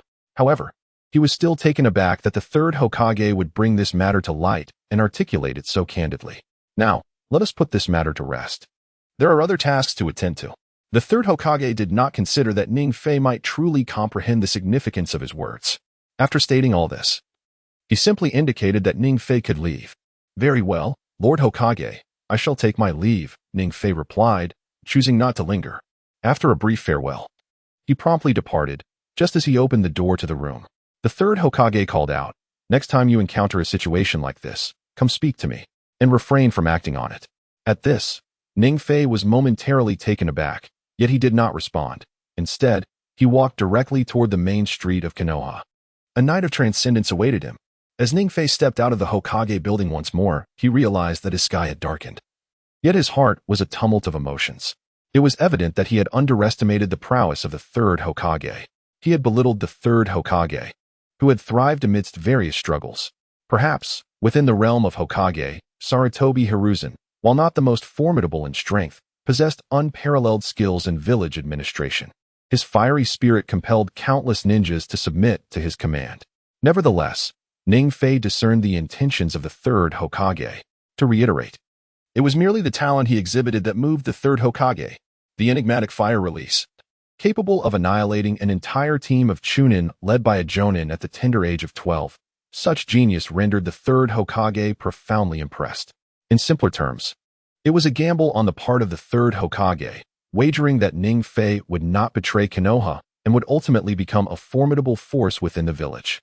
A remarkably audacious hypothesis. After much contemplation, a smile graced Ningfei's countenance. Clearly, the third Hokage was also engaging in a calculated wager. At present, Ningfei had no intentions of becoming a rogue ninja. He could embrace love and hate and strive to conquer the shinobi world without trepidation. Some individuals merely yearn to gallop freely, to relish the blossoms and fruits of the shinobi realm, while others seek a fulfilling life, remaining in Konoha and its surrounding villages, which seemed quite effortless. However, all of this was attributed to the third Hokage's careful selection. Had the ninjas during the previous interrogation dared to take direct action, Ningfei would have undoubtedly retaliated on the spot, compelling him to become a rogue. Such a scenario would have led to two drastically different outcomes, and without question, that outcome would have been the most favorable resolution. If not for the misfortune of selecting an ill-fated individual, it would have undoubtedly involved Hyuga Hizashi and his clan. A Jonin and a dozen Chunin. None of those who perished from the Hyuga clan were among its most exceptional members. The loss of so many ninjas at once would surely inflict pain upon Hyuga Hizashi. But what did that have to do with Ningfei? Meanwhile, within the Hokage building, the moment Ningfei exited the Hokage's office, Danzo suddenly approached the third Hokage. Danzo? Upon seeing Danzo, the third Hokage felt a flicker of surprise. After all, although they were old classmates, their recent relationship seemed strained, especially following Orochimaru's defection, during which Danzo had not visited him for half a year. He hoped Ningfei was just a child. Without hesitation, Danzo stated the purpose of his visit, then continued, in exchange, I want to choose anyone from Root. Ning cannot be given to you. The third Hokage unequivocally rejected Danzo. It was evident that the resolute stance of the third Hokage astonished Danzo, prompting him to consider increasing his leverage. However, the third Hokage swiftly gestured for him to remain silent. Did not entertain any thoughts regarding Ningfei. After uttering this, a hint of coldness flashed in the third Hokage's gaze. Observing this, Danzo's expression darkened, yet he refrained from speaking, casting a resentful glance at the third Hokage before exiting the Hokage's office. With the knowledge acquired from the third Hokage, Danzo understood that once the third Hokage made a determination, it was typically beyond discussion. Gazing at the missing Danzo, the third Hokage wore a perplexed and slightly melancholic expression. After a considerable pause, he looked towards the distant Hokage monument and remarked, "I cannot possibly grant you that, boy. However, he is undoubtedly the future pinnacle of Konoha's strength. You, Danzo, are but a tool for assassination. Brother Ningfei, hurry and come see this magnificent sword I wield." In the training grounds of Konoha, little Tian donned a pristine white silk qipao, brandishing a sharp shuriken with a glimmer of excitement in her eyes. In contrast, Ningfei seemed somewhat lackluster. He found a patch of soft grass and reclined upon it. A full day had passed since the tragic incident involving the Hyuga clan. And true to the third Hokage's words, the entire village had ceased to discuss the matter. Even Hinata Hyuga had not sought out Ningfei since. As if the event were of no ordinary significance. Welcoming all, he remained vigilant each day. Gradually ascending to the summit of the grassy knoll, Ningfei approached Tian. Observing the vibrant little girl before him, a smile graced his face. In truth, Ningfei had inexplicably developed a fondness for Tian in his previous life. The pure essence of Chinese culture, combined with her grace and beauty, captivated him at first sight. And today, who could resist the charm of this adorable little girl with her delightful bun hairstyle? Swish, swish, swish. Just as Ningfei arrived before Tian, a flurry of shuriken whizzed through the air, and he turned to find it was Tian who had released them nearby. Bang!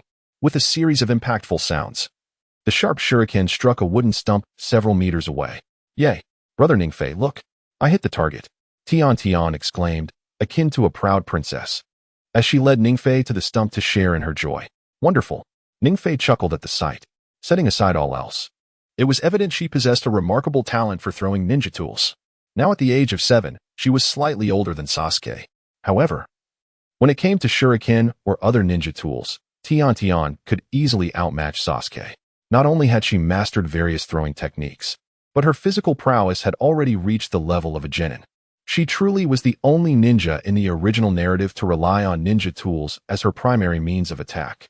As he watched her diligently practicing with the tools, Ningfei felt a mixture of emotions, both touched and regretful. The reasons for his sigh were quite simple. Although Tian was an absolute powerhouse during her Genin and Chunin years, especially when she could avoid encountering the likes of those who could activate their bloodline limits, everything changed upon entering the Jonin stage. At that point, relying solely on ninja tools became rather awkward. As her combat abilities escalated, the ninja tools, which had once been her mainstay, were gradually supplanted by ninjutsu. Even in the heat of battle, where they transitioned into mere auxiliary support. Conversely, the offensive capabilities of various ninja tools were inherently limited, particularly for Tian herself. In the original text, the techniques of the three-body technique and body technique are merely rudimentary, far inferior to those of his peers, Lee and Niji. Consequently, during the latter part of Shippuden, he is often overwhelmed by the thrown ninja tools. Among the 12 little strong, he undoubtedly ranks second to last. Pondering this, Ningfei glanced once more at the overly enthusiastic Tian. Should he encourage her to learn other survival skills? In that moment, Ningfei found himself in a state of indecision. As his closest companion, he could not allow Tian to become like her counterpart in the original story, possessing almost no offensive capabilities beyond throwing ninjutsu. However, he was at a loss for what to teach her to help her comprehend. The basic chakra extraction technique had long been present. Yet, due to her innate talent, her chakra levels were not particularly impressive. Moreover, her chakra affinity lay in the wind element, leaving Ningfei unable to assist her with ninjutsu. Should he impart the 8 Gates technique to her? Suddenly, the image of the half-completed 8 Gates material flashed through Ningfei's mind.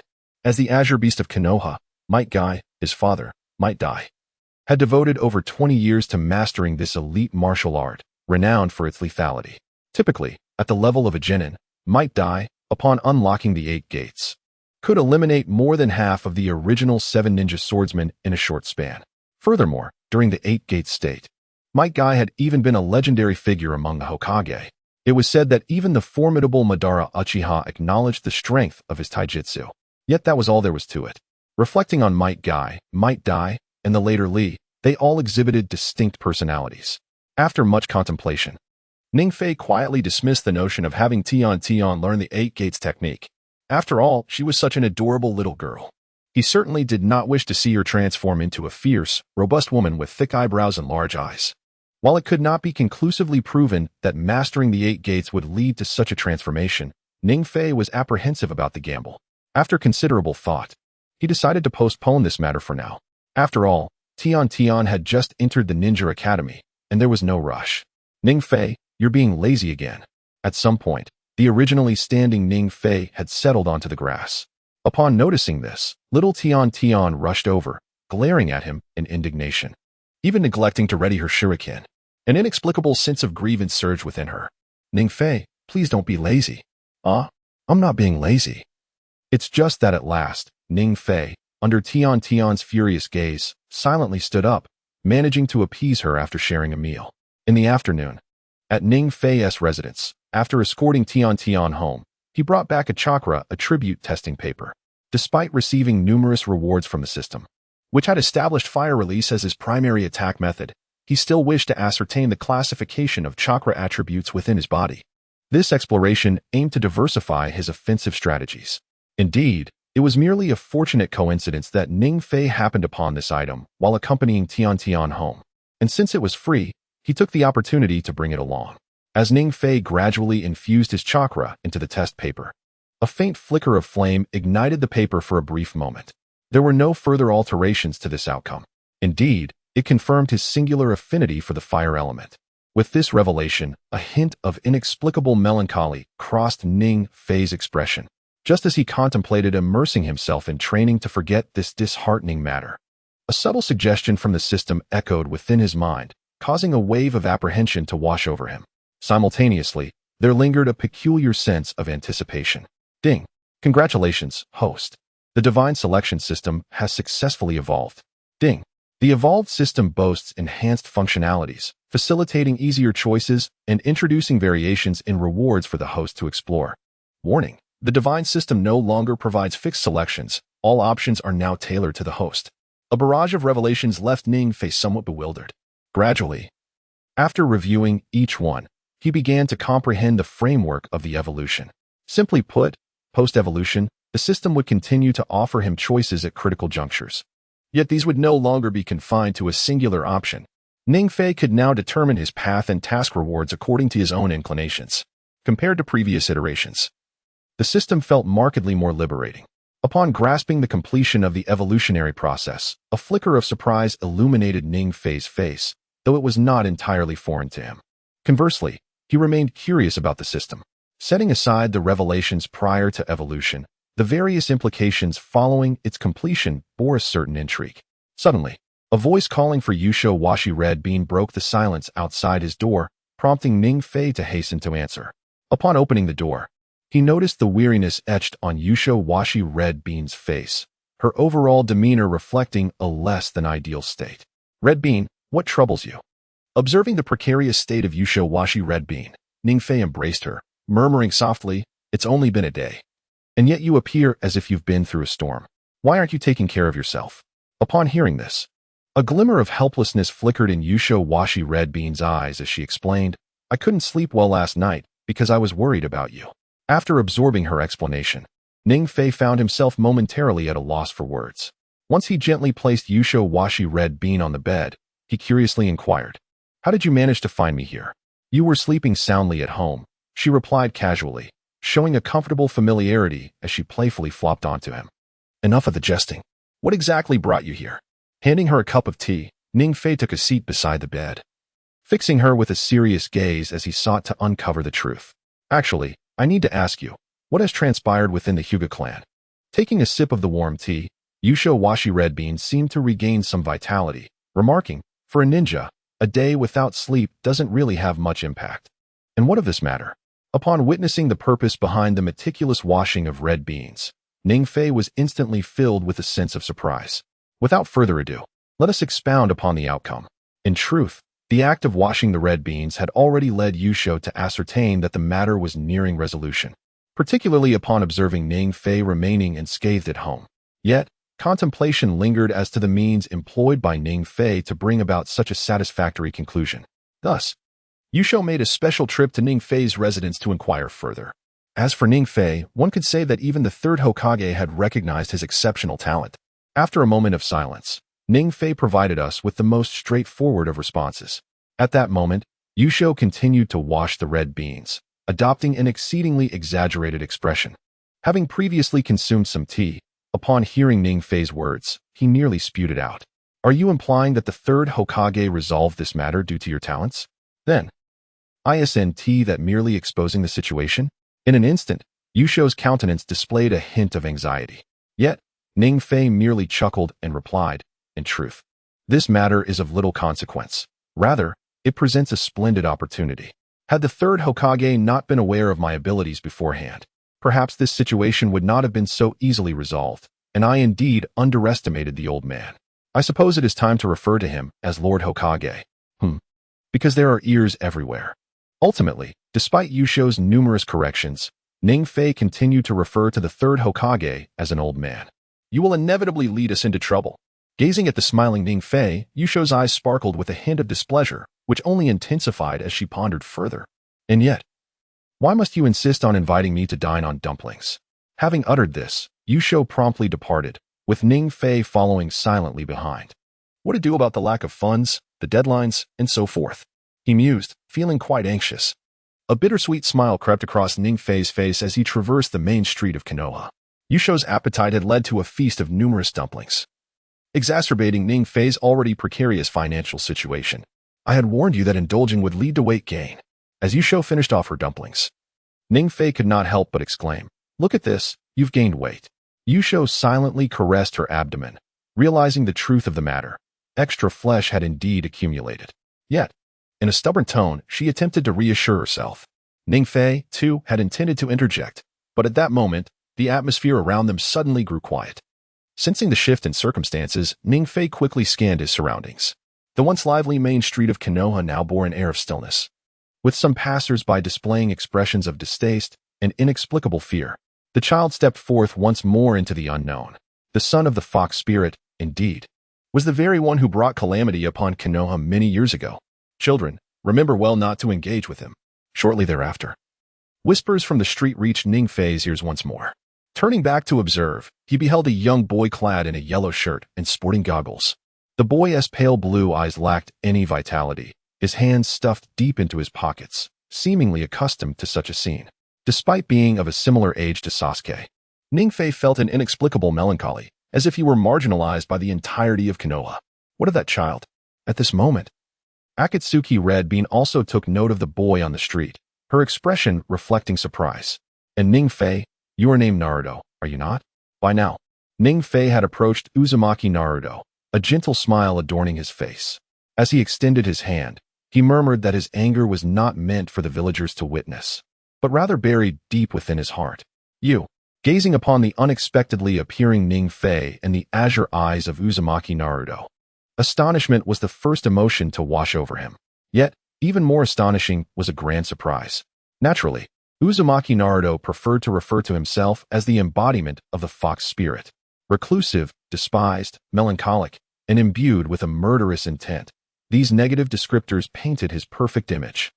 From the moment of his birth, it seemed as though he and his friends had completed their respective portraits. At this juncture, a boy older than him was observing him with a benevolent expression, leaving Naruto momentarily stunned. A mixture of trepidation and confusion gripped him. His initial nervousness manifested as an inexplicable panic. You are. Ultimately, after a brief internal struggle, Uzumaki Naruto regarded Ning Fei with a solemn gaze. It was apparent that, due to the novelty of communicating with another, Naruto was particularly cautious, glancing at Ning Fei with a furrowed brow as he stepped back hesitantly. Clearly, in contrast to the usual disdain he encountered, Naruto was utterly unfamiliar with the amiable Ning Fei.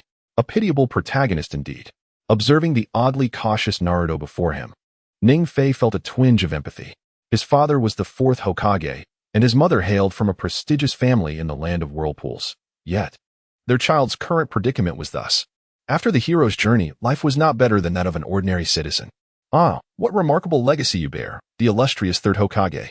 Contemplating this, Ning Fei subconsciously gazed towards the Hokage building in the distance, his expression revealing a hint of unarticulated sentiment. Nothing is amiss. I must take my leave. Noticing Ning Fei's prolonged silence, Uzumaki Naruto felt a sense of bewilderment. Just as he prepared to depart, Ning Fei called out to him. As he was about to embark, he reminded Naruto to remember his name well. A peculiar fellow. Upon hearing Ning Fei's incomprehensible remark, Uzumaki Naruto blinked in silence before hastily retreating to a nearby alley. However, just as he was about to vanish from Ning Fei's sight, Naruto Uzumaki suddenly halted, turning to shout at Ning Fei, "Hey, what's your name? Little brat." "That's not what you should say," Ning Fei promptly retorted, delivering a light punch to Naruto's head while thinking, "You should call me Brother Ning Fei. After all, I am the most dashing person in Konoha." Naruto was left pondering, is there something wrong with this person? As he gazed at Ning Fei's beaming face. He couldn't help but feel a sense of bewilderment. "Little brat, until we meet again." Suddenly, as Ning Fei found himself in the shadows of the bustling street, a pair of watchful eyes locked onto him. He did not linger beside Naruto for long. What was the third Hokage? In that instant, Ning Fei grasped certain truths. Bidding farewell, he took Hanabi, who was beside him, away from Naruto. What an eccentric individual. Watching Ning Fei gradually fade from view, Naruto, although slightly dissatisfied in his words, couldn't suppress a gentle smile that emerged on his face. Meanwhile, on the way home, Hanabi scrutinized Ning Fei with a peculiar gaze. After a prolonged silence, she finally asked Ning Fei, "Why?" Pausing mid-sentence, she found herself at a loss for words. What was going on? Conversely, Ning Fei took the initiative to speak up, expressing his confusion over why she would inquire about that child. Eventually, Hanabi voiced her inner doubts. Despite the unfamiliarity between Hanabi and Naruto, Konoha was a small village, and a few bits of gossip circulated among the villagers, allowing Hanabi to possess some knowledge. The son of the nine-tailed fox, a creature that instilled fear in many. These were the negative labels attached to Naruto. To the average person, Naruto stood out as the most unique individual in Konoha. Not only did he have few friends among his peers, but even some villagers held prejudices against him. Yet, Ning Fei remained steadfast, approaching Naruto with a gracious demeanor. "Hanabi, I don't understand." Perhaps it was precisely this reason that led to their lack of acquaintance. Reflecting on his thoughts, Ning Fei replied, "In the early arcs of Naruto, the protagonist, Naruto Uzumaki, could be seen as the most atypical hero, an orphan and an outcast. He faced rejection from the majority. More significantly, despite being the son of a hero, he bore the weight of numerous slanders. When Ning Fei first encountered Naruto, he felt an inexplicable sense of sorrow. This sorrow was not Naruto's alone, but rather an emotion that enveloped the entire village of Konoha. The third Hokage had never taken action regarding this. Before his demise, the fourth Hokage, Minato Namikaze, had entrusted Naruto to the care of the third Hokage. However, the actions of the third Hokage were indeed thought-provoking. Although the third Hokage in the original work indeed provided some assistance to Naruto Uzumaki, without which he might not have survived, the third Hokage was quite pragmatic. Firstly, he tacitly allowed the villagers to treat Naruto in a certain manner while secretly caring for him. Through this contrast, Naruto developed a sense of belonging to the village, a notion that, although not explicitly stated in the original text, remains undeniably true. In this regard, the third Hokage is undoubtedly pivotal. However, the third Hokage himself faced considerable challenges. Just as he fell into silence, Mitarashi Anko suddenly cast a conflicted glance at him, seemingly torn between words unspoken. Observing her demeanor, he smiled. While he could not fathom her concern for the child, he hoped she would maintain her distance. Amidst this entanglement, Anko expressed her innermost thoughts. Was it due to the burden of the child's status that she felt this way? He found himself puzzled. Despite the initially strained relationship between Anko and Naruto, he believed his understanding of Anko transcended superficial judgments. Naruto dismissed the whispers regarding him, and indeed, as he had surmised, Anko's revelations were not solely based on Naruto's own circumstances. The child's identity was remarkably unique. During a previous mission, intelligence regarding him had been classified as S rank, accessible only to the Hokage. Thus, should one attempt to establish contact with him, it might attract the attention of the third Hokage. After articulating his reasoning, Anko's eyes reflected deep concern. "Is that the only reason?" he inquired. "Indeed," she replied. Many had sought information about the child, yet all efforts ultimately dissipated into thin air. Upon uttering this, a flicker of inexplicable fear crossed her face. After all, causing someone to vanish from the Hidden Leaf Village was no trivial matter. Even if it were not the third Hokage's doing, those residing in the village were certainly formidable individuals. Consequently, Anko felt a natural trepidation upon witnessing him engage with Naruto. Is that so? Hearing Anko's words, he felt a renewed disdain for the third Hokage. The protective measures employed by the esteemed Hokage amounted to nothing more than isolating Naruto. He chuckled to himself, bemused. I know I will have little contact with him in the future. To alleviate Anko's concerns, he ultimately agreed, recognizing that although the boy was indeed pitiable, it was imperative to avoid entanglement in high-level disputes. Anko, I didn't realize you were so well-informed, he remarked. Humph, I'm not foolish, she retorted. For materials to be elevated to S rank, how could an ordinary orphan be anything less than extraordinary? At this moment, a hint of pride illuminated Anko's face, as if she awaited his commendation. It is merely that. Ningfei did not stubbornly refuse. It seemed he had disregarded the words previously spoken by Mitarashi Anko, hastily moving forward. Simultaneously, within the Hokage building, a shadow suddenly materialized in the office that had been left solely to the third Hokage. The visitor, clad in a silver-white umbu uniform and adorned with a mask, entered. The Hokage did not previously reach out to Naruto to venture into the streets. In a cold tone, the umbu recounted scenes from above the main street of Konoha. Was it just Ningfei alone? Slowly lowering the credentials in his hand, the third Hokage immediately began to speak. Anko was also involved. This matter is clear. HM. As the umbu vanished from the Hokage's office, a hint of weariness flickered in the aging eyes of the third Hokage, who murmured, I have done it. Minato shall not blame me. Did it happen so swiftly? Before long, Ningfei found himself in a desolate area outside the main street of Konoha, while behind him, Mitarashi Anko wore an expression of resentment. Naturally, Anko was even more curious about how this child, Ningfei, could be so quick. Someone was trailing behind us. When Anko approached, Ningfei feigned retreating a couple of steps, explaining the reason to her in a barely audible tone. What? In an instant, Anko cautiously surveyed the surroundings. Meanwhile, Ningfei maintained a calm gaze fixed ahead. Out came the lurking individual. Fixing his eyes upon a large tree, Ningfei spoke directly. Oh dear, I cannot believe you have found me. Truly impressive. Accompanied by a chorus of laughter, a youth clad in a black and red robe emerged beneath the tree. Who are you? Upon witnessing this sudden apparition, Anko's eyes glinted with a hint of wariness, and a grayish-white serpent slowly emerged from her neck. As for Ningfei, he was astounded. Who could truly articulate it? Gazing at the somewhat comical figure of Uchiha Obito before him, today he ought to be addressed as Toby. A flicker of helplessness and an inexplicable sense of urgency flashed through Ningfei's mind. After all, in such a scenario, Uchiha Obito could be considered the pinnacle of the ninja world, should he choose to strike. Excluding the third Hokage, Itachi, and Guy in his 8th gate state, the entirety of Konoha would stand little chance against him. Wow, a snake. Let the two formidable beings witness just how powerful I truly am. Ha! Observing the serpent summoned by Anko, a hint of exaggerated fear surfaced in Uchiha Obito's gaze. Then, an inexplicable momentum suddenly manifested within him. The next moment, Obito began to form hand seals. Anko, be cautious. Upon realizing this, Ningfei swiftly led Mitarashi Anko a dozen meters away, as his own state activated. Burn, fruit. Sharingan. Fire release.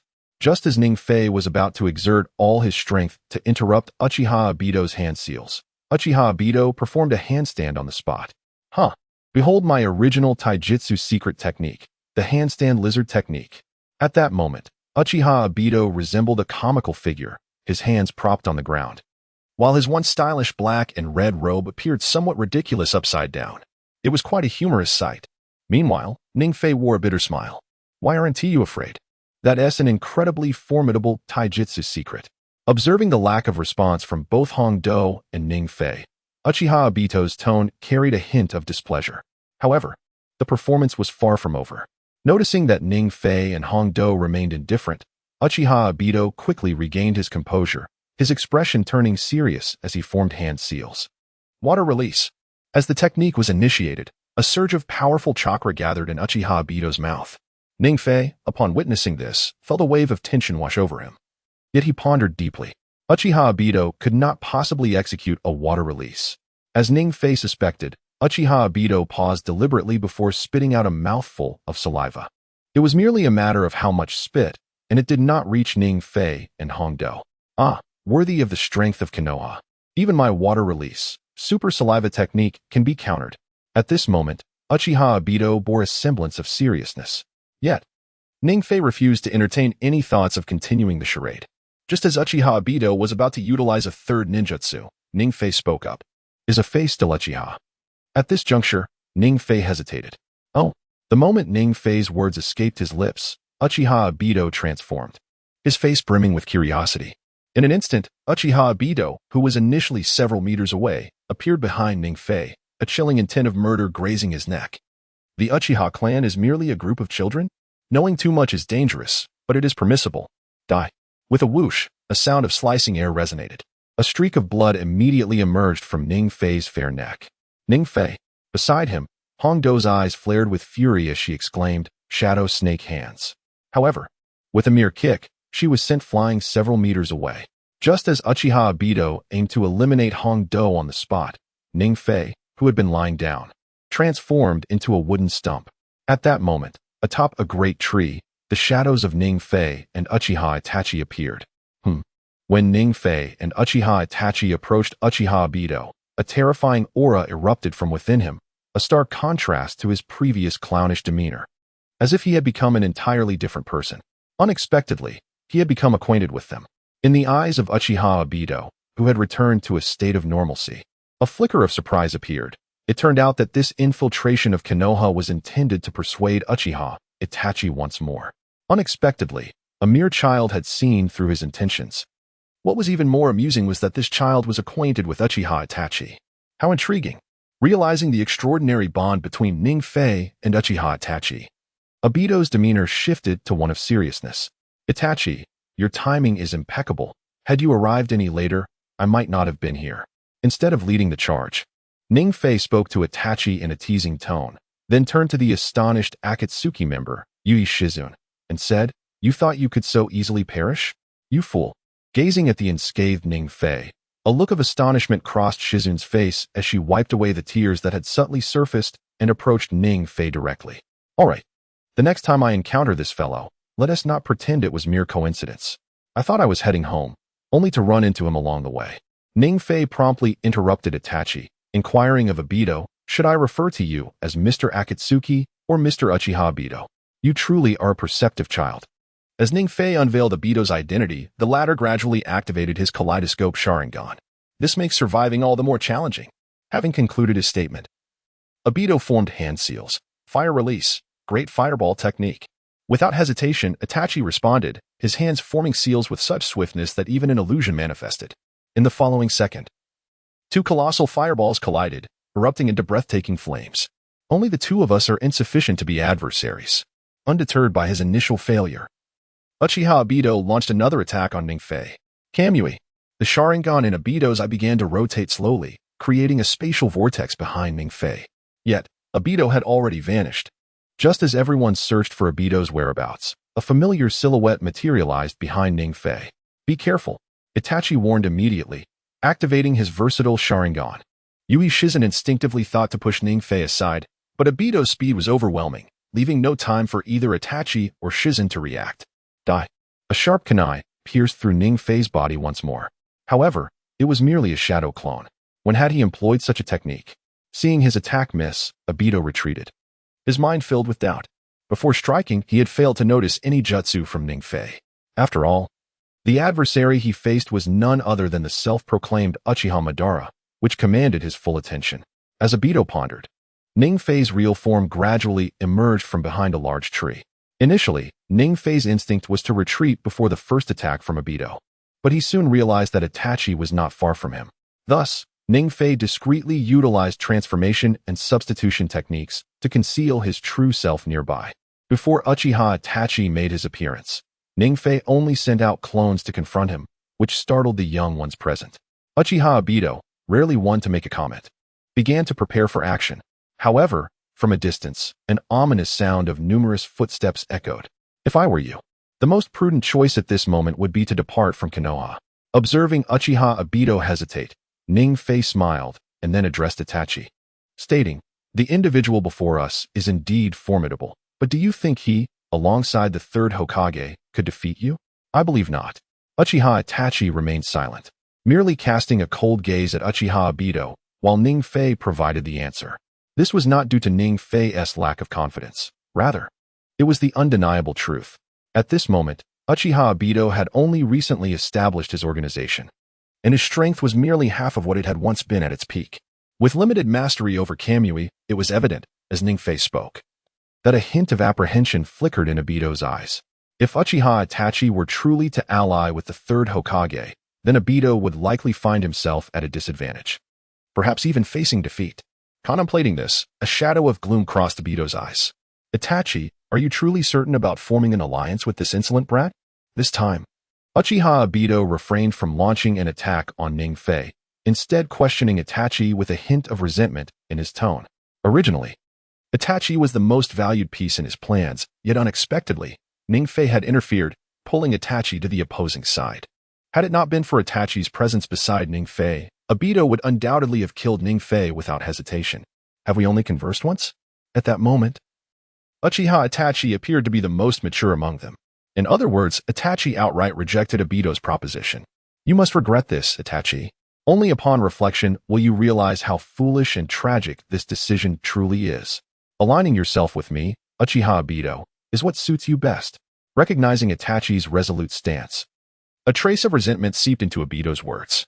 Nevertheless, he did not pursue further aggression, merely watching as Ningfei and his companions withdrew from Konoha using Kamui. Let us depart. The Umbu will arrive shortly. As the footsteps of several Umbu ninjas grew ever closer, Ningfei spoke up, and both Uchiha Itachi and Mitarashi Anko nodded in agreement. Whoosh, with a sharp sound of slicing air, the three of them vanished.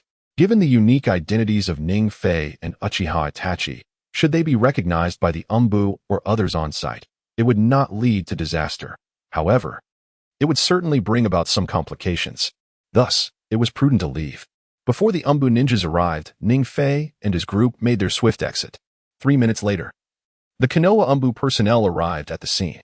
According to reports, traces of fire-release ninjutsu were found at the scene, indicating that the individual responsible possesses power at least equivalent to that of a high-ranking ninja.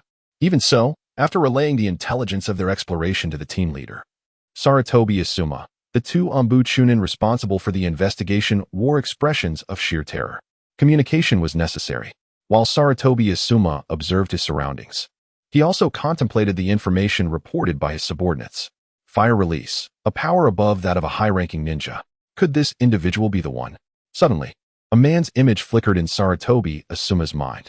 Given the extent of the explosion, it seemed likely that there was more than one assailant. Furthermore, traces of the substitution technique were discovered in the vicinity. After conveying all the remaining information to Sarutobi Asuma, the two Umbu Chunin slowly picked up a small piece of clothing and spoke. From the remnants of fabric left at the scene, it appeared to be a uniform. I understand, you are securing the area. I shall report this information to Lord Father. After carefully tucking a piece of black fabric with red embroidery into his arms, Sarutobi Asuma prepared to report the situation to the third Hokage. The other Umbu members remained on guard at the scene. As for Ningfei, shortly after departing, he and his companions returned directly to his home. Once he confirmed that no one was watching, Ningfei took the lead and spoke. Itachi, were the people we encountered before here to establish contact with Konoha? After all, Ningfei was quite astonished to meet Uchiha Obito at such a time. Both in terms of timing and location, Uchiha Obito would never normally appear in Konoha. Yet, he indeed came, leading to Ningfei's encounter. Thus, Ningfei could only regard Uchiha Itachi with a skeptical gaze, uncertain of the implications. Just 3 days prior, he had clearly expressed disinterest in the proposal. Yet he still could not fathom why Itachi would appear in Konoha. Had he ever considered the possibility that he intended to draw you in? Ningfei suddenly spoke. His words were not uttered lightly. Whether it was Uchiha Obito's previous comments or those directed at Uchiha Itachi, it was evident that he held some expectation for Itachi, hoping to recruit him into the Akatsuki organization. This left Ningfei perplexed, yet it seemed Obito had not been dissuaded by his refusal.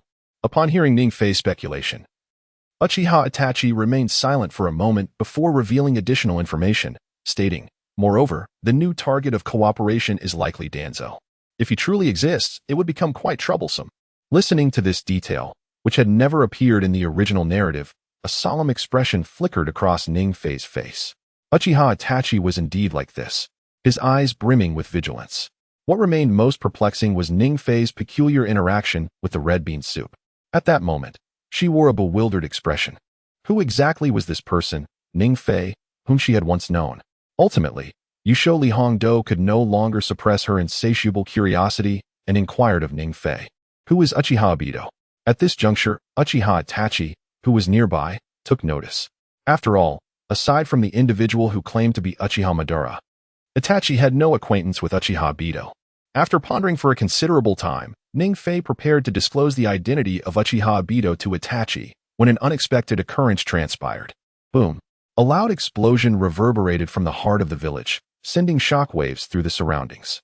By the time Ning Fei and the others were discovered, the main street of Konoha was engulfed in flames. Where was Uchiha Obito? Witnessing this scene, Ning Fei had no time for hesitation and immediately urged Itachi, "Let us set off and uncover the truth." With that, the three of them hastily made their way towards the site of the incident. In the meantime, the Hokage, the Umbu, the Konoha Guard, and the Umbu team led by Asuma Saratobi requested reinforcements. Simultaneously, within the Hokage's office, the usually composed Shun Ning and Ziti revealed a hint of anxiety. After conveying their purpose for arriving at the Hokage's office, Shun Ning, standing slightly apart, resumed speaking. Lord Third Hokage, previously, Lord Asuma Saratobi discovered traces of battle near the village's border and began a search along the perimeter, ultimately encountering a mysterious masked man, leading to a confrontation.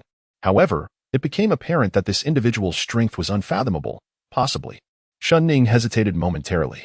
It may have reached the level of a Kage. Upon hearing this, Ziti promptly stepped forward and interjected.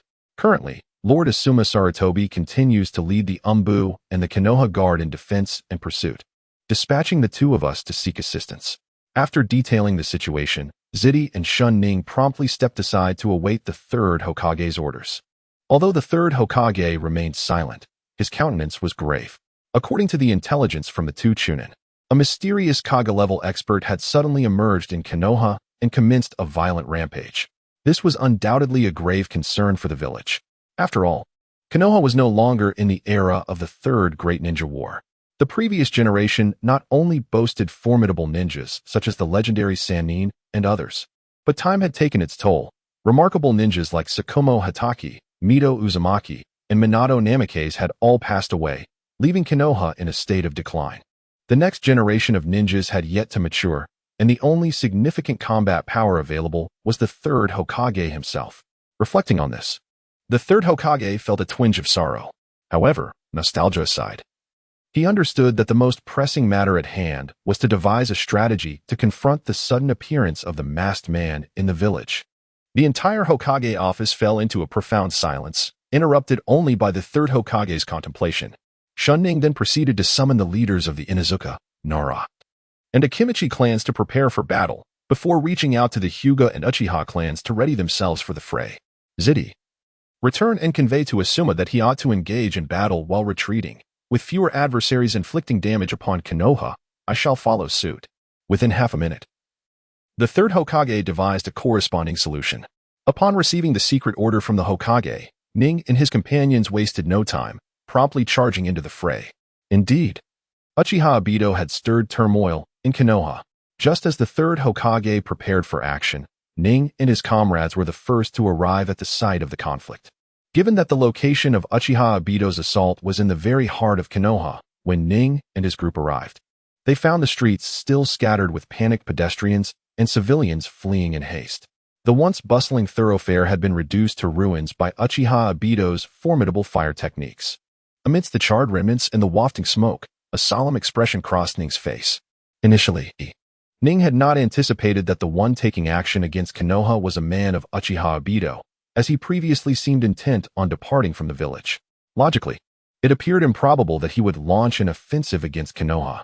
However, at that moment, Uchiha Obito hovered in the air, his gaze devoid of warmth. Although Konoha's ninjas had arrived in succession to offer support, Ning understood that these Chunin were but mere ants in the face of Uchiha Obito. Should we take action? Aware that the one attacking Konoha was the enigmatic figure behind the mask, Ning and his companion, Mitarashi Anko, prepared for combat. Yet, Ning merely gestured slightly and then addressed Anko. It is time. Why? Anko inquired, her expression one of confusion.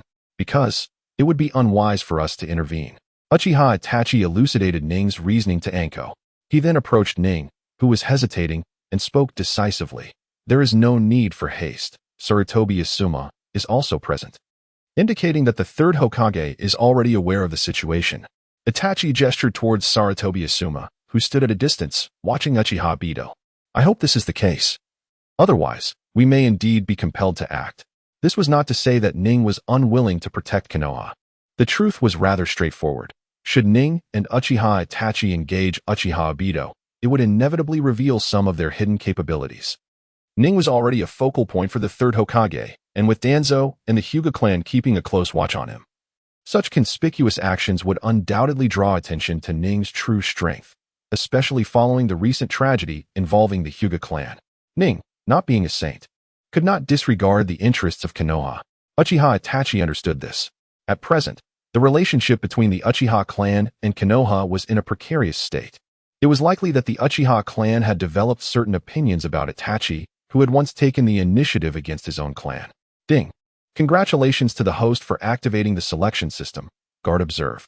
As Ning Fei confronted Uchiha Obito, he was presented with a choice system that had not manifested in his mind for quite some time.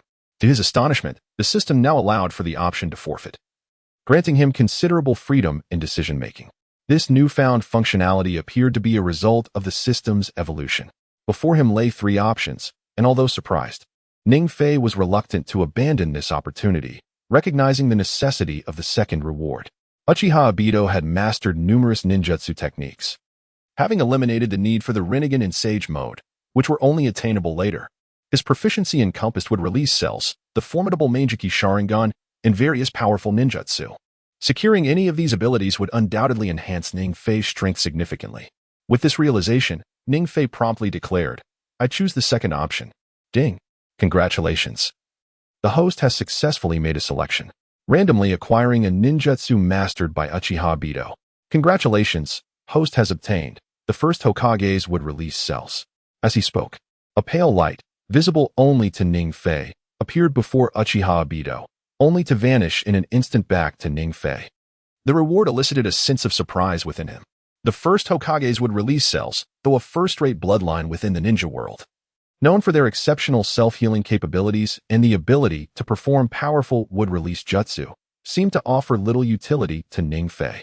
Despite their allure, the benefits of these cells appeared minimal to him, particularly as he lacked the capacity to fully utilize their true potential. He found himself wishing for the versatility of Uchiha Obito's Sharingan instead. Regrettably, Ning Fei did not dwell on this reward, choosing instead to refocus his thoughts on the present, temporarily setting aside the matter of the wood-release cells. He resolved to seek ways to study wood-release ninjutsu at a later time, all while contemplating how to conceal his identity from the third Hokage and the other Leaf Village ninjas. Observing Uchiha Obito from above, Ning Fei dismissed the notion of using a transformation technique, realizing it was not a viable option. In a public setting, taking action would undoubtedly attract the attention of many individuals, whether it be the Byakugan of the Hyuga clan or the Sharingan of the Uchiha clan. They could easily discern any ordinary transformation technique. Is this truly necessary? Perhaps it was a sudden inspiration. The experience card previously awarded to Guritan would allow Ning Fei to utilize it and eliminate any risk of being uncovered, while also effortlessly defeating Uchiha Obito. Yet, Ning Fei was unwilling to relent and thus revealed his final trump card, his 6 paths level combat power. At this juncture, it seemed unnecessary for Ning Fei to exert himself, as the forces of Konoha were capable of withstanding Uchiha Obito's assault. Surprisingly, Ning Fei noticed that Uchiha Obito did not appear inclined to harm Konoha at this moment.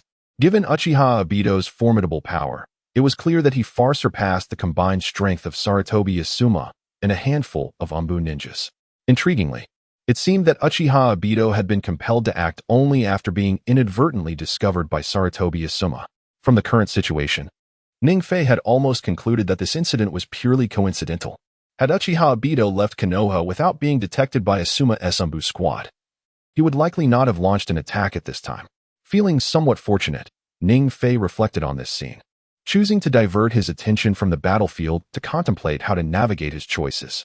The system's intervention had disrupted the conflict and prevented Uchiha Obito from attacking Konoha once more. Yet, Ning Fei now understood that Uchiha Obito himself had no desire to strike again. Unfortunately, Uchiha Itachi and Akatsuki's Red Bean were unaware of this fact. Should he share this information with them or remain silent?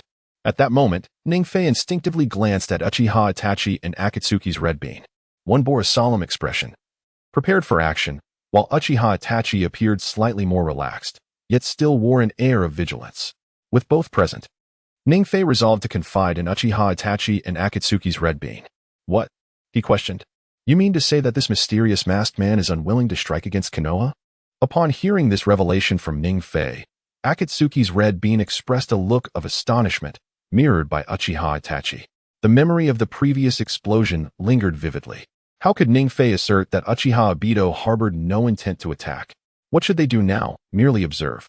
After persistent persuasion from Ningfei, Akatsuki's red bean eventually accepted this convoluted reality and began inquiring about Ningfei's next course of action. Uchiha Itachi, though silent, maintained a steadfast gaze on Ningfei, awaiting his words. We certainly cannot overlook this. Realizing the two were waiting for his response, Ningfei promptly declared, for now, we are all part of Konoha, and as the third Hokage has yet to take action, we must extend our assistance. Certainly, given the unique identities that both I and Itachi possess, it is imperative that we act discreetly to avoid drawing undue attention. Therefore, Akamichi, when you engage, I suggest employing transformation techniques similar to ours. After careful consideration, Ningfei has resolved to adopt the most expedient method for resolution, utilizing the transformation technique. Despite the inherent risk of exposure, it merely indicates that the individual acting has ulterior motives, without directly implicating Ningfei. Achieving a diversionary effect is, in fact, acceptable. The previous remarks made to Akamichi and Itachi were purely fabrications on Ningfei's part, using Konoha as a pretext.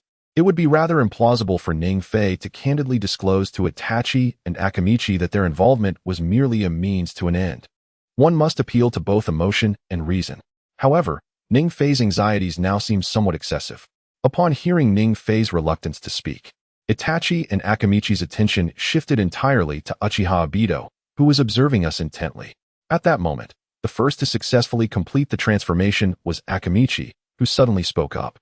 Upon becoming a middle-aged man, Ningfei swiftly turned to see that Uchiha Obito had indeed fixed his gaze upon the three of them, remaining quite vigilant.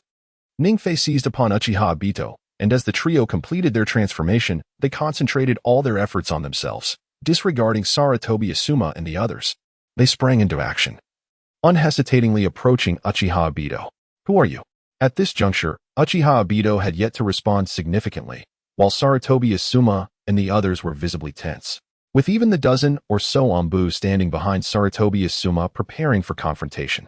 However, they could not ascertain Ningfei's true nature, leading Sarutobi Asuma to intervene, asserting that he did not belong to the enemy. After much contemplation, Ningfei provided an answer, yet Sarutobi Asuma seemed unconvinced. Ningfei then declared, remove your robes, or we shall treat you as foes. In truth, this cannot be solely blamed on Sarutobi Asuma. The pressing concern stemmed from an earlier enigmatic notification of a shadow-level entity, now accompanied by three unidentified individuals. Judging by the aura they projected, it was clear that they were not ordinary beings. It seemed that someone was in need of no assistance from us. At this moment, Ningfei, undeterred by Sarutobi Asuma's words, casually approached Uchiha Obito, taunting, is it you, little brat? Suddenly, the previously silent Uchiha Obito spoke, uttering in a bewildering tone, even if you strike, you shall never thwart me. Could one truly deduce such matters? As Uchiha Obito opened his mouth, a hint of helplessness crossed Ningfei's face. He had not anticipated that Uchiha Obito could so directly discern his identity. Meanwhile, Itachi bore an expression almost identical to Ningfei's, the only difference being Itachi's notably colder demeanor. Is it truly so important? Ningfei smiled faintly, then directly approached Uchiha Obito, stating, since everyone knows who I am, let us proceed without further ado. Prolonging this might lead to unexpected surprises. No, he replied. I initially intended to leave, but upon seeing you, I cannot bear to depart. At that moment, Uchiha Obito suddenly burst into hearty laughter. A surge of formidable energy erupted from him, its intensity palpable even to distant ninja, who could sense its terrifying essence. This was indeed the true power of Uchiha Obito, a revelation that surprised Ningfei. As Obito fully unleashed his might, not only Ningfei but also Sarutobi Asuma and the surrounding Anbu ninja felt the overwhelming force. Was this still a power belonging to humanity? The third Hokage's prowess paled in comparison. Stay vigilant, prepare for battle. The aura released by Obito instilled a hint of fear in the expressions of many Umbu ninja. Meanwhile, Sarutobi Asuma felt an immense pressure. Beads of cold sweat forming on his brow. As the son of the third Hokage and a top-tier elite ninja of Konoha, Asuma was renowned for his exceptional wind nature chakra and his ability to channel it through his ninja tools. Yet, despite his formidable skills, the overwhelming might and potent chakra radiating from Uchiha Obito filled him with an unsettling doubt about defeating his foe. This was an unprecedented phenomenon. In stark contrast, Ning Fei and Uchiha Itachi remained unfazed, seemingly untouched by Obito's imposing presence. Utilizing the abilities of the burn fruit and the recently acquired would-release cells, Ning Fei adeptly countered Obito's oppressive force. Uchiha Itachi, whose strength was comparable to Obito's, understood that mere bravado could not secure victory against him. Kid, it seems Konoha does not deserve your talent. Follow me, and I shall create a new world. Observing Ning Fei's indifference to his aura, Uchiha Obito attempted to entice him while murmuring about the distant village. This cold village would be better off destroyed. No, the entire shinobi world must be eradicated. This emotionless existence is unjustifiable. Only I can forge a new and perfect world. As he uttered these words, those present could feel the palpable malice and inexplicable sorrow emanating from Obito. Simultaneously, his state began to waver. Those who sought to eliminate Ning Fei felt a wave of unease, fearing that Obito might strike at any moment. Amidst this turmoil, Ning Fei's expression was one of deep conflict. Ning Fei, after silently criticizing Uchiha Obito, felt an inexplicable sense of helplessness within. In truth, he did not harbor strong aversion towards Obito. At least in the original narrative, Obito possessed a certain charm of character. His willingness to sacrifice himself for those he loved in a bid to alter the world is an ideal that Ning Fei cannot fully comprehend nor refute. However, this does not imply that Ning Fei is inclined to ally himself with Obito. The emotions in this world are intricately woven, encompassing not only love but also friendship, familial bonds, and various connections. It appears that Obito is solely fixated on love, and disregarding the eventual redemption arc, he reveals his selfishness. Furthermore, what Ning Fei finds most intolerable is the presumption that any individual would attempt to recruit him as a rogue ninja. Initially, he encountered Orochimaru, who expressed a desire to transform him into a traitor. Now, facing Uchiha Obito, Ning Fei is quite willing to voice his thoughts. Why not indulge in the comforts of Konoha, savor delicious ramen, and enjoy the company of several charming young ladies? Would it not be delightful to forge a new realm together, as sovereigns of this world? Noticing Ning Fei's silence, Uchiha Obito attempted to entice him further. Obito's reasoning was simple. He was astounded by Ning Fei's prodigious talent, remarkable fire-style ninjutsu, a mysterious bloodline limit, and even the three Tomoe Sharingan. The most critical aspect, however, was Ning Fei's age. At merely 12 years old, possessing such strength was astonishing. Obito reflected on his own past, a time when he was merely a freshly graduated genin. In the presence of talents like Ning Fei, Obito felt a surge of admiration, considering Ning Fei even more gifted than Uchiha Itachi. I must apologize, but I am not interested in your plans, Ning Fei stated, reluctantly raising his hands. He expressed his disinterest in collaborating with Obito on any endeavor to establish a new world, then turned to Akatsuki members behind him, saying, "Prepare for your departure. This battle is beyond your involvement." Though Ning Fei's words were somewhat blunt, Akatsuki's Yuhi Kurumi remained silent, acknowledging the truth in his statement. Neither party had yet engaged in combat, yet the imposing presence Obito had previously emanated weighed heavily on Kurumi. In this tense moment, she chose not to display bravado, allowing Ning Fei's words to resonate, as he or behold the dance of the tempest. With a thunderous roar, Uchiha Obito unleashed a colossal inferno before Ning Fei's eyes. This was not merely an ordinary fire technique. The dance of the tempest embodied the allure of space itself. Witnessing this spectacle, Ning Fei's countenance shifted dramatically. Instinctively, he retreated to stand before Uchiha Itachi, a grave expression crossing his face. This technique was extraordinarily unique. In comparison to conventional ninjutsu, the fire technique employed by Uchiha Obito was far from simplistic. Utilizing Kamui to distort the surrounding space, he conjured a tempest, subsequently releasing torrents of searing flames that culminated in a titanic fire dragon, an advanced fire technique. Not only was its range extensive, but its speed of assault was also alarmingly swift. Even Ning Fei, at the very instant Obito initiated his attack, had already prepared to evade. Yet remnants of the scorching flames still lingered upon his back. Such potent fire techniques. It was not merely Ning Fei who experienced the awe of this unprecedented fire ninjutsu. Sarutobi Asuma and Mitarashi Anko were equally taken aback by its formidable impact, realizing the swiftness of fire techniques compared to wind techniques. Uchiha Itachi could not help but exclaim in resignation, "Disperse. This ninjutsu is not to be trifled with." As the flames began to wane, Ning Fei spoke up, unexpectedly cautioning Sarutobi Asuma from afar.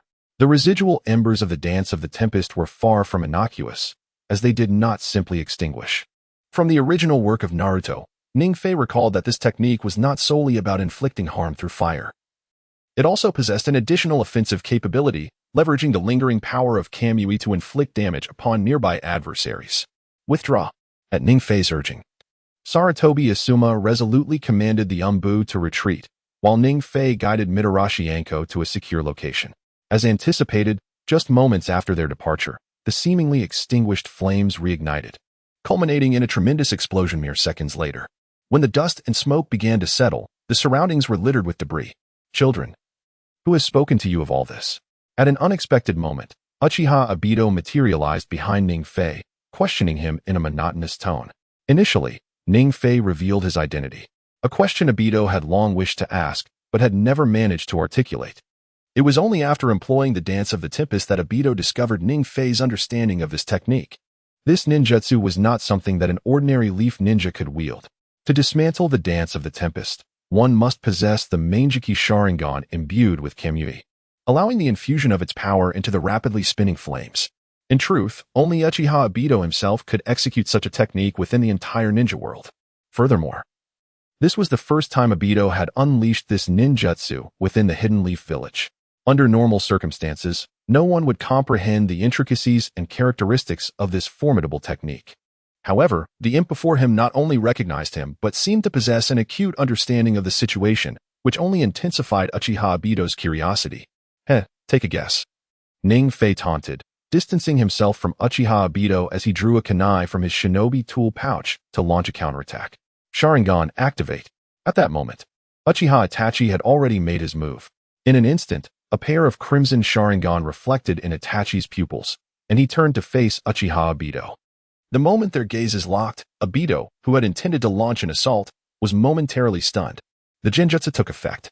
As a flicker of sluggishness crossed Obito's eyes, a subtle smile flitted across Itachi's cold visage, while Ning Fei wore a look of concern.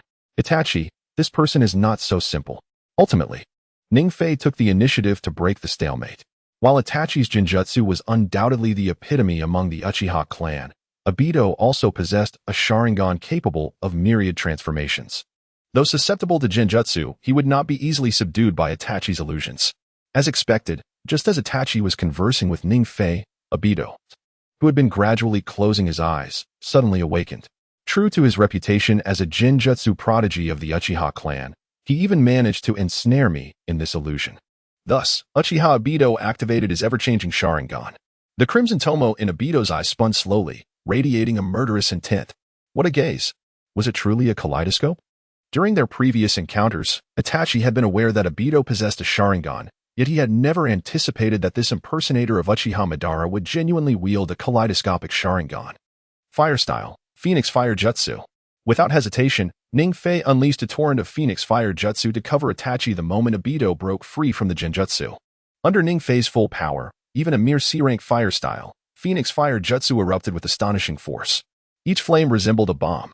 Initially, Uchiha Obito had intended to subdue Itachi at the first opportunity, but Ning Fei's attack forced him to evade helplessly. Who was this person? With the distance between them widened, Itachi could no longer suppress his curiosity and chose to open his heart to Ning Fei. Ultimately, the ability to activate a kaleidoscopic Sharingan was not exclusive to the genius of the Uchiha clan, yet Itachi still could not discern who this individual truly was. We'll talk after the battle. In a densely populated neighborhood, Ning Fei decided against immediately informing Itachi about Obito, opting instead to share everything after the conflict had concluded. Understanding the need to address the matter at hand, Itachi also grasped Ning Fei's sentiments and chose not to delay, activating his own ever-changing Sharingan. Could he be the contemporary genius of the Uchiha clan? Then, let me delve into this. Kamui. as Uchiha Itachi activated his ever-changing Sharingan. Obito Uchiha was instantly filled with excitement. Under the influence of a single Kamui, the space around Obito Uchiha began to warp gradually. Suddenly, Obito Uchiha vanished from everyone's sight. Has he fled? Uchiha Itachi's eyes glimmered with doubt upon witnessing this scene. This is the power of his Manjiki Sharingan, an exceptionally remarkable spatial ninjutsu. Ning Fei, without hesitation, exclaimed, "You foolish little brat." At that very moment, as Ning Fei spoke, Obito Uchiha reappeared. Flames. Without a moment's pause, Ning Fei gathered all the energy of the flame fruit into every corner of his body. In an instant, a dark red fire enveloped Ning Fei, transforming him into a figure of flame for all to see. This, Obito Uchiha's pupils constricted in surprise. Initially, he intended to eliminate Ning Fei through spatial teleportation with Kamui, but upon witnessing this scene, an inexplicable fear surged within him, a fear he had never experienced before. If he were to attack Ning Fei as planned, Obito Uchiha believed he would have to pay a price. I underestimated you little brats. This fire ninjutsu is something I have never seen before. Ultimately, Obito Uchiha refrained from attacking Ning Fei, instead retreating in this critical moment. Meanwhile, Asuma Sarutobi and the others, initially poised to seize the opportunity to launch an offensive while Obito Uchiha retreated, redirected some of their focus towards Ning Fei as his flames grew larger. Does Lord Asuma deem it necessary to attack me first? At this time, several Umbu shinobi behind Asuma Sarutobi were also preparing to act. Although dealing with the masked man before them was their primary task, the three mysterious figures cloaked in shadows were also subjects of their caution. No need for that. These individuals do not know whether they are friend or foe, so let us observe for now. At this moment, Sarutobi Asuma waved his hand, signaling his subordinates to remain calm. He then addressed Ning Fei directly, saying, "I am Asuma Sarutobi, an elite jonin of Konoha. To avoid unnecessary misunderstandings, please reveal your identities. I come to aid your people." After fully unleashing the power of the flame fruit, Ning Fei spoke with an indifferent tone. He then pointed towards Obito Uchiha in the distance and continued, "The three of us have enmity with this individual. As the saying goes, the enemy of my enemy is my friend, thus I choose to assist you in contending with him." "I see." Asuma Sarutobi nodded, but then, with a serious tone, he said to Ning Fei, "Thank you for your assistance, but this person is a great adversary of Konoha. There is no need for your intervention. I advise you to leave Konoha swiftly, or else I shall consider you all as foes." With these words, Asuma Sarutobi did not hide his hostility towards Ning Fei. If it were not for the troublesome masked man before him, Asuma Sarutobi would have long since taken action against a man like Ning Fei. In comparison to Obito Uchiha, Asuma Sarutobi similarly regarded Ning Fei and his two unidentified companions as unwelcome guests. Hearing Asuma's words, Ning Fei found himself at a loss. He never expected that this seemingly reliable Asuma would regard them as adversaries. In that fleeting moment, an inexplicable sense of oppression washed over Ning Fei, along with the lingering memory of the Azuki beans that Yutaka had prepared. Among the three, the calmest was Itachi Uchiha. For him, the paramount condition was that his identity remained concealed. The unprovoked hostility he faced was of little consequence. "Ha ha ha, this is amusing. Since you aren't united, why not simply take action? I assure you I will not intervene." The one most entertained by the spectacle was undoubtedly Obito Uchiha, who initially worried about the collaboration between Ning Fei, Itachi Uchiha, and Asuma Sarutobi. However, upon observing the expressions of both parties at that moment, a hint of derision inevitably graced Obito's face. In his final admonition to Ning Fei and the others not to engage, Asuma Sarutobi swiftly drew two sharp chakra short blades. Chakra mode activated. Accompanied by a fierce gust of wind, Asuma's form was enveloped in a pale blue chakra coat, with potent wind element chakra clinging to the blades. "Let us begin." In the blink of an eye, Asuma resolutely ordered the Umbu ninja behind him to act.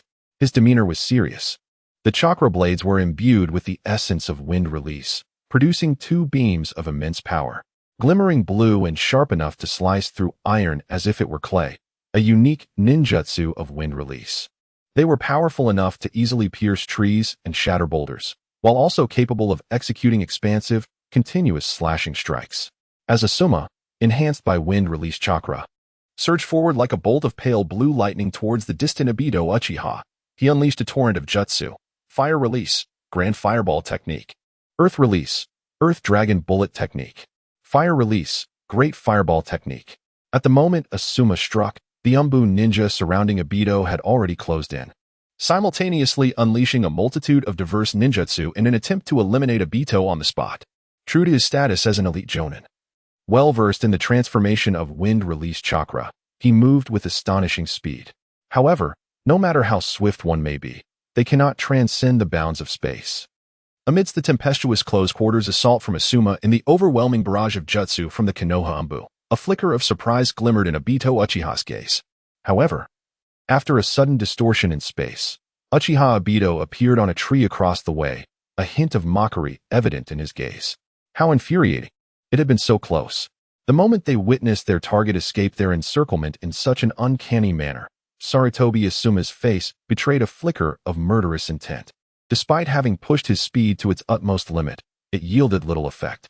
A seasoned warrior like Sarutobi Asuma felt an unprecedented sense of helplessness in this battle, as if the chasm between them was an insurmountable abyss. No matter how hard he tried, even exhausting all his chakra, he could not harm the one who called himself Uchiha Madara. While Uchiha Obito engaged Sarutobi Asuma in combat, Ning-Fei was quietly observing the struggle between the two, contemplating a way to unravel the mystery of Obito's Kamui. Although Kamui stemmed from Obito's Sharingan, it essentially functioned as a relatively straightforward space-time ninjutsu, allowing for escape, offense, and defense. Yet, this simple principle eluded Ning-Fei.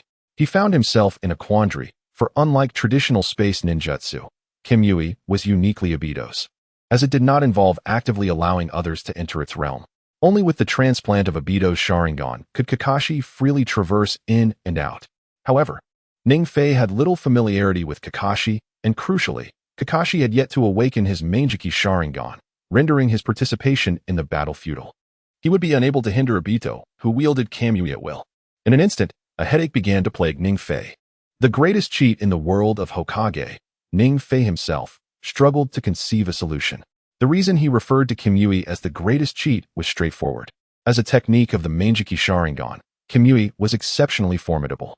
Whether compared to Uchiha Itachi's abilities or Amaterasu, or even the later Uchiha Sasuke's techniques, Obito's Kamui undoubtedly stood as the most powerful skill. Unlike Uchiha Shirsue's Kodoamatsukami, which required decades of cooldown after a single use, Kamui was merely a surface ability. In truth, it was the skill that harmonized perfectly with Uchiha Obito, not merely one among many. Utilizing Kamui allowed Obito to launch attacks, defend himself, and escape at will, while also enhancing the potency of various ninjutsu and ninja tools with Kamui's power, serving as an all-encompassing buff. As long as no formidable opponent skilled in space ninjutsu, like the fourth Hokage or someone who had awakened the Manjiki Sharingan, such as Kakashi, entered the fray, Obito was effectively rendered invincible. Kamui proved to be a persistent challenge. Ning-Fei once more emerged from his reverie, immediately directing his gaze toward Uchiha Obito. Following their initial failure, Sarutobi Asuma and his comrades launched another assault in quick succession. This time, everyone unleashed their full might, employing various ninjutsu and disregarding monetary concerns to launch an assault on Uchiha Obito. Even Asuma Sarutobi aimed to engage him in close combat, preparing to vanquish the formidable Uchiha. However, while the aspirations were noble, the reality proved to be exceedingly harsh. Despite the overwhelming offensive, Asuma and the other assailants were unable to prevent Uchiha Obito from evading their attacks, and Obito's gaze was filled with mockery. This encounter subtly altered Asuma's psychological state. Indeed, simultaneously, Ning-Fei spoke up, having long contemplated how to defeat Uchiha Obito without entering the Kamui dimension. Itachi, come here. I need to speak with you. When the moment is right, take the initiative. Upon a brief exchange, a perplexing smile graced Ning-Fei's face, and Uchiha Itachi nodded, indicating his understanding of Ning-Fei's intent. Meanwhile, Uchiha Obito, the central figure of this confrontation, appeared utterly bewildered. In fact, during his battle with Asuma, Obito had already taken note of the presence of Itachi and Ning-Fei, recognizing Asuma's esteemed reputation and combat experience as unparalleled among those present. However, he perceived no threat from Asuma, which rendered him indifferent towards the battle. The remaining Umbu shinobi were of little consequence, unworthy of mention. Uchiha Obito's primary concern lay with Ning-Fei and Uchiha Itachi. One was a prodigious talent within the Uchiha clan, having awakened the Manjiki Sharingan at a tender age. Regarding Ning Fei, although his overt combat prowess seemed to hover around that of AJ Nin, his methods were peculiar and enigmatic, revealing a profound familiarity with his own techniques. Throughout the skirmish with Asuma, Uchiha Obito maintained his focus on Ning Fei, particularly following the latter's conversation with Itachi. Obito felt an inexplicable sense of caution arise within him. It must be acknowledged that with his ability to teleport and utilize Kamui, Uchiha Obito could effortlessly vacate Konoha. Yet, at this moment, he found himself gripped by uncertainty. After countering Asuma's wind-based attack, Obito swiftly formed hand seals. Kamui power, Wind Shuriken. A colossal wind shuriken erupted from Obito's hand, soaring directly towards Asuma. Upon witnessing this, Asuma attempted to evade the massive projectile at the earliest opportunity. However, at the instant of contact, the shuriken inexplicably vanished. What transpired? Asuma's face flushed with shock. Before he could regain his composure, a searing pain suddenly erupted from behind him. Uchiha Obito had utilized Kamui to transport the shuriken to a blind spot behind Asuma, inflicting severe damage upon him. Lord Asuma hastened to support Lord Asuma. Upon witnessing this, a group of Konoha's Umbu swiftly dashed to the side of the injured Sarutobi Asuma, with a few of them courageously engaging Uchiha Obito in combat. However, while these Umbu might manage to contend with certain ordinary ninjas, they were utterly outmatched against Uchiha Obito. Fire style, Heavenly Blaze. With a single sweeping fire technique, a multitude of Umbu ninjas were struck down in their advance. And then, there was you, stepping over the fallen bodies of the Umbu. Uchiha Obito coldly regarded the severely wounded Sarutobi Asuma. Just as he prepared to eliminate Asuma with a shuriken, a sudden wave of dizziness swept over him. Alas, it was an illusion. Although Uchiha Obito had been a low-ranking student during his time at the Ninja Academy, his lineage as an Uchiha granted him a resistance to Genjutsu far beyond that of ordinary ninjas. The illusion was dispelled. Realizing he had been ensnared by Genjutsu, Obito promptly utilized the technique of dispelling illusions and employed his Manjiki Sharingan to counter the Genjutsu. In an instant, he broke free from Itachi Uchiha's advanced illusion, Genjutsu, Bubble. Apologies. You were just a moment too late. At that moment, a fist wreathed in deep crimson flames came into Obito's vision. Bang! A muffled thud sent Uchiha Obito flying several meters away. Simultaneously, a burn scar seared across his chest. How could this be? How could he strike my true form? After being hit by Ning Fei, Obito did not immediately assess his injuries, but instead wore a bewildered expression. He could not fathom how this young boy could pinpoint the location of his true self. Obito's unique Manjiki Sharingan technique, one of space-time ninjutsu, allowed him to teleport himself and any object to a unique dimension, enabling him to elude various attacks. Logically, Ning Fei should only be able to see his illusion and be utterly incapable of locating his true form. Yet, the truth was that this filled Uchiha Obito's heart with doubt. Because your rival is none other than me. Observing Obito's perplexed expression, Ning Fei revealed a subtle smile of impending success. And at that moment, Itachi Uchiha also approached Ning Fei, uncharacteristically displaying a smile. When Uchiha Obito was struck by Ning Fei's fiery fist, the accompanying illusion was forcibly dispelled. The once endangered Sarutobi Asuma reappeared before him, the only difference being that he bore minor injuries. Upon realizing this, Uchiha Obito's gaze, previously filled with fury and coldness, now held a hint of vigilance as he recalled that he must have fallen victim to someone's Genjutsu in the vicinity before. Such formidable illusions. Scanning the area, Uchiha Obito immediately directed his attention towards Itachi Uchiha, while subtly glancing at the smiling Ning Fei. There is no need for such tension. This fellow surely does not intend to seize the initiative. Upon witnessing Uchiha Itachi being targeted by Uchiha Obito, Ning Fei swiftly intervened, murmuring, in the past, a single strike could suffice, but luck played a significant role. This time, such an approach is inadvisable. In truth, Ning Fei possesses a degree of self-awareness regarding this matter. His previous ability to injure Uchiha Obito in one blow was primarily due to Uchiha Itachi employing Genjutsu, inadvertently ensnaring Obito within its grasp. Additionally, Ning Fei capitalized on the inadequacies or characteristics of Kamui, allowing him to discern the true location of Uchiha Obito's body, thereby gaining the upper hand during their initial encounter. However, Ning Fei did not rely solely on self-assurance, nor did he attempt to subdue Uchiha Obito using the same tactics again. On one hand, Uchiha Obito was no longer vulnerable to such tricks, Conversely, Ning Fei was reluctant to resort to this method. The reason Ning Fei had previously struck Uchiha Obito, who was ensnared in Genjutsu, was due to his deductions. Prior to his attack, Ning Fei endeavored to diminish Uchiha Obito's awareness and defenses against him. Subsequently, after a conversation with Itachi, Itachi discreetly employed Genjutsu to extricate Uchiha Obito from the illusionary realm. Seizing the opportunity afforded by the limitations of Kamui, Ning Fei successfully pinpointed Uchiha Obito's true location. Kamui, in essence, is a sophisticated space-time ninjutsu. Its ability fundamentally lies in transmitting any object between the realms of reality and the alternate dimension. The principle is rather straightforward. It revolves around the back-and-forth transmission of oneself or surrounding objects between the realms, subsequently altering reality to achieve various outcomes. When absorbing an object, Kamui focuses intently on it, causing the surrounding space to warp under the influence of the user's ocular power.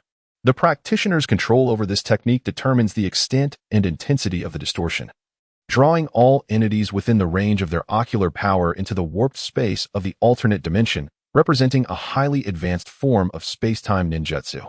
However, despite the seemingly invincible nature of this spatial ninjutsu, it is not without its vulnerabilities. Specifically, Uchiha Obito experiences a 3-minute cooldown period after each use of Kamui, essentially marking its recovery time.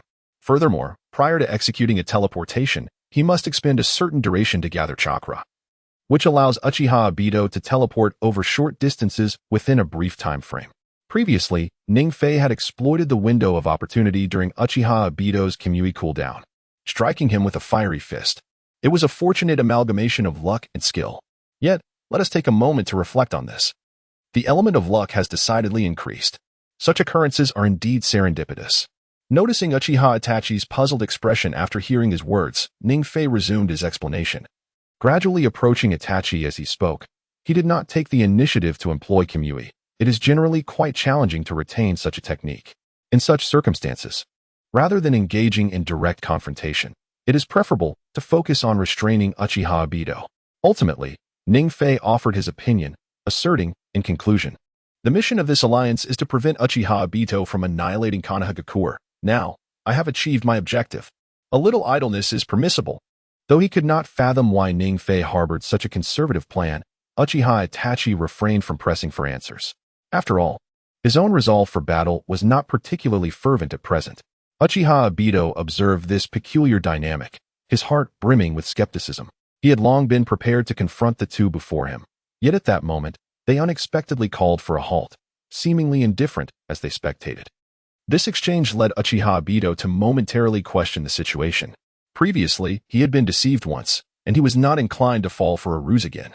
Suddenly, following a punch from Ning Fei, the trio, Uchiha Obito, Ning Fei, and Uchiha Itachi, found themselves enveloped in an eerie awkwardness and silence. Neither side seemed inclined to initiate an attack, yet neither wished to conclude the standoff. They simply gazed at one another, locked in a mutual stare. What should Lord Asuma do now? As time trickled by, 10 minutes elapsed, and still, the three remained in a state of non-combat, standing behind Sarutobi Asuma, their curiosity bubbling beneath the surface. One of the Umbu, unable to contain himself, ventured to inquire of Sarutobi Asuma, who responded with a tone of exasperation, questioning what the three were truly engaged in. As they waited, the moment drew near. Although Sarutobi Asuma's appearances in the original Naruto series were few, he was one of the fastest to meet his demise among the Jonin of Konoha. However, he was not foolish. As the son of the third Hokage and the leader of the 12 Guardian Ninja, Sarutobi Asuma possessed a wealth of combat experience. A mere glance at the faces of Ning Fei and Uchiha Obito allowed him to discern their mutual reluctance to engage in conflict. Suddenly, Sarutobi Asuma broke the silence, speculating aloud while observing Ning Fei and his companions. So, Lord Asuma, shall we take action? Upon hearing this, the previously reticent Umbu member stepped forward, seeking guidance from Asuma. Yet, Sarutobi Asuma merely shook his head and replied in a detached tone, not necessarily. Acting rashly may lead to unnecessary casualties. Let us remain patient. As he spoke, he lit a cigarette, observing Ning Fei and Uchiha Obito while savoring the smoke. At that moment, the most helpless among them was none other than Mito Washiakane. With a look of desperation, she gazed at Ning Fei while furtively glancing at Sarutobi Asuma. Why had the atmosphere suddenly grown so still? Mitawashi Akane, with a bewildered expression, pondered the intentions of the three parties involved. Konoha, traditionally a village abundant in both shinobi and civilians, saw the crowd around them swell as Ning Fei and Uchiha Obito faced off. Realizing this, Ning Fei felt a twinge of pressure. The greater the number of onlookers, the more vulnerable he became. Whether it was Ning Fei's unique fire jutsu or Uchiha Itachi's kaleidoscopic Sharingan, both bore strikingly distinctive traits. Even with the guise of transformation techniques, it was inevitable that once the ninjas of the Hyuga clan arrived at the scene, they would discern the true nature of their appearance as mere masquerades. Thus, it was highly probable that their identities would be exposed. Itachi, the time to hesitate has passed, seized the opportunity and act. After careful contemplation, he resolved not to linger with Uchiha Obito, even preparing a transformation card for Groudon. Moreover, Uchiha Itachi's eyes bore a faint glimmer of murderous intent. However, what Ning Fei could not anticipate was that before any action could be taken, the third Hokage had already arrived. Gentlemen, is it not the case that this old man has become obsolete? Upon arriving, the third Hokage did not engage immediately but stood behind Asuma Sarutobi, a hint of enigmatic authority glimmering in his murky eyes. At over 50 years of age, he could undoubtedly be considered elderly among ninjas, as evidenced by the age spots adorning his visage. The third Hokage had long since transcended the pinnacle of his prime. Rather than being regarded as a formidable shadow-level powerhouse, he was more akin to a figure approaching twilight. Yet, despite this, none present dared to underestimate this seemingly aging elder. The doctor of ninjutsu, the third Hokage of Konoha, a disciple of the second Hokage, a plethora of titles flooded their minds. Ultimately, as the third Hokage of Konoha, he still possessed formidable strength. Oh, Hokage-sama. Asuma Sarutobi exhibited a flicker of guilt upon witnessing his father's direct involvement. After all, this confrontation had persisted for approximately an hour, and ultimately, he was prepared for battle. He would not place blame upon himself. The third Hokage did not reproach Asuma Sarutobi, urging him to fight diligently from the rear, and slowly approached Uchiha Obito, who hovered in midair. Gazing upon the exposed Sharingan of the third Hokage, Sarutobi Hiruzen solemnly inquired, "Are you not Uchiha Madara? Reveal your true identity." With that, Sarutobi Hiruzen's expression turned grave. Indeed, the individual before him was not the legendary Uchiha Madara, yet the power emanating from this masked man was undoubtedly at the shadow level. Additionally, the third Hokage's peripheral vision caught sight of Ning Fei and his companions. While it was evident that they too employed transformation techniques, Sarutobi Hiruzen could not discern their identities. Their presence mirrored his own in stature and mystery. Compared to the masked man, Sarutobi Hiruzen was even more intrigued by the elevated status of the individuals before him. "Ah, old man, have you forgotten me?" he exclaimed with a chuckle. Upon uttering this, Uchiha Obito removed his hood, revealing a youth adorned with a whirlpool mask, clad in a flowing black robe, with the Uchiha fan emblazoned behind him. The third Hokage was momentarily taken aback by the flamboyant appearance of the figure before him. "Is it you? The one who orchestrated the Nine-Tails assault on Konoha?" In an instant, memories from several years prior flooded Sarutobi Hiruzen's mind, his expression shifting from surprise to fury. Despite the fact that Sarutobi Hiruzen did not engage in a direct confrontation with Uchiha Obito during the tumultuous Nine-Tails incident, he could never forget the man before him, adorned with a swirling mask. It seemed that the old fellow retained a sharp memory, yet alas, a sinister and terrifying atmosphere descended, suspended in midair. Upon catching sight of Sarutobi Hiruzen's visage, Uchiha Obito promptly attempted to utilize Kimui to escape from Konoha. "Stop him!" Sarutobi Hiruzen exclaimed, charging forward, his hands forming seals as he declared, "Fire release, fire dragon technique. Earth release, earth dragon bullet technique." In the blink of an eye, these two ninjutsu erupted forth from his being, manifesting as two colossal dragon-shaped forms, each towering several meters high, surging toward Uchiha Obito. Truly, as the Hokage revered as the doctor of ninjutsu, it was remarkable that only two B-rank techniques could unleash such formidable power. Yet, Uchiha Obito's Kimui was astonishingly swift. As the dust settled, the land, ravaged by the assault of these two techniques, lay in ruins, with the already dilapidated rooftops further shattered. However, Uchiha Obito had vanished. Ning Fei, observing the scene, felt a pang of realization. Although the third Hokage had executed his timing with precision, he had still underestimated Uchiha Obito by not exerting his full strength at the outset. Acknowledging that Uchiha Obito had escaped the vicinity, Ning Fei decided it was time to depart, and swiftly took Yuinakane to seek out Uchiha Itachi, stating, "Retreat, we shall meet again."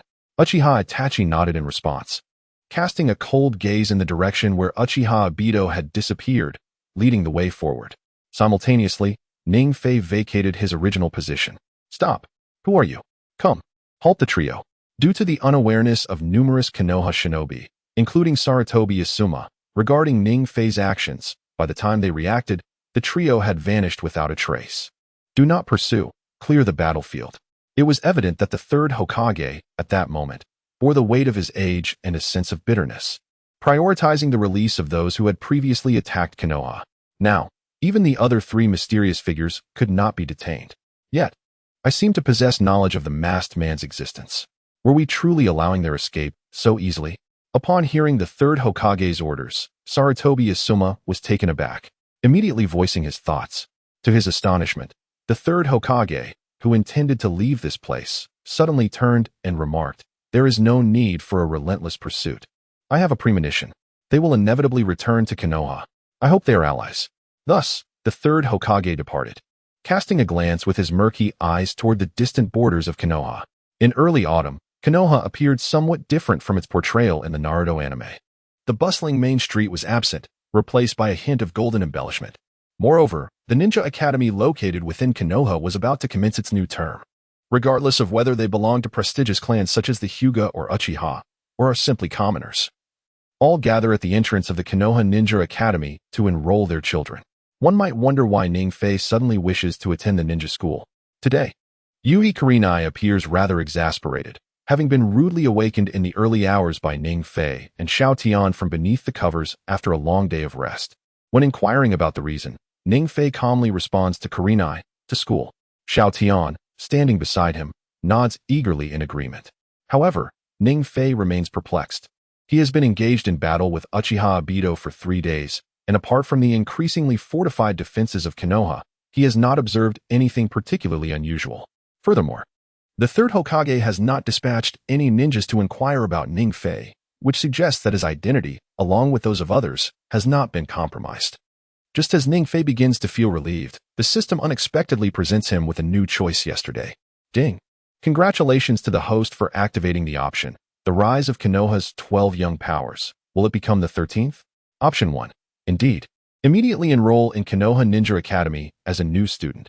Reward. Konoha's 13 young powers. All attack methods increase in potency by 10%. Training speed increases by 10%. Option 2. The allure of becoming a rogue ninja as a reward for avoiding school. None. Option 3. A final showdown. Do I still need to attend the ninja school with this power? Reward. The third Hokage's favor.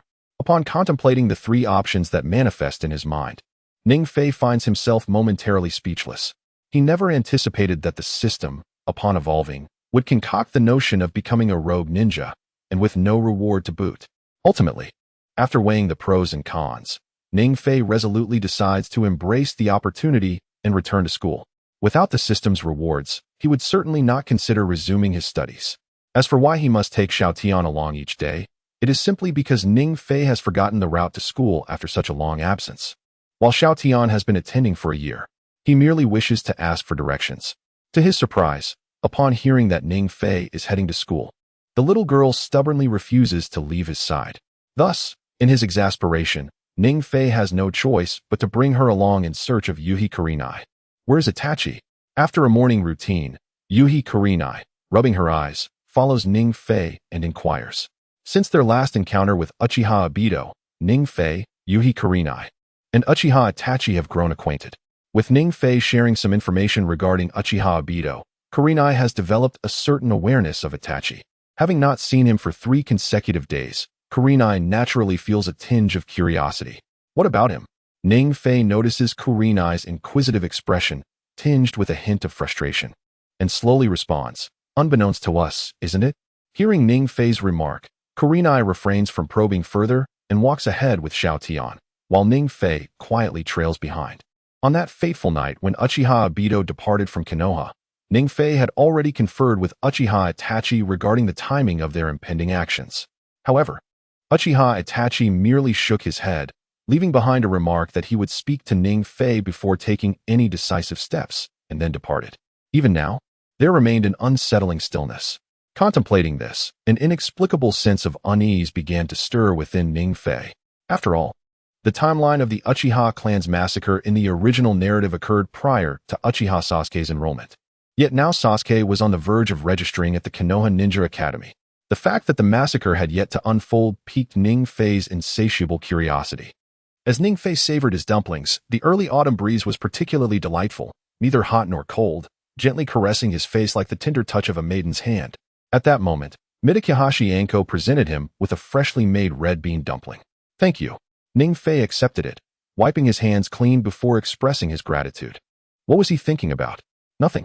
Observing his own peculiar expression, he wondered if it was thoughts of Itachi that had crossed his mind.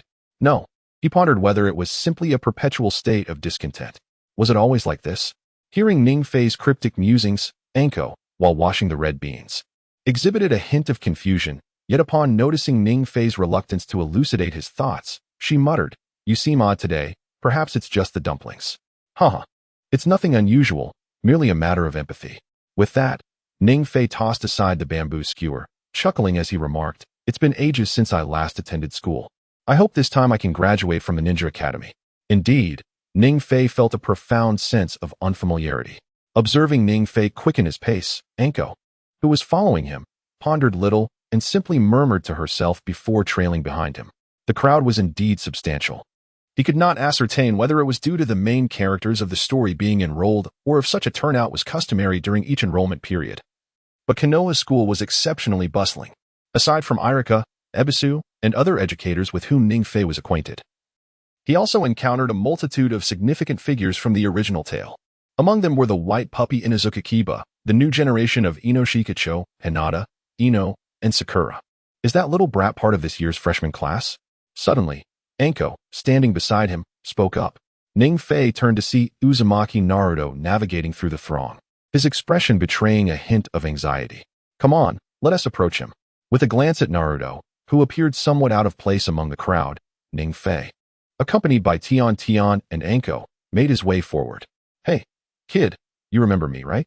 Ning Fei smiled, patting the somewhat dazed Naruto on the head. "It's you, the unfamiliar elder brother." Initially, Naruto was quite puzzled by the sudden pat on his head, feeling a slight aura of menace, but upon recognizing Ning Fei, he promptly altered his demeanor. He immediately adjusted his posture, inviting Ning Fei to take a seat. What constitutes an odd older brother, he mused. Soon he would have to address him as such. Upon hearing that peculiar name, Ning Fei feigned annoyance and subsequently seated herself beside Naruto Uzumaki alongside Tian. Just like herself, Ning Fei smiled softly. "Am I like this?" At that moment, Naruto appeared somewhat perplexed, instinctively rubbing the back of his head before responding in an uncertain tone. "Do you mean going to school like me?" The answer was indeed accurate. With a smile, Ning Fei rose and cheerfully remarked, "Let us prepare to become ninjas just like ourselves." At that juncture, Ning Fei had already led Tian into the school first, leaving the initially bewildered Naruto at a loss for words, compelled only to follow her. "Ning Fei, how did you come here?" As they stepped into the school, Irika, the one in charge of reception, gazed at Ning Fei with a look of incredulity, promptly asking, "You little rascal, you've been absent for over a month. What are you doing here now?" After reprimanding Ning Fei, Irika feigned a look of anger. As Ning Fei's first teacher, Irika had watched her grow. Since Ning Fei first entered the Ninja Academy 6 years ago, Irika had devoted himself to her education. Yet, 6 years had elapsed. Ning Fei's words were imbued with astonishment, and Irika's expression mirrored disbelief. "You say you wish to attend the Ninja Academy again?" Gradually suppressing his complex emotions, Irika inquired further. "Yes. Is there a problem?" Ning Fei, however, expressed some disagreement, asserting that the Academy's expectations of students were not particularly high, as long as they could reach the classroom. "There's nothing to be done. I cannot accept this." To everyone's astonishment, upon learning of Ning Fei's intention to re-enroll, Irika outright rejected her request. Wait, what is Irika thinking? At this moment, Ning Fei felt utterly helpless, never anticipating that Irika would deny her admission. "Irika, I hope you can give me an opportunity." Despite your refusal, Ning Fei promptly asked for. Irika's face suddenly revealed a hint of reluctance. But recalling that Ning Fei had spent 6 long years without graduating from the Ninja Academy, Irika, in a tone imbued with compassion, told her. Perhaps you are not meant to be a ninja. What nonsensical reasoning is this? Ning Fei silently criticized inwardly, yet considering Irika's role in overseeing admissions. She maintained a serious gaze fixed on Irika. Mr. Irika, I promise you, I will not skip classes this time. I will strive to become a good Konoha ninja. Like a contrite child, Ning Fei resembled a compliant little thief, and Irika's face exhibited a trace of perplexing helplessness.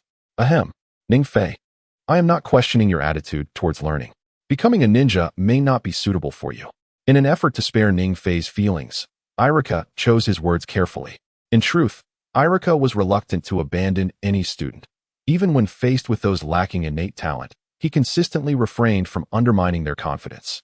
However, Ning Fei is truly exceptional. Over the past 6 years, Irika has frequently encouraged Ning Fei to strive for graduation from the Ninja Academy, aspiring to become a genuine ninja. Yet, in reality, that endeavor bore little fruit.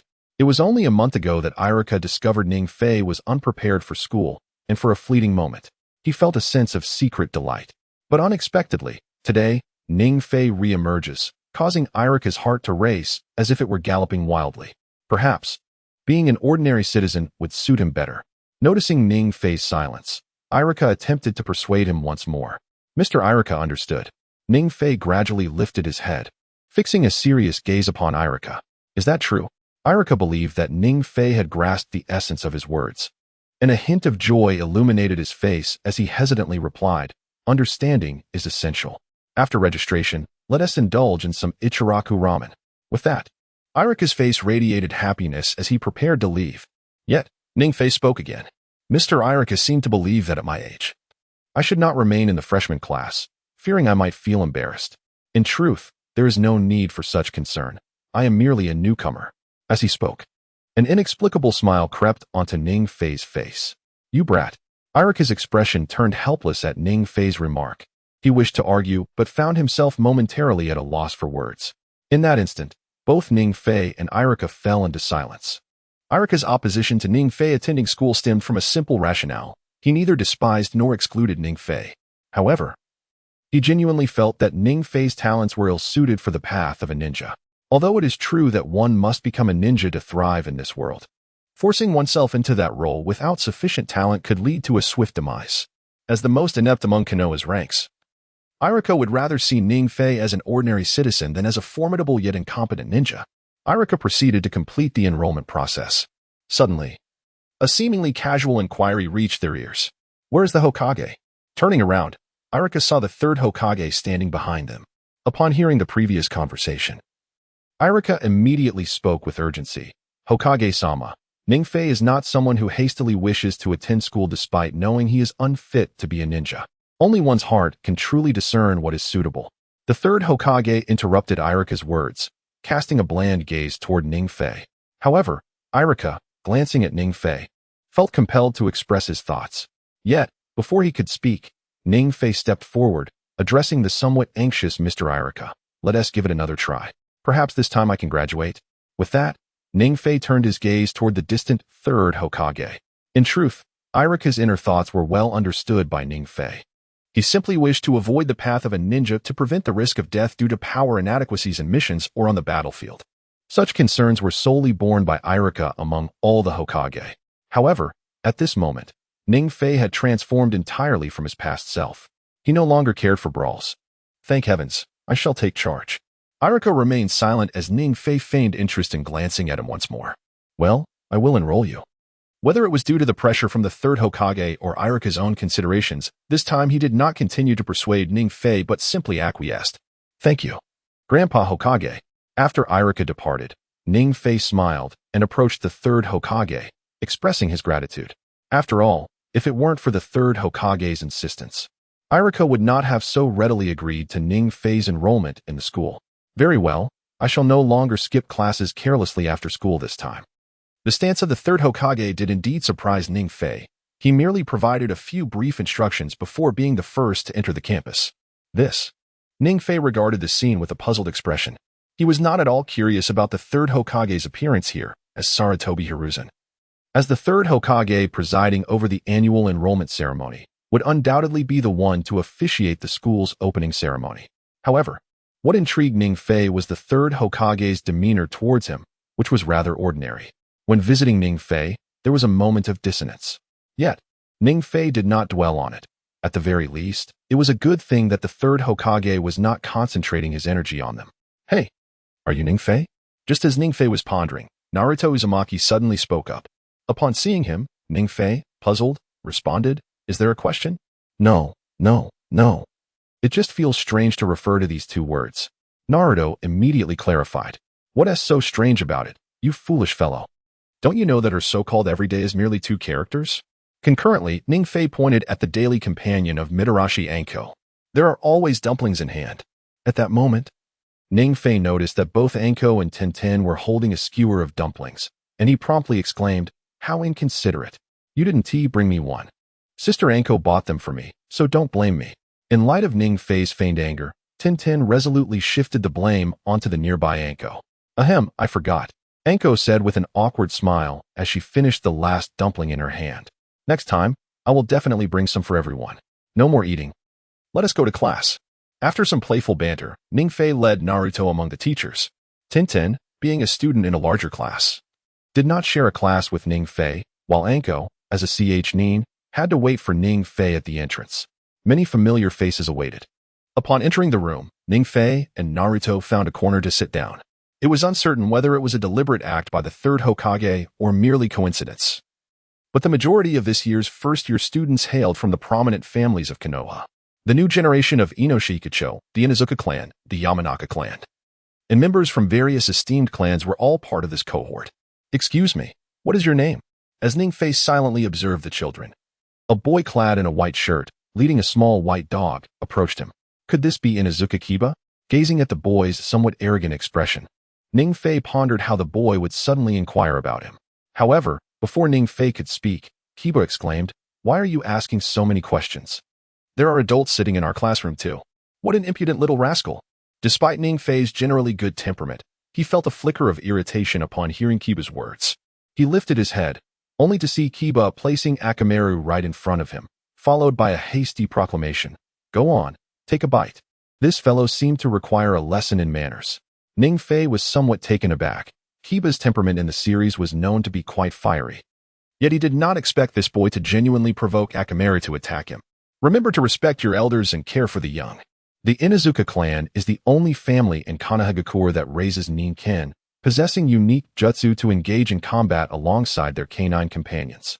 Their combat style typically relies on physical techniques, although some secret medicines are also utilized to enhance their fighting capabilities. Thus, members of the Inuzuka clan often gain an advantage in battle. It was precisely for this reason that Kiba was bold enough to strike first. However, Kiba unwittingly found himself facing an adversary. Before Ning Fei could even finish his thoughts about Akamaru, he swiftly grasped the small puppy, causing the previously lively Akamaru to quiet down immediately. Moreover, a flicker of panic crossed Kiba's youthful face. "Let go of my dog." Faced with Ning Fei's fearless demeanor towards Akamaru, Kiba found himself in a dilemma. The earlier altercation had drawn the attention of most students in the class, and if he were to concede outright, Kiba would not be able to withstand the humiliation. Pushed to the edge, he thought, "You forced my hand." Seeing Ning Fei still unwilling to release his grip, Kiba clenched his teeth and concentrated all his strength into his fist, intending to strike Ning Fei. Yet, to everyone's surprise, Ning Fei merely nudged him aside, effortlessly neutralizing Kiba's attack. He then gently set Akamaru down and approached the fallen Kiba. However, just as he was about to speak, he heard a voice say, "Hey, you're also in this class. I suppose we will be classmates from now on. What do you say?" Pineapple-headed and in a netted shirt, it was none other than Nara Shikamaru. Remarkably, Shikamaru was stepping up to defend Kiba. Ning Fei was taken aback at the sight of the visibly anxious Shikamaru. After all, in the series, Shikamaru was notoriously averse to trouble. Yet now, he was actively interceding on Kiba's behalf, piquing Ning Fei's curiosity. "That's quite right. We are all classmates. However, this fellow has provocatively sought me out without cause. How should we resolve this?" Initially, Ning Fei had no intention of pursuing the matter further, but upon seeing Shikamaru before him, he was intrigued to see how this young man would handle the situation. Now that they were students, they would eventually need to fight side by side. Perhaps it was time to put an end to this confrontation? Nara Shikamaru ambled alongside Ning Fei, his gaze betraying a hint of caution.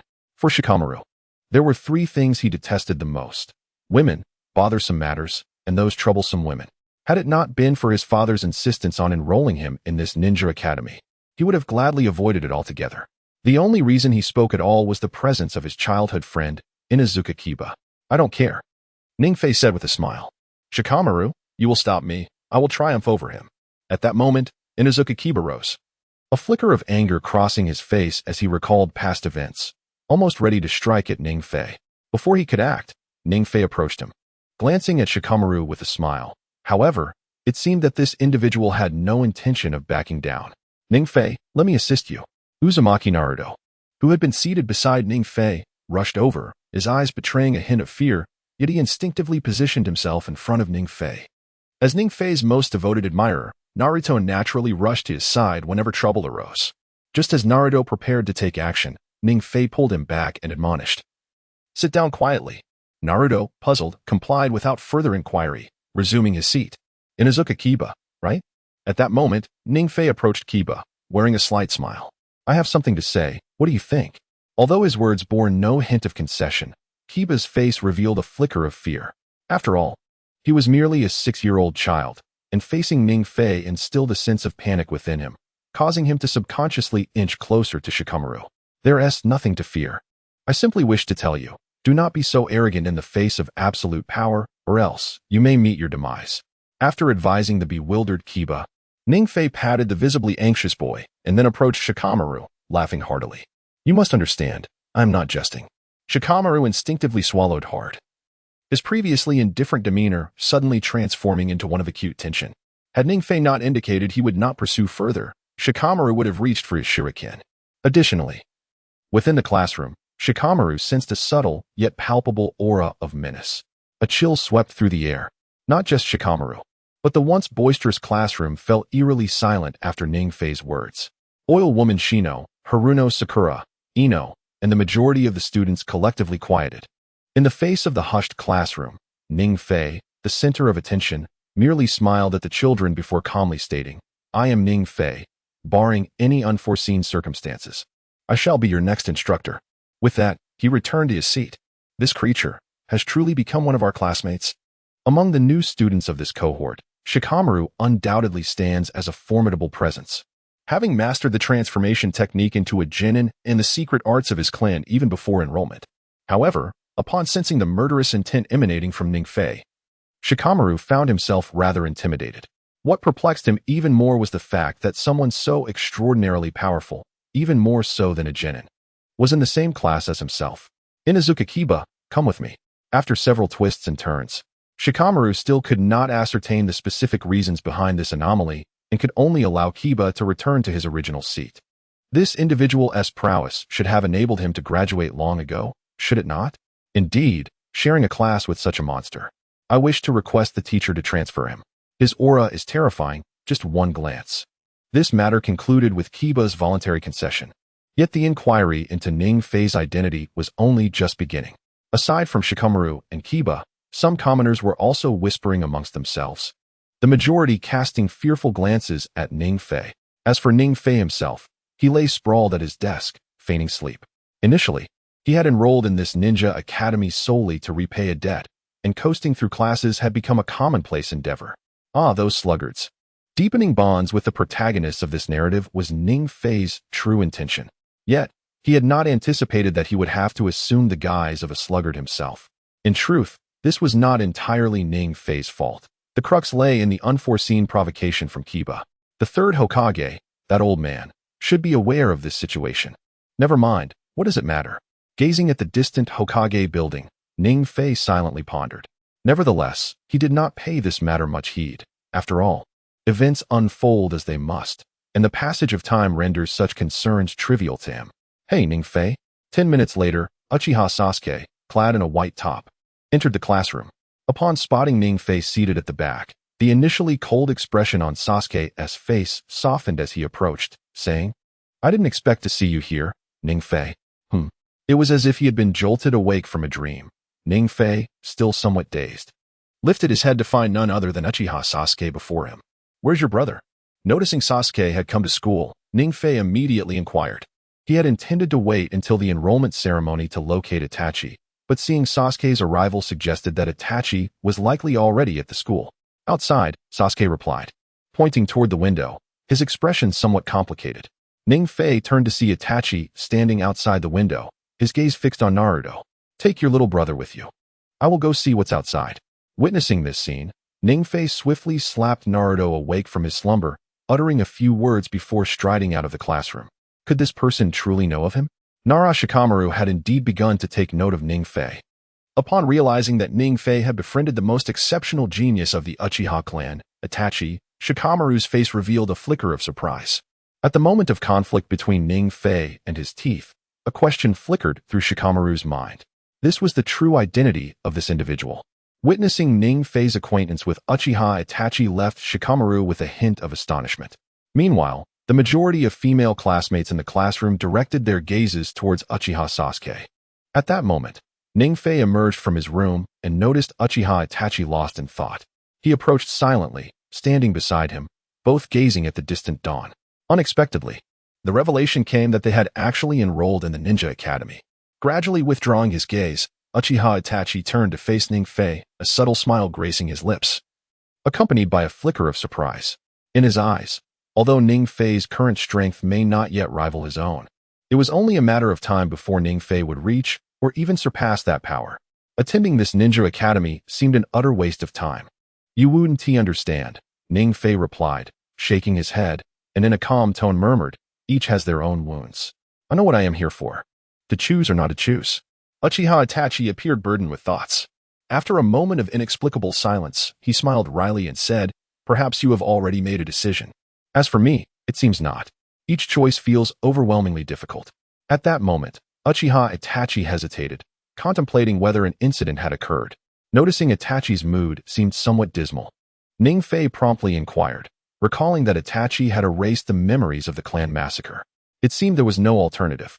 Uncertain if his choices had been correct, perhaps due to his unusual bond with Ningfei, Uchiha Itachi spoke plainly, "Father understands my intentions. Does your father know what you have done?" Ningfei was taken aback to learn that Uchiha Fugaku was aware of Itachi's thoughts. However, Ningfei suddenly found himself within the narrative of Hokage. Realizing that Uchiha Fugaku and Uchiha Mikoto indeed met their demise at Itachi's hands. With this thought, Ningfei felt a degree of clarity. After a brief hesitation, he questioned, "Is it that you were unprepared to act?" The original story remained as it was, yet Uchiha Itachi stood before him as a living being. And Ningfei could not rely solely on the plot to predict future events. Regardless of whom Itachi chose to eradicate, Ningfei would undoubtedly stand by his side. This was not a matter of interest. It was about the bond between Uchiha Itachi and Ningfei. Well, you know, Itachi nodded repeatedly. At this moment, Itachi's expression bore a trace of conflict, which moved Ningfei. As a top genius of the Uchiha clan, Itachi often wore a cold facade, as if nothing could penetrate his soul. Yet today was different. A poignant wave of negativity enveloped Itachi's heart. "So, what are your thoughts on this matter?" Ningfei did not offer much comfort, addressing the topic directly. Originally, Uchiha Itachi had been in a state of inner turmoil. If Ningfei continued to press the issue, well, perhaps it is best left unspoken. When my father first broached the subject with me, I was taken aback, but it seemed he had perceived my surprise. He merely cast a knowing glance my way, and after that, he left the decision in my hands. Uchiha Itachi discreetly relayed the conversation between father and son to Ningfei, then directed his gaze towards Uchiha Sasuke, surrounded by girls in the classroom, and stated, "There is but one request, protect him." After uttering these words, Uchiha Itachi approached Ningfei and confessed, "I had once inquired of my father whether rebellion was avoidable, only to be met with a resolute no. In that moment, I comprehended that he was not merely a father, but the progenitor of the Uchiha clan." As he spoke, a hint of inexplicable sorrow flickered across Itachi's countenance. Is it truly so? Ningfei, momentarily at a loss for words, recognized that in the original narrative, Uchiha Fugaku exhibited great affection for both Itachi and Sasuke. Furthermore, on the night of the massacre, he had not even attempted to resist Itachi's assault. Yet, Ningfei still could not fathom the extent of Uchiha Fugaku's remarkable stature. Did the Uchiha clan harbor aspirations of rebellion? Yes, perhaps they did, yet they might also be reluctant. At least, It seemed that the seemingly passive Uchiha Fugaku was not inclined towards insurrection. However, aside from his position as Itachi's father, Fugaku was also the patriarch of the Uchiha clan. Moreover, the clan's burgeoning discontent had become irrevocable, and as their leader, Fugaku could not dismiss the uprising sentiments of his kin. Familial bonds and responsibilities, two entirely distinct emotions, clashed within Uchiha Fugaku's heart, a dilemma which Ningfei found difficult to assess. Nonetheless, through Itachi's words, Ningfei gleaned a crucial insight. Uchiha Fugaku had made his choice. In order to ensure the survival of Itachi and Sasuke, he had ultimately decided. Familial love, he was even willing to accept being slain by his own son. Perhaps, your father had already made his resolution. After a prolonged silence, Ningfei finally spoke, articulating his thoughts in a calm tone, and then he placed a reassuring hand on Itachi's shoulder. Life's journey is fraught with choices. Perhaps adhering to one's true self will yield clearer decisions. I understand. After a moment of hesitation, Itachi, devoid of his earlier turmoil, returned to his customary stoic demeanor. Understanding is sufficient. At that moment, Ningfei nodded slightly, then glanced at Sasuke in the classroom before addressing Itachi.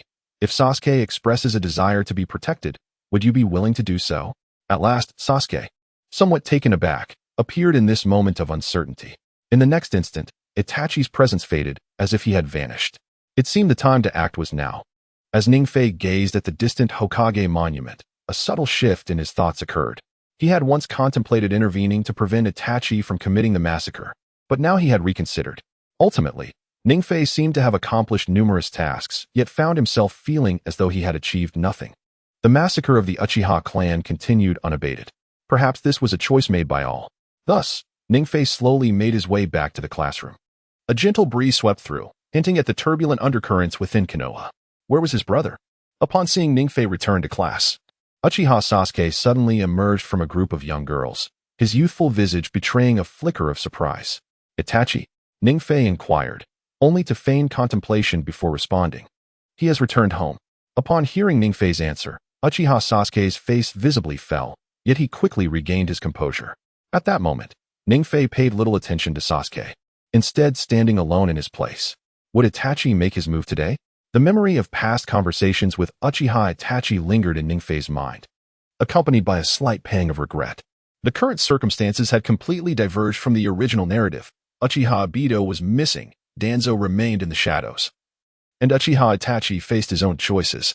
This left Ningfei at a loss for what to do. Never mind, it was time to act according to the situation. After much contemplation yielded no fruitful solutions, Ningfei decided to abandon further thought. In any case, Uchiha Itachi and Obito had essentially parted ways, and it was clear they could not pursue the Akatsuki organization as depicted in the original story. Perhaps his own strength was still insufficient. At that moment, a hint of inexplicable helplessness crossed Ningfei's face. Despite having attained a level comparable to that of a Jonin within just 3 months of traversing into the world of Naruto, it was still not enough. Whether facing the enigmatic Danzo, the long-watching Orochimaru, or Uchiha Obito, Ningfei's forces remained inadequate for direct confrontation. Though Uchiha Itachi had reached the level of Hokage, he was still Ningfei's most competent ally. Yet, Itachi ultimately belonged to himself. It seemed he needed to recruit additional allies. At this juncture, several names flickered through Ningfei's mind. The Sword of the Ninja, the remaining members of the 7 ninja swordsmen, Deidara of the explosion arts, and others. The shadows of these formidable ninjas danced in his thoughts, quietly giving rise to a plan. A plan for better survival. An inexplicable smile suddenly graced Ningfei's face. Initially, Ningfei had envisioned relying on the system to enhance his power, but he had come to understand that individual strength was limited. Establishing an organization under his control would be the swiftest means to bolster his power. Ningfei, what are your thoughts on this? Just as Ningfei's plans began to solidify, a sudden outburst jolted into his mind. He looked up to see Irika, his face a mask of fury. What is the matter, Mr. Irika? It was only later that Ningfei realized that Irika had unexpectedly come to class, at which point the majority of the class turned their gaze towards him. How long have you been attending classes, and yet you still daydream? Do you still aspire to be a ninja? Despite Irika's attempts to dissuade Ningfei from returning to school before classes began, upon receiving instructions from the 3rd Hokage, Irika resolved to grant Ningfei another opportunity. However, on his first day back, Ningfei seemingly disregarded the situation, subtly drifting off into his own thoughts. This left Irika who had intended to provide Ning Fei with special attention, at a loss for what to do. A sense of frustration began to manifest on Irika's face. "Mr. Irika, will you agree next time? Really?" Upon witnessing Ning Fei's immediate admission of guilt, Irika's mood softened slightly, yet he harbored lingering doubts regarding Ning Fei's sincerity. "Of course, it's all a facade." Ning Fei silently scoffed to himself, grateful that his skills had reached the level of a jonin. Had it not been for the system's rewards, he would not have wasted his time at this ninja academy. However, looking at Irika's earnest expression, he relented. "All right, Mr. Irika. I promise to aspire to be a great ninja this time." With that, Ning Fei feigned a sincere commitment to change. "I hope so," Irika thought, sensing something unusual about Ning Fei. Nevertheless, after hearing Ning Fei's assurances, Irika prepared to provide him with further opportunities. "Everyone, focus. I am your teacher, Irika. And today's first lesson is on how to practice chakra." Beneath Ning Fei's sincere demeanor, Irika set aside his previous frustrations and once again took to the podium to explain the intricacies of chakra training. However, the effectiveness of his teaching was far from ideal. Several ordinary students, including Sakura, were disengaged, while the scions of prominent clans, such as the Nara and Yamanaka clans, had begun their chakra studies at the tender age of 3 and were already proficient in their ancestral techniques. As a result, Irika found that he scarcely conducted the lesson, and several children led by Shikamaru and Choji had succumbed to slumber. Among those seated next to Ning Fei was Naruto Uzumaki, who was the first to doze off. Ning Fei glanced at Naruto, feeling a mix of bafflement and helplessness. Although the atmosphere was reminiscent of camaraderie among the lethargic, Ning Fei refrained from rousing Naruto. After all, Naruto was a pivotal character, and his learning, or lack thereof, seemed inconsequential. What surprised Ning Fei the most was that the most serious individual in the class was none other than Sasuke Uchiha. From the very beginning, Sasuke exhibited an unusual gravity, which brought Ning Fei an unexpected delight. Observing Naruto, Ning Fei contemplated the chasm that lay between the underachievers and the prodigies. With this in mind, he mentally prepared himself for an escape. To honestly endure a day of classes here, Ning Fei was finished. Moreover, considering the information subtly conveyed by Uchiha Itachi's words, there exists an abundance of matters that Ning Fei must attend to. As the ninja school day drew to a close, nightfall approached, and Itachi was expected to act while Sasuke was away. The likelihood of his action occurring in the afternoon was quite high. After much contemplation, Ning Fei promptly resolved to make his escape. Utilizing the shadow clone technique, he swiftly formed hand seals at the moment Irika turned his back, leaving a clone in his seat while his true self stealthily departed the classroom simultaneously. However, Ning Fei remained oblivious to the fact that his actions had already attracted the attention of others. "Since Ning Fei is absent, let us withdraw as well," Shikamaru quietly remarked to his companion Shino, who nodded in agreement. Employing the shadow clone technique thrice, the trio mimicked Ning Fei's method of skipping class, vanishing from the room as Irika turned away. "What should we do now? We must find Itachi or Hinata." Yet, in the blink of an eye, Ning Fei had reached the upper section of the main street of Konoha. At this moment, he felt a pang of indecision. According to his initial plan, he ought to locate Uchiha Itachi without delay to proceed with subsequent actions. However, a significant realization dawned upon him. He was entirely unaware of Itachi's whereabouts. Had he inquired earlier, it would have been advantageous. Ning Fei felt a tinge of frustration. Konoha was neither vast nor minuscule, complicating his search for Itachi. Forget it. It would be best to seek out Hinata and inform her of the situation. On the surface, the relationship between Hinata and Ning Fei could be deemed merely that of ordinary friends, yet Ning Fei had long regarded Hinata as a secondary ally. Furthermore, considering Itachi's favorable opinion of her, there were trivial matters he chose not to conceal. At this juncture, Hinata's arrival at the public bathhouse would allow for the gathering of some intelligence. Most importantly, Ning Fei hoped to glean the third Hokage's ultimate stance on this matter through Hinata's insights. As the leader of Konoha, Sarutobi Hiruzen was likely unaware of the intricate relationship between the Uchiha clan and Danzo, a fact Ning Fei found hard to believe. Thus, two possibilities emerged. The first possibility suggested that the third Hokage tacitly approved the situation, supporting Danzo's efforts to eliminate the potential threats posed by the Uchiha clan.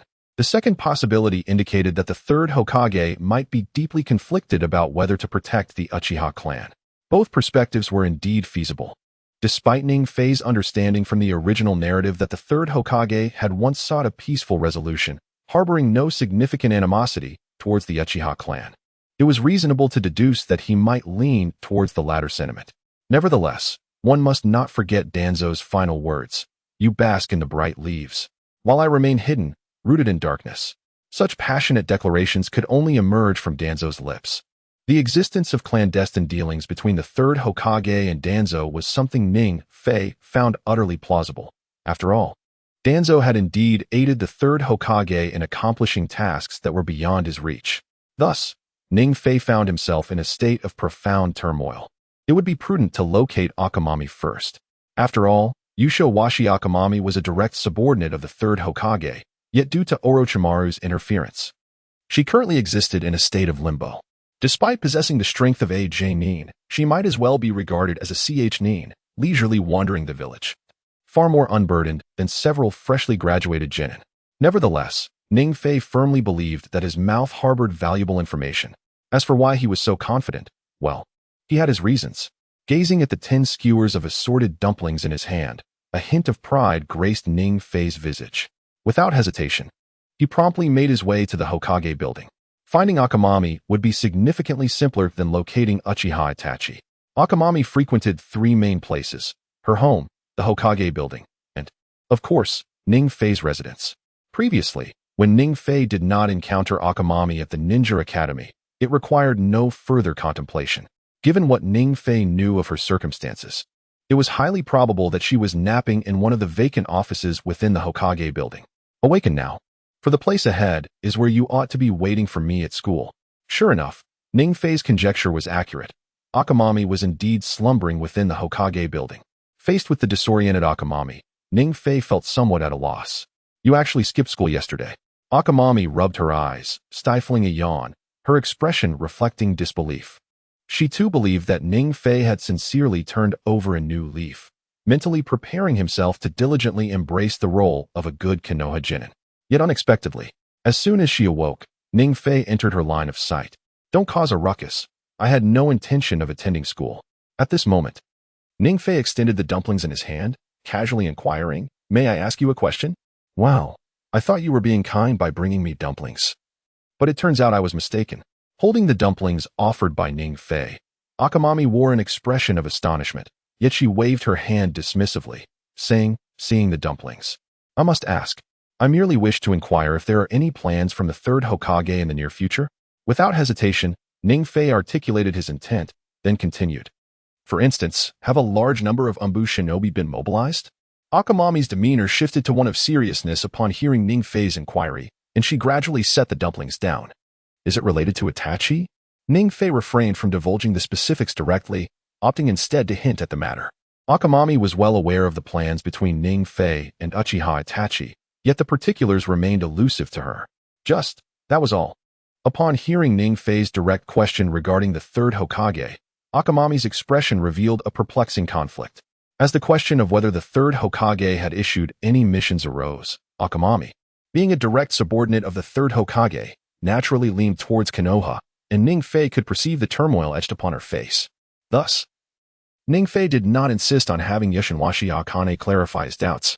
He merely inquired whether the third Hokage had intervened in this matter. If indeed operatives from the Umbu were dispatched, it would indicate that the third Hokage was well aware of the situation. Conversely, if there was no involvement, it would likely result in effects mirroring those in the original narrative. There were no missions for the Umbu, and the majority of Konoha's elite shinobi had not received specific assignments. After some deliberation, Yoshinwashi Akane ultimately informed Ning Fei about the third Hokage's surveillance. He then picked up a dumpling from the table, munching on it while remarking, next time I pose such a question, a single dumpling won't suffice. I'll need at least 5 skewers to begin with. With that, Yoshinwashi Akane did not delve deeper into Ning Fei's situation and feigned nonchalance, as she was the first to exit the office. That girl, Ning Fei chuckled. Initially, he assumed that Yoshinwashi Akane's information might not be public, but in truth, he had underestimated the bond he shared with her. Once this matter is resolved, I'll treat you to dumplings. Watching as Yoshinwashi Akane vanished, Ning Fei immediately began to ponder. However, he did not linger. Upon receiving the news, he promptly departed from the Hokage building. Where could Uchiha Itachi be? After wandering around Konoha, Yoshinwashi Akane still appeared somewhat anxious. Although autumn had set in, The temperature remained uncomfortably warm, and beads of sweat glistened on her forehead. After spending a significant amount of time, she felt a twinge of annoyance. Perhaps should we venture outside the village? Contemplating this, Ning Fei spoke up. After leaving the Hokage building, he intended to search for Uchiha Itachi, but he found no trace of him within the village. Suddenly, Ning Fei recalled a specific location. In the original narrative, where did Shursui die? Let us go. You know where Itachi is. According to Ning Fei's understanding, Itachi's last known location before the Uchiha massacre was at the cliff where Shursui had perished. You should have spoken up sooner. Lead the way. Ning Fei thought of the unnecessary detour Yushin Akane had taken and rolled her eyes, but did not voice her thoughts. Seeing that Ning Fei had set off, she followed closely behind. Could I have guessed incorrectly? As Ning Fei arrived at the cliff outside of Konoha, he found the surroundings empty. Observing this scene, doubt clouded his expression. Should they perhaps venture to a less suitable place? Yushin Akane jested as she scanned the area, yet she found no sign of Uchiha Itachi. This shouldn't be the case. Itachi wouldn't just disappear. Where could he possibly be? At this moment, Ning Fei felt utterly bewildered. Previously, he had been unable to locate Uchiha Itachi within the village, which left him uncertain about whether Itachi would appear at all. Yet, it seemed he had not arrived. How should they proceed now? Noticing Ning Fei's perplexed demeanor, Yushin Akane promptly began to inquire. Let us embark on a renewed quest. Ning Fei, filled with skepticism about the absence of Uchiha Itachi, swiftly traversed the narrow path along the cliff's edge. After a considerable time navigating the rugged trail, Ning Fei was rewarded with a discovery. At the highest point, Uchiha Itachi stood silently, gazing into the distance. A sense of joy surged within Ning Fei as he hastened toward Itachi, only to find that Yushiran Azuki followed suit. Itachi, how did you come to this place? Ning Fei inquired, approaching Itachi from behind and gently tapping him on the shoulder. However, to his astonishment, the moment his hand made contact, an inexplicable sensation of weightlessness enveloped him, prompting him to turn back. To his dismay, he realized he had been ensnared in an illusion. What was happening? Frowning, Ning Fei was suddenly thrust into a conflict. Was this an illusionary realm? After losing sight of others, he relaxed his guard and began to observe his surroundings. Before him lay a sea of blood-red hue, and a crimson moon loomed overhead. Despite the pervasive aura of malevolence in this space, Ning Fei felt an inexplicable familiarity. This, he pondered, and then a look of astonishment crossed his face. This was the realm of Tsukuyami. Ultimately, Ning Fei discerned that the illusionary space he inhabited was, in fact, the very realm of Tsukuyami that Uchiha Itachi commanded, particularly the cross suspended over the ocean, which further confirmed his entry into Tsukuyami. What then? Was Uchiha Itachi's true identity? With his position clarified, Ning Fei's doubts did not diminish. Rather, they intensified. He struggled to comprehend why Uchiha Itachi would leave behind such a trap. It must be a clone. Suddenly, a voice, familiar yet distinctly his own, echoed through the silent realm of Tsukuyami. Turning back, he spotted a figure of Uchiha Itachi slowly approaching from a distance. Was it merely a clone? Ning Fei hesitated as he observed Itachi from afar. Indeed, it is a clone, he murmured. The clone, overhearing his words, nodded in affirmation. Why do you leave a clone behind? Once he grasped the situation, Ning Fei directly posed his question, casting an irritable glance at his surroundings. You dragged me into the realm of Tsukuyami as well. Apologies, Ning Fei. This matter requires my personal attention, free from external interference. It seemed Uchiha Itachi had discerned Ning Fei's dissatisfaction. After apologizing, he waved his hands, stating, when you exit the realm of Tsukuyami, I fear all necessary actions will have been taken. As soon as he finished speaking, Uchiha Itachi, standing before Ning Fei, transformed into a dark crow, soaring into the distance, while the realm of Tsukuyami gradually faded away. In the blink of an eye, Ning Fei found himself back in reality. What a disruption. Could it be that Itachi harbored intentions to eliminate Danzo and Uchiha Bido, among other adversaries? Upon exiting the space of Tsukinomi, Ning Fei could not help but utter a string of curses. He had never anticipated that, at this critical juncture, Uchiha Itachi would resolve to personally address all the issues plaguing the Uchiha clan. A faint glimmer of murderous intent flickered across his countenance. This was not mere anger directed at Uchiha Itachi, but rather an inexplicable sense of helplessness. It is essential to recognize that in the original narrative, Uchiha Itachi's ability to annihilate the entire Uchiha family was not solely due to Uchiha Fugaka's lack of resistance. At the very least, Danzo and Uchiha Bido had clandestinely aided Itachi.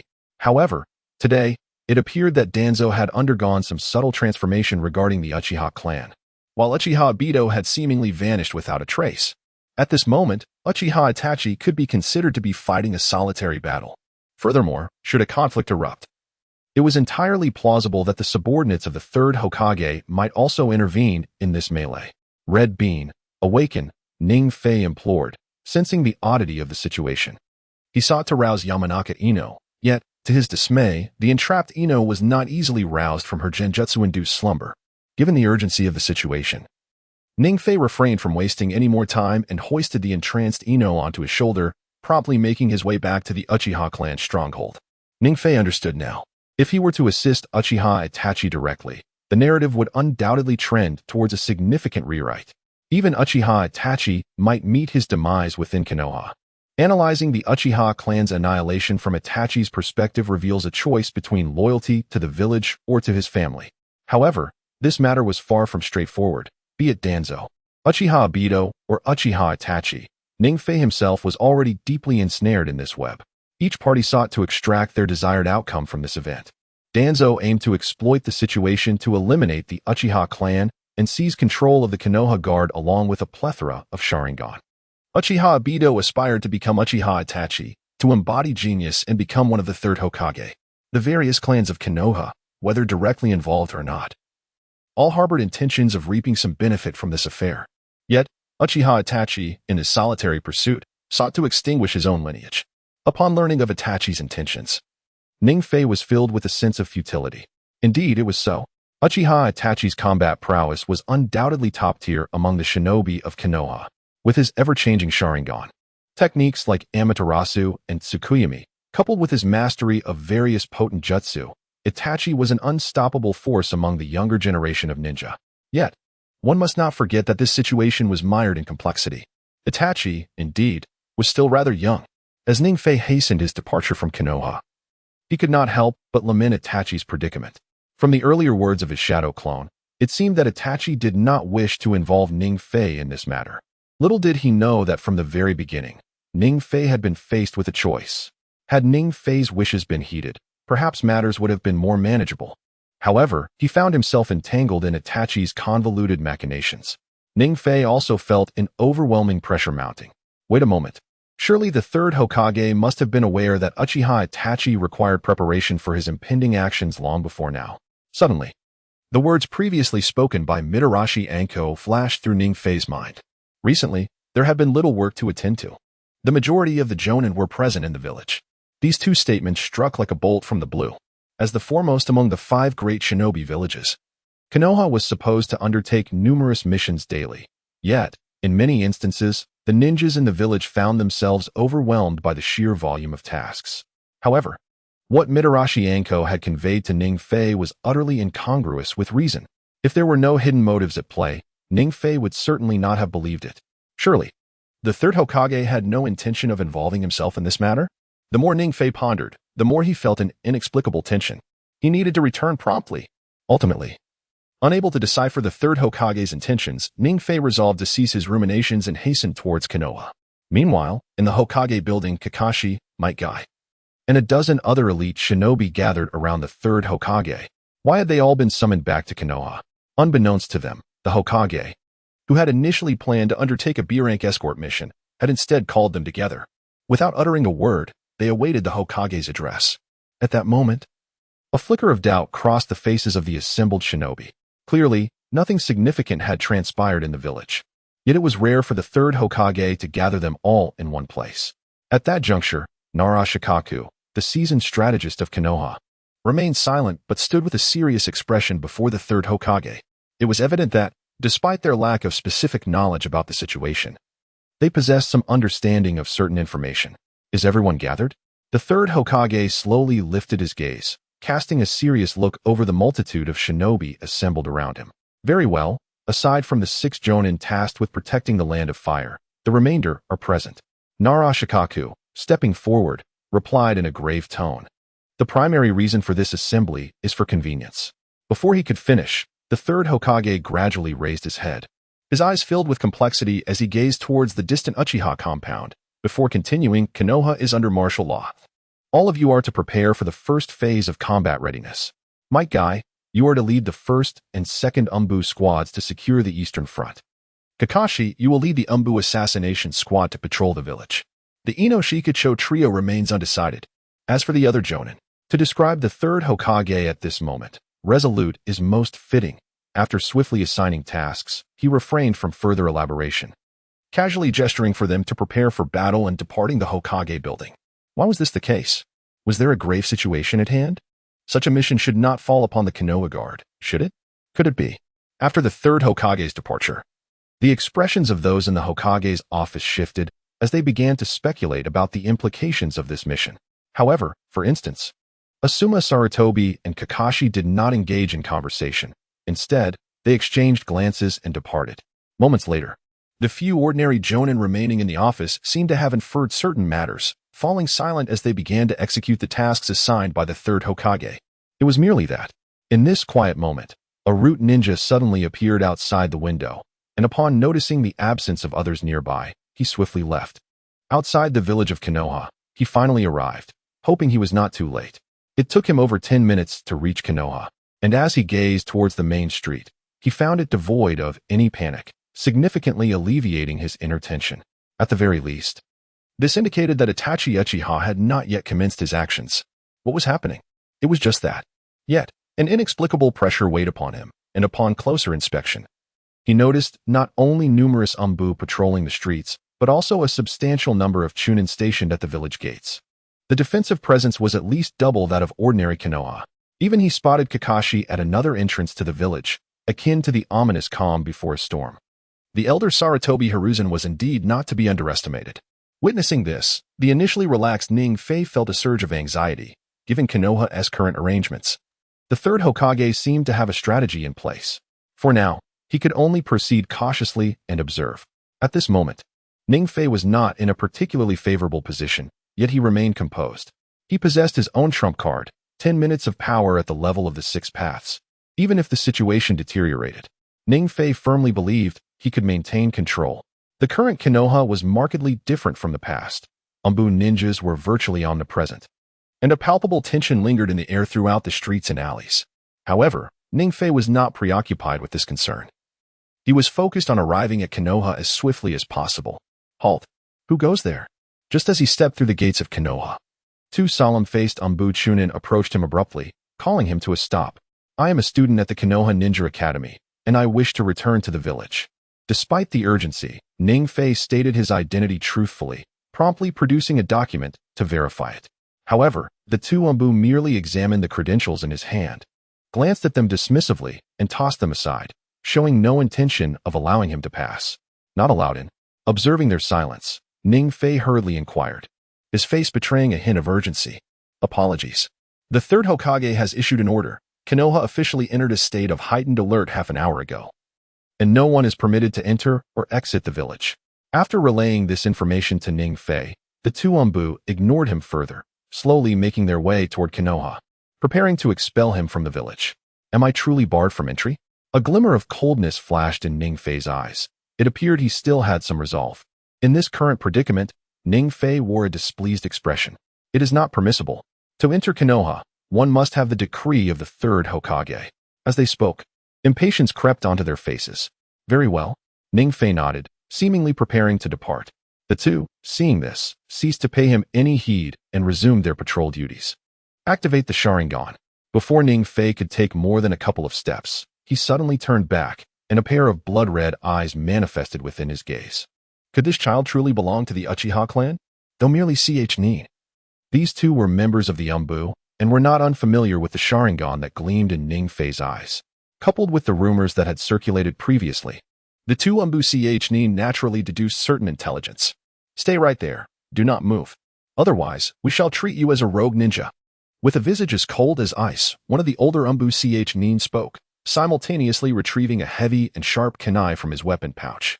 The other Umbu Nin was poised for combat at once. Rogue ninja, indeed. If that were the case, so be it. Ning Fei smiled. The countless instances where the system attempted to transform him into a rogue ninja had gone unheeded. Yet at this moment, he suddenly perceived that becoming a rogue ninja might, in fact, be a prudent course of action. Thus, Konoha, should not be dismissed. Once regarded by Ningfei as a commendable hidden village under the leadership of the third Hokage, Konoha was certainly more stable than the other 4 hidden villages. Given Ningfei's familiarity with Konoha, he resolved to continue his existence there. However, with the third Hokage's decision intertwined with Uchiha Itachi's burdens, Ningfei realized his error. The third Hokage was far from the charming figure depicted in anime. What had he truly done for Konoha?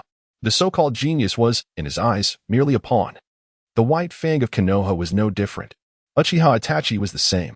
What do you intend to do, boy? Do you truly wish to become a rogue ninja? Observing the slight shift in Ningfei's demeanor, the 2 Nin hesitated to strike, inexplicably feeling an irrational fear in the presence of this youth. Go on. Bring him back before we proceed.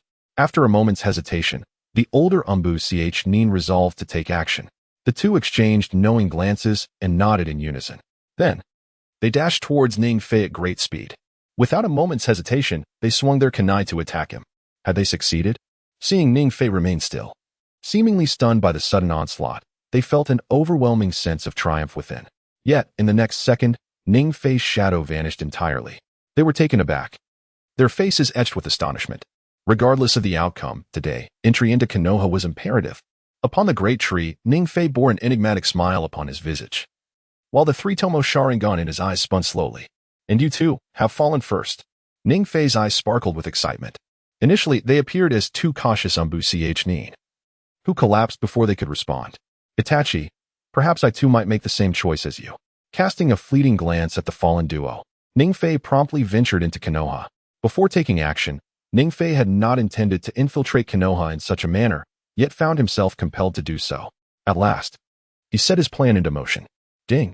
Host, the system's prior promise remains valid. Transform into a rogue ninja to receive a random lottery chance. Just then, a notification resonated in Ningfei's mind. However, before he could access the system, he swiftly opted to temporarily mute it. After all, even if Ningfei truly desired to become a rogue ninja, today was not the day for such a transformation. He proceeded directly towards the Uchiha clan's domain. Simultaneously, outside the gates of Konoha, a clandestine assassination team of over a dozen members arrived, with Kakashi leading the charge towards the 2 unconscious Nin. Were they ensnared in a genjutsu? Kakashi's expression tightened upon witnessing the scene, and he promptly unveiled his forehead protector, activating his 3 Tomoe Sharingan. Genjutsu, dispel. With a gentle command, he swiftly liberated the 2 Nin from their illusion. Why were they subjected to a genjutsu attack? At that moment, Konoha was shrouded in an inexplicable tension, as nearly everyone was scattered by the winds. Meanwhile, the 2 Nin stationed at the entrance faced an unexpected assault, causing Kakashi to feel a sense of unease. Kakashi-sama. Quickly, one of the Uchiha clan members forcefully infiltrated Konoha, and we were ambushed, allowing him to succeed. Seeing Kakashi before them, the 2 Nin immediately recounted the events that had transpired. This is dire. Let us join forces with the assassination team, and together, we shall swiftly inform Lord Hokage. In response to the urgent news, Kakashi devised a strategy and hastened towards the Uchiha stronghold. Thankfully, he was not too late. Upon arriving at the Uchiha residence, he found no signs of battle, which eased Ningfei's concerns. At the very least, he had not arrived too late. As he approached the Uchiha enclave, Ningfei took note of his surroundings. He could not discern whether this was a deliberate act by the third Hokage or mere coincidence. But the streets near the Uchiha territory were eerily devoid of civilians. The once bustling area had fallen into an unusual silence. In fact, Ningfei could scarcely find a few patrolling ninjas. The environment here sharply contrasted with the vibrant scenes of Konoha's main street. What manner of individual would be barred from this place? Suddenly, several men clad in Konoha ninja vests appeared before Ningfei, their expressions reflecting surprise. Is it you, little brat? Before Ningfei could speak, Saratobi Asuma, standing among the crowd, inquired with a look of astonishment. He recognized the boy, who had been identified by his father as a prodigious talent among the geniuses of Konoha. You are Ningfei, am I correct? Upon recognizing Ningfei, Saratobi Asuma approached him, signaling the accompanying ninjas not to act recklessly, and then addressed Ningfei. This is currently a restricted area and entry is prohibited. When did Konoha become like this? Ningfei did not provide a direct response to Saratobi Asuma, but gazed longingly at the distant Hokage monument with a sense of regret. Before traversing into the world of Hokage, Fei had naively believed that Konoha was the epitome of excellence within this universe, flawless in culture and character. However, with the guidance of the third Hokage, he realized the folly of his innocence. In a world fraught with peril, genuine perfection was a mere illusion. If it were to exist, it would only be under Fei's singular control. What are you saying? Leave quickly. This area is unsafe. Despite the dissatisfaction conveyed in Fei's words regarding Konoha, Sarutobi Asuma did not engage further and instead urged Fei to vacate the vicinity. It is just that. Fei remained steadfast, unresponsive. This boy, Sarutobi Asuma, was undoubtedly among the elite of Konoha's J-nin. Although Fei ignored him, Asuma sensed something peculiar about the boy before him. Could you explain why you wish to enter? He contemplated that Fei must have some reason for wanting to approach the Uchiha compound, and he prepared to inquire further. Yet, before him, Fei simply smiled a strange, unsettling smile. As Sarutobi Asuma stood closest to Fei, he could feel an inexplicable chill emanating from that smile. It sent shivers down his spine. I wish to enter. Please, help. At that moment, Fei slowly began to articulate. Help? Sarutobi Asuma was taken aback, failing to comprehend the implications of Fei's earlier words. Indeed, Fei nodded. Then, observing the astonished expressions of those around him, he spoke in a cold tone. Are you attempting to stop me? Do not be so hasty. Whatever you intend to do, I cannot allow you entry. Although he did not grasp the meaning behind Fei's words, Sarutobi Asuma was resolute in blocking the boy's path. Are you prepared to obstruct me? Initially reluctant to engage, Fei regarded the determined Sarutobi Asuma with a look of regret. In truth, he did not harbor any animosity towards Asuma, whether in the anime or reality. Fei had always regarded him as a well-meaning individual. However, with Sarutobi Asuma about to take action, Fei knew he could not remain passive. Fire style, great fireball technique. Having reached this decision, Fei swiftly took the initiative, his hand weaving seals with the speed of a phantom, culminating in the formation of a colossal fireball. With the enhancement from the system and the burning fruit, this mere C-rank fire technique unleashed formidable power. This fireball could truly be dubbed a genuine great fireball. Its diameter spanned over 10 meters, with dark red flames radiating an intense scorching sensation. Even the leaves 100 meters away withered in an instant, turning a crisp yellow. It was evident that Fei's offensive prowess far exceeded that of an ordinary J-nin. Scatter. The might of his fire technique commanded everyone's attention. Asuma Sarutobi could hardly fathom Fei's unwavering resolve. He acted without hesitation. What astonished Asuma even more was Fei's strength. At merely 12 years of age, if Asuma recalled correctly, this child was still enrolled in the Ninja Academy. Yet, in terms of the fireball technique's potency, this young boy's power was undoubtedly on par with that of a seasoned J-nin. Did he think he could evade? Let him try. As the ninjas who had encircled him dispersed in panic, Fei erupted in laughter. Seizing the opportunity created by their retreat, he leaped into the air with all his might. Beyond the illusion techniques inherent in his ninjutsu and Sharingan, Fei's physical prowess was even more exceptional. He soared upwards, landing effortlessly on a rooftop. Alas, this child was escaping. Asuma, dodging Fei's assault, felt a flicker of panic cross his face when he saw Fei not only refrain from further attack, but also hasten his departure. There was no time to flee. In an instant, Asuma grasped Fei's intent, but it was already too late. Fei had deftly maneuvered through the gaps in their formation, making his way towards the Uchiha compound. Did he truly believe I wished to engage him directly? Observing Asuma's bewildered expression, Fei couldn't help but find the situation somewhat amusing. Although Asuma Sarutobi did not possess the same multitude of standout moments as the likes of Kakashi and Guy from Konoha, his strength was undoubtedly formidable. While Fei could match the power of a J-nin, confronting Asuma directly would require considerable time and effort. Once the other Konoha ninjas arrived, Fei would undoubtedly find himself at a disadvantage. Thus, from the outset, Fei had no intention of engaging in a frontal battle. His earlier overwhelming strike was merely a feint. His true objective was to reach the Uchiha clan's residence as swiftly as possible to seek out Itachi Uchiha. Regarding the conflict, Fei was no fool. He would never recklessly involve himself in this skirmish. Engaging in blind combat was not his desire, while the thrill of unrestrained battle was enticing. Fei recognized that he could not resolve the issue through such means. On one hand, his strength was insufficient, and on the other, he had no intention of participating in this futile struggle. Despite the fact that Danzo has yet to reveal himself and has shown no involvement in the Uchiha clan massacre, Ningfei could not fathom how such a cunning and treacherous individual could allow such a prime opportunity for power to slip away. Even Ningfei believed that Uchiha Obito's chances were significantly increased, though he seemed to have vanished. Ningfei understood that this man would not easily relinquish the targets he had chosen. All of this remained etched in Ningfei's memory. Regarding Asuma Sarutobi, Ningfei had never considered acting alongside him. At last, it seemed the Uchiha clan was on the move. As the gates of the Uchiha stronghold came into view, a flicker of wariness crossed Ningfei's eyes. He had previously encountered numerous ninjas obstructing his path from Konoha to the Uchiha estate, leading him to believe that the Uchiha members were undoubtedly aware of his presence. Sure enough, just as Ningfei arrived, two Uchiha ninjas approached him. Their crimson eyes revealed that both possessed formidable Sharingan. Kid, scram. Isn't this where you should be? Compared to Konoha ninjas, the demeanor of these two Uchiha was decidedly unpleasant. The moment they encountered Ningfei, they swiftly moved behind him, effectively blocking his escape. Child, what is the point of asking questions? If you wish to live, then be on your way. One of the Uchiha, whose Sharingan had manifested into the three Tomoe, took the lead in speaking, his voice dripping with disdain as he murmured, "You've finally been given a chance. Disappear from my sight in 3 seconds, or I'll kill you."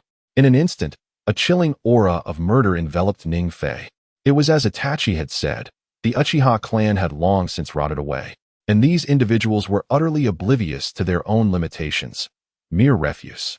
Ningfei regarded the two before him with icy disdain, finally comprehending Itachi's decisive actions. These two were nothing short of liabilities. Even a genius like Itachi found them insufferable.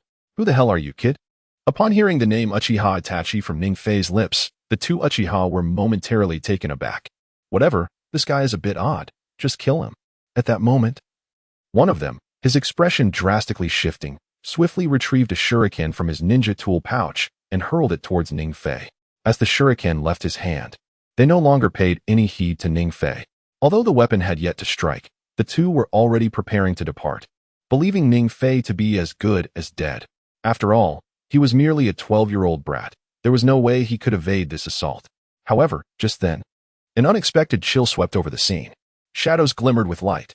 Ningfei called out to the two, "I believe that it is not I who perish this time, but you." Ningfei slowly opened his mouth, a perplexing smile gracing his face, with a shuriken still embedded in his hand from earlier. How could this be? How could this brat evade my attacks? Observing Ningfei, vibrant and full of life before him, the two Uchiha clansmen were utterly astonished.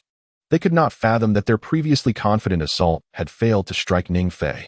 This child is anything but ordinary. Let us unite our efforts. Recognizing that Ningfei remained a ninja, the two exchanged resolute glances and decided to make another attempt. This time, they did not simply employ their ninja tools against Ningfei. Instead, they immediately began to weave hand seals. Fire release, fire dragon technique. Fire release, great fireball technique. The jutsu they wielded were among the Uchiha clan's most proficient and esteemed fire techniques. Yet, in Ningfei's eyes, even these techniques, when unleashed by Uchiha Sasuke, paled in comparison. Though named the Great Fireball Technique, the fireball produced was scarcely larger than a basketball. Moreover, the Fire Dragon technique appeared rather comical. To Ningfei, the so-called Fire Dragon was more akin to a trivial trick. A mere few meters in length, the Fire Dragon posed little threat to him. Remember this for the next life. Those devoid of power should not be so arrogant.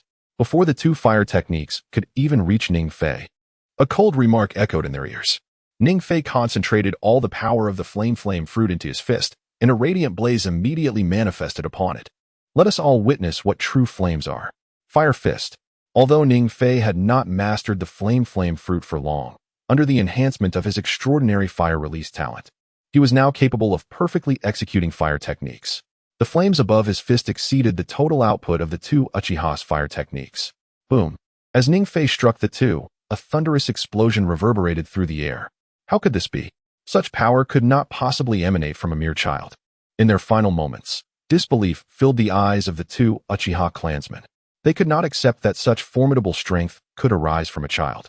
Nevertheless, it mattered little. As the fierce flames gradually engulfed them, the lopsided battle came to a close. How audacious it was to act so arrogantly despite such overwhelming strength. As Ning Fei gazed at their charred bodies, an inexplicable sentiment welled within him. One awakened with a 3-Tomoe Sharingan, while the other realized his 2-Tomoe Sharingan. Such potential could be deemed elite even within the Uchiha clan. Yet, the combat prowess they exhibited in their confrontation with Ning Fei was inferior to that of even the Leaf Village's Umbu mid-rank ninjas. To put it bluntly, the two Uchiha clansmen were nothing short of trash. Contemplating deeply, Ning Fei inexplicably felt a twinge of regret. The once mighty Uchiha clan had long since vanished, and Uchiha Itachi should have represented the last glory of his lineage. With a soft creak, Ning Fei gently pushed open the door to the Uchiha's domain. His gaze resolute as he peered within. Was Ning Fei still present? Standing upon the open ground of the Uchiha estate, Ning Fei slowly lifted his head alongside Uchiha Itachi, who regarded him with a gaze steeped in complexity. Some might say, we are friends, as long as I remain. Ning Fei offered a smile. Though he could not fully grasp Itachi's thoughts at that moment, he remained composed. He was reluctant to abandon Uchiha Itachi, a genius in his own right. For both his own sake and the bond forged through mutual training, Ning Fei felt compelled to intervene. Though he harbored a hint of selfishness regarding the matter, his feelings for Uchiha Itachi transcended mere opportunism. He yearned to alter the tragic fate that befell Itachi in the original narrative. At the tender age of 12, Uchiha Itachi had already risen to become Konoha's most exceptional elite shinobi, and by 15, he had officially attained the rank of a shadow. Except for Naruto and Sasuke, the two top-tier prodigies, he was dismissed by the entire Hokage hierarchy. Regardless of his prowess or talent, Itachi undoubtedly stood as a paragon of excellence, mastering both Amaterasu and Tsukuyomi, leaving a profound mark on the shinobi world. What resonated most with Ning Fei was Itachi's distinct personality. Should he succeed in binding Itachi to his chariot of ambition, whether to establish an organization or remain in Konoha, it would be the greatest boon. Friends, you ask? Gazing at the smiling Ning Fei and recalling the words he had previously uttered, Itachi's expression revealed a flicker of conflict. Even his body trembled slightly, as if caught in an internal struggle. If you considered me a friend, then I should not be here. Ultimately, Itachi closed his eyes, appearing to reach a pivotal decision. After a few moments of silence, he opened his eyes to face Ning Fei. You once said that each person must confront their own choices. This time, I wish to face this alone. Please do not interfere. It is my decision. As he spoke, Itachi's demeanor turned somewhat cold, signaling his intent to depart. It seemed that there were matters he wished to conceal. Ning Fei chuckled softly, leaping behind Itachi and pulling him back just as he was about to leave. But I do not mind. I once pointed out that everyone must face their choices. While you all make your own decisions, I find happiness in that. However, I wish to convey this to everyone. Sometimes, sharing decisions with friends beforehand can yield better outcomes. Ning Fei was taken aback by his own boldness. Yet Itachi's astonishment suggested that his words had indeed struck a chord. You, Ning Fei. For a moment, Itachi found himself at a loss for words. Enveloped in silence. Let's act without hesitation. What matters truly compels you to take matters into your own hands. Ning Fei inquired directly upon noticing that Uchiha Itachi had no intention of proceeding further. Uchiha Itachi finally began to recount the circumstances following their conversation. Just before Ning Fei engaged in dialogue with Uchiha Itachi, Uchiha Obito approached him once more, seeking to sway his resolve. However, Uchiha Itachi outright rejected Obito's appeal and subsequently conversed with Ning Fei to finalize their plans. At that moment, the third Hokage encountered Uchiha Itachi, proactively requesting his protection over Uchiha Sasuke and Ning Fei. The price Uchiha Itachi required was the pacification of the Uchiha clan and the cessation of rebellion. Yet, Uchiha Itachi had already come to a profound realization. No one could prevent the Uchiha clan from rebelling. The animosity between Konoha and the Uchiha clan had reached an irreconcilable degree. Uchiha Itachi's father found himself powerless, as did Itachi himself. Thus, Uchiha Itachi resolved to safeguard Ning Fei and Sasuke, ultimately deciding to eliminate the entire Uchiha clan alone. Could this matter truly be intertwined with the third Hokage? Ning Fei had always suspected that Uchiha Itachi's eagerness to act preemptively was grounded in reason. However, he never anticipated that the pivotal figure in this affair would be the third Hokage. Ning Fei had considered Danzo, Uchiha Obito, and even other high-ranking officials of Konoha. Yet he was taken aback to discover that the one who swayed Uchiha Itachi's heart was none other than that venerable old man of the third Hokage.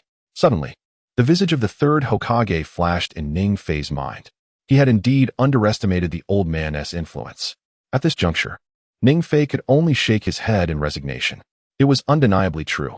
From the outset, Ningfei believed that the third Hokage would neither intervene in this matter nor would he do so directly. Yet, the reality was that the third Hokage was not merely involved, but remained in a position of dominance. Go ahead, Uchiha Itachi slowly lifted his gaze, scrutinizing Ningfei with gravity. Then, turning his eyes towards the outskirts of Konoha, he began to elucidate. I understand your desire to assist me. But should you continue to involve yourselves in this affair, the third Hokage will undoubtedly include you among the ranks of rogue ninjas. This would place Sasuke in grave jeopardy. Therefore, it would be wiser for me to undertake this alone. Once I conclude this matter, I shall depart from Konoha, and I ask that you look after Sasuke. In expressing his innermost thoughts, Uchiha Itachi's words conveyed a hint of entreaty. Ultimately, Uchiha Itachi harbored a desire to take action himself. Do you believe that events can truly unfold as one envisions? Ningfei was astonished to find that the usually humorous and composed Uchiha Itachi exhibited such naivety. Indeed, it was evident that the words of the third Hokage carried a degree of credibility. The conditions they agreed upon were highly likely to be fulfilled. However, the reality of Konoha extended beyond just the third Hokage. Once, when Itachi Uchiha truly departed from Konoha, it was conceivable that Danzo could have ensnared Sasuke Uchiha into the root organization. Moreover, contemplating this, Ningfei spoke again.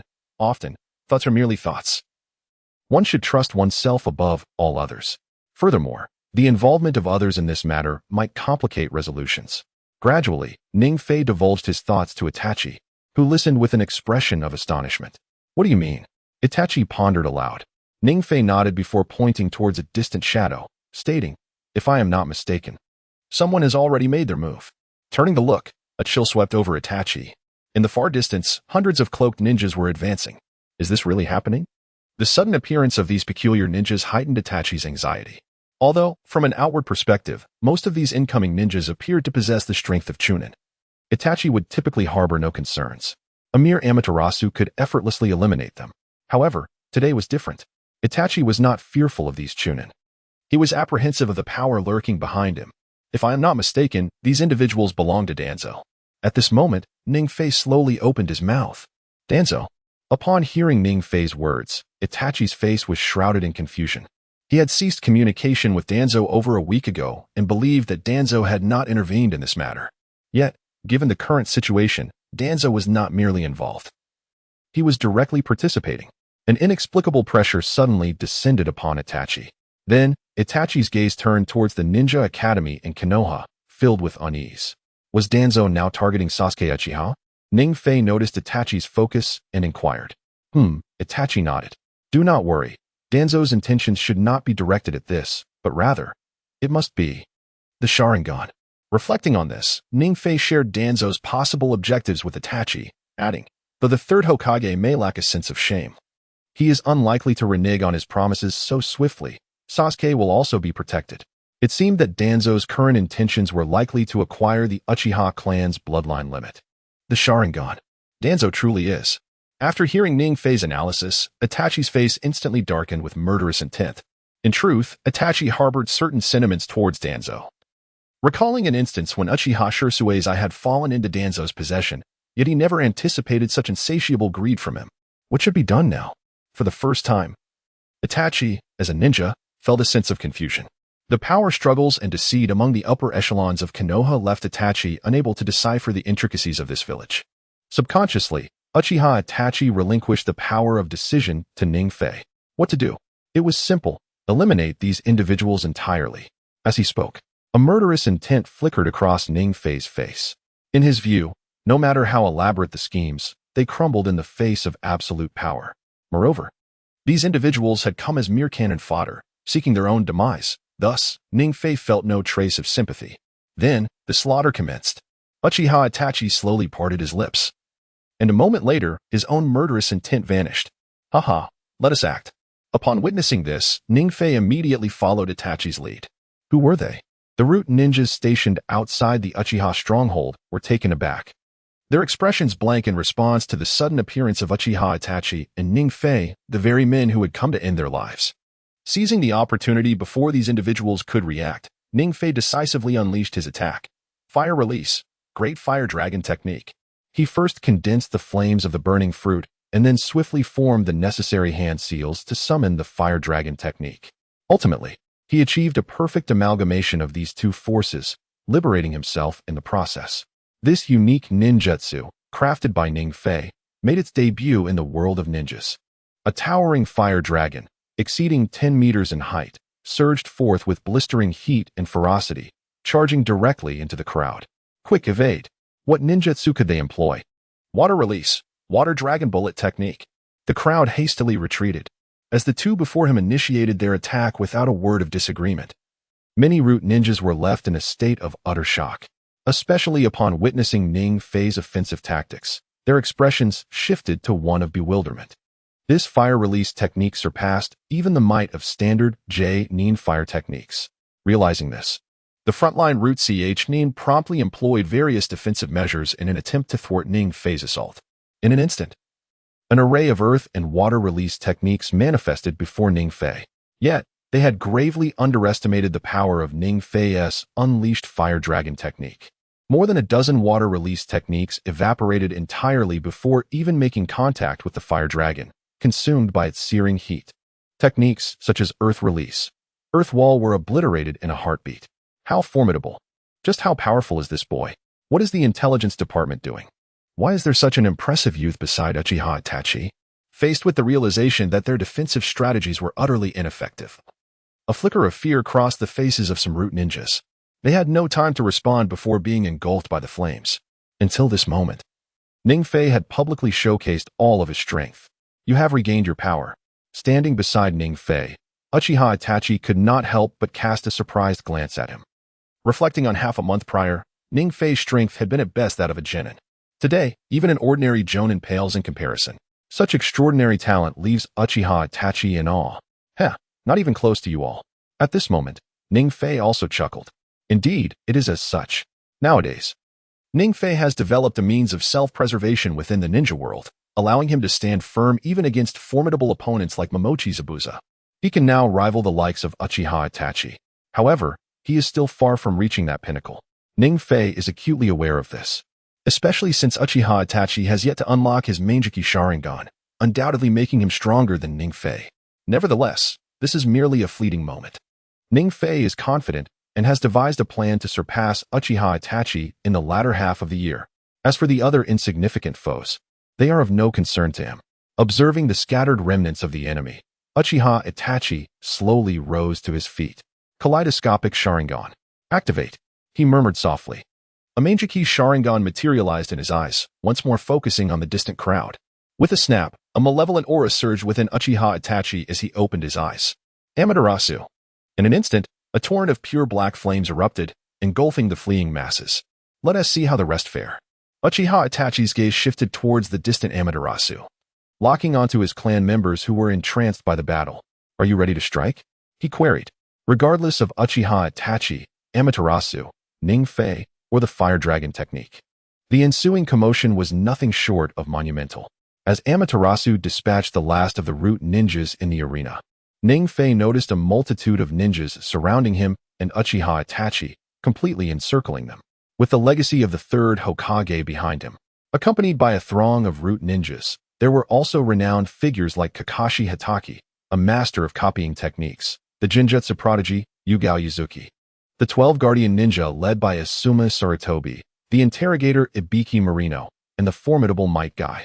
Many elite ninjas from Konoha gathered around, their expressions reflecting a blend of astonishment and admiration. From a distance, more root ninjas were arriving in droves. Even amidst the crowd, Ning Fei discerned the shadows of the third Hokage and Danzo. They truly regard us highly. With so many present, even among the elite, such treatment was unprecedented. As Uchiha Itachi entered the core area inhabited by the Uchiha clan, a smile graced Ning Fei's face. The multitude before them could almost epitomize the entirety of Konoha's strength.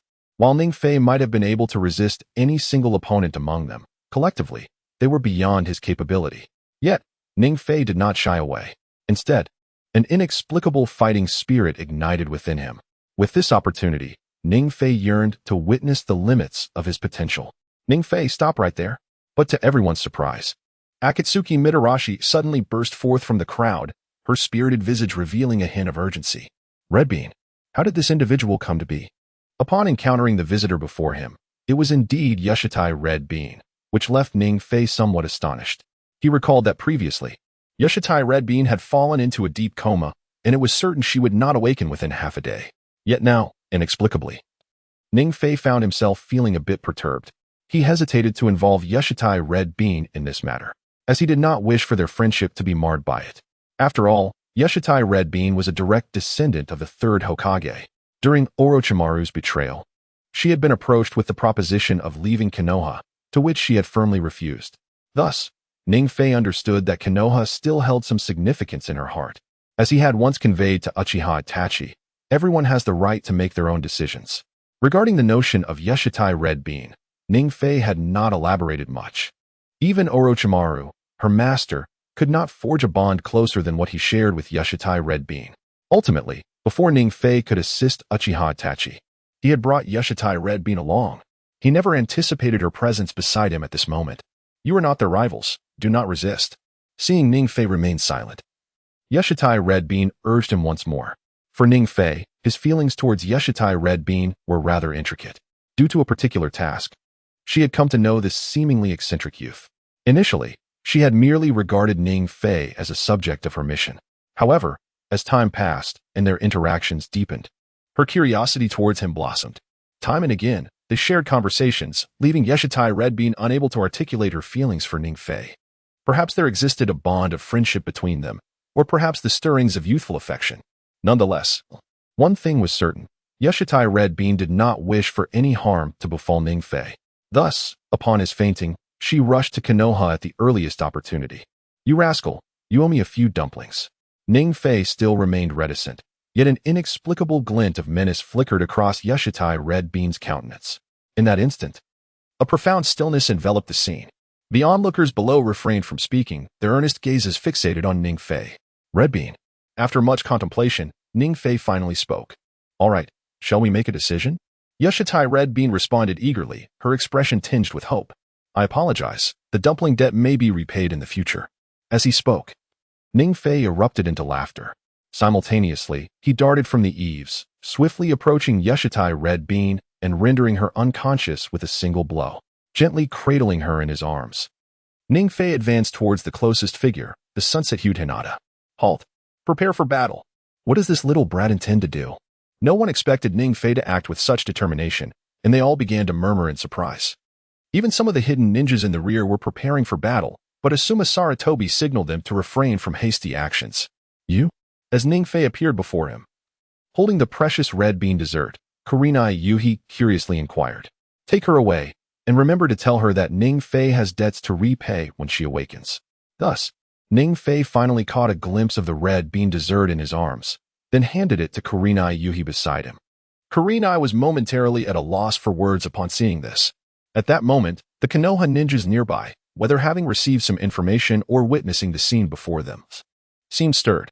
When Ning Fei approached them, he chose not to strike. It was only when the red bean dessert was brought to the rear by Kurenai that the atmosphere around them grew solemn once more. Do you wish to take action?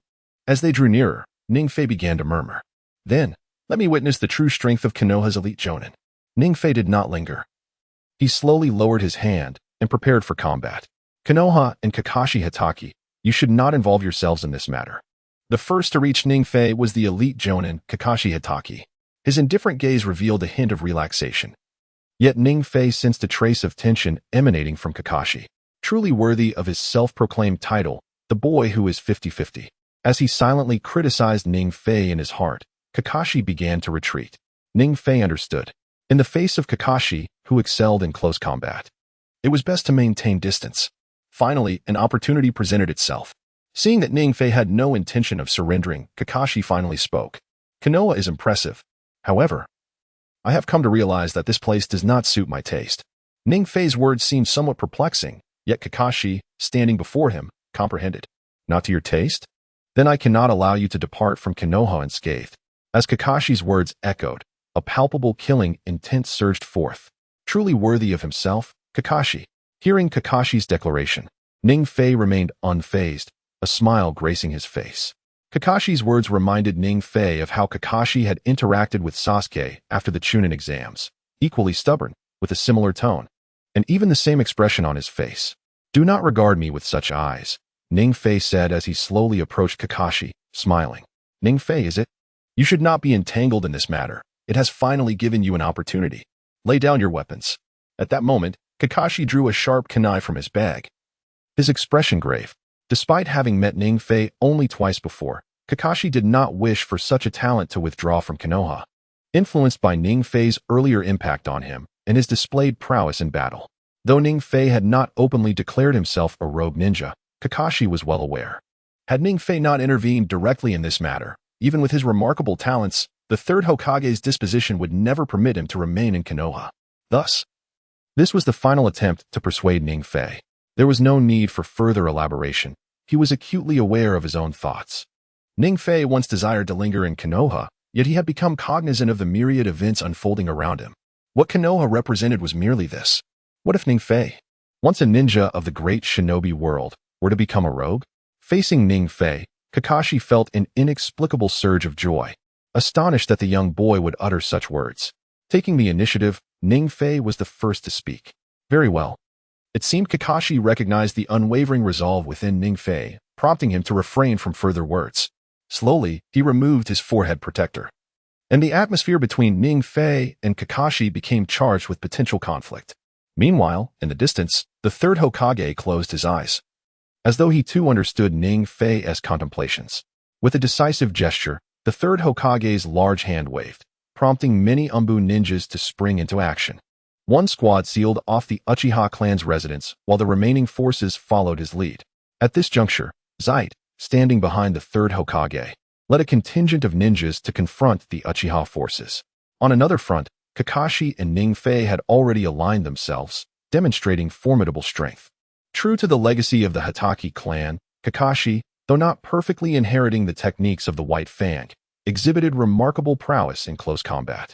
While Ning Fei possessed immunity in close quarters due to the abilities granted by the Mera Mera no Mi, Kakashi's strikes, infused with lightning chakra, posed a significant challenge. "Kid, you are incredibly talented. Remain in Konoha, and within 3 years, you shall surpass me." Kakashi deftly evaded a surprise attack from Ning Fei, continuing to speak. Kakashi, himself a prodigy, found his admiration for Ning Fei growing with each encounter. This young man could no longer be merely classified as a genius. He was truly extraordinary. Ning Fei felt a peculiar discomfort, unexpectedly affected by Kakashi's willingness to engage him even in such circumstances. Distractions in battle were not without merit. With the aid of a substitution technique, Ning Fei's true form resolutely positioned itself behind Kakashi. The flames of the Mera Mera no Mi already coalescing upon his left fist. He unleashed a powerful punch.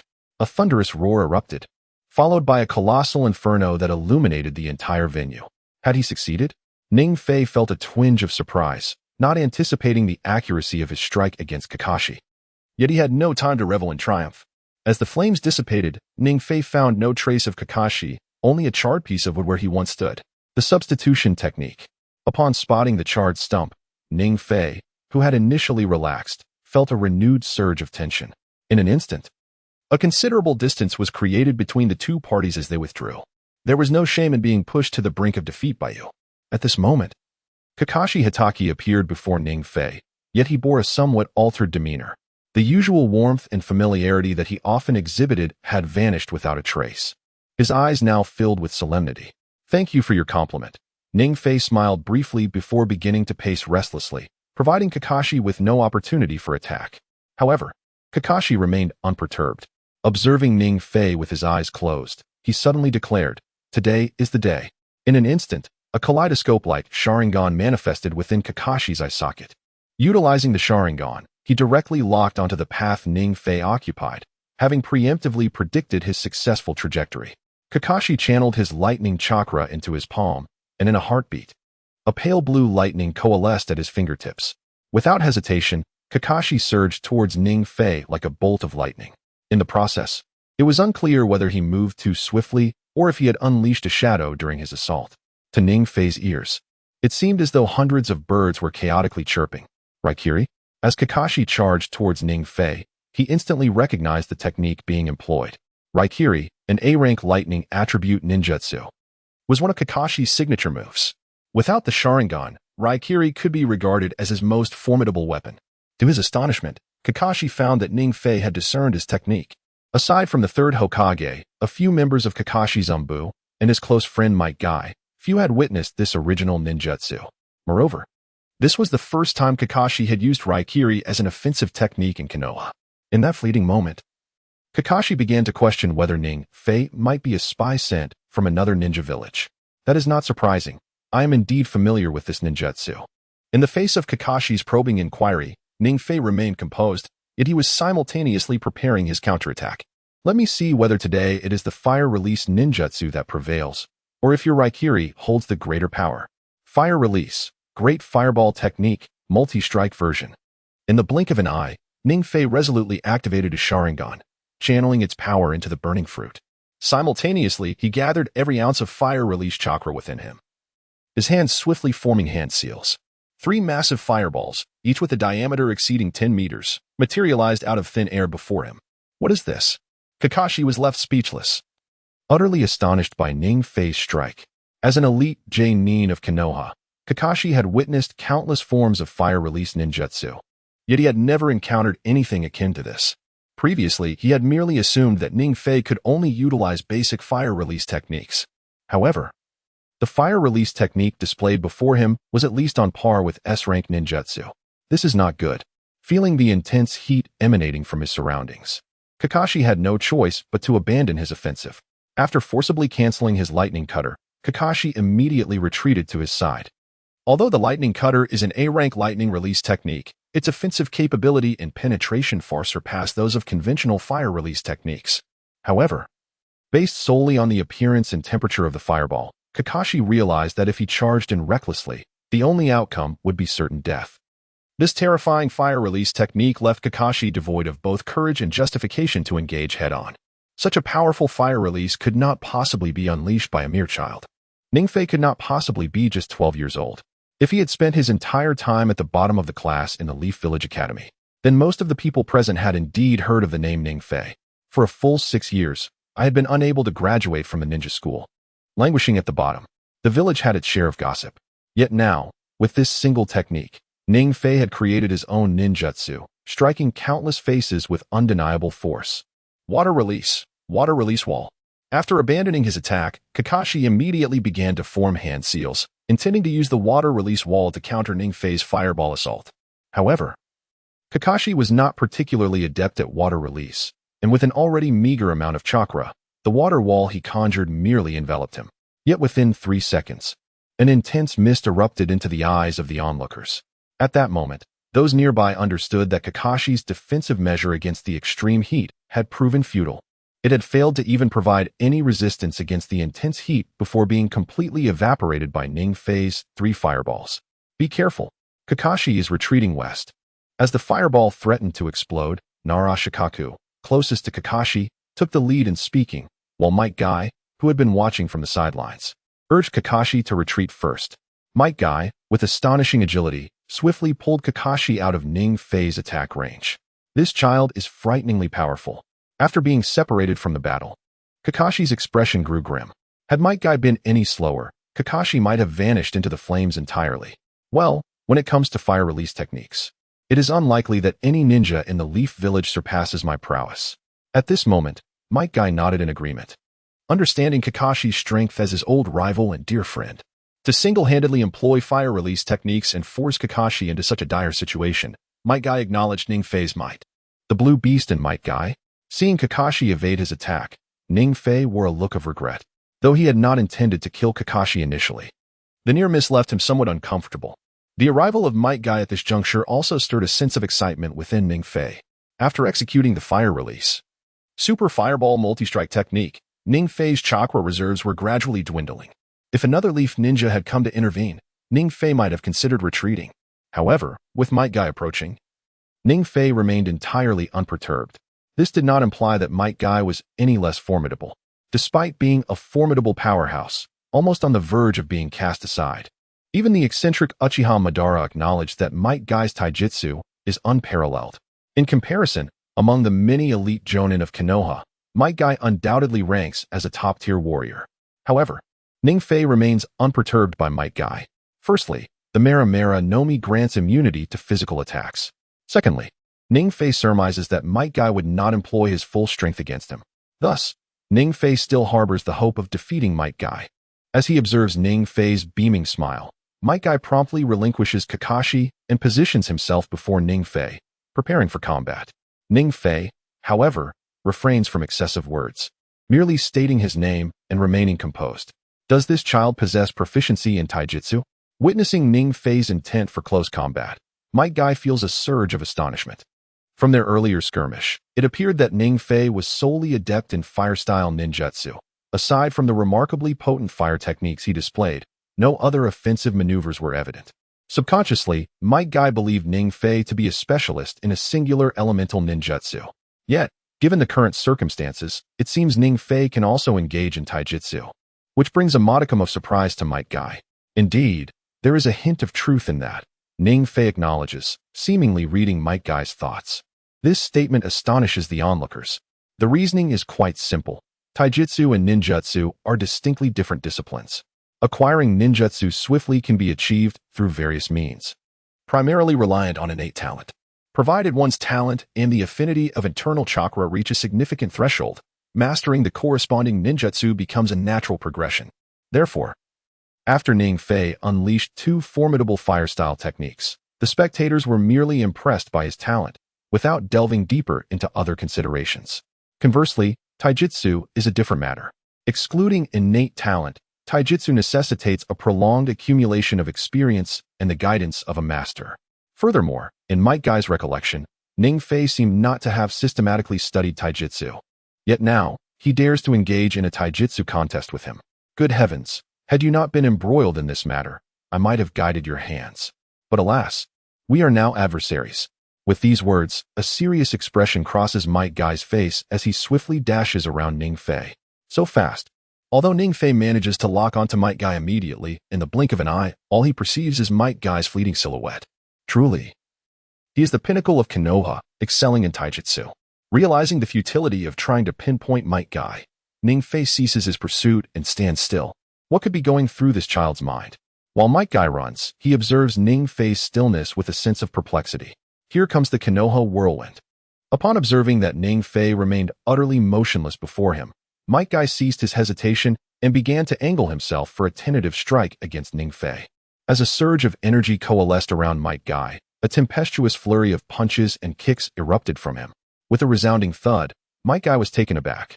He was entirely certain that his kick had connected with Ning Fei before him. However, there was no reaction whatsoever from Ning Fei. It appeared that what Might Guy had previously referenced was not Ning Fei's true form, but rather a mere wooden post. Was it a clone or perhaps a substitution technique? Might Guy pondered inwardly while maintaining his distance and vigilance. Though the leaf whirlwind was merely one of the fundamental taijutsu techniques within the leaf style, it was still employed by many taijutsu ninjas. Nevertheless, this did not imply that the leaf whirlwind lacked potency, especially when executed by Might Guy himself. It was not only ordinary Jonin who could be injured by it. Even elite Jonin like Kakashi would sustain significant damage.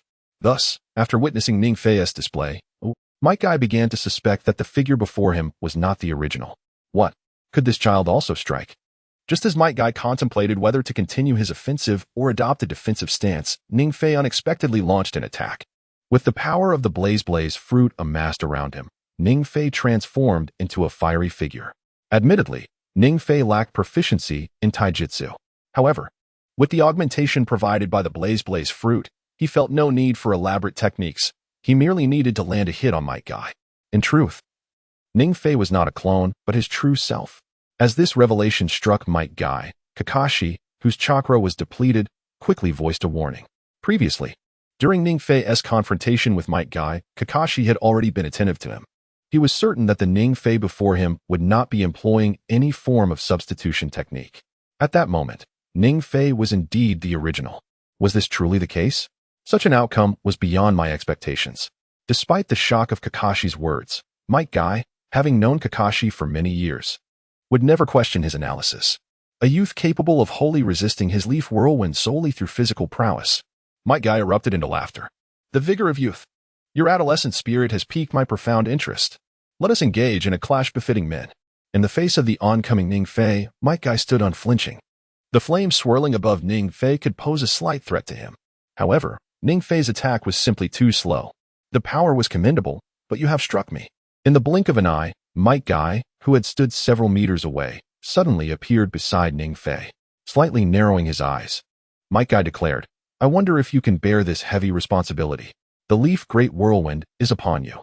With a speed that was almost imperceptible, Might Guy concentrated all his strength into his left foot and executed a low kick, sending Ning Fei tumbling through the air. Yet, Might Guy's assault had not concluded there. At this moment, Might Guy leaped into the air, rising to the same height as Ning Fei, and during his descent, he unleashed a relentless series of attacks upon him. As the battle reached its climax, he seized the fleeting moment when Ning Fei was staggering, delivering a powerful kick that sent Ning Fei flying. The sheer force of the blow stirred up dust from the ground. Observing that Ning Fei had yet to rise, Guy flashed an exaggerated grin towards Kakashi, exclaiming, Done. Watch out. Guy behind you. Just then, a shadow surged forth from the swirling dust, launching a fierce punch toward Might Guy with searing intensity. Kakashi, spotting the imminent threat, immediately warned him. However, Ning Fei, emerging from the shadows, was met with Might Guy's counterattack. Leaf Gale, with a swift sidestep. Might Guy executed a powerful kick aimed at Ning Fei. The force was so tremendous that it conjured a whirlwind. Yet, in an unexpected turn, Ning Fei transformed into smoke upon being struck, uttering, My apologies. It was merely a shadow clone. Suddenly, Ning Fei's voice echoed in Might Guy's ears, followed by the exclamation, Flame Fist. A blazing inferno gathered around Ning Fei's left fist, crashing heavily into Might Guy's chest. Although he instinctively attempted to defend himself and retaliate, Ning Fei's attack was peculiar. Might Guy's counter did not connect, and a charred mark appeared above his chest. Was this a technique that fused ninjutsu with physical prowess? At that moment, Might Guy paid little heed to his injury, his expression grave as he gazed at the silent Ning Fei before him. If Ning Fei had previously withstood his onslaught through sheer physical strength, Might Guy might have accepted it. After all, each individual possesses unique capabilities, and rarity does not equate to impossibility. However, the method of attack Ning Fei employed now astounded Might Guy. A flawless amalgamation of ninjutsu and physical techniques, enhanced with an incredibly volatile fire chakra. This ninjutsu was unlike anything Might Guy had ever encountered. At this juncture, Ning Fei wore a look of astonishment, having not anticipated that his full-force strike had inflicted only a minor injury on Might Guy. Kid, what manner of ninjutsu do you possess? Might Guy suddenly inquired. It's an original creation of mine, a sort of secret technique. I can't even think of a name for it, Ning Fei replied, gradually stepping backward. As the sounds of battle in the Uchiha's vicinity began to wane, Ning Fei estimated that Uchiha Itachi was nearing the conclusion of his own skirmish. Consequently, he was not inclined to prolong his entanglement with Might Guy. Isn't it said that one must not linger? He mused. Yet Might Guy was not yet ready to conclude their confrontation. Whether it was the fire ninjutsu Ning Fei had previously employed or this unique physical technique, Might Guy felt an overwhelming sense of astonishment. His thoughts were straightforward. He intended to apprehend Ning Fei and return him to the Umbu. Young man, allow me to show you the true Azure Beast. As if sensing that Ning Fei was prepared to retreat, Might Guy suddenly appeared before him, blocking his path. A flicker of Might Guy's distinctive pride crossed his countenance. He was indeed a vexatious individual. While Ning Fei silently grumbled, he sought an opportunity. Given that Might Guy was not inclined to conclude this battle, Ning Fei resolved to engage him further. As their gazes locked, the atmosphere in the arena grew tense. The onlookers surrounding Ning Fei refrained from intervening, equally curious to see what strategies he might employ. However, there was one exception, Hinata Hayashi, the clan leader of the Hyuga clan. Having been the first to confront Ning Fei directly, Hayashi began to take note of the unfolding conflict, suddenly recalling Ning Fei's previous words. I apologize. Ning Fei's martial prowess is unparalleled. Now, facing Might Guy, a fellow master of taijutsu, Hayashi felt a sense of foreboding. He hurried to the third Hokage. Urgency etched upon his face, and implored, Hokage-sama, we must call for Might Guy to withdraw. This child, Ning Fei, is rather extraordinary. The third Hokage, taken aback by Hayashi's fervent demeanor, inquired, in what manner is he extraordinary? Ning Fei claims to be invincible in taijutsu. Under the Hokage's pressing gaze, Hayashi struggled to articulate his concerns, and could only respond with Ning Fei's earlier assertion. Invincible in taijutsu? Let us see how he manifests this invincibility. Upon Hayashi's utterance, a solemn expression overtook the third Hokage's features as he fixed his aged gaze upon Ning Fei in the distance. Yet, he would not permit Might Guy to retreat. At this juncture, Hayashi found himself at a loss, left to observe the confrontation between Ning Fei and Might Guy. Meanwhile, their duel resumed with renewed fervor. This time, Might Guy appeared markedly more serious. Each of his attacks was executed with utmost intensity. The sound of their clashes echoed ominously as each strike and kick landed upon Ning Fei. However, after nearly 3 minutes of relentless assault, Ning Fei remained standing before Might Guy, seemingly unscathed, while Might Guy, having unleashed his full might, bore the marks of scorching flames upon his body. It was Ning Fei who emerged unscathed, while Might Guy was left charred. This turn of events left the onlookers in astonishment. In that moment, the third Hokage, observing the battle, finally grasped the true meaning behind Hayashi's words. The so-called invincibility did not merely refer to Ning Fei's martial prowess, but rather his astonishing resilience against blows. Could it be that this child was merely an ordinary commoner? With this realization, the third Hokage's astonishment deepened. To suggest that Ning Fei hailed from a noble lineage, blessed with such talent, began to seem plausible. However, the third Hokage clearly recollected that Ning Fei was not merely an ordinary civilian. His parents perished during the tumultuous Nine Tails incident. Enrolled in the ninja academy at the tender age of 6. He had yet to ascend to the rank of Genin even by last month. Yet, within this past month, the distant Ning Fei seemed to have undergone a remarkable transformation. His prodigious talent in fire release was extraordinary, rivaling that of a Jonin, and he possessed unprecedented fire techniques along with an extraordinary physique. The third Hokage, having navigated the ninja world for over half a century, had never encountered a youth of such exceptional aptitude. Contemplating deeply, a sense of uncertainty began to stir within him. If Ning Fei were to be nurtured within the hidden leaf, in less than a decade, the village would undoubtedly have another top-tier shinobi. However, at that moment, the third Hokage glanced at the hidden root ninjas and, with a resigned shake of his head, realized that even he could not entrust Ning Fei to the village at this juncture. Simultaneously, Might Guy was equally astonished. This child had attained immunity to physical techniques? Observing the seemingly unscathed Ning Fei, Might Guy experienced a profound sense of confusion and helplessness for the first time in his life. If Ning Fei merely possessed an exceptionally robust physique, one would expect some degree of damage after enduring such a tremendous blow. Yet, Ning Fei's body bore no scars. Not even a hint of bruising. This indicated that he had entirely transcended the effects of previous physical attacks, achieving complete immunity under such techniques. It seemed, I must adopt a serious demeanor. After much contemplation, a flicker of tenacity shone in Might Guy's gaze. Suddenly, a wave of energy surged within him, emerald green, blue, ultimately settling into a vibrant green. The 8 gates. This time, Might Guy resolved to no longer conceal his true capabilities. Upon opening the 6th gate, an overwhelming aura radiated from his being. Perhaps due to the sheer volume of chakra, beads of sweat began to form on his brow, accompanied by labored breaths. Each inhale and exhale posed a significant threat to those around him. Was this guy in the 6th gate? At this moment, Ning Fei narrowed his eyes, his expression grave. It was evident that Guy's power had reached a level akin to that of an average Kage, instilling an immense sense of pressure. Ning Fei could no longer afford to disregard it as he once had. Instead, all his focus shifted to Guy, driven by a premonition that in this state, Guy could even shatter physical immunity. The forces of the One Piece world could not compare to the power hierarchy within the Naruto universe. Ning Fei inclined towards trusting his instincts rather than the powers bestowed by the Mera Mera no Mi. Despite the dissimilarity between these two worlds' power systems, Ning Fei had greater faith in himself. Boom. Yet, this was merely a fleeting moment of distraction for Ning Fei. Several meters away, Might Guy launched an unanticipated assault on Ning Fei. A dull thud, reminiscent of previous encounters, resonated throughout every nook and cranny of the vicinity. Pain surged through Ning Fei's being as he was sent sprawling from a powerful kick, a wave of agony immediately clouding his vision. Glancing down, he discerned the telltale signs of fractured bones beneath his flesh. His conjecture proved correct. Against such a formidable onslaught, the physical immunity conferred by the burn fruit could not entirely withstand Guy's martial prowess. It merely mitigated a portion of the damage. His inherent strength, indeed, fell short. While Ning Fei silently lamented this fact, he was simultaneously seeking a countermeasure. He hypothesized that the defensive capabilities of the burn fruit against physical attacks were inconsistent, likely contingent upon his own level of mastery. However, at this juncture, the effectiveness of such defenses seemed moot. Ningfei found himself primarily contemplating how to confront Guy in the Sixth Gate state. If Might Guy were merely an ordinary Leaf Village Jonin under normal circumstances, employing only basic taijutsu, he would pose little threat.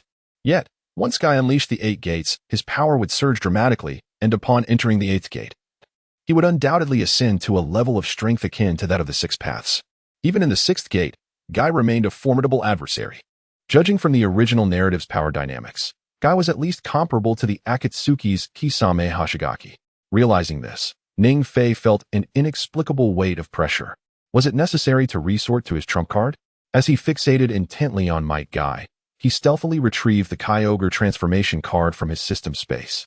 For Ningfei, the Kyogre transformation card represented his most pivotal weapon. Utilizing it now would enable him to confront the formidable 6th gate Guy directly. However, the 6 paths level power lasted merely 10 minutes, which was critical. Should Ningfei activate the Kyogre transformation card and simultaneously face Guy in the 8 gates, it would undoubtedly lead to dire consequences. Reluctantly, he dismissed the idea of retreating. Observing Uchiha's waning combat prowess, Ningfei ultimately abandoned the notion of employing his ace. Children, I have long warned you that distraction in battle can be fatal. At that moment of decision, Might Guy seized the opportunity, executing a swift side kick that sent Ningfei hurtling into the air. As with his prior assaults, witnessing Ningfei suspended midair, Guy pressed the advantage with a decisive downward strike, forcefully slamming Ningfei to the ground. The impact was so tremendous that it caused a wide area around his landing spot to crack. In that instant, having completed his offensive maneuver, Might Guy swiftly widened the gap between them, denying Ningfei any chance for retaliation. How swift! Although the burn fruit's physical immunity did not render Ningfei invulnerable to Might Guy's attacks, it notably diminished their potency. Despite sustaining a significant blow, Ningfei had not suffered any life-threatening injuries. Aside from the initial fractures, the remaining wounds were merely superficial, inflicting little impact on his combat effectiveness. Worthy of the title of the strongest practitioner of taijutsu in Konoha, this truly took me by surprise. Seizing the moment while Might Guy created distance, Ningfei promptly rose and swiftly made his way to a secluded corner of the Uchiha clan. Ningfei realized that if he continued to engage in open combat, he would inevitably face defeat. Only by fighting in a confined space could he minimize Might Guy's speed advantage, thus allowing him the opportunity to mount a counterattack. Children, are you merely boasting? Then let us demonstrate what true Konoha taijutsu is. At that moment, Might Guy recognized that Ningfei, despite being labeled invincible in taijutsu, had his limits. He merely needed to maintain the 6th gate to inflict harm upon Ningfei. Consequently, Might Guy prepared to conclude the battle with utmost swiftness, using the body flicker technique of Konoha. No sooner had he spoken than Might Guy appeared before Ningfei, executing a side kick that immediately severed Ningfei's escape route. His intention was to decisively defeat Ningfei in this narrow space, and thus conclude the confrontation. However, the substitution technique. In a moment of crisis, Ningfei reacted, completing the hand seals for the substitution just 1 second before Might Guy's assault reached its zenith. What? Was it mere coincidence? The failure of this attack left Might Guy profoundly shaken. Ningfei's execution of the substitution was flawless in both timing and placement. It is no exaggeration to say that even a seasoned ninja like Kakashi could not execute the substitution technique with such proficiency every time. Is it my turn to retaliate? Observing Might Guy left in a state of bewilderment, Ningfei, having returned to the eaves using the substitution, wore an enigmatic smile. Simultaneously, a pair of blood-red eyes glimmered within his gaze. Was that the Sharingan? Why does this child possess the Uchiha clan Sharingan? As the premier dojutsu of Konoha, the Sharingan was immediately recognized by those present. Yet even Might Guy, engaged in combat with Ningfei, appeared utterly confounded. Everyone knew that to possess the Sharingan, one must have Uchiha blood. Otherwise, one could only acquire it through transplantation, like Kakashi. However, the Sharingan obtained in such a manner comes with significant drawbacks. Not only does it impose a considerable burden on the body, but it also incessantly drains the chakra within. As a result, Kakashi cannot wield ninjutsu extensively. Yet, based on previous engagements, Ningfei's chakra level seemed unscathed compared to other ninjas of his rank. Indeed, they appeared somewhat abundant. What could be the true nature of this child? Ning Fei. In the distance, the third Hokage immediately noted the blood-red eyes within Ning Fei's gaze. As the third Hokage, he naturally understood that Ning Fei could not possibly be a member of the Uchiha clan. Nevertheless, he remained in a state of astonishment. The remaining ninjas present held varying opinions in their hearts. Some speculated that Ning Fei had acquired the Sharingan by usurping it from other Uchiha members. Moreover, some gazed longingly at the Uchiha clan's residence, their eyes brimming with curiosity. What connection do you truly have with the Uchiha clan? At that moment, Might Guy refrained from launching another assault. Instead, he promptly addressed Ning Fei. Concluding the battle before discerning Ning Fei's identity seemed, in a sense, trivial. This was the origin of the Sharingan. It was likely that he would not be believed the moment he spoke. Thus, the three Tomoe and Ning Fei's eyes began to rotate slowly. Since he had been refused, he thought it prudent to defeat his opponent first, and then inquire. Subconsciously, Might Guy assumed that Ning Fei had no intention of revealing his acquisition of the Sharingan, and thus chose to remain silent. After a deep breath, Might Guy charged at Ning Fei once more. Fire release, Phoenix Fire technique. With the trump card of the Sharingan revealed, Ning Fei, who had previously been rather passive, finally felt a sense of relief. Utilizing the dynamic vision afforded by the Sharingan, Ning Fei promptly locked onto the rushing Might Guy while simultaneously unleashing the Phoenix Fire technique. As the sizable fireballs, each the size of a fist, erupted from Ning Fei's mouth, a hint of inexplicable frustration crossed Might Guy's face. Though the Phoenix Fire technique was merely a C-rank fire ninjutsu, its potency was by no means diminished. Particularly, Ning Fei's execution of the technique was exceptionally cunning. If Might Guy intended to continue his assault, he would undoubtedly be struck by the Phoenix Fire. Should he seek to evade, Ning Fei would effortlessly resolve the impending attack. Truly clever. After shattering the fireball before him with a punch, Might Guy bore a trace of resentment. Although he sustained no injuries this time, the failure of his attack had stirred his discontent. Truly worthy of Mr. Guy, possessing remarkable strength and skill. At that moment, Ning Fei silently positioned himself atop the large tree opposite, readjusting his stance to guard against Might Guy's effortless strikes.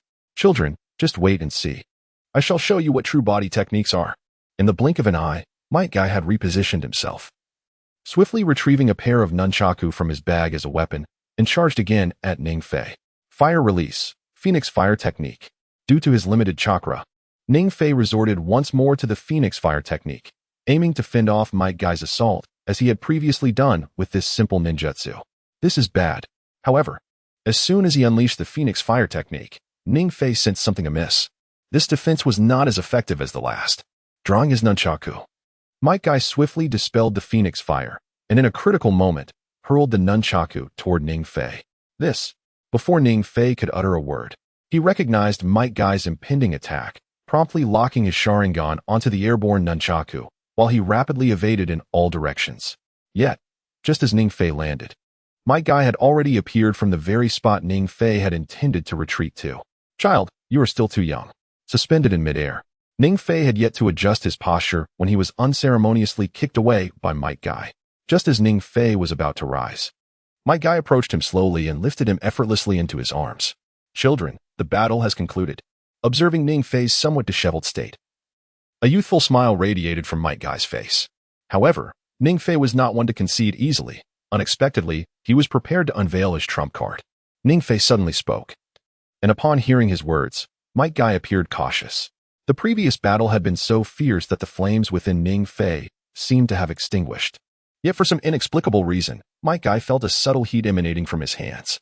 Would he still resist?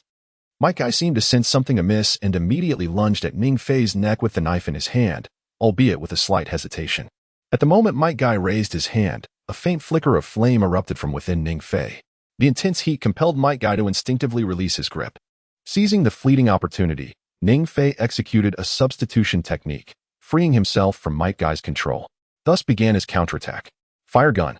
With a swift motion, Ning Fei shaped his hands into the form of a pistol, channeling the full might of the flame fruit into his fingertips. Instantly, dozens of small fireballs, akin to bullets, rained down upon Might Guy. Faced with this assault for the first time, Might Guy appeared somewhat flustered.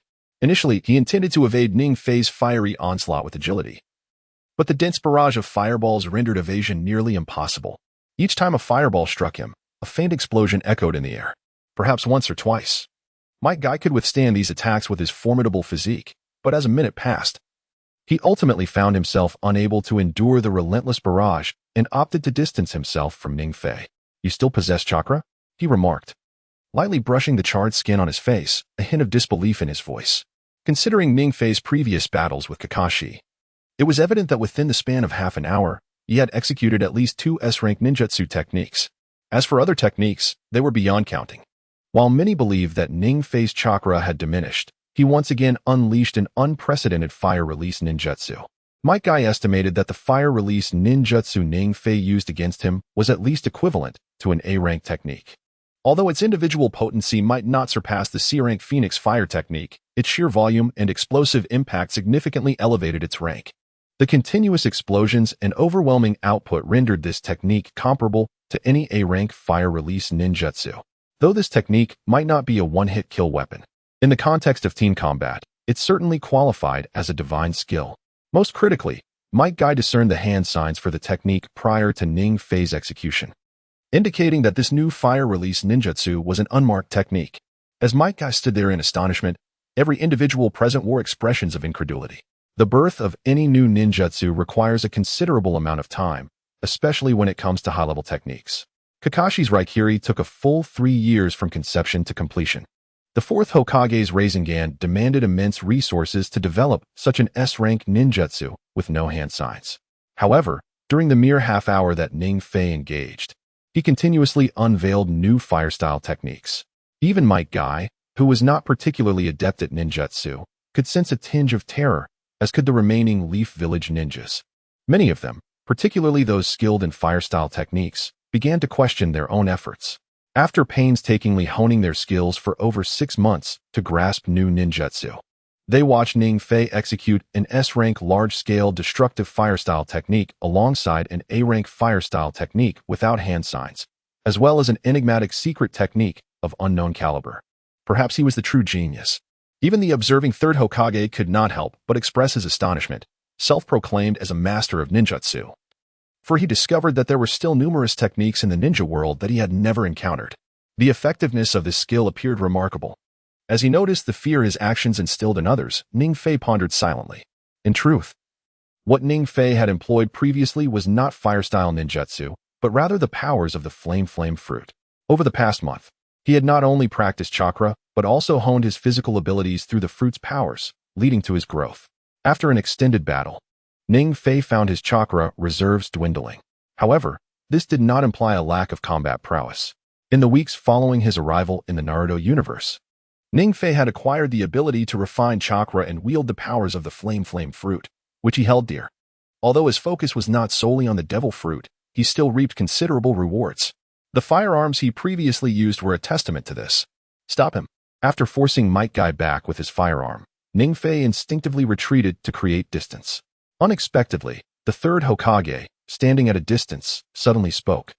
And then over a dozen Leaf Village Jonin and numerous Umbu ninjas swiftly approached Ning Fei, attempting to encircle him beneath the eaves. Were they prepared to act directly? As the number of ninjas around him increased, a flicker of caution crossed Ning Fei's face. Previously, he had been able to stand toe-to-toe with elite Jonin like Might Guy and Kakashi mainly because their battles had occurred in one-on-one confrontations, and neither had unleashed their full strength against him. It was only by this means that he had managed to endure until now. However, the current situation indicated that the 3rd Hokage was clearly no longer inclined to allow Ning Fei to remain entangled. They had decided to dispatch a large contingent of ninjas to apprehend him and take him back to the Umbu. Realizing this, a sense of inexplicable panic washed over Ning Fei's face. "Itachi, come out. If you don't hurry, we'll be in a bind." Aware of the urgent situation, Ning Fei directed his gaze toward the Uchiha residence, hoping that Itachi Uchiha could conclude his battle and assist him. Otherwise, under such overwhelming numbers, Ning Fei would likely last no more than 5 minutes. "You are quite impressive. It is uncertain whether it is Ning Fei's fortune or mere coincidence." But just as he was becoming loquacious, Uchiha Itachi, adorned in his Konoha vest, approached him slowly, offering words of praise. "It is indeed you," he remarked, arriving at the perfect moment. Upon recognizing Uchiha Itachi's presence beside him, Ning Fei felt his internal panic diminish significantly. At the very least, He now had an ally of considerable strength on his side, as long as the third Hokage refrained from intervening. The pressure on both Ning Fei and Uchiha Itachi would be considerably alleviated. However, why had Itachi chosen to emerge at this juncture? Quickly, prepare for battle. Indeed, as Ning Fei had speculated, the moment Uchiha Itachi made his appearance on the battlefield, the Konoha ninjas, who had been closing in on him, shifted their focus to Itachi and ceased their assault. Itachi you.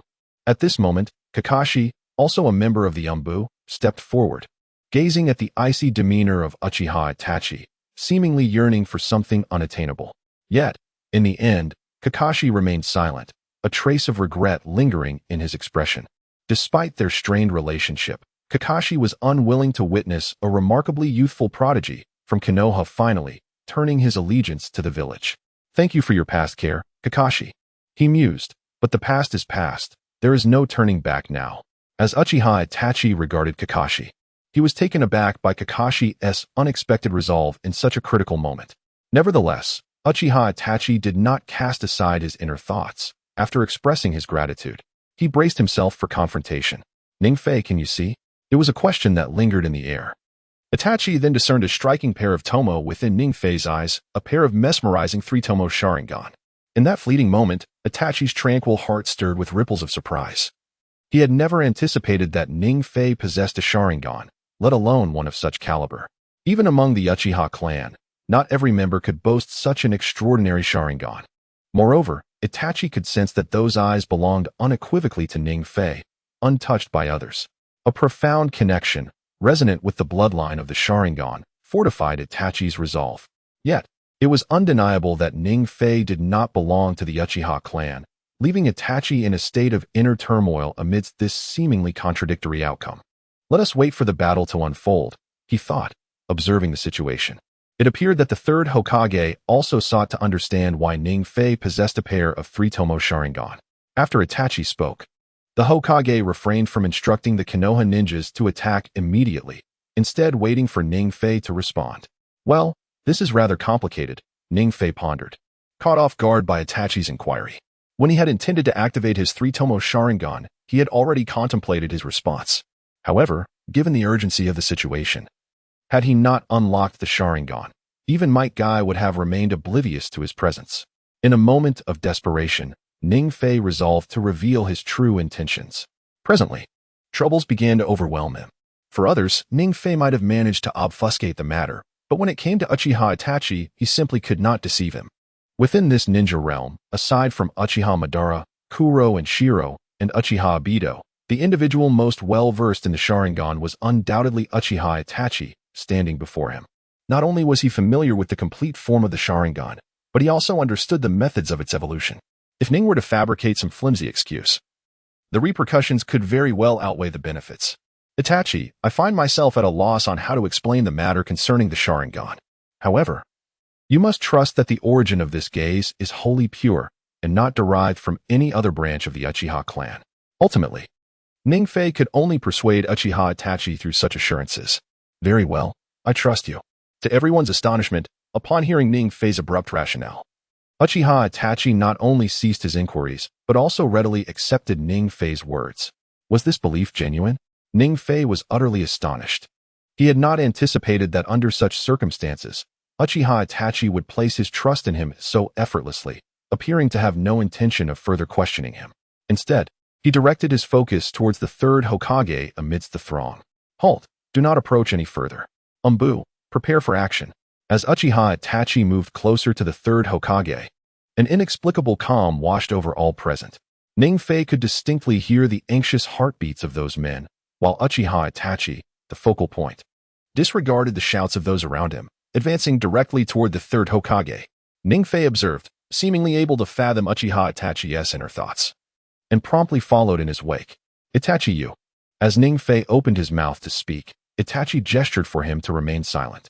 He approached the third Hokage, gazing at him with a complex expression before slowly articulating, "No mercy for the slain.